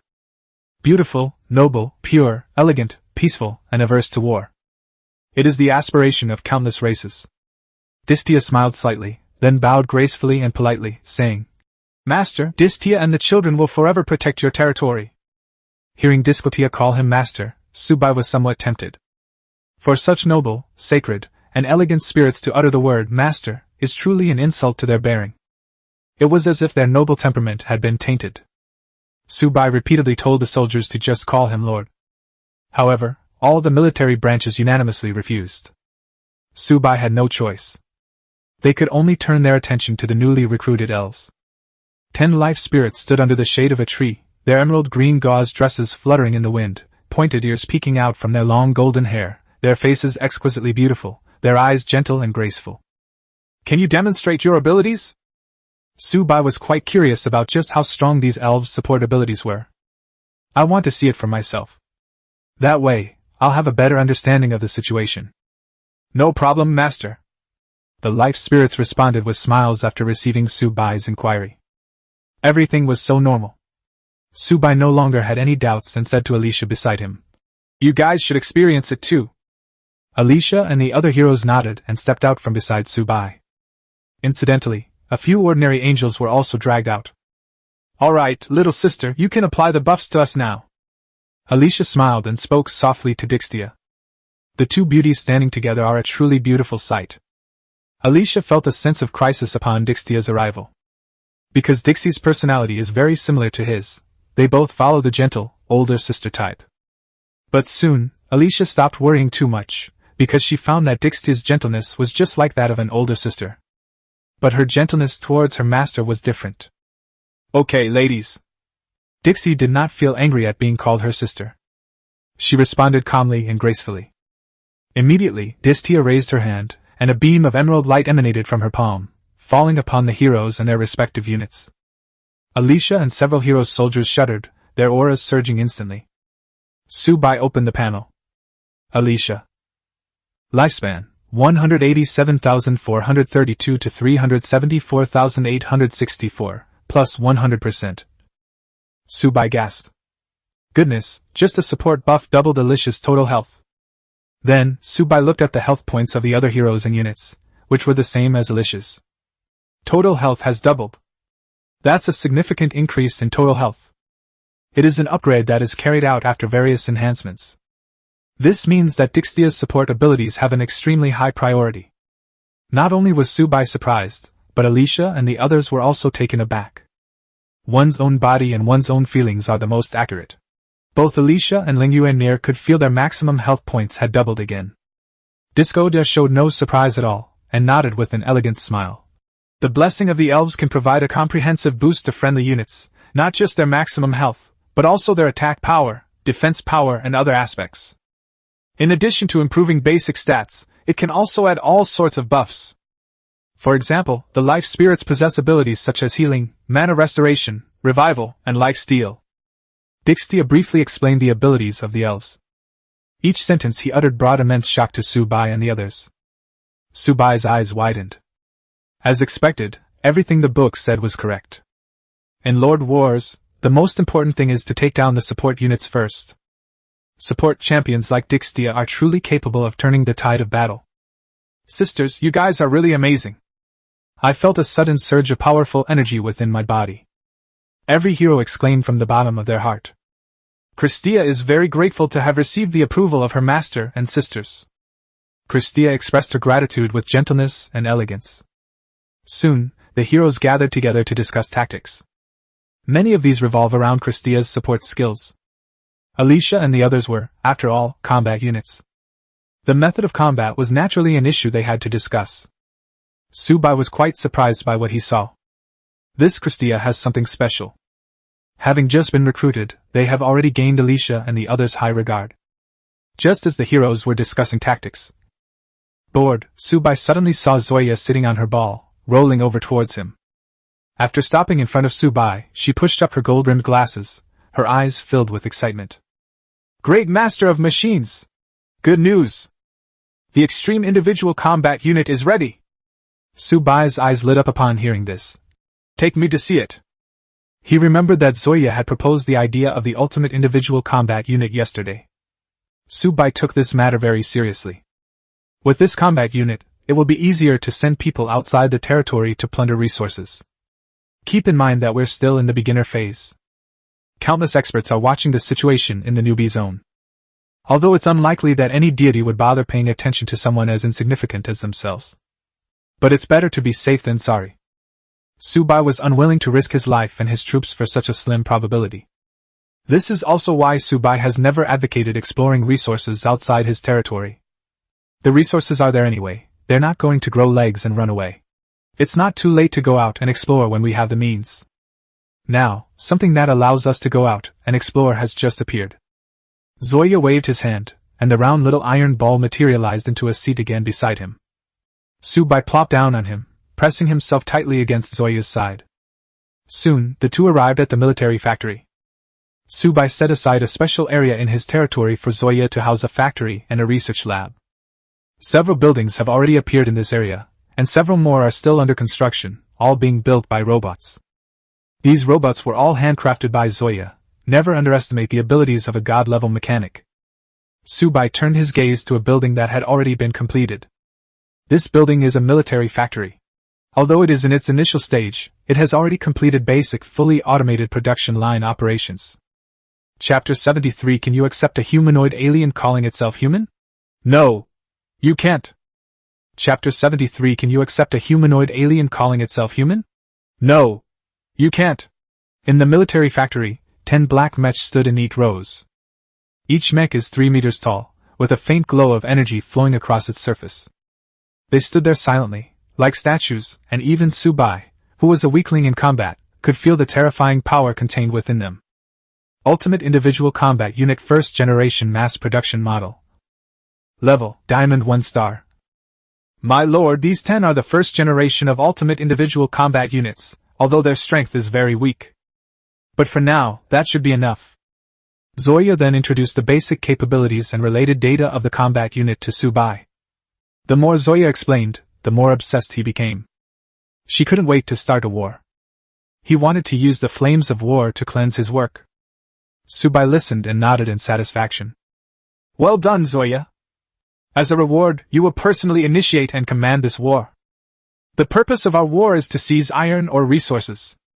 Subai was also eager to see what the world outside his territory was like. Subai, who was well versed in the art of cunning, even ventured out of his territory to take a look. However, these extreme individual combat units have their own built-in magic projection function. It can replace Subai's eyes and let him see what the world outside the territory is like. Subai then immediately led Zoya toward the Heavenly Punishment Thunder Tower and opened the exploration panel. Although the Heavenly Punishment Thunder Tower is an offensive building, it can attack selected targets. But it also has another function, to detect the surrounding environment in order to select an attack target. Iron ore resources are naturally a key target for these strikes. Heavenly Punishment Thunder Tower, Resource Exploration. Exploration range, 25 kilometers. Scanning all mineral resources within a 25 kilometers radius. Scan complete. Targets discovered, 2 small iron ore deposits, 1 medium iron ore deposit, 1 large iron ore deposit, 1 super large iron ore deposit, 2 small copper ore deposits, 1 large copper ore deposit, 1 small silver ore deposit, 1 small gold ore deposit. Subai's eyes lit up when he saw the various mineral resources that appeared. I never imagined that there were so many precious mineral resources around my territory. There is also a super large iron mine and a gold mine. However, Subai was not overwhelmed by the sudden surprise. Because these kinds of mines are usually heavily guarded. Sure enough, as Subai checked the information about the iron ore, a panel appeared in Subai's eyes. Super large iron ore mine. Mohei mining area. Reserves, approximately 5 billion units of iron ore. Current status, occupied by the Kingdom of Medog. Governing force, approximately 2,000 personnel. The garrison elites, 1 Platinum Knight Commander of Medog, 5 Gold Knights of Medog, 200 Silver Knights of Medog, and 1742 Bronze Warriors of Medog. Subai frowned after reading it. The realm of creation is not only home to lords. There are also many cities, countries, races, and ethnic groups. Of course, there are also humans in the realm of creation. However, the humans here don't look quite the same as people like Subai. The humans here have all sorts of strange and unusual appearances. It just looks like a human. All the lords could not tolerate such humans claiming to be human. Can you accept a humanoid creature that walks on 8 legs and looks extremely like an octopus claiming to be human in front of you? No, you can't. They're just a bunch of humanoid aliens. They were all targets for plunder by the orthodox human lords of Earth. Subai also refused to accept it. He did not agree with such alien-like beings calling themselves human. This made Subai feel insulted by the word human. We must plunder them through war, so that they will realize their place. Just because something is a sticky, humanoid creature doesn't mean it can call itself human. These aliens can only become objects of his plunder, and then he will use their blood to pave the foundation for his own path to godhood. Zoya, send them out. Target, Matua mining area. Subai issued the battle order with a firm and resounding tone. Subai felt no regret for any life in the god realm of creation. Would you feel sad because an NPC dies in a game, causing your mood to change and trapping you in eternal self-blame? No, Subai would never do that. The path to godhood is fraught with thorns. Those who are indecisive and have an excessive sense of compassion will never succeed. Zoya seemed to sense Subai's yearning for war and immediately nodded excitedly. Yes, my most respected master of machines. I will follow your will and wage war. At that moment, the 10 standby combat units opened their scarlet eyes. A terrifying sense of oppression filled the military factory. The thrusters on the back of the mecha spewed out unknown energy. The entire mecha, which was over 3 meters tall, immediately rose from the ground. With a knife in his left hand and a cannon in his right, he flew straight towards the Matua mining area. Meanwhile, in a shed within a military factory, the greenhouse roof quietly opened at that moment, and countless swarms of bees followed the combat unit and flew towards the Matua mining area. Medog mining area. It belongs to the Medog kingdom. This country is a kingdom established by humankind. However, the humans in this kingdom look like squid. They possess truly human thoughts. It has a system that is truly human. They are incredibly powerful in this region. The Medog mining area is one of the largest iron mines in the Medog kingdom. It accounts for about 10% of the iron ore production of the entire Medog kingdom. On the outskirts of the mining area, a sturdy fortress stands. Fully armed soldiers stood atop the fortress, while magically imbued ballistae and catapults were mounted on the city walls. At the highest point of the fortress, a flag of the Medog kingdom fluttered in the wind. In the fortress hall, Knight Commander Oleg was sitting in a chair drinking. He is a Platinum Realm expert who has been guarding this mining area for 3 years, and no one has ever dared to cause trouble. After all, the kingdom of Medog was the most powerful force in the region, and no race or power dared to disobey it. However, the entire Medog mining area has entered a state of wartime alert today. Because in the morning, they witnessed a scene they would never forget. The entire sky was instantly covered by dark clouds. Countless purple lightning bolts flashed within the dark clouds. Even Oleg, a Platinum Realm expert, felt the pressure from these lightning bolts. The alert level has remained in place since this morning. Oleg also sent a secret letter back to the kingdom, inquiring about what had happened. However, the kingdom has yet to give a definite reply. Just when Oleg was extremely anxious, a soldier rushed into Oleg's office in a panic. My lord! My lord, something terrible has happened! Oleg frowned. What is it? The soldier pointed out the window. The sky. The lightning bolts have reappeared, and enemies are appearing along with them. Chapter 74. All targets have been identified. Leave no one alive. Chapter 74. All targets have been locked. Leave no one alive. What? Those heavenly lightning bolts are here again. Oleg was so startled that he immediately jumped up from his seat, walked to the window, and looked up at the sky. At this moment, the sky was covered with dark clouds, and purple lightning rolled within the clouds. His pupils dilated slightly, but he quickly regained his composure. What are you afraid of? It didn't fall down before, did it? Besides, according to the information, Lay's targets were all bandits and mountain bandits. These thunderbolts are clearly not aimed at us. We have nothing to be afraid of. Even if it strikes, with my platinum level strength, what do I have to fear from a few bolts of lightning? I'm not one of those trashy bandits. Oleg immediately tried to justify himself in his mind. Oleg had previously sent people out to investigate, and it turned out that the targets of these lightning bolts were the chaos ones. The heavenly lightning is there to punish those who cause chaos. It has nothing to do with those who maintain order. The soldier swallowed hard. But sir, it looks like the lightning is coming straight at us. Sure enough, dark clouds were rapidly gathering over the Manhwa mine. And once they gathered, they didn't disperse, as if their target really was them. Oleg was starting to panic, but he forced himself to suppress his fear. What's there to be afraid of? I'm a Platinum Knight of the Kingdom of Manhwa. Who would dare to lay a hand on me within the borders of the Kingdom of Manhwa? Aren't they afraid of being hunted down by the Kingdom of Manhwa? No sooner had he finished speaking than another soldier ran in. Sir! Something terrible has happened. There are people flying over our mining area. Oleg suddenly frowned. Who are they? The soldier shook his head. I don't know, I've never seen them before. They're all made of iron, they look a lot like the cult of machines. Oleg's expression changed drastically upon hearing the words. Cult of the machine god. He rushed out of the office. Outside the mining area, 10 black mechs were neatly arranged. The sunlight shone on them, reflecting a cold, metallic sheen. Meanwhile, countless pieces of construction machinery were rapidly arriving behind the team. Pass on the Mother of Machines order. Leave no one alive! Synthesized electronic voices rang out from the heads of the 10 mechanical warriors. Oleg led his men out, followed by 5 gold-level knights and 20 silver-level knights. He had just heard that sentence. An angry expression immediately rose on his face. Who exactly are you people? Where did you come from?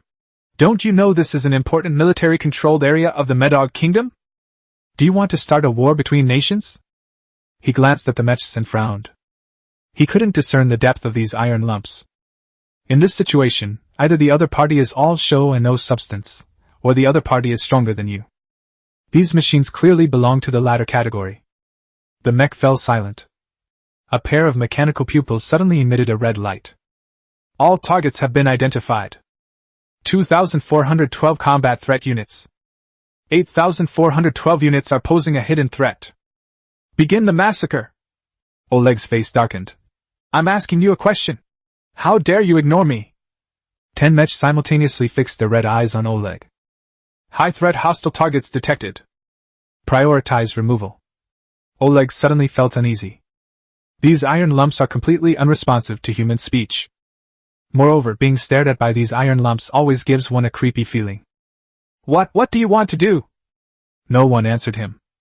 10 mechs simultaneously raised their arms, and the machine guns began to spin. Oleg's pupils contracted. You! Before he could finish speaking, all 10 mechs opened fire simultaneously. Bang bang bang bang bang. The artillery fire engulfed everything. Oleg and his knights didn't even have a chance to resist before they were reduced to blood mist in the gunfire. The massacre then began.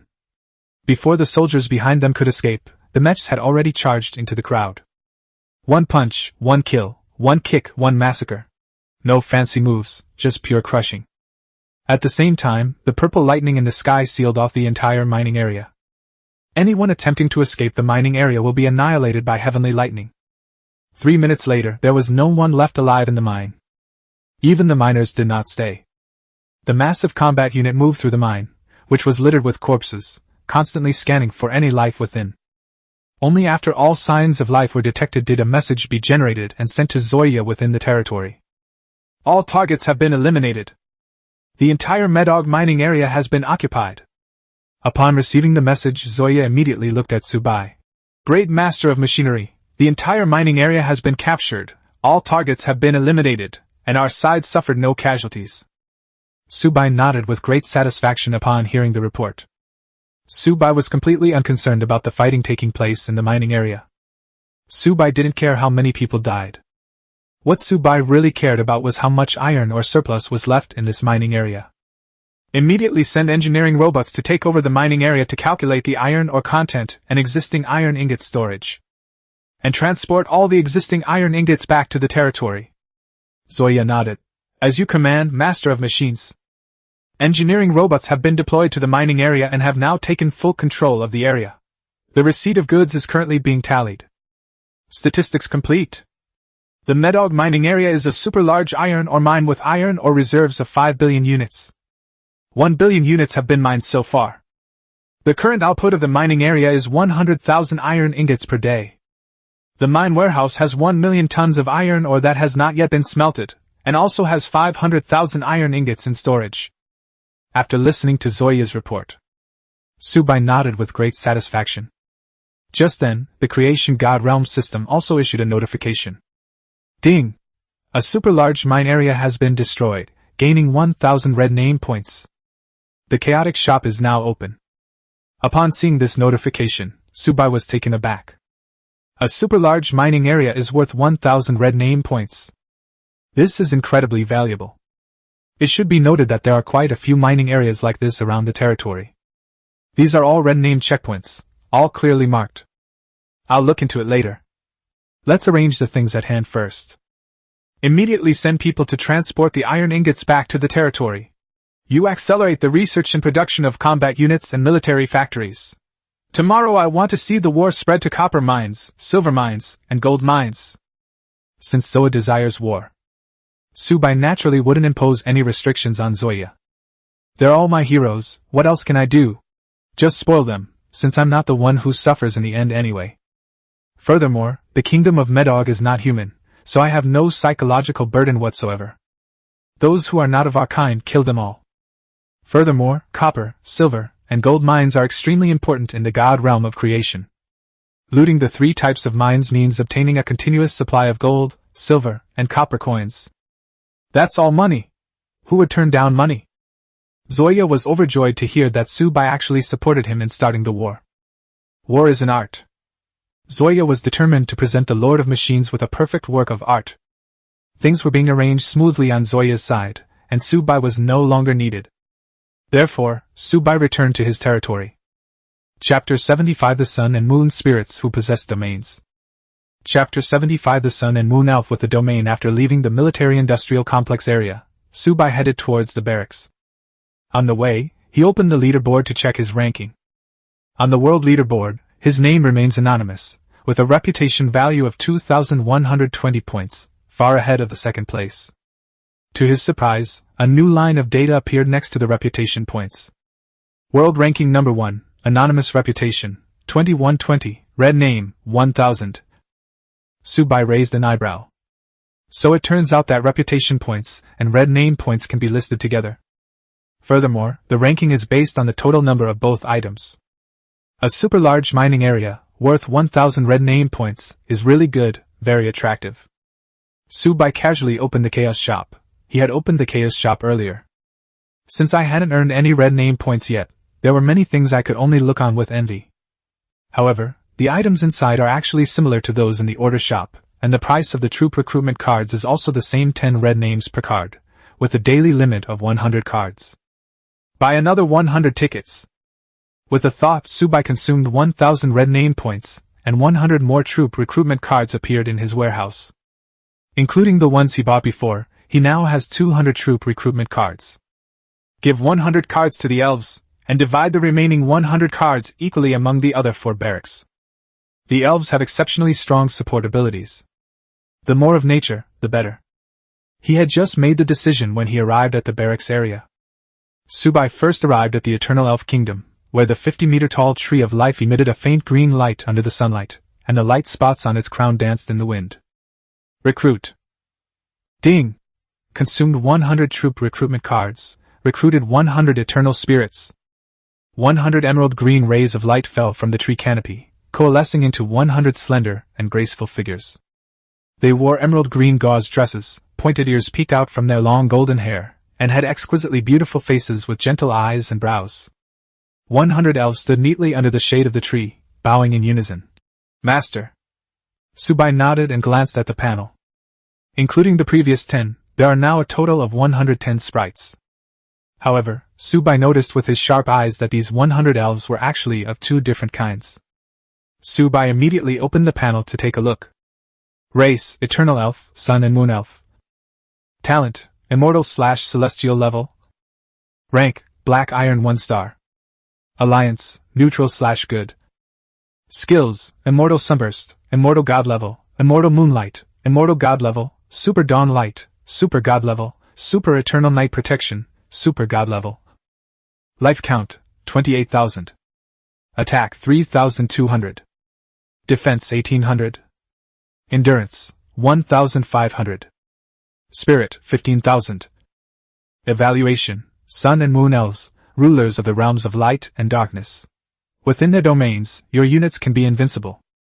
Subai's eyes lit up after reading it. Another elf branch.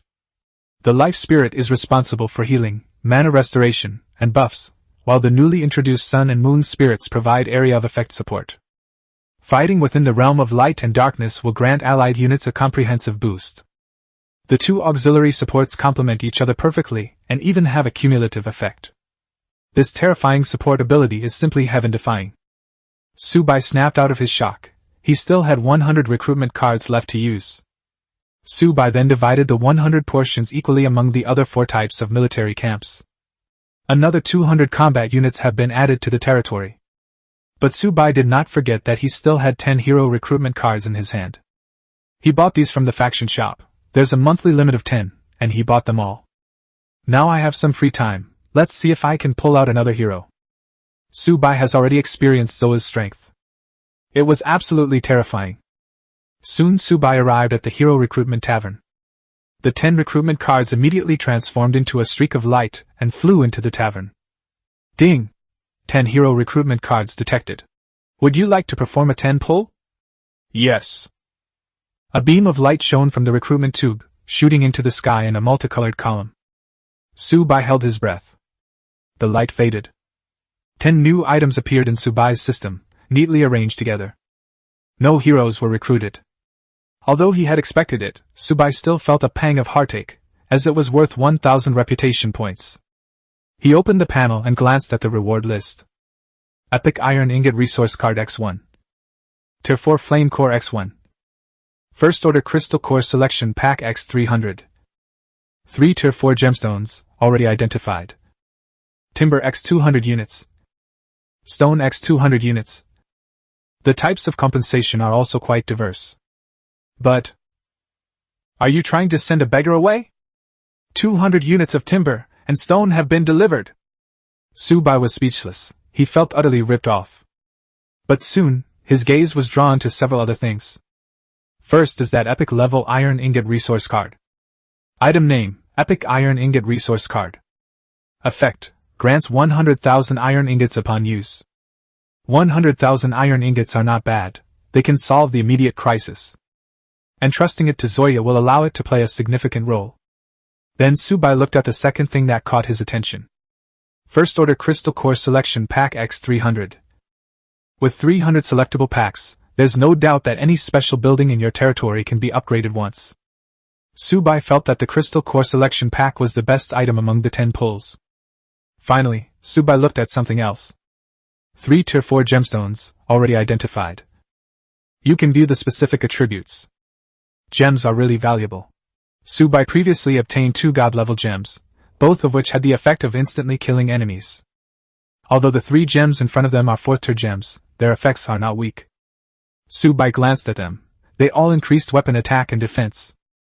Inlaying it into a weapon is also a significant improvement.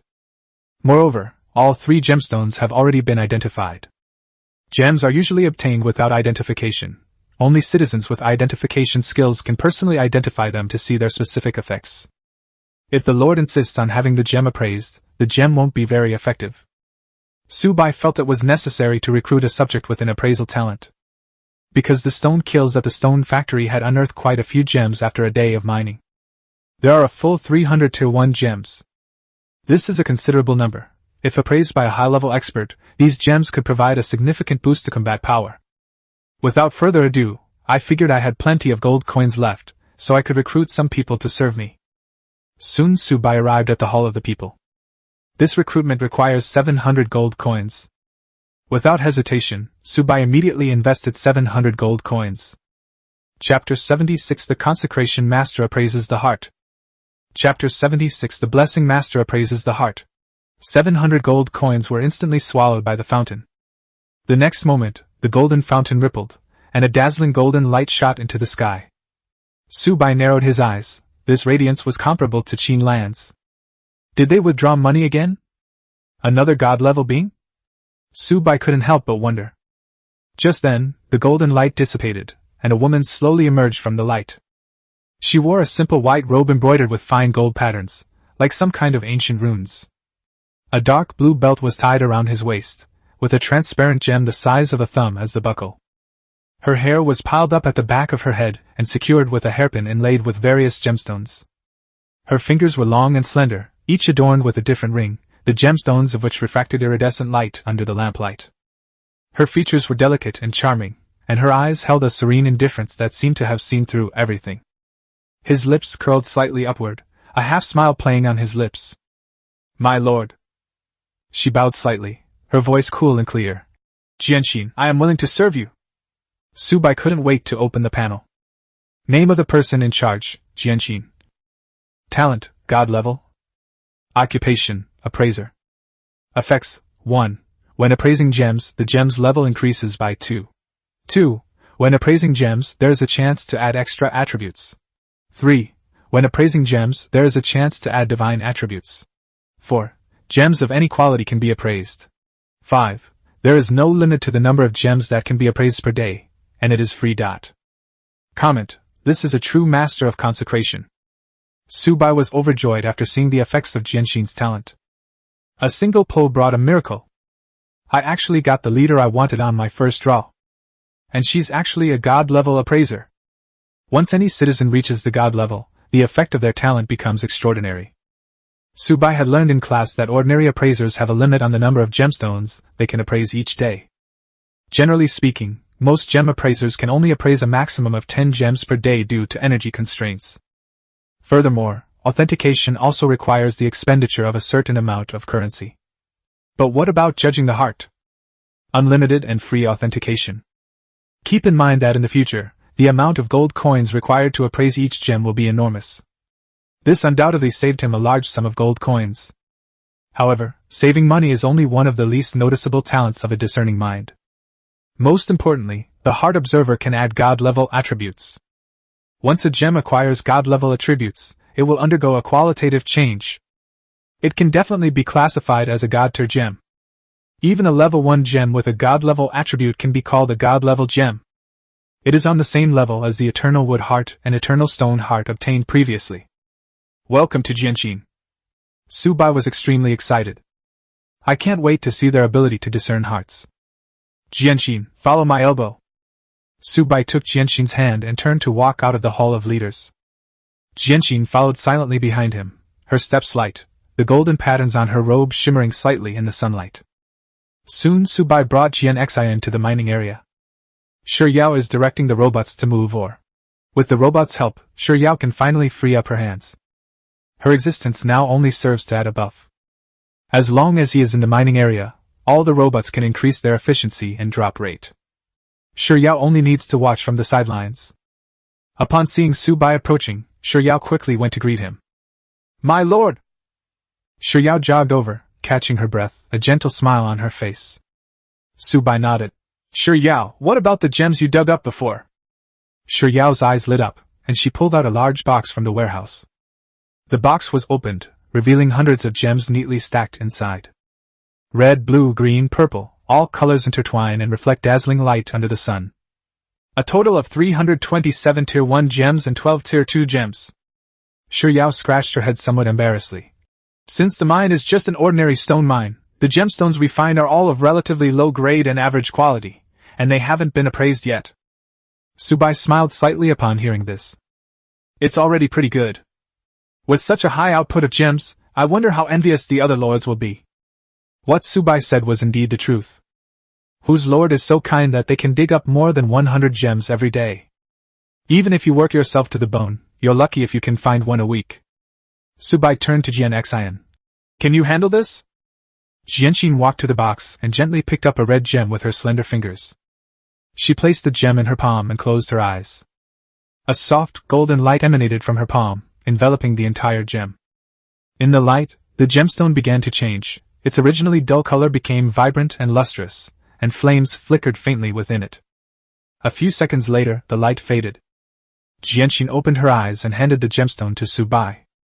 Gemstone name, Red Flame Stone. Level, Tier 3. Effect 1. When socketed into a weapon, attack power plus 500. Additional Effect 1. When embedded in a weapon, there is a chance to trigger fire burn damage upon attack. Additional Effect 2. When socketed into a weapon, increases damage against wood-type creatures by 50%. Evaluation. A Tier 1 gem, for some unknown reason, defied fate and became a Tier 3 gem, and a very high-quality one at that. Subai gasped after seeing the basic information about the gemstone. 2 additional effects in total. If it is inlaid on the set of one's own unit, its strength will be enhanced once again. Each weapon or piece of equipment has more than 1 gem slot. The same is true for weapons forged from Tanghao. There are a total of 5 slots.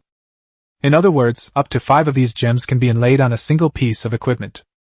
Without a doubt, gems are an important component of the equipment system for increasing strength.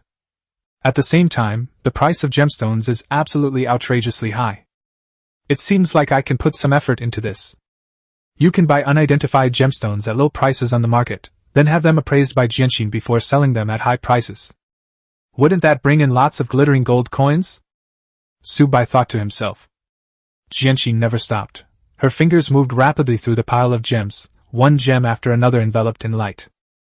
Golden light shone continuously, illuminating the entire mining area. Shi Yao stood to the side, her eyes widening. She dug for a whole day to find these gems. All of them were first or second tier gems, but now in the blink of an eye they have all become third tier gems. As a result, the lowest order has now become the third order. Moreover, it looks to be of decent quality. Although it is still in the third order category, its actual effect has far exceeded that of the third order. Well done! Subai looked at Jianxian and Shi Yao, and stopped Jianxian from continuing the appraisal. From now on, the mining and identification of gemstones will be entrusted to you.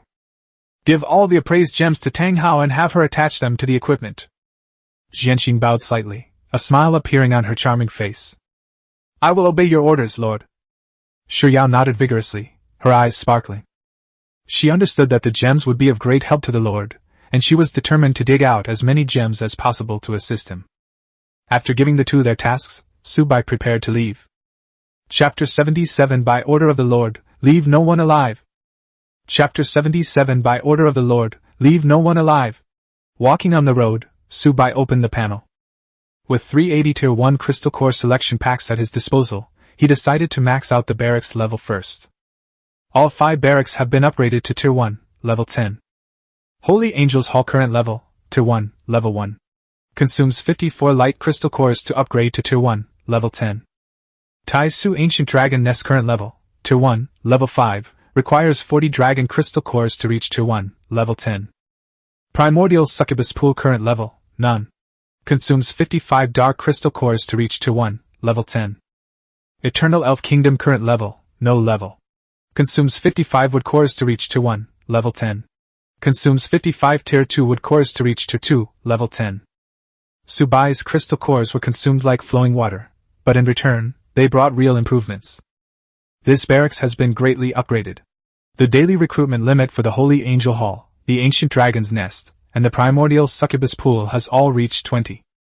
Hall of Holy Angels current level, Tier 1, Level 10. Daily recruitment, 20. Skill damage plus 30%. Tai Su Ancient Dragon Nest current level, Tier 1, Level 10. Daily recruitment, 30. Skill damage plus 30%. Primordial Succubus Pool current level, Tier 1, Level 10. Daily recruitment, 20. Skill damage plus 30%. Eternal Elf Kingdom current level, Tier 2, Level 10. Daily recruitment, 30. Skill damage plus 100%. Subai opened the recruitment panel and used up all of today's recruitment slots. Anyway, I never need to worry about food for my troops. With the dining hall of the gods around, I'm just that awesome. In the beginner area, having one more soldier means having one more unit of combat power. If I wait until the beginner period ends and still haven't found a way to obtain divine source coins, then I'm really in for a lot of trouble. Subai quickly recruited all the troops. Subai looked at the total number of troop types on the panel. The total was about to reach 1,000 units. This unit has enough troops to form an army-wide force. Just as Subai was about to close the window, a private message popped up. Lu Rian, are you there? Help! Lu Rian's territory. Yellow sand filled the sky, and the wind howled. Lu Rian lay disheveled on the back of a deep-sea siren, with dozens of caravan guards riding sand camels behind her. The guards wore heavy leather armor, carried scimitars, and wore cruel smiles on their faces. The commander of the guards at the front exuded a golden-level oppressive aura. Run!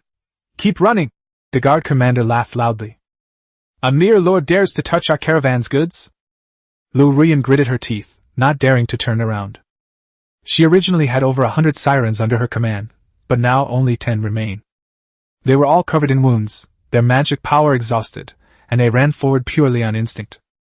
Looking back, Lu Rian realized it was all her fault.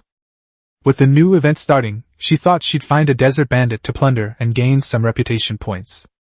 Unexpectedly, instead of finding the desert bandits, they encountered a caravan on the road. The principle is, come if you want. How about we attack a few small caravans? As a result, the first caravan had a gold-level expert in charge. Her deep-sea slug form is already at a disadvantage in the desert, and if she encounters a gold-level opponent, she's practically easy prey. They were being chased like dogs. My lord, we can't escape now. The last siren's voice trembled. Lu Rian glanced back and saw that the guards had caught up to within 100 meters. She closed her eyes, opened the private chat window, and decided to place her last hope on that person. Lu Rian, are you there? Help! After sending it, she added another sentence. Lu Rian, I might be eliminated. I've encountered an enemy at the gold round level. Lu Rian, I might have gone a bit too far. Lu Rian, this is all my belongings, I hope it can help you. Lu Rian didn't know if Subai would reply to her message. Because Subai used to reply to my messages very slowly. Even if the other party has the ability to save you, by the time they see the message, you will already be eliminated and have to go home and lie down. After sending the message and all her belongings, Lu Rian still stared intently at the screen, her heart pounding like a drum. He desperately wanted the other person to save his life. He didn't want to lose this chance to change his fate. 1 second, 2 seconds, 3 seconds passed without a reply. Just then, the voice of the guard commander behind them grew closer. Woman, stop running! How dare you covet my caravan? You will pay with your life. Just as Lu Rian was about to despair, she bit her lip and received a message. Your goddess, my golden basin, what's going on? When Lu Yan saw that the other party had replied to her message instantly, she immediately beamed with joy. He cares about me so much. However, Lu Rian was not overwhelmed by the surprise. Lu Rian, the enemy is a desert caravan, and there are gold-level enemies among them. Can you save me? If not, that's fine too. I'll give you all my supplies. I also have 20 selectable crystal core packs. Your goddess, my golden basin. Subai remained silent for a while. He did not reply to Lu Ruyan immediately. Lu Ruyan quickly calmed down from her initial excitement. Indeed, the enemy he was about to face was a powerful foe at the gold level. How could a novice lord possibly defeat a gold level expert? Lu Ruyan did not blame Subai. Anyone who hears that the enemy is at the gold level at this time would definitely back down. Just then, Subai sent a message. Your goddess, my golden basin, support has arrived. Lu Ruyan was stunned when she saw Subai's reply. What does it mean that support has arrived? While Lu Ruyan was still wondering, the guard commander had already caught up to within 10 meters, raising his scimitar high. Go to hell! Lu Ruyan thought to herself. It's all over! I haven't yet defied fate and become the one and only Ruyan emperor throughout the ages. She didn't even get the treatment of the eldest daughter of the Lu family. Was she really going to die here? Lu Ruyan was in despair, and closed her eyes resignedly. However, several seconds had passed. The knife didn't fall, and I didn't feel any pain at all. The remaining sirens were still running, and I could still feel the turbulence. Are gold-level enemies really that powerful? Enough to kill someone without them even noticing. Lu Ruyan opened her eyes, wanting to see the last of the world, but the scene before her left her speechless with shock. The void tore open, and 4 jet-black mechs emerged from the crack. A massive mech stood before her, separating her from the caravan guards. Those mechs were entirely black, 3 meters tall, and their surfaces shimmered with a faint energy glow. One of the mechs, wielding a jet-black longsword, easily blocked a strike from the enemy commander. At this moment, their red eyes stared coldly at the caravan guards opposite them, as if they were looking at a group of ants. Target confirmed. Execution order issued. By the Lord's command, leave no one alive. Chapter 78 Master, would you like a slave? Chapter 78 Master, would you like a slave? Target confirmed, execute the kill order. By the Lord's command, leave no one alive. The guard commander's expression changed drastically. Although he was a gold-level expert, the aura emanating from the mechs in front of him instilled a deep-seated fear in him. He wanted to run away, but his legs felt like they were nailed to the ground. 10 mechs simultaneously raised their arms, and the machine guns began to spin. The guard commander's pupils suddenly contracted. He sensed it. Diamond level. All of them were diamond level. A diamond level powerhouse is coming to beat up one of his minions. Is it really necessary?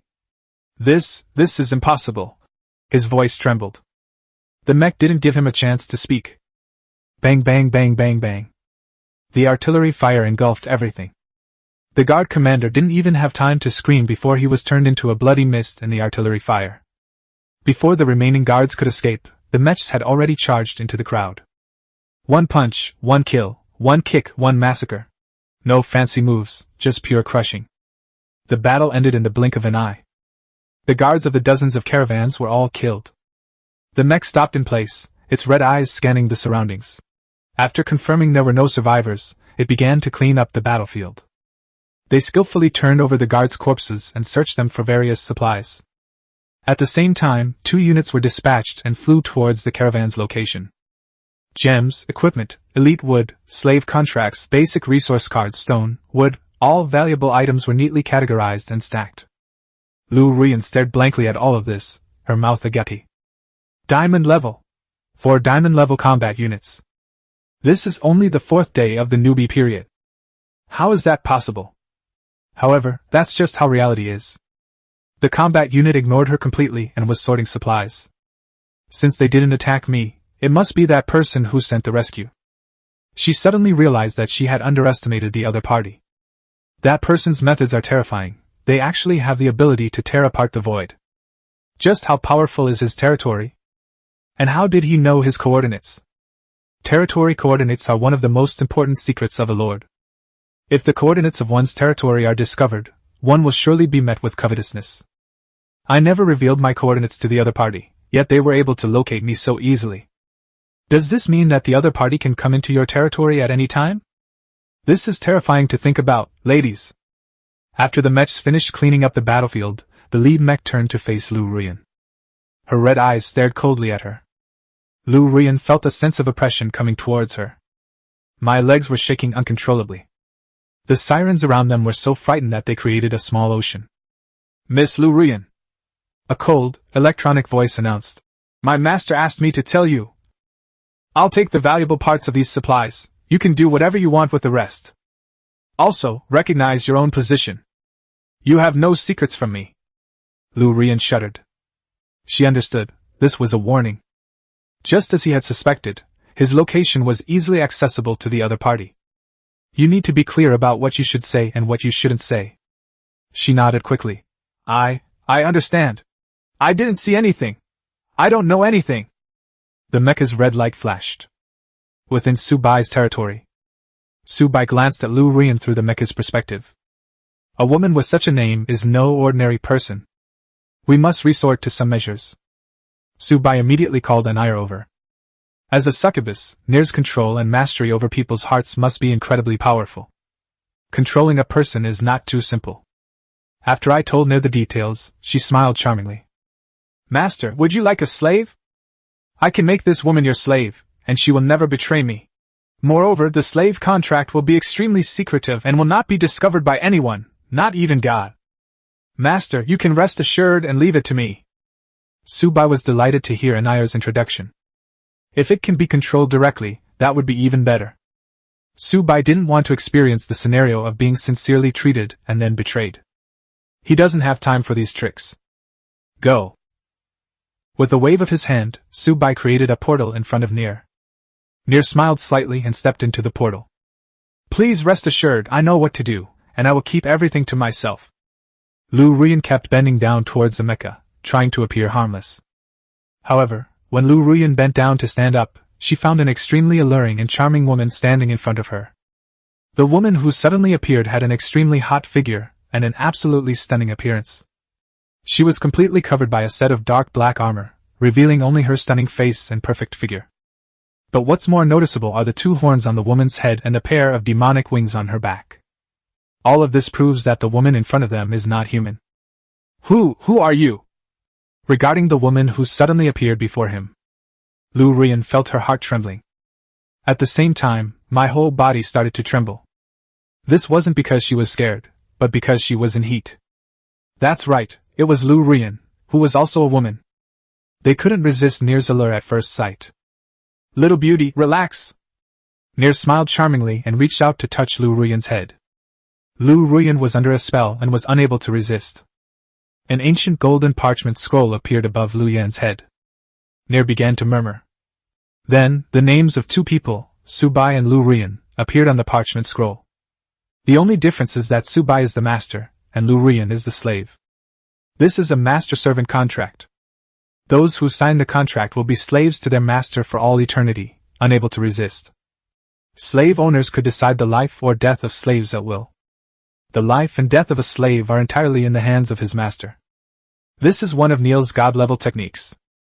The contract is concluded. Nir also took her hand off Lu Ruyan's head. Lu Ruyan also regained her clarity of mind at this time. At this moment, Lu Ruyan was also panting heavily. She knew everything that had just happened, but she was powerless to resist. The woman before me possessed methods far more terrifying than those mechs. What kind of methods does that person have to gain such powerful assistance? All right, pretty lady, I've finished my business, I'll be going now. When Nir saw Lu Ruyan's unbelievable expression, she smiled slightly. He stepped back and disappeared from Lu Ruyan's sight. Lu Ruyan was still immersed in fear. She realized that she had become someone else's slave. She was a goddess, a true prodigy, and had countless admirers who fawned over her. Now she, who was once a goddess, has become someone else's slave. And judging from the name, the other party is a man. This is simply Chapter 79, all troop types upgraded to Bronze Realm. A terrifying increase in strength. Chapter 79, all troop types upgraded to Bronze Realm. A terrifying increase in strength.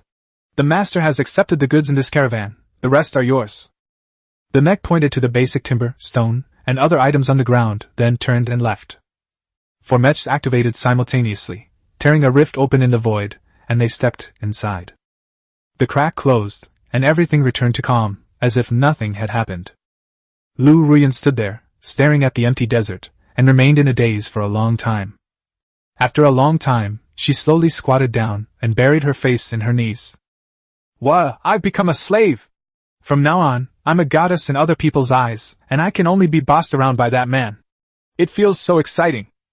Lu Ruyan muttered softly, her voice muffled, and she didn't seem happy, but who knows if she was happy or not. "Fine, I'll just do whatever he tells me to do from now on. I'm already a slave, what else can I do? Since I can't resist, I can only accept being transferred." Lu Ruyan saw it very clearly. As long as she dares to say she will not obey, I will definitely lose my qualification to compete for lordship, and at that time I will be even more miserable than being enslaved. The surviving deep-sea sirens looked at each other, unsure of what to say. Lu Ruyan raised her head, took a deep breath, and stood up. He then glanced at the supplies left on the ground. Then his eyes widened. This is a gold-level weapon! Master even left me a weapon at the gold realm level. My god, there are also resource cards for 1 million units of timber and stone. There are other recovery medications as well. Did Master forget to take anything with him? Lu Ruyan's eyes widened as she looked at the supplies scattered all over the ground. I was filled with shock. These supplies would be a huge sum of money for any lord. Especially gold-level weapons and equipment. There are at least 2 more sets here. Enough to arm her hero to the teeth. The boost to one's strength is absolutely massive. With gold-level equipment, even if I encounter an enemy at the gold level again, I won't be in such a sorry state. If someone can keep such equipment for themselves, then how many good things does their master actually have? Just how strong is their master? Lu Ruyan became increasingly curious about this master she had never met before. Never mind, since the master kept them all for himself anyway, these are all mine. Pack your things and go home. She patted the sand off her skirt, her voice becoming much lighter. Since we're here, let's make the best of it. The sea sirens quickly sprang into action, moving supplies. Subai territory. Looking at the newly arrived batch of supplies in the warehouse, a slight smile appeared on his lips. There are 47 Tier 3 gems, 432 Tier 2 gems, 2,342 Tier 1 gems, 762 Tier 3 crystal cores, 2,435 Tier 2 crystal cores, and tens of thousands of Tier 1 crystal cores. Furthermore, all kinds of crystal nuclei can be found within the first-order crystal nucleus. They even possess one of the extremely rare time and space crystal cores. Without a doubt, this is a huge sum of money. In addition, there are all kinds of resource cards, all of which are epic level or higher. Not bad. Subai immediately summoned Jian Xian. He is also responsible for appraising all the gemstones here. After Jianxing took all the gems, Subai leaned back in his chair. He was thinking about Lu Ruyan. There must be a reason why someone would dare to use such a name as Lu Ruyan. Subai dared not confide in Lu Ruyan. What if this person really is Empress Lu Ruyan? You treat her with sincerity, only to have her stab you in the back later. So I guess I'll just become a slave. Furthermore, keeping someone like Lu Ruyan, who is essentially a tool, is still useful. As for whether she knew his secret? If she knows, she knows. I have 10,086 secrets, and I'm not afraid of her finding out. And he knows her location. As long as she's not stupid, she won't do anything reckless. Alright, you can upgrade now. Now that we have enough geometry, we can upgrade all our units to the bronze level. Iron, bronze, silver, gold, platinum, diamond, starlight, candle, moon, blazing sun, 3rd tier deity, 2nd tier deity, 1st tier deity. All breakthroughs. Subai had a sudden thought. Hundreds of self-selection packs have all disappeared. In addition to Subai's original crystal core. All of Subai's troops that had reached the black iron 10-star level had broken through to the bronze 1-star level. Subai opened the panel and glanced at it. Hero name, Dragon Emperor. Ling Shuang. Race, Ancient Dragon of the Void. Talent, God King level. Rank, Bronze 1 star. Life count, 805,413. Attack, 75,215. Defense, 74,450. Endurance, 70,145. Spirit, 69,945. Subai gasped. This is the final data for little lowly Dragon Emperor. Ning Shuang. Double. With each major realm advancement, all data doubles. This is the data after it has doubled. His attack power reached 80,000 even at the bronze level. If it weren't for the Great Wall's limited damage, Dragon Emperor, Frost could have broken through the Great Wall with just one dragon. Of course, Dragon Emperor Frost is Su Bai's strongest unit. The data for Alicia and Lingyue is weaker, only about half that of Dragon Emperor Ning Xuan. Even so, it remains just as strong as ever. After the breakthrough was completed, all units felt the power surging within them. They all raised their heads and looked in the direction of the Lord's mansion. Alicia was the first to stand up, her eyes filled with joy. Lingyue opened her eyes, a hint of a smile flashing in her purple pupils, her purple lips slightly pursed, her thoughts unreadable. Dragon Emperor Ling Xuang jumped up from her chair, her face full of undisguised joy, but her expression remained calm and arrogant. She still had to maintain her haughty demeanor. She didn't have that many thoughts. After all, she was still a little girl at heart, and just wanted someone's attention. Soon, the group entered the Lord's manor. Master, shall we celebrate tonight? Lingyue's voice was soft and sweet. Su Bai still doesn't dare to look Lingyue in the eye. The image of the wooden bamboo fairy last night was simply too shocking for him. He was afraid he wouldn't be able to control himself. But they're right, we should definitely celebrate and not spoil the fun, shouldn't we? Okay, let's have a pool party tonight. Night fell. A bonfire was lit by the hot spring, and a long table was filled with food from the dining hall of the gods. Chapter 80 The True Face of Dixti. Chapter 80 The True Face of Dixtia. He was afraid he wouldn't be able to hold back. But they're right, we should definitely celebrate and not spoil the fun, shouldn't we? Okay, let's have a pool party tonight. Night fell. A bonfire was lit by the hot spring, and a long table was filled with food from the dining hall of the gods. The area around the hot spring was filled with enchanting scenes. Everyone was there, trying their best to show off their figure in front of Su Bai. It can be as tempting as it gets. Medog Kingdom, Royal Palace. King Medog II sat on the throne, his face ashen. The scout kneeling below trembled all over, not daring to lift his head. What did you say? Medog II's voice was as cold as ice.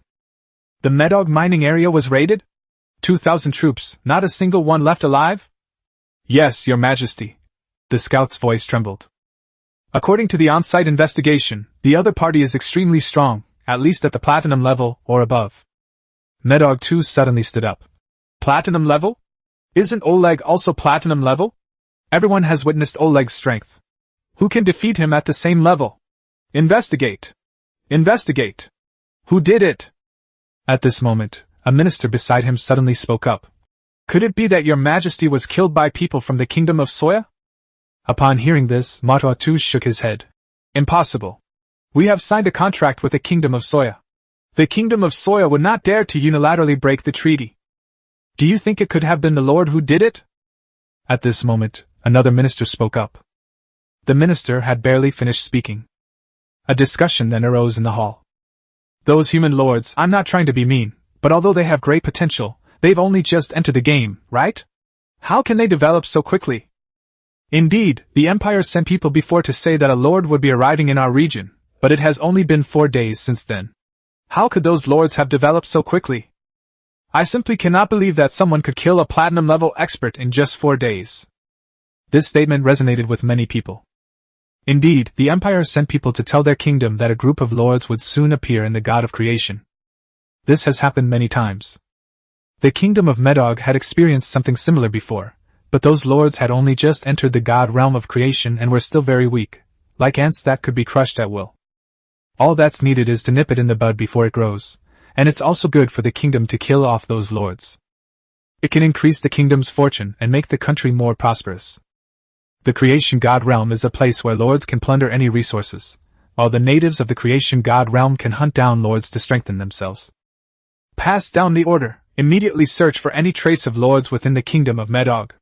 Once a lord or territory is found, gather your forces and eliminate them immediately. Better to kill the innocent than let the guilty go free. At the same time, pay attention to the situation on the kingdom's borders to prevent trouble from enemy countries. In short, regardless of whether it was done by the lords or not, those lords are our enemies and we must be vigilant. The second king of Medog said in a deep voice. As soon as he finished speaking, the entire state apparatus sprang into action, beginning a search for traces of the territory within the country. The regional chat channel instantly erupted in chaos. She said drinking soy sauce caused a gene mutation. What? What's going on? How come so many powerful enemies have appeared outside my territory? Still wanting to stir up trouble even when you're being drenched in shit. Me too. I was gathering resources outside my territory when suddenly a group of knights rushed out and wiped out all my troops.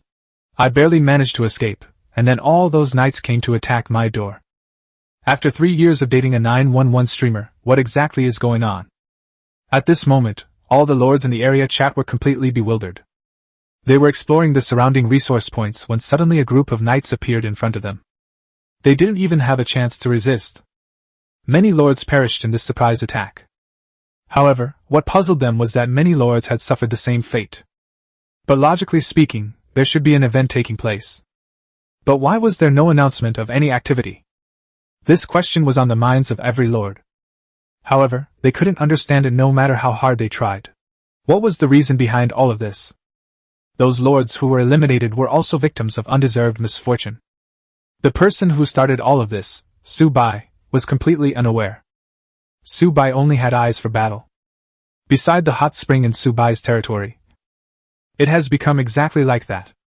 Various foods from the dining hall of the gods were laid out. Fine wine and delicious food are served. She truly deserves the title of Elf Queen. Dixie is a true queen. It was as if he had become a completely different person. It completely changes a person's temperament. It's as if it has a second personality. Independent and assertive. A succubus of pure love? That's interesting. Day 5 of the beginner period. Su Bai was awakened by the sunlight. Su Bai was unusually late for getting up today. It wasn't until the sun shone into Su Bai's eyes that he finally woke up from his drowsy state. I woke up in the pool again. It's full. Su Bai is really at his peak. If it weren't for the help of gold, Su Bai could never have such a record. Su Bai opened his eyes. The sun was a bit dazzling. I subconsciously reached out and shielded my eyes from the sunlight. Then he realized he was still soaking in the hot spring. Hiss. Ling Yu is really good at this. This is hardly a fairy. He looked down at himself again. Goodness. Su Bai discovered that his body was covered in injuries.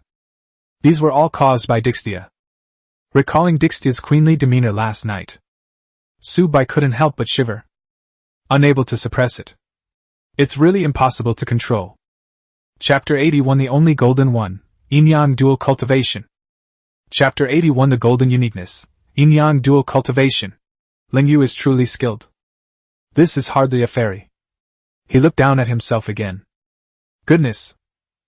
Su Bai discovered that his body was covered in injuries.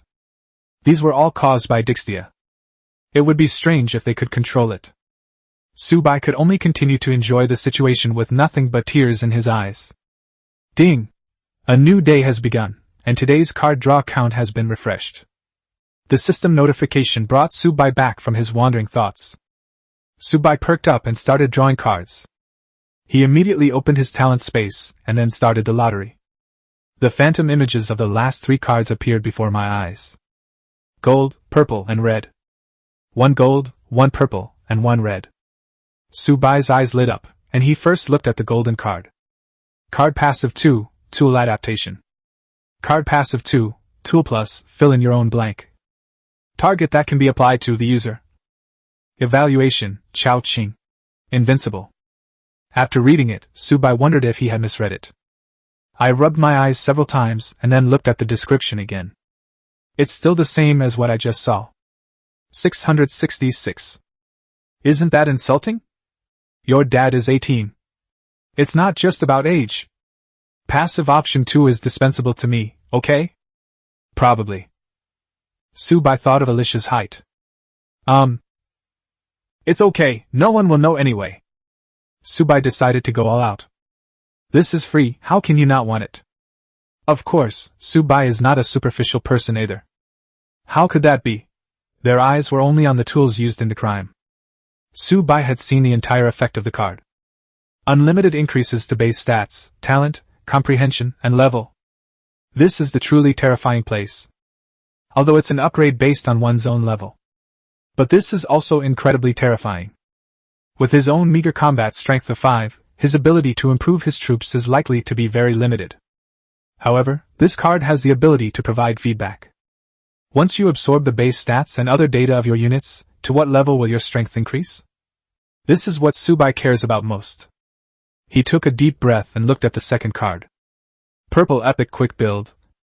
Card effect. When granted to a lord, the construction time and upgrade time of all buildings within the territory are reduced by 50%. Target, the lord himself/herself. Card review, what's the point? Trash. This is purple? It's not even as awesome as my own blue gold kidney. Red Myth Unit Enhancement. Card effect. When granted to a lord, all troop types gain plus 50% to all attributes. This can be actively increased by 100% during battle. Cooldown, 1 day once. Target, the lord. Card review, simple and straightforward but effective. This card is fine too. But it's incomparable to the gold cards. Subai chose the first one without hesitation. Golden light merged into the body. Subai felt a warm sensation all over his body, and then he felt a slight itch in a certain place. Subai felt it was necessary to test just how powerful this card's passive ability really was. After all, they already gave it to us. We can't not use it, can we? Subai's thoughts raced instantly. Wah! Just as Subai was fully charged, a surprised and slightly frightened voice suddenly rang out. Subai bared his teeth. Subai quickly returned to normal. Host. I heard that plaintive voice. Subai looked at Lingyu, who was looking up with teary eyes and nausea, and felt quite embarrassed. Sorry, I didn't notice. Subai apologized. However, Lingyu shook her head. And they were extremely eager to try. Master, I want to see your most powerful form. Don't assume that Subai is obsessed with women. Subai is not a man who can be swayed by women. He simply wanted to test the reciprocal effects of yin-yang dual cultivation. It was noon. I fucking finally stood up. They were suppressed for 4 days and 4 nights. Now he has finally gotten his revenge. Subai is confident he can take on 100 more. This is not about satisfying one's own desires. This is for the development of the territory. To increase loyalty. Subai then opened the panel to view his basic information. Name Subai. Territory name, your goddess, mine. Lord's talent, Chaos Endowment unique. Lord level, Iron 10 star. Territory level, Tier 1, level 10. Territory heroes, Alicia, God King, Lingyu, God King, Dragon Emperor Lingshuang, God King, Zoya, Immortal God, Nier, God King, Dixty, God King. Territory troops, Holy Angel, Aloof Fairy, Ancient Dragon of the Void, Primordial Succubus, Eternal Elf. Card effects unique. God Tier Barracks unique. Eternal Companionship unique. 10,000x critical hit unique. Goddess's Descent unique. Escape from the World unique. Yin-Yang Dual Cultivation, rare. Golden Kidney. Territory buildings, a better Lord's Mansion, a better God Tier Lumber Mill. Territory resources, timber, stone. Currency, gold coins. Silver coins. Life count, 8650. Attack, 812. Defense, 811. Endurance, 1091. Spirit, 1078. Review, rapid progress. Subai stared at his panel, lost in thought for a long time. Health 8650, Attack 812, Defense 811, Stamina 1091, Spirit 1078. Yesterday it was a 2-digit number, today it's jumped to 4 digits. Is this the power of yin-yang dual cultivation? Wow, that's really progressing by leaps and bounds. Subai murmured the evaluation on the panel, his lips twitching. But no matter what, I've finally shaken off the reputation of being a complete weakling. With his current strength, he probably couldn't beat some of the stronger bronze-level soldiers, and he could even throw a couple of punches at some silver-level soldiers. Chapter 82 Danger Warning. Someone is spying on me? Chapter 82 Danger Warning. Someone is spying on him? Subai knew. This is all because of the talent for yin-yang dual cultivation. And the first dual cultivation session is the most effective. The effect afterward might not be so good. Although it will also grow. However, growth was limited. My own stats are roughly the same as the base stats of my heroes. Yin-yang dual cultivation is awesome. Subai closed the panel and prepared to get down to business for the day. Lord's Mansion Upgrade Panel. Current level of the Lord's Mansion, Tier 1, Level 10. Upgrade to Tier 2, Level 1 requires 10 Tier 1 crystal cores, 100 gold coins, 100,000 wood, 100,000 stone, and 10,000 iron ingots. Su-bai has all of these things. You only need 10 gold coins, any kind will do. As for the iron ingots, after a night of production, there was already a considerable number. The cost wasn't much, and Su-bai's mind raced. Upgrade. Ding! Lord's Mansion upgraded successfully. Current level, Tier 2, Level 1. Ding! Congratulations on becoming the first lord in this region to upgrade their Lord's Manor to Tier 2, Level 1. Received the first regional upgrade reward, 1 better territory. Before Su-bai could even see what the reward was, the system notification sounded again. Ding! Your territory has been upgraded to Tier 2, Level 1. The upgrade challenge dungeon is now open. Ding! Detected that the Lord has leveled up too many times consecutively. The dungeon difficulty will be significantly increased. The escape talent has been automatically triggered, and all traces of you have been concealed. Dinny reminds you that the host has been captured by a powerful, unknown entity. Please be aware. Su-bai's expression changed. Did the escape skill trigger automatically? Is someone spying on him? Or perhaps it's some powerful being. God. Su-bai subconsciously thought of God. He looked up at the sky, but could see nothing. But he knew that somewhere he couldn't see, something was watching him. Su-bai gritted his teeth. He knew that leveling up too quickly would cause trouble, but he didn't expect it to be this fast. Moreover, even Dunyi only concealed his tracks, rather than directly blocking the upgrade process. Looks like I'll have to play it safe for a while. Su-bai muttered to himself, but he still had to face the leveling challenges ahead. But now is not the time to think about these things. Having taken such a huge risk to upgrade my territory, I can't afford to give up the challenge now. Enter the instance. A flash of golden light, and Su-bai and his troops vanished from the spot. Inside the instance, Su-bai sensed something was wrong as soon as he entered. The air was so heavy it seemed to drip water, and the distant territory exuded an aura that made his heart tremble. He opened the data panel.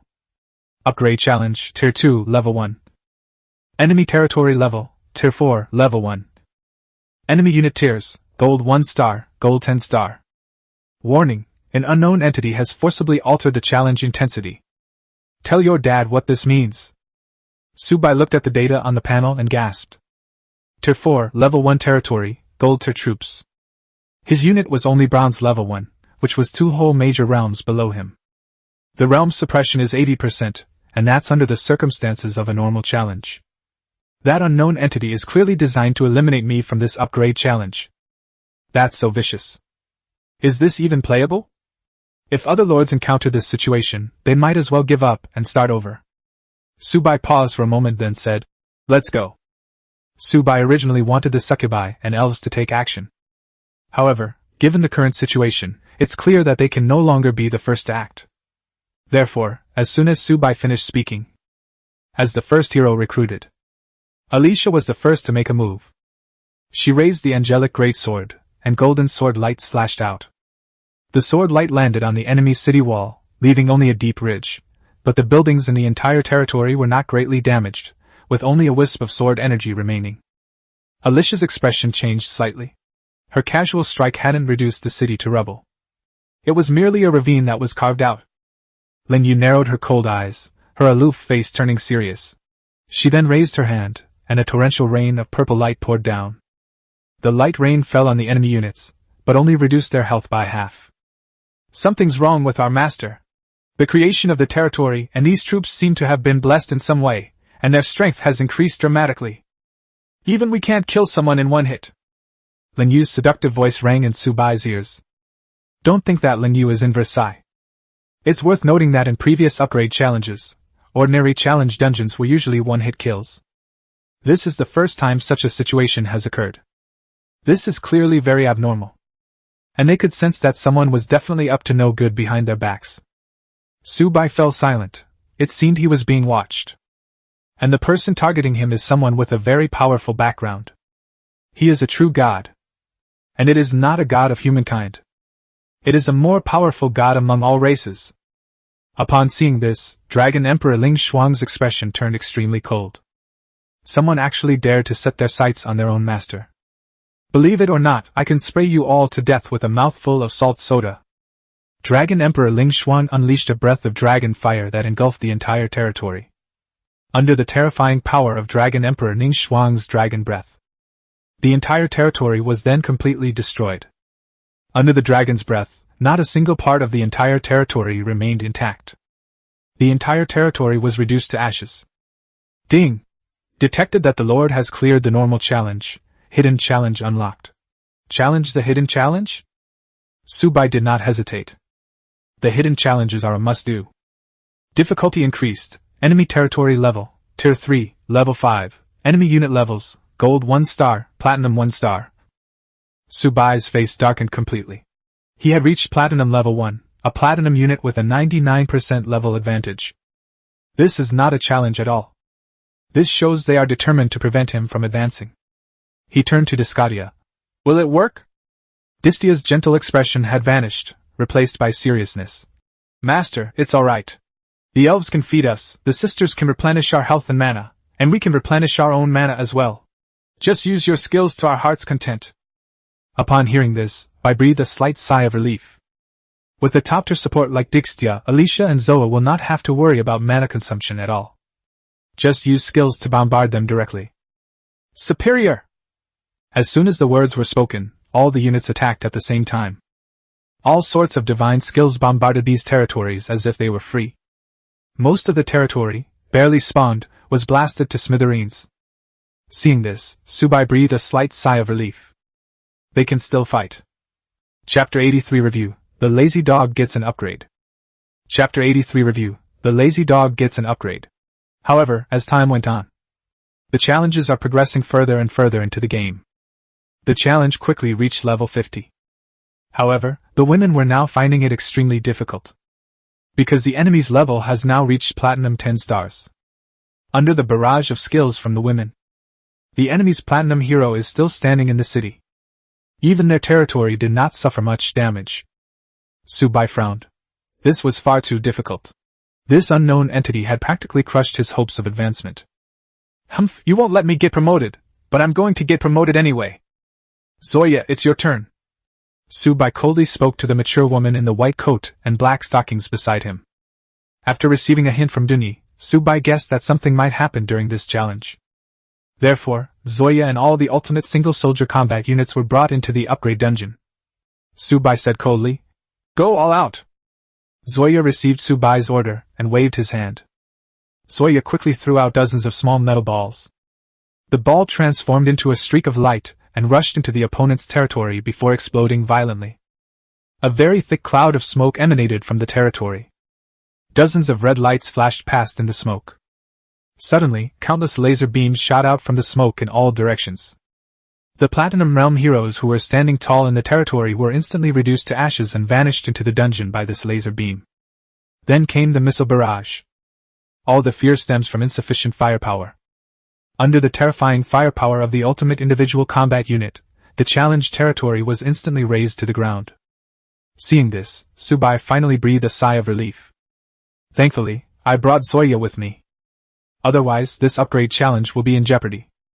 With the addition of extreme individual combat units, the guides for upgrading dungeons have finally returned to normal. As time went on, the last challenge came to an end. The message, "Upgraded Dungeon Challenge Successfully," appeared on the system panel. Ding! Challenge time is over. This challenge destroyed a total of 60 territories. Overall rating, SSS. Ding! Congratulations, host, you have obtained an SSS level upgrade challenge reward, SSS level territory upgrade treasure chest X1. A flash of golden light, and Subai returned to his territory. That was close, that go-by is really insidious. They actually altered the difficulty level of their challenge. Unless you have a trump card up your sleeve, this challenge will definitely end in failure. Fortunately, we successfully overcame this challenge. It seems I can no longer upgrade my territory at will. We need to control the speed. Otherwise, it would definitely be noticed by some beings. At that level, there are plenty of ways to discover one's own existence. Even Alicia, who is only at the bronze level, has the ability of cause and effect. Those beings may also possess such abilities, Hold on. Subai took a while to adjust his mindset before turning his attention to the rewards. First, the first upgrade bonus. Name, better territory. Effect, after use, the surrounding environment of the territory will change.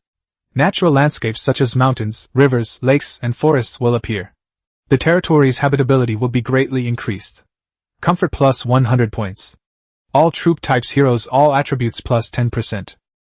Evaluation, a good environment can make people feel good, and of course, your troops will too. After reading it, Subai used it directly. A golden light emanated from his hand, enveloping the entire territory. After the light faded, everything around the territory changed. What was once a barren wasteland outside the territory has now become a patch of lush green grass. In the distance, a small hill appeared, with a waterfall flowing down from it, forming a clear stream. The stream flowed along the edge of the territory, forming a moat. The riverbank was covered with unidentified flowers and plants, emitting a faint fragrance. Subai took a deep breath, and the air became several times clearer than before. It is also more suitable for human babies to live in. This place, although it doesn't offer many advantages, is more than 10 times better in terms of comfort than before. It is arguably the most perfect location for the territory. Subai nodded in satisfaction, then opened the upgrade treasure chest. Ding! Opened the SSS level upgrade challenge treasure chest and received the following rewards. 1,000 gold coins. Obtained God tier building blueprint, experience pool x1. Subai's eyes lit up. His gold coins had actually increased from 100 to 1,000. It seems that the rewards change as the level increases. Subai immediately looked at the building information. Building name, experience pool. Quality God tier. Building HP, 100 million. Effect 1, upgrades 100 combat units to the current territory level cap each day. Effect 2, upon upgrade, comprehensively improves all 5 attributes and skill proficiency. Effect 3, the experience pool can store up to number uses, with no storage limit. Effect 4, experience in the experience pool can be used for troops/hero breakthroughs. After a breakthrough, there is a chance to learn a new skill. Review, the lazy dog has been upgraded. After reading it, Subai's lips curled into a wide smile. 100 units per day will instantly level you up to the current level cap. This is extremely important to Subai. What annoys Subai the most right now is the issue of troop levels. The sheer amount of stamina required for Alicia and her companions, who are God King soldiers, to level up is simply too great. Yesterday, we killed hundreds of thousands of wood spirits and stone spirits before some units were able to reach the maximum level. For any other unit, reaching the silver rank would be considered a low achievement. Now I no longer need to grind for experience or run dungeons. All I need to do is take a bath. Furthermore, using the experience pool to improve has no side effects. On the contrary, it can comprehensively enhance the 5-dimensional attributes and skill proficiency. Let it out and let us see. With a thought, Subai sent the blueprints flying towards a corner of the territory, transforming them into a streak of blood-red light. As the light fell, a massive pool of blood slowly took shape. The pool of experience blood is circular, with a diameter of about 50 meters. The pool water was deep red, but not the bloody red, rather, it was crystal clear, like a ruby. The water surface shimmered with a faint golden light, as if a halo covered it. The edge of the pool was made of dark gold jade, which was engraved with complex runes. Subai stood by the pool and could feel a rich energy emanating from the water. Just standing next to him made him feel comfortable all over. Alicia, why don't you go in and try it first? Alicia nodded, removed her armor, and stepped into the blood pool. The pool water reached her waist. She closed her eyes and relaxed completely. The deep red pool water began to glow, and countless golden specks of light emerged from the water, enveloping her entire body. Ding! Hero Alicia has entered the experience pool. Current territory level cap, bronze 10 stars. Estimated upgrade time, 3 minutes. After the upgrade, Alicia will be promoted to bronze 10 stars, with her base stats increasing by 500 and her skill proficiency increasing. Subai gasped as he looked at the system notification. In 3 minutes he went from bronze 1 star to bronze 10 star. Leng Yu and I are Dragon Emperor Ling Shuang, Distia Zoya, you can all go in. The women nodded and entered the blood pool one after another. The pool water surged and shone brightly with golden light. Subai then selected more than 90 soldiers to enter the experience pool. Chapter 84 Qinlan, Replenishing the Lord's Energy. Chapter 84 Qinlan, adding a note about the Lord's Energy hot spring, where mist rises and petals float. 100 soldiers were immersed in the warm pool water, each in a different pose. However, every soldier closed their eyes and carefully experienced the changes within their bodies. Alicia leaned back by the pool, her wet ribbons clinging to her body, outlining her breathtaking curves. Lingyu lay languidly by the pool, her long purple hair spreading out on the water's surface like the stamen of a purple flower. Neil sat in the middle of the pool, water droplets sliding down her devilish horns, across her breathtaking face, and then flowing into the hot spring from the abyss. Dixia sat by the pool, her two white, jade-like feet gently splashing in the water. Subai sat by the hot spring without disturbing the women, but carefully observed them. Look at the experienced pool. It's how the female character's level is increased. It's definitely not just for satisfying one's own lust. After looking around, Subai nodded repeatedly. It's huge. Haha, no, it's really white. That's not right either. My mouth slipped, it must mean I absorb it really quickly. But Subai had to say it. For a moment, the entire hot spring pool was infinitely beautiful. Just then, the clattering sound of high heels on the stone slabs grew louder as it approached. Qinlan walked over dressed in a black business suit, with a white shirt and a black pencil skirt, a new black stocking with a suspender top, and red-soled high heels. She was carrying an account book in her hand. My lord. She pushed up her gold-rimmed glasses, a professional smile on her face, but a hint of weariness in her eyes. He hasn't had much rest these past 2 days, staring at the trading market all night without closing his eyes. Subai nodded. Thank you for your hard work. How was the income yesterday? Qinlan opened the ledger and began her report. Yesterday, at the master's behest, I sold all the unused ordinary timber and stone in the territory. All resource cards, including common, rare, and elite cards, have been cleared. All transactions were settled in gold coins, with a total of over 15,300 gold coins and 1,760 silver coins obtained. Subai's eyes lit up.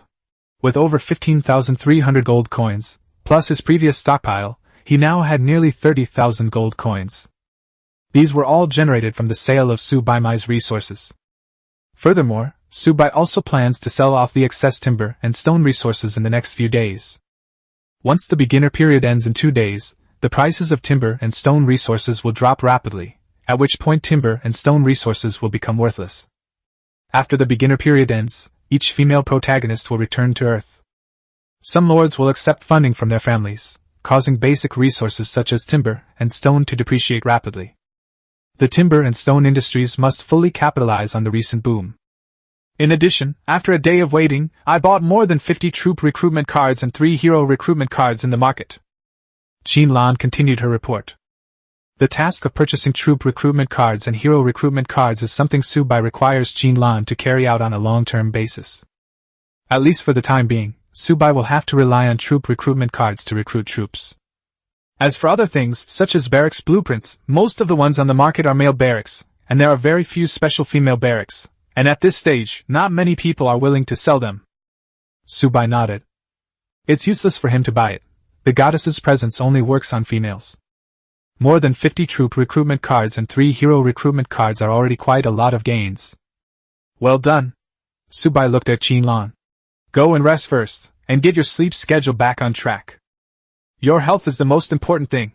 Staying up late is bad for you girls.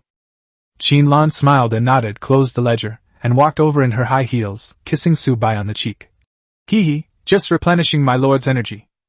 After saying that, he smiled slightly and left the hot spring. Subai looked at the black flesh-colored stockings on Qinlan's legs. It has to be said that Qinlan has really good taste in clothing, and her outfits are truly alluring. Of course, Subai would never admit that he was a woman with a fetish for stockings and feet. Subai leaned against the pool, intending to recruit 50 soldiers first. And today's recruitment attempts haven't been used yet. Also, clear all recruitment attempts. You also need to use the 3 hero recruitment cards. To Subai's disappointment, the hero recruitment cards still failed to recruit any heroes. They did release a selection pack of 100 first-order crystal cores, in addition to other basic resource rewards. Subai was not too surprised by this.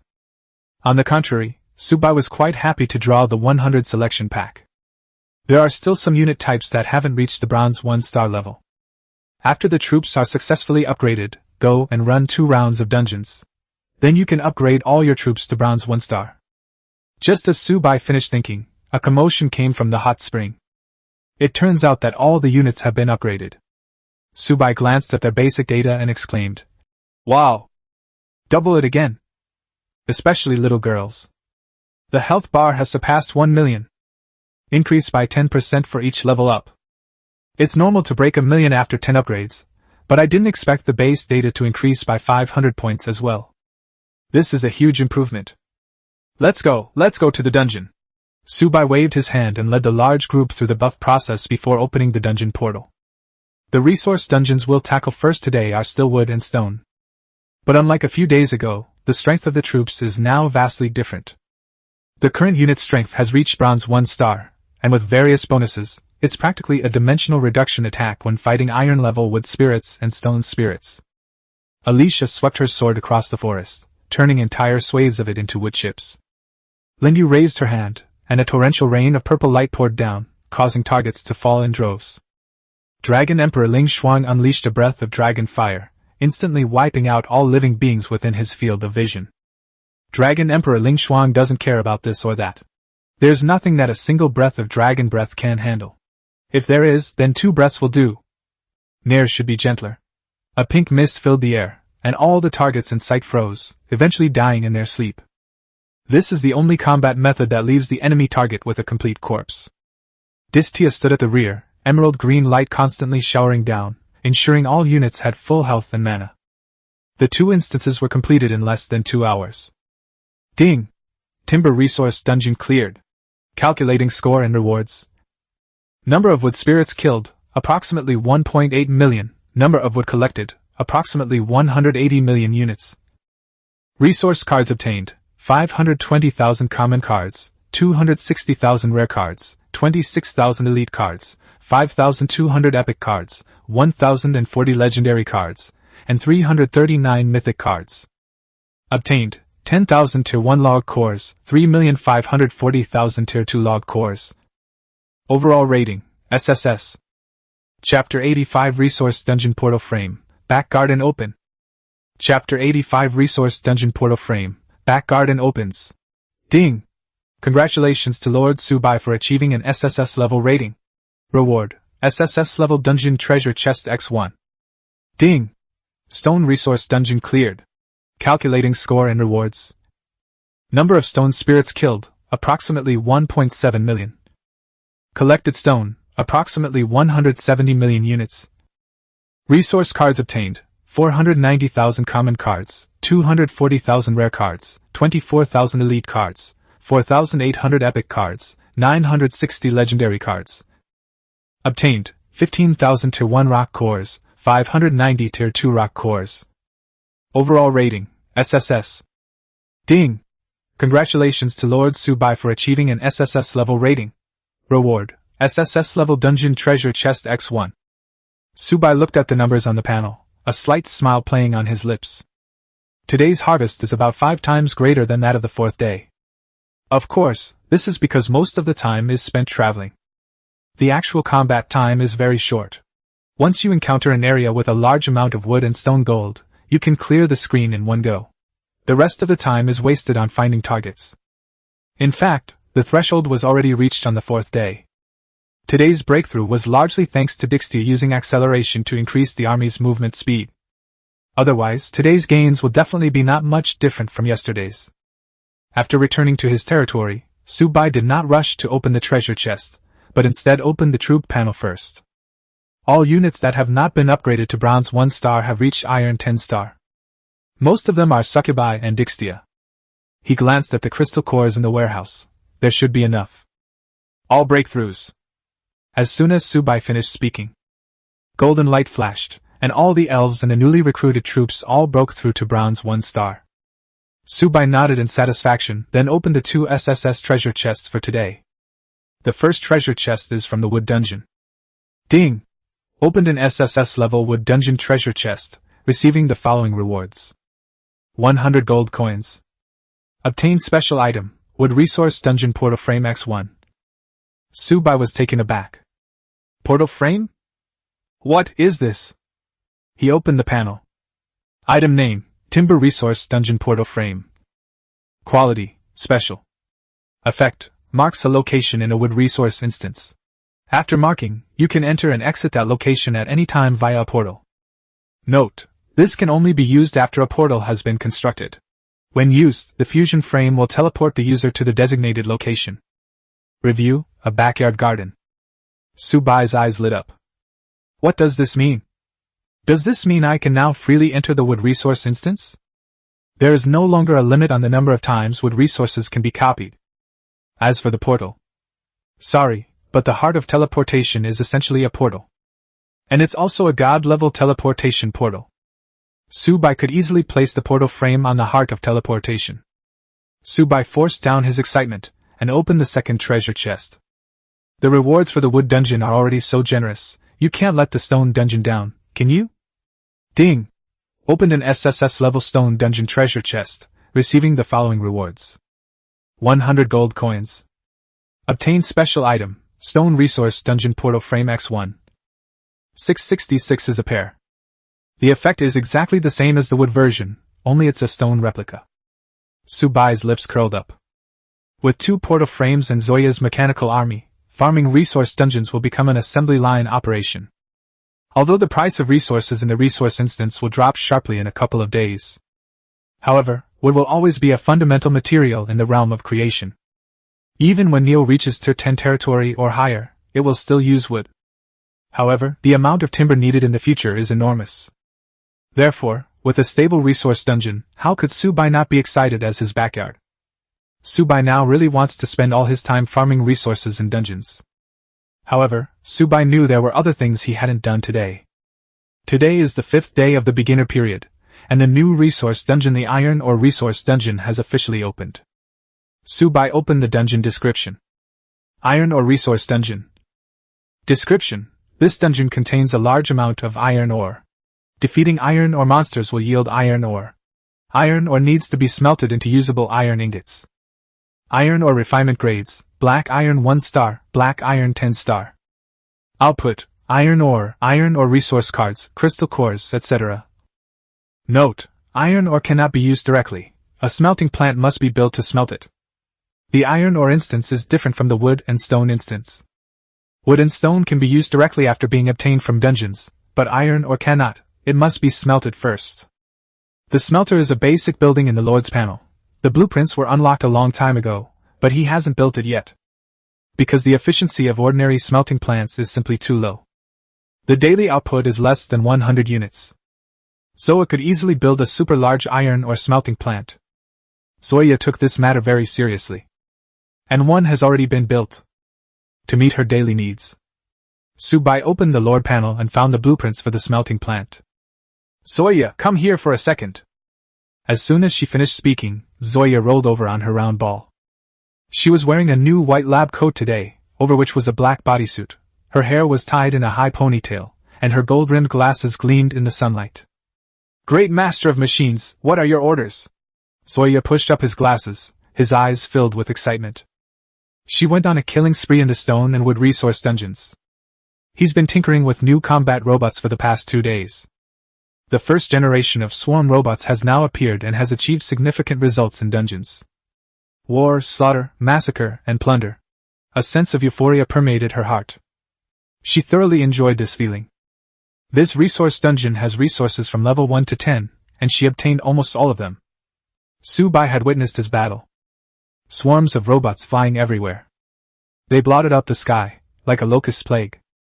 There are also various functional robots and extreme individual combat units on the ground. Joint air-ground operations. The new weapons laser can sweep across a large area in one go. It was a complete massacre. It's even more fun to play than a hack-and-slash game. Anyway, Zoya got what she wanted. Doping has not disappeared yet. Subai smiled and pointed to the iron ore smelting plant that Zoya had built a couple of days ago. Can you build a bigger and better one? We're about to enter the iron ore instance, and the iron ore resources will become much more abundant then. Your current production capacity may not be enough. Upon hearing this, Zoya's already heightened emotions became even more intense. His eyes turned bloodshot, and his breathing became heavy, revealing the overwhelming excitement within him. What did the great master of machines say? He's about to acquire a vast quantity of iron ore? This is more attractive to a tech fanatic like Zoya than a pervert seeing a beautiful woman, or Su by seeing his own unit. In short, it's irresistible. Great master of machinery, rest assured. I can expand the iron ore smelting plant right now, if you wish. For Zoya, this most basic construction was a piece of cake. He could solve it with ease. Su Bai's eyes lit up. Let's go! Let's get inside. Chapter 86 Zoya. I also want the Lord's reward. Chapter 86 Zoya. I also want the Lord's reward. Zoya is a god-level mechanic. Although she may be one level lower than heroes like Alicia in terms of talent. However, her role is just as important as Alicia's and the others. Sometimes, even Alicia and Lingyue are not as effective as Zoya. Zoya is simply too versatile. Su Bai decided to complete the iron ore dungeon as soon as possible. This would allow Zoya to unleash his full potential in a timely manner. Zoya has not yet unleashed his full potential. Materials and resources have always limited Zoya's development. However, if a stable source of iron ore revenue is secured in the future, Zoya can then begin massing troops. Enter the instance. A flash of golden light, and the group disappeared from the spot. The iron ore resource instance is a gray-black wasteland. The ground was covered with exposed iron ore veins, and the air was filled with the smell of metal. In the distance, countless iron ore miners were busily moving ore. Each of them would hold a piece of ore in both hands and throw it into the furnace to be smelted into iron ingots. They then used these iron ingots to build their own steel city. Unlike wood spirits and stone spirits, iron spirits look like walking lumps of iron, all black and gleaming with a metallic sheen. They are less than a meter tall, but they look very sturdy. Su Bai casually opened the panel of an iron ore essence. Race, iron ore elf. Talent, rare. Rank, black iron 7 stars. Life, 500. Attack, 30. Defense, 50. Endurance, 40. Spirit, 2. Description, a mineral-type creature with extremely high defense. It drops iron ore upon being defeated. After reading it, Su Bai understood the situation. This little thing has a pretty high amount of health and extremely high defense. Ordinary lords, without powerful troops, have no way to kill these iron ore spirits. After all, there are fewer iron ore concentrates than stone concentrates. It has high HP and defense, but its attack power is average. For ordinary lords, this thing is even harder to defeat than a stone demon. Many lords might still get lost if they entered the instance today. Currently, most lords are hovering around iron 5-star level. However, these iron or gold pieces, any panel data they randomly checked, had already reached black iron 7-star.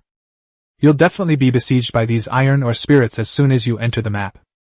However, none of this posed a significant problem for Su Bai. Plunder.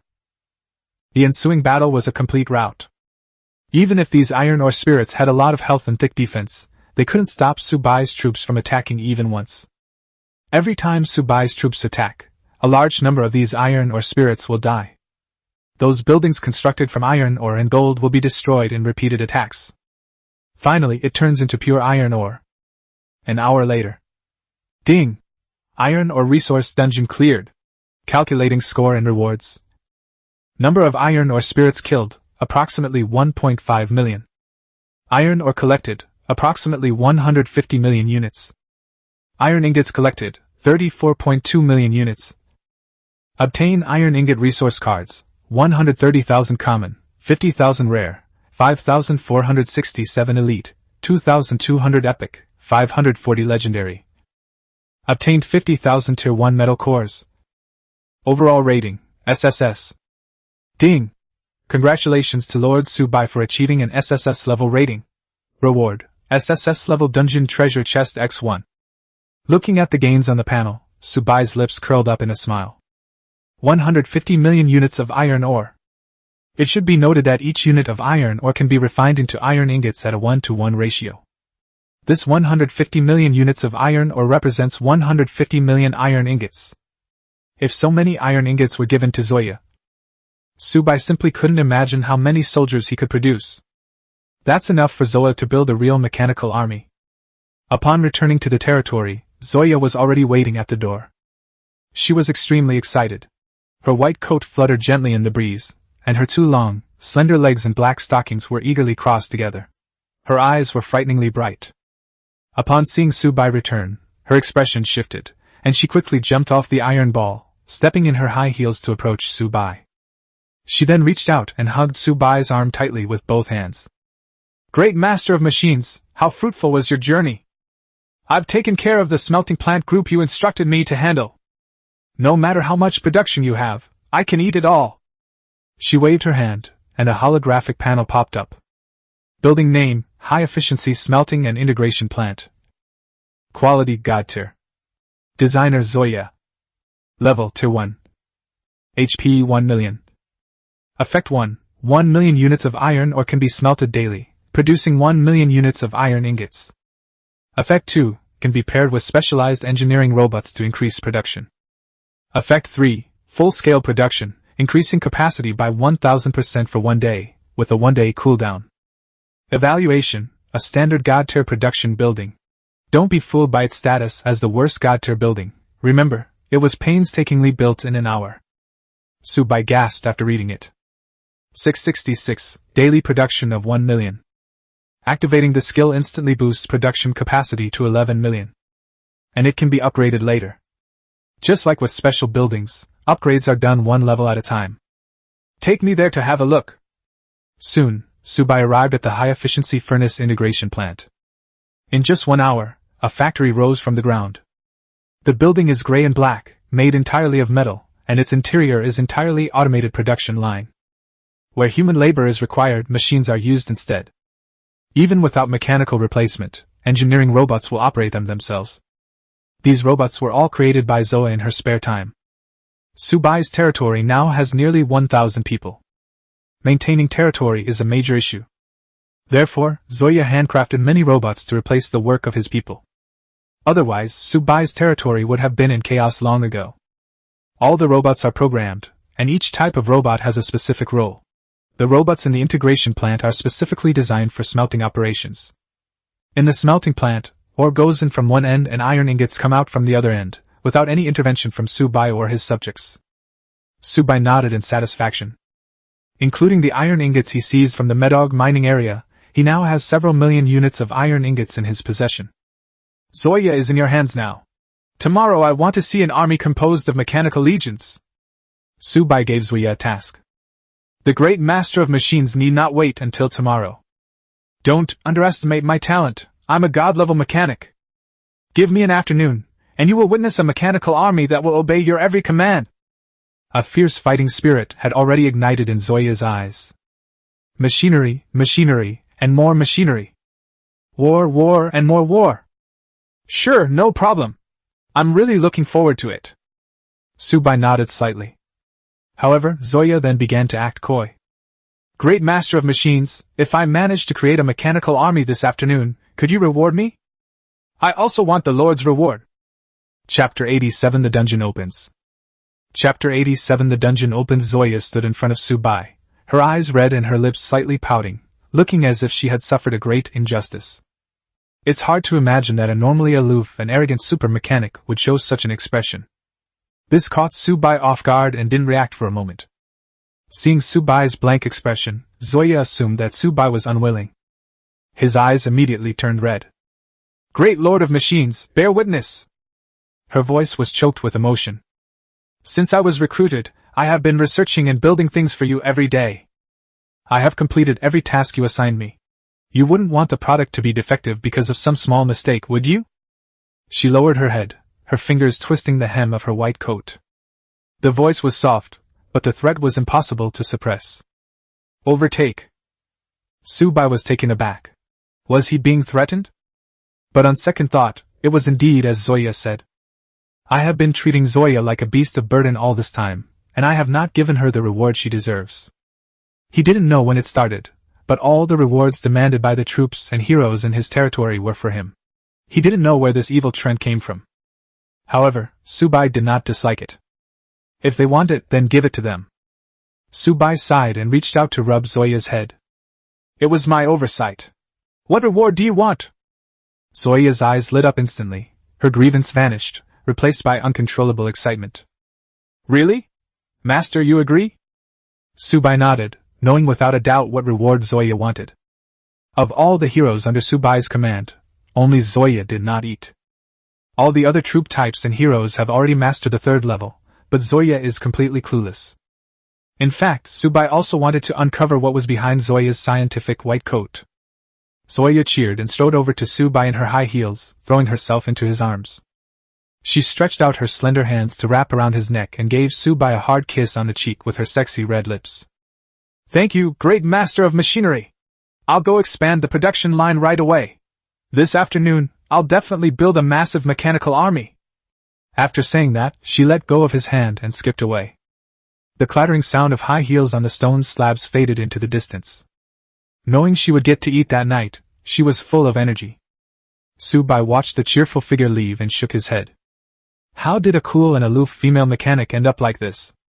Subai shook his head and took advantage of this time to disband the troop heroes.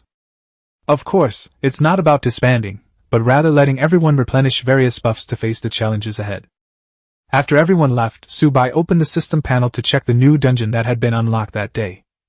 Today is the 5th day of the newbie period. In addition to the Iron or Resource dungeon, a brand new dungeon, the Dungeon has officially opened. Subai clicked on the dungeon description. Dungeon, Endless Abyss. Introduction. The dungeon is a multi-layered space, each level being an independent world, and the space is extremely vast. Each level is inhabited by a large number of magical beasts, ranging from low level to high level. Challenge method. Lords can lead their troops into the dungeon to hunt monsters and earn points. Reaching a certain number of points unlocks the next level. The higher the level, the stronger the monsters and the richer the rewards. Points usage. Points can be exchanged for rare items in the Abyss shop. Special note, the dungeon is a fixed dungeon and will not close after the new player period ends. You can enter at any time with no limit on the number of attempts. Review. Want to quickly improve your strength? This is the place for you, but be prepared to die. This is the dungeon instance. Opportunities and dangers coexist. The monsters in the dungeon are extremely powerful and have an advantage in terms of terrain. In other words, a special buff. Many players will fail and be eliminated in the dungeon, and once they get past the beginner stage, they may even die. Countless lords have died in the dungeons over the years. However, due to the exceptionally generous rewards in the dungeon, countless people flock to it. The crystal core weapons and equipment are all highly coveted. Even in the later stages. Countless lords are also conquering the dungeons. Of course, the function of the dungeon is not limited to this. If it is only for obtaining crystal cores and equipment, it will not attract all lords to conquer it. The most important reason is that once the lord finds the core of this dungeon, then this dungeon will become the lord's private property. Any artifacts found in this dungeon level can be considered the lord's private property. This is a huge amount of wealth. Subai wasn't in a hurry to enter the dungeon instance. The dungeon has just opened, and the situation inside is still unclear. Subai decided to first see what other lords had to say. He opened the World Chat channel. The World Chat channel was buzzing with messages, even more so than a few days ago. John Smith, God. This dungeon is so hard. How do I even get through the demonic griffin habitat? I need help. Reward is negotiable. Ivan Petrov, trash is trash. I can't even get past level 1. I've earned enough points and I'm ready to move on to level 2. Tanaka Ichiro, Godfather, take me with you. I have a teleportation scroll. Subai glanced at it and then switched to the regional chat channel. She said drinking soy sauce caused a genetic mutation. Brothers, have you guys entered the dungeon yet? I can't even get past the first floor. There are too many monsters. My troops can't handle it. Still trying to stir up trouble even when you're being drenched in shit. I can't beat them either. Those monsters have high HP and high attack, and my troops are only 5-star black iron units. It takes me half a day to kill just one. Talking with the streamer for 3 years, the first level of the underground level is not too difficult. I killed 3 monsters and got a lot of materials and crystal cores. I even got a piece of equipment. Remember to add beauty filter when taking candid photos. Oh, the dungeon is SOSO. My goblin master can easily handle it. No, I need to hurry up and breed them. After reading it, Subai felt more confident. On the first floor of the dungeon, the monsters are roughly iron 8-star to iron 10-star. It's normal that you can't beat a regular lord's troops, which are around level 5 in the black iron realm. Basically, it involves several different unit types besieging a single dungeon monster.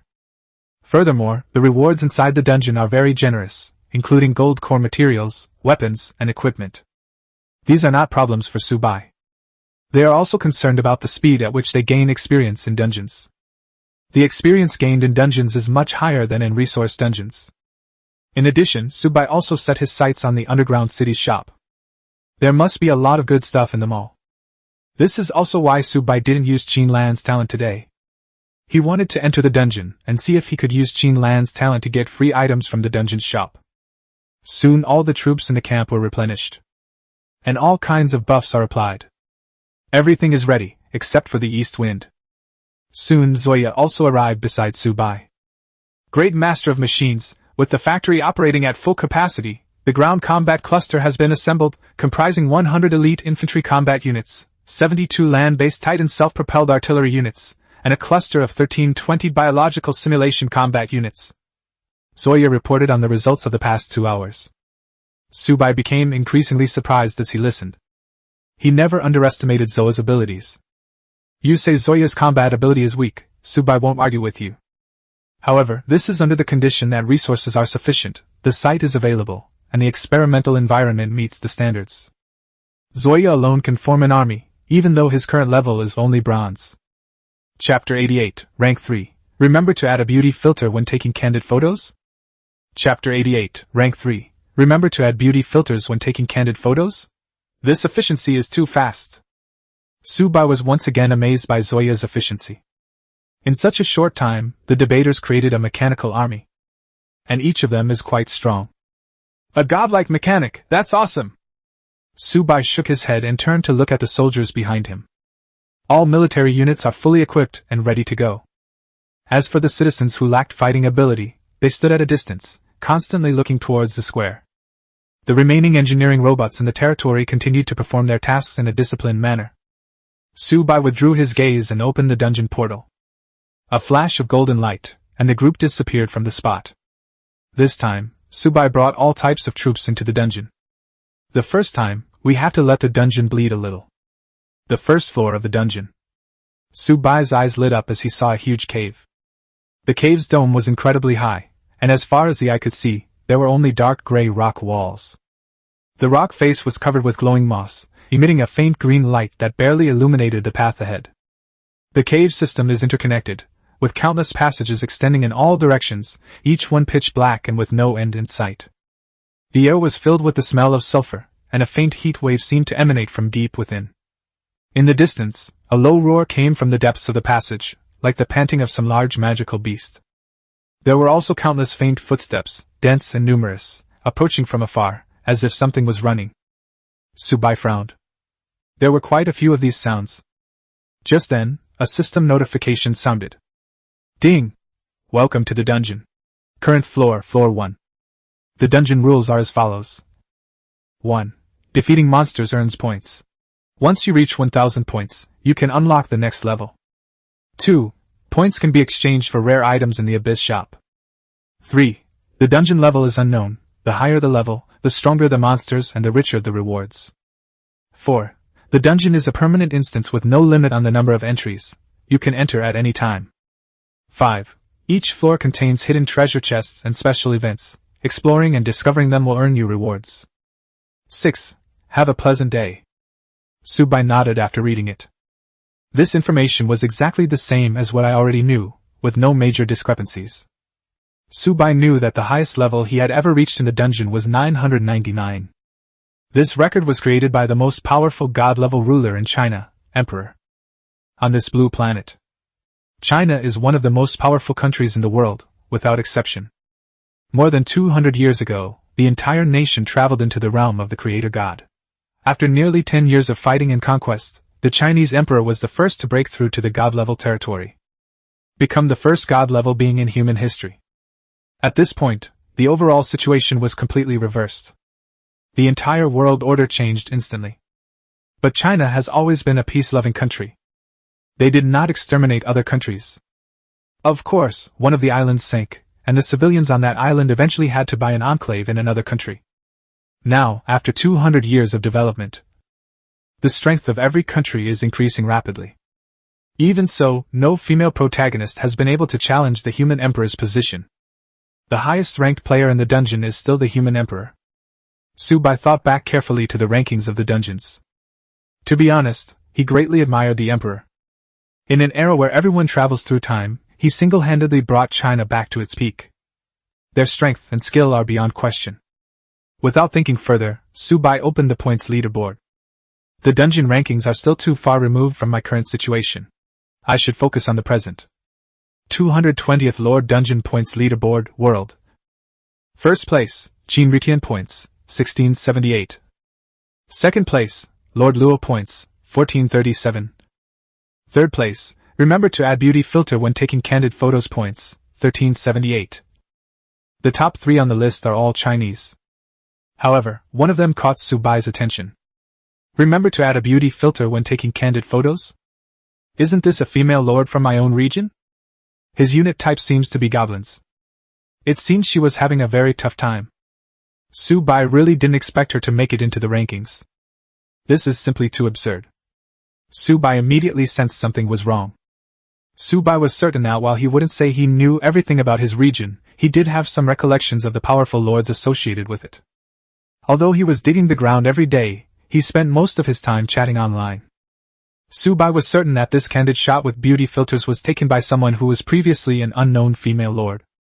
But why has his strength suddenly risen to 3rd in the regional world? You say there's nothing fishy going on here? Who would believe you? Then, as if he had just thought of something, Subai quickly opened another leaderboard. Bandit Suppression Ranking. This is a task that started yesterday. Subai checked his ranking on the points leaderboard. It would have been better if I hadn't looked. Once I did, my brows furrowed tightly. The ranking 4. Remember to add beauty filters when taking candid photos. Has surprisingly reached 1st in the region, 72nd in the world. Subai was quite surprised to see this ranking. Why add beauty filters to this candid shot? How did your skills improve so quickly? But Subai didn't have time to think much before he left the rankings. Because the roars around us were getting closer and closer. Subai turned off the panel and looked around at the passageway. The roars grew closer, and the footsteps became more frequent. He roughly estimated that at least 100 magical beasts were surging towards this area. 100 birds is not a significant number for Subai. It's all about one skill. Subai raised the corner of his mouth and took out a prop from the warehouse. Ice Taunt. An epic effect, forcefully attracts the aggro of all enemy units within a 1-kilometer radius. Subai used the prop without hesitation. An invisible wave emanated from him. The next moment, the entire cave shook. Countless scarlet eyes lit up in the darkness, densely packed like a sky full of stars. Then, they started moving. It surged from every passage, every corner, and every crack. Lava rat. Thousands upon thousands of lava rats. They are the size of adult hunting dogs, covered in dark red scales, with hot magma flowing between the scales. Its eyes were golden vertical pupils, and hot saliva dripped continuously from its mouth, hissing as it hit the ground. They surged in from all directions, converging into a dark red torrent, their target Subai. Subai casually opened the panel of a lava rat. Race, lava rat. Talent, elite. Rank, bronze 3-star. Life, 1200. Attack, 85. Defense, 60. Endurance, 50. Spirit, 15. Special. Defeating the enemy will yield lava crystals, which can be used to forge fire tribute equipment or buildings. Chapter 89 Zoa's True Battlefield Dominance. Chapter 89 Zoa's True Battlefield Dominance. Evaluation: a gregarious magical beast, extremely aggressive, and skilled in fire attacks. A single one isn't frightening, but when thousands appear together, it's truly terrifying. Subai frowned after reading it. Good heavens, the dungeon is indeed fraught with danger. Just one lava hand rat has already reached the level of bronze 3-star. If it were an ordinary lord, entering the dungeon without any precautions would almost certainly result in their demise. Most of the lords are currently around the iron level, so there's a high chance we'll be surrounded and killed if we come in. But for Subai, it was just that. Go, Subai said calmly. Alicia was the first to rush out. She spread her angelic wings, her platinum armor shining brightly in the dark cave. The angel's great sword swept across, and golden sword light slashed out like a bolt of lightning, cutting swarms of lava rats in half. Her movements were elegant yet swift, each sword strike precisely reaping lives. Blood splattered on her armor, sliding down the silver-white patterns, making her appear both sacred and eerie. The light judged these dark underground creatures before it. The lava trees, which had never seen light before, were terrified by Alicia's divine radiance, and scattered in all directions. However, whenever these rats were about to escape, Subai would use Ice's taunt to draw all their hatred back. Repeatedly subjected to Alicia's scorching light, Lingyu did not rush to make a move. She leaned lazily against the rock wall, her long purple hair hanging down to her chest, the ends slightly curled. Her white dress with purple patterns shimmered faintly in the dim green light of the moss, and a slit in the skirt revealed a section of her fair thigh. She raised her hand, and with a gentle tap of her slender fingers, a purple halo immediately probed outwards into the surrounding caves, instantly marking the locations of dozens of lava rats. However, Lingyu frowned at this moment. His effeminate face darkened, and he looked at Subai with a displeased expression. "Master, these lava rats are too scattered. Our skills are extremely difficult to kill them all. Furthermore, they have a natural advantage in the cave's terrain, making them difficult to pinpoint when hiding. Most importantly, the walls are extremely hard, even for us to break through, rendering our attack methods very limited against these dark rats." Dragon Emperor Ling Shuang also withdrew. As a little girl, her porcelain doll-like face puffed up in obvious displeasure. The cave has many interconnected passages, making it difficult for her dragon breath to cause significant damage in this area. This made her feel extremely frustrated. They were originally just a few lowly rats, whom he could have easily crushed with a single finger, but he was completely helpless against them. This feeling of having power but nowhere to use it is extremely frustrating. Subai naturally noticed the situation as well. His own icy taunt, though it drew the hatred of many lava rats. However, these rats all hid in their holes and dared not confront him directly. Seeing this, Subai understood, Ice's abilities were restricted within this map. I can no longer use ICE to gather and hunt monsters like I used in resource dungeons. Zoya, it's up to you now. Subai knew that at this point, it would depend on Zoya's strength. The reason why Zoya wasn't allowed to participate before was to distribute all the experience gained from the solution rat to Alicia and the others. After all, mechanical creations cannot be upgraded. These levels can only be obtained by the plain-colored units. These lava rats don't seem to be giving me any face these days. Instead of offering their necks for slaughter, they dared to hide in the cave. There is already a way to die. Zoya's excited voice immediately reached Subai's ears after he finished speaking. Great Master of Machines, war is my gift to you. This is a perfect massacre of flesh and blood by mechanical creations. As soon as Zoya finished speaking, suddenly, countless iron spheres rolled out from the back of the small ball under her buttocks. It took off the moment the iron sphere appeared. Then, ripples seemed to appear in the space, and the void seemed to tear apart. Countless mechanical creations poured out of the cracks. Subai was very familiar with these mechanical creations. It is an ultimate individual combat unit with diamond-level strength. But that wasn't the end of it. Another flurry of black dots burst forth from the small ball beneath Zoya's bottom. These tiny balls are even smaller than mosquitoes. However, their numbers are in the tens of thousands. This is a swarm combat unit, densely packed, blotting out the sky. Zoya sat on her sphere, wearing a new white lab coat over a black bodysuit, a high ponytail, gold-rimmed glasses, and her long, black-stockinged legs crossed. Yet, this is a stunningly beautiful and mature woman. A look of utter madness appeared on her face. His entire demeanor was filled with immense excitement. It looks incredibly crazy. Swarm unit activated. She grinned and opened her mouth. Countless swarms of mechanical creations instantly activated, flying towards the caves in all directions, while other types of mechanical creations also activated at the same time. The goal is every single cave. From each of the next caves came various kinds of explosions and shockwaves. Lasers, missiles, machine guns, all kinds of weapons were unleashed simultaneously. With the help of the swarm of bees, the location of every lava rat is impossible to hide. Once marked and welcomed, he becomes a terrifyingly powerful mechanical creation devoid of any emotion. Most of the Longan rat's strength is at the iron level, with a small portion reaching the silver level at the bronze level. But compared to mechanical creations whose average strength is above silver level, they are simply like chicks. It can be killed instantly without lifting a finger. Lava rats fell in droves, their corpses piling up like mountains. The lava rats that had just been attracted by the ICU's taunts were wiped out. Subai randomly clicked on the panel of a swarm robot. Mechanical creation. Swarm combat unit.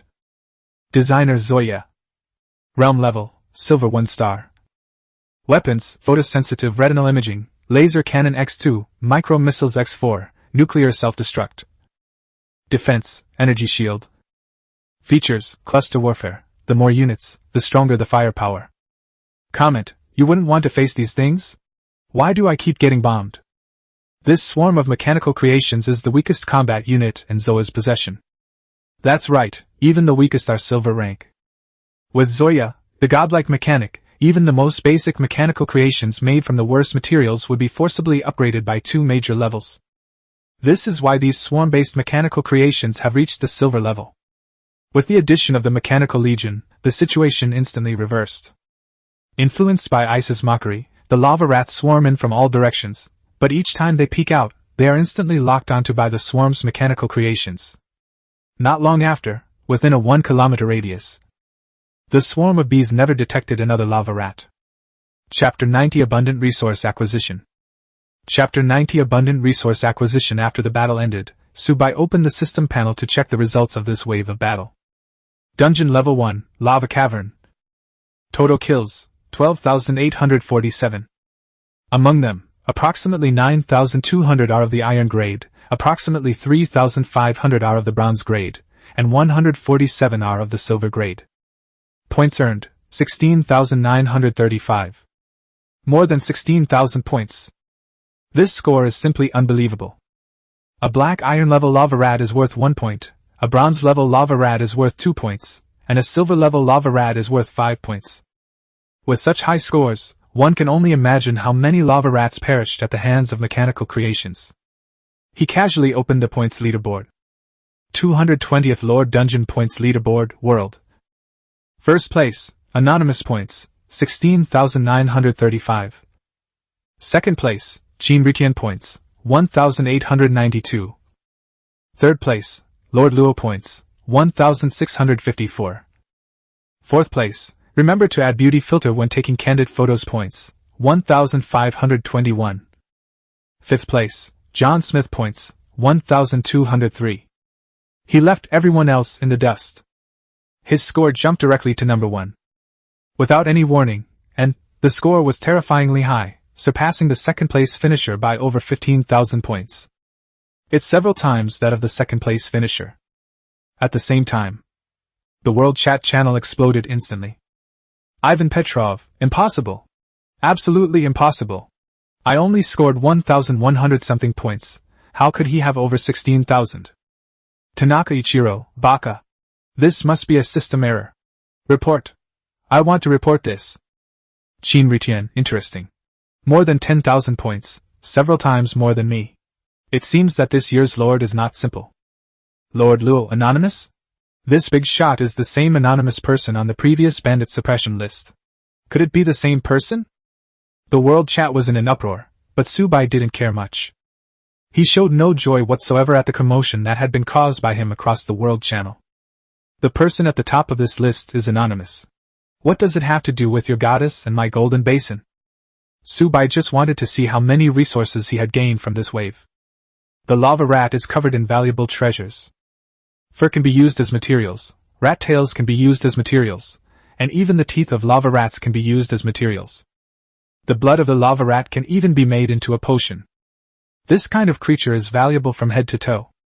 However, very few people are able to enter the lava cavern level. Leaving aside the issue of the strength of this level of the dungeon. Even for ordinary lords, survival in this lava cave is a huge problem. Don't be fooled by Shubai's seemingly effortless performance during this time, as if he were completely unaffected by the lava cave. This is because Alicia cast the protective shield of light upon herself. It can block most attack damage. Therefore, Subai did not feel too uncomfortable. If an ordinary lord were to enter the lava cave, he would feel the heat rushing towards him the moment he entered. A decline in combat effectiveness is absolutely certain. After all, each level of the dungeon has different negative buffs, and some even have more than one. Subai stopped thinking too much and began to examine the spoils of killing the lava rat. Subai had previously thought that the drop rate of monster cores in dungeons was much higher than that in resource dungeons. The drop rate is even similar to that of monsters in the game, God Realm. As expected, when Subai checked the delivery data on the system panel, his expression changed drastically. Crystal Core Harvest, after a 10,000x critical hit. Tier 1 Flame Cores, 8.47 million. Second Tier Flame Cores, 280,000. Tier 3 Flame Cores, 32,000. Lava Crystal, Special Material 4.5 million units. Other materials. Lava Rat Pelts, 1.28 million pieces. Lava Rat Teeth, 2.56 million. Lava Rat Tendons, 840,000 pieces. Subai looked at the screen full of his harvest, his expression shifting repeatedly. Lava rats are fire attribute monsters, so their drops are naturally flame cores. I never expected that just one wave of lava rats would yield so many crystal cores and materials. This is quite a valuable resource. With hundreds of thousands or even millions of crystal cores, there will be no longer any tension due to the shortage of flame crystal cores, at least for the time being. Zoya can also use these crystal cores to create mechanical artifacts more recklessly. Many buildings in the territory can also be upgraded.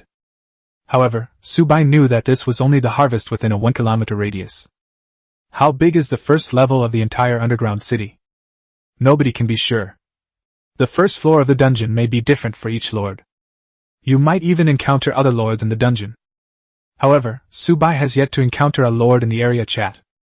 This kind of situation only occurs in world chat. This also indirectly confirms that the underground city area is vast. If I were to collect all of them, the number of points and crystals I would accumulate would be unimaginable. Soon, as Subai was searching, a spider-like mechanical construct carrying a wooden box walked over steadily. This is Zoa's spider-themed all-terrain combat mechanical creation. Its strength has reached silver 8 stars. If you threw them into the first underground level, they would be able to slaughter everyone in sight. However, Subai was not drawn to the spider-like mechanical creation, but rather to the wooden treasure chest above its head. The dungeon is not only home to monsters like lava rats.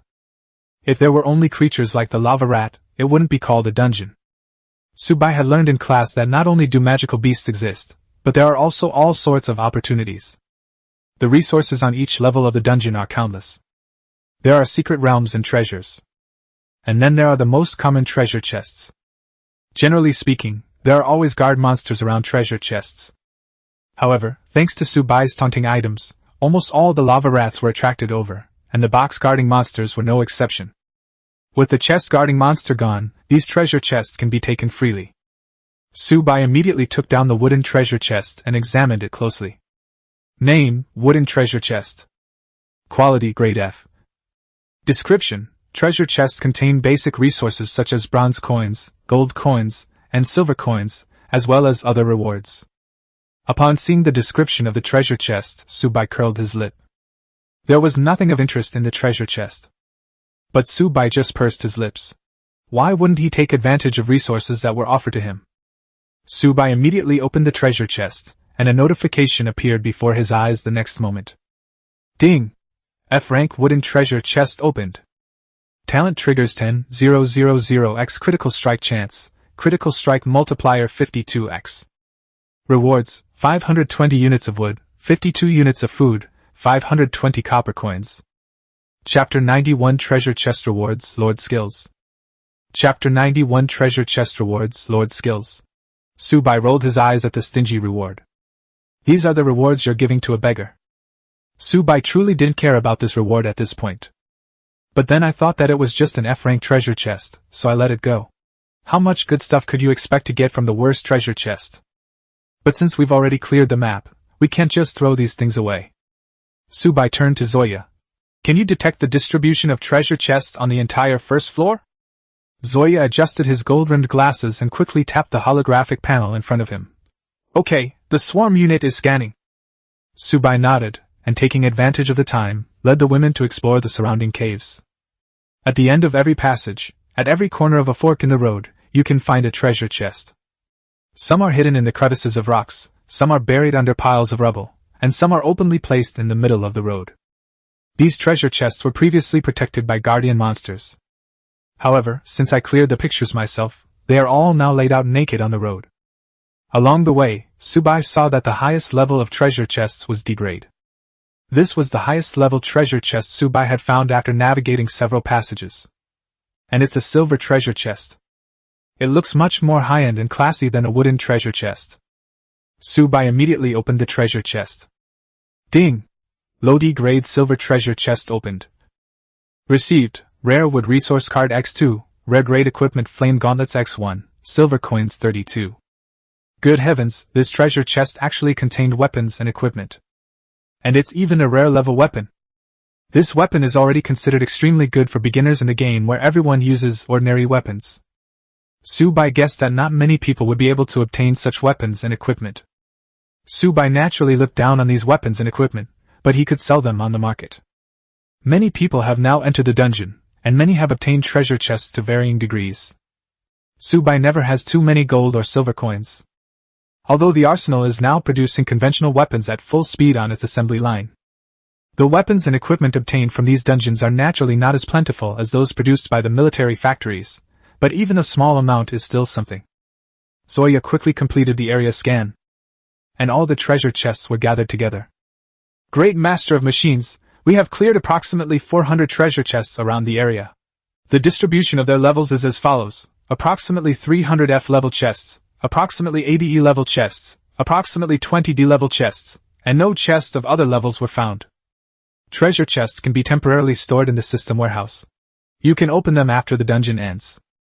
But Subai didn't intend to put it in her backpack, instead she piled it up in front of her. More than 400 treasure chests were piled up, forming a small mountain. The visual impact it brought was naturally astonishing. Subai took a deep breath and began to open the box. He started with F-class and E-class vehicles, which were the most numerous, but the rewards were generally average. However, with the added bonus of a 10,000x critical hit, even an ordinary reward can turn into a huge sum of money. All 280 F-grade treasure chests and 80 E-grade treasure chests have been opened. 280 F-rank treasure chests. Timber, approximately 1.8 million units. Stone, approximately 1.2 million units. Ingredients, approximately 1.2 million units. Copper coins, approximately 350,000 pieces. Various common materials, 130,000 units. 80 rank E treasure chests. Timber, approximately 1.5 million units. Stone, approximately 1 million units. Iron ore, approximately 300,000 units. Crude copper, approximately 150,000 units. Common timber resource card, approximately 120,000. Common stone resource card, approximately 90,000. Common ingredient resource cards, approximately 130,000. Copper coins, approximately 250,000 pieces. Silver coins, approximately 30,000 pieces. Common materials, approximately 1.78 million units. Rare material, approximately 90,000 units. Normal equipment, 9,432 pieces. Subai nodded. That's more like it. Subai's complexion improved slightly after opening all the treasure chests of both levels. These resources are finally not just for beggars anymore. If others saw Subai looking like this, they would definitely say that Subai is Versailles. Finally, Bai turned his attention to the last D-grade treasure chest. This is the highest level treasure chest that Subai found. There are more than 20 in total. Hopefully I can find some good stuff among them. D-grade treasure chest X25. Timber, approximately 1.2 million units. Stone, approximately 800,000 units. Iron ore, approximately 500,000 units. Crude copper, approximately 250,000 units. Copper coins, approximately 150,000 pieces. Silver coins, approximately 20,000 pieces.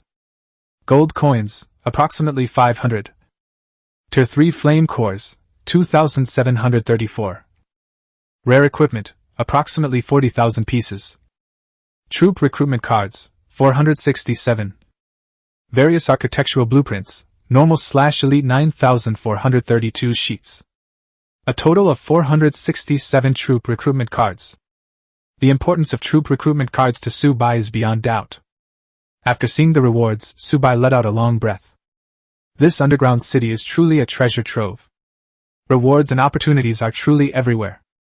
The treasure chest alone has yielded so many rewards, not to mention the other places Subai hasn't even explored yet. It's important to know that there are more rewards than just treasure chests and dungeons. Subai immediately dispatched all his troops to explore the surrounding passages. Each team includes angels, succubi, fairies, dragon girls, and elves. To ensure everything went smoothly, Subai also instructed Zoya to send 2 elite individual combat units to accompany each of their teams. All possible threats have been completely eliminated. Wait until all units go out to explore and upgrade. Subai also had some free time at this time. Alicia and the other girls gathered around. Their levels have all reached the maximum and they don't need to spend time leveling up anymore, so they all stay with Subai. Each one of them had a graceful figure and swayed lightly. Alicia still treated herself like a human recliner, holding herself in Jiang Subai's arms, kneeling on the ground. 2 pairs of sacred hands continuously massaged Subai's body. The others weren't idle either. Subai opened the dungeon shop while enjoying the experience.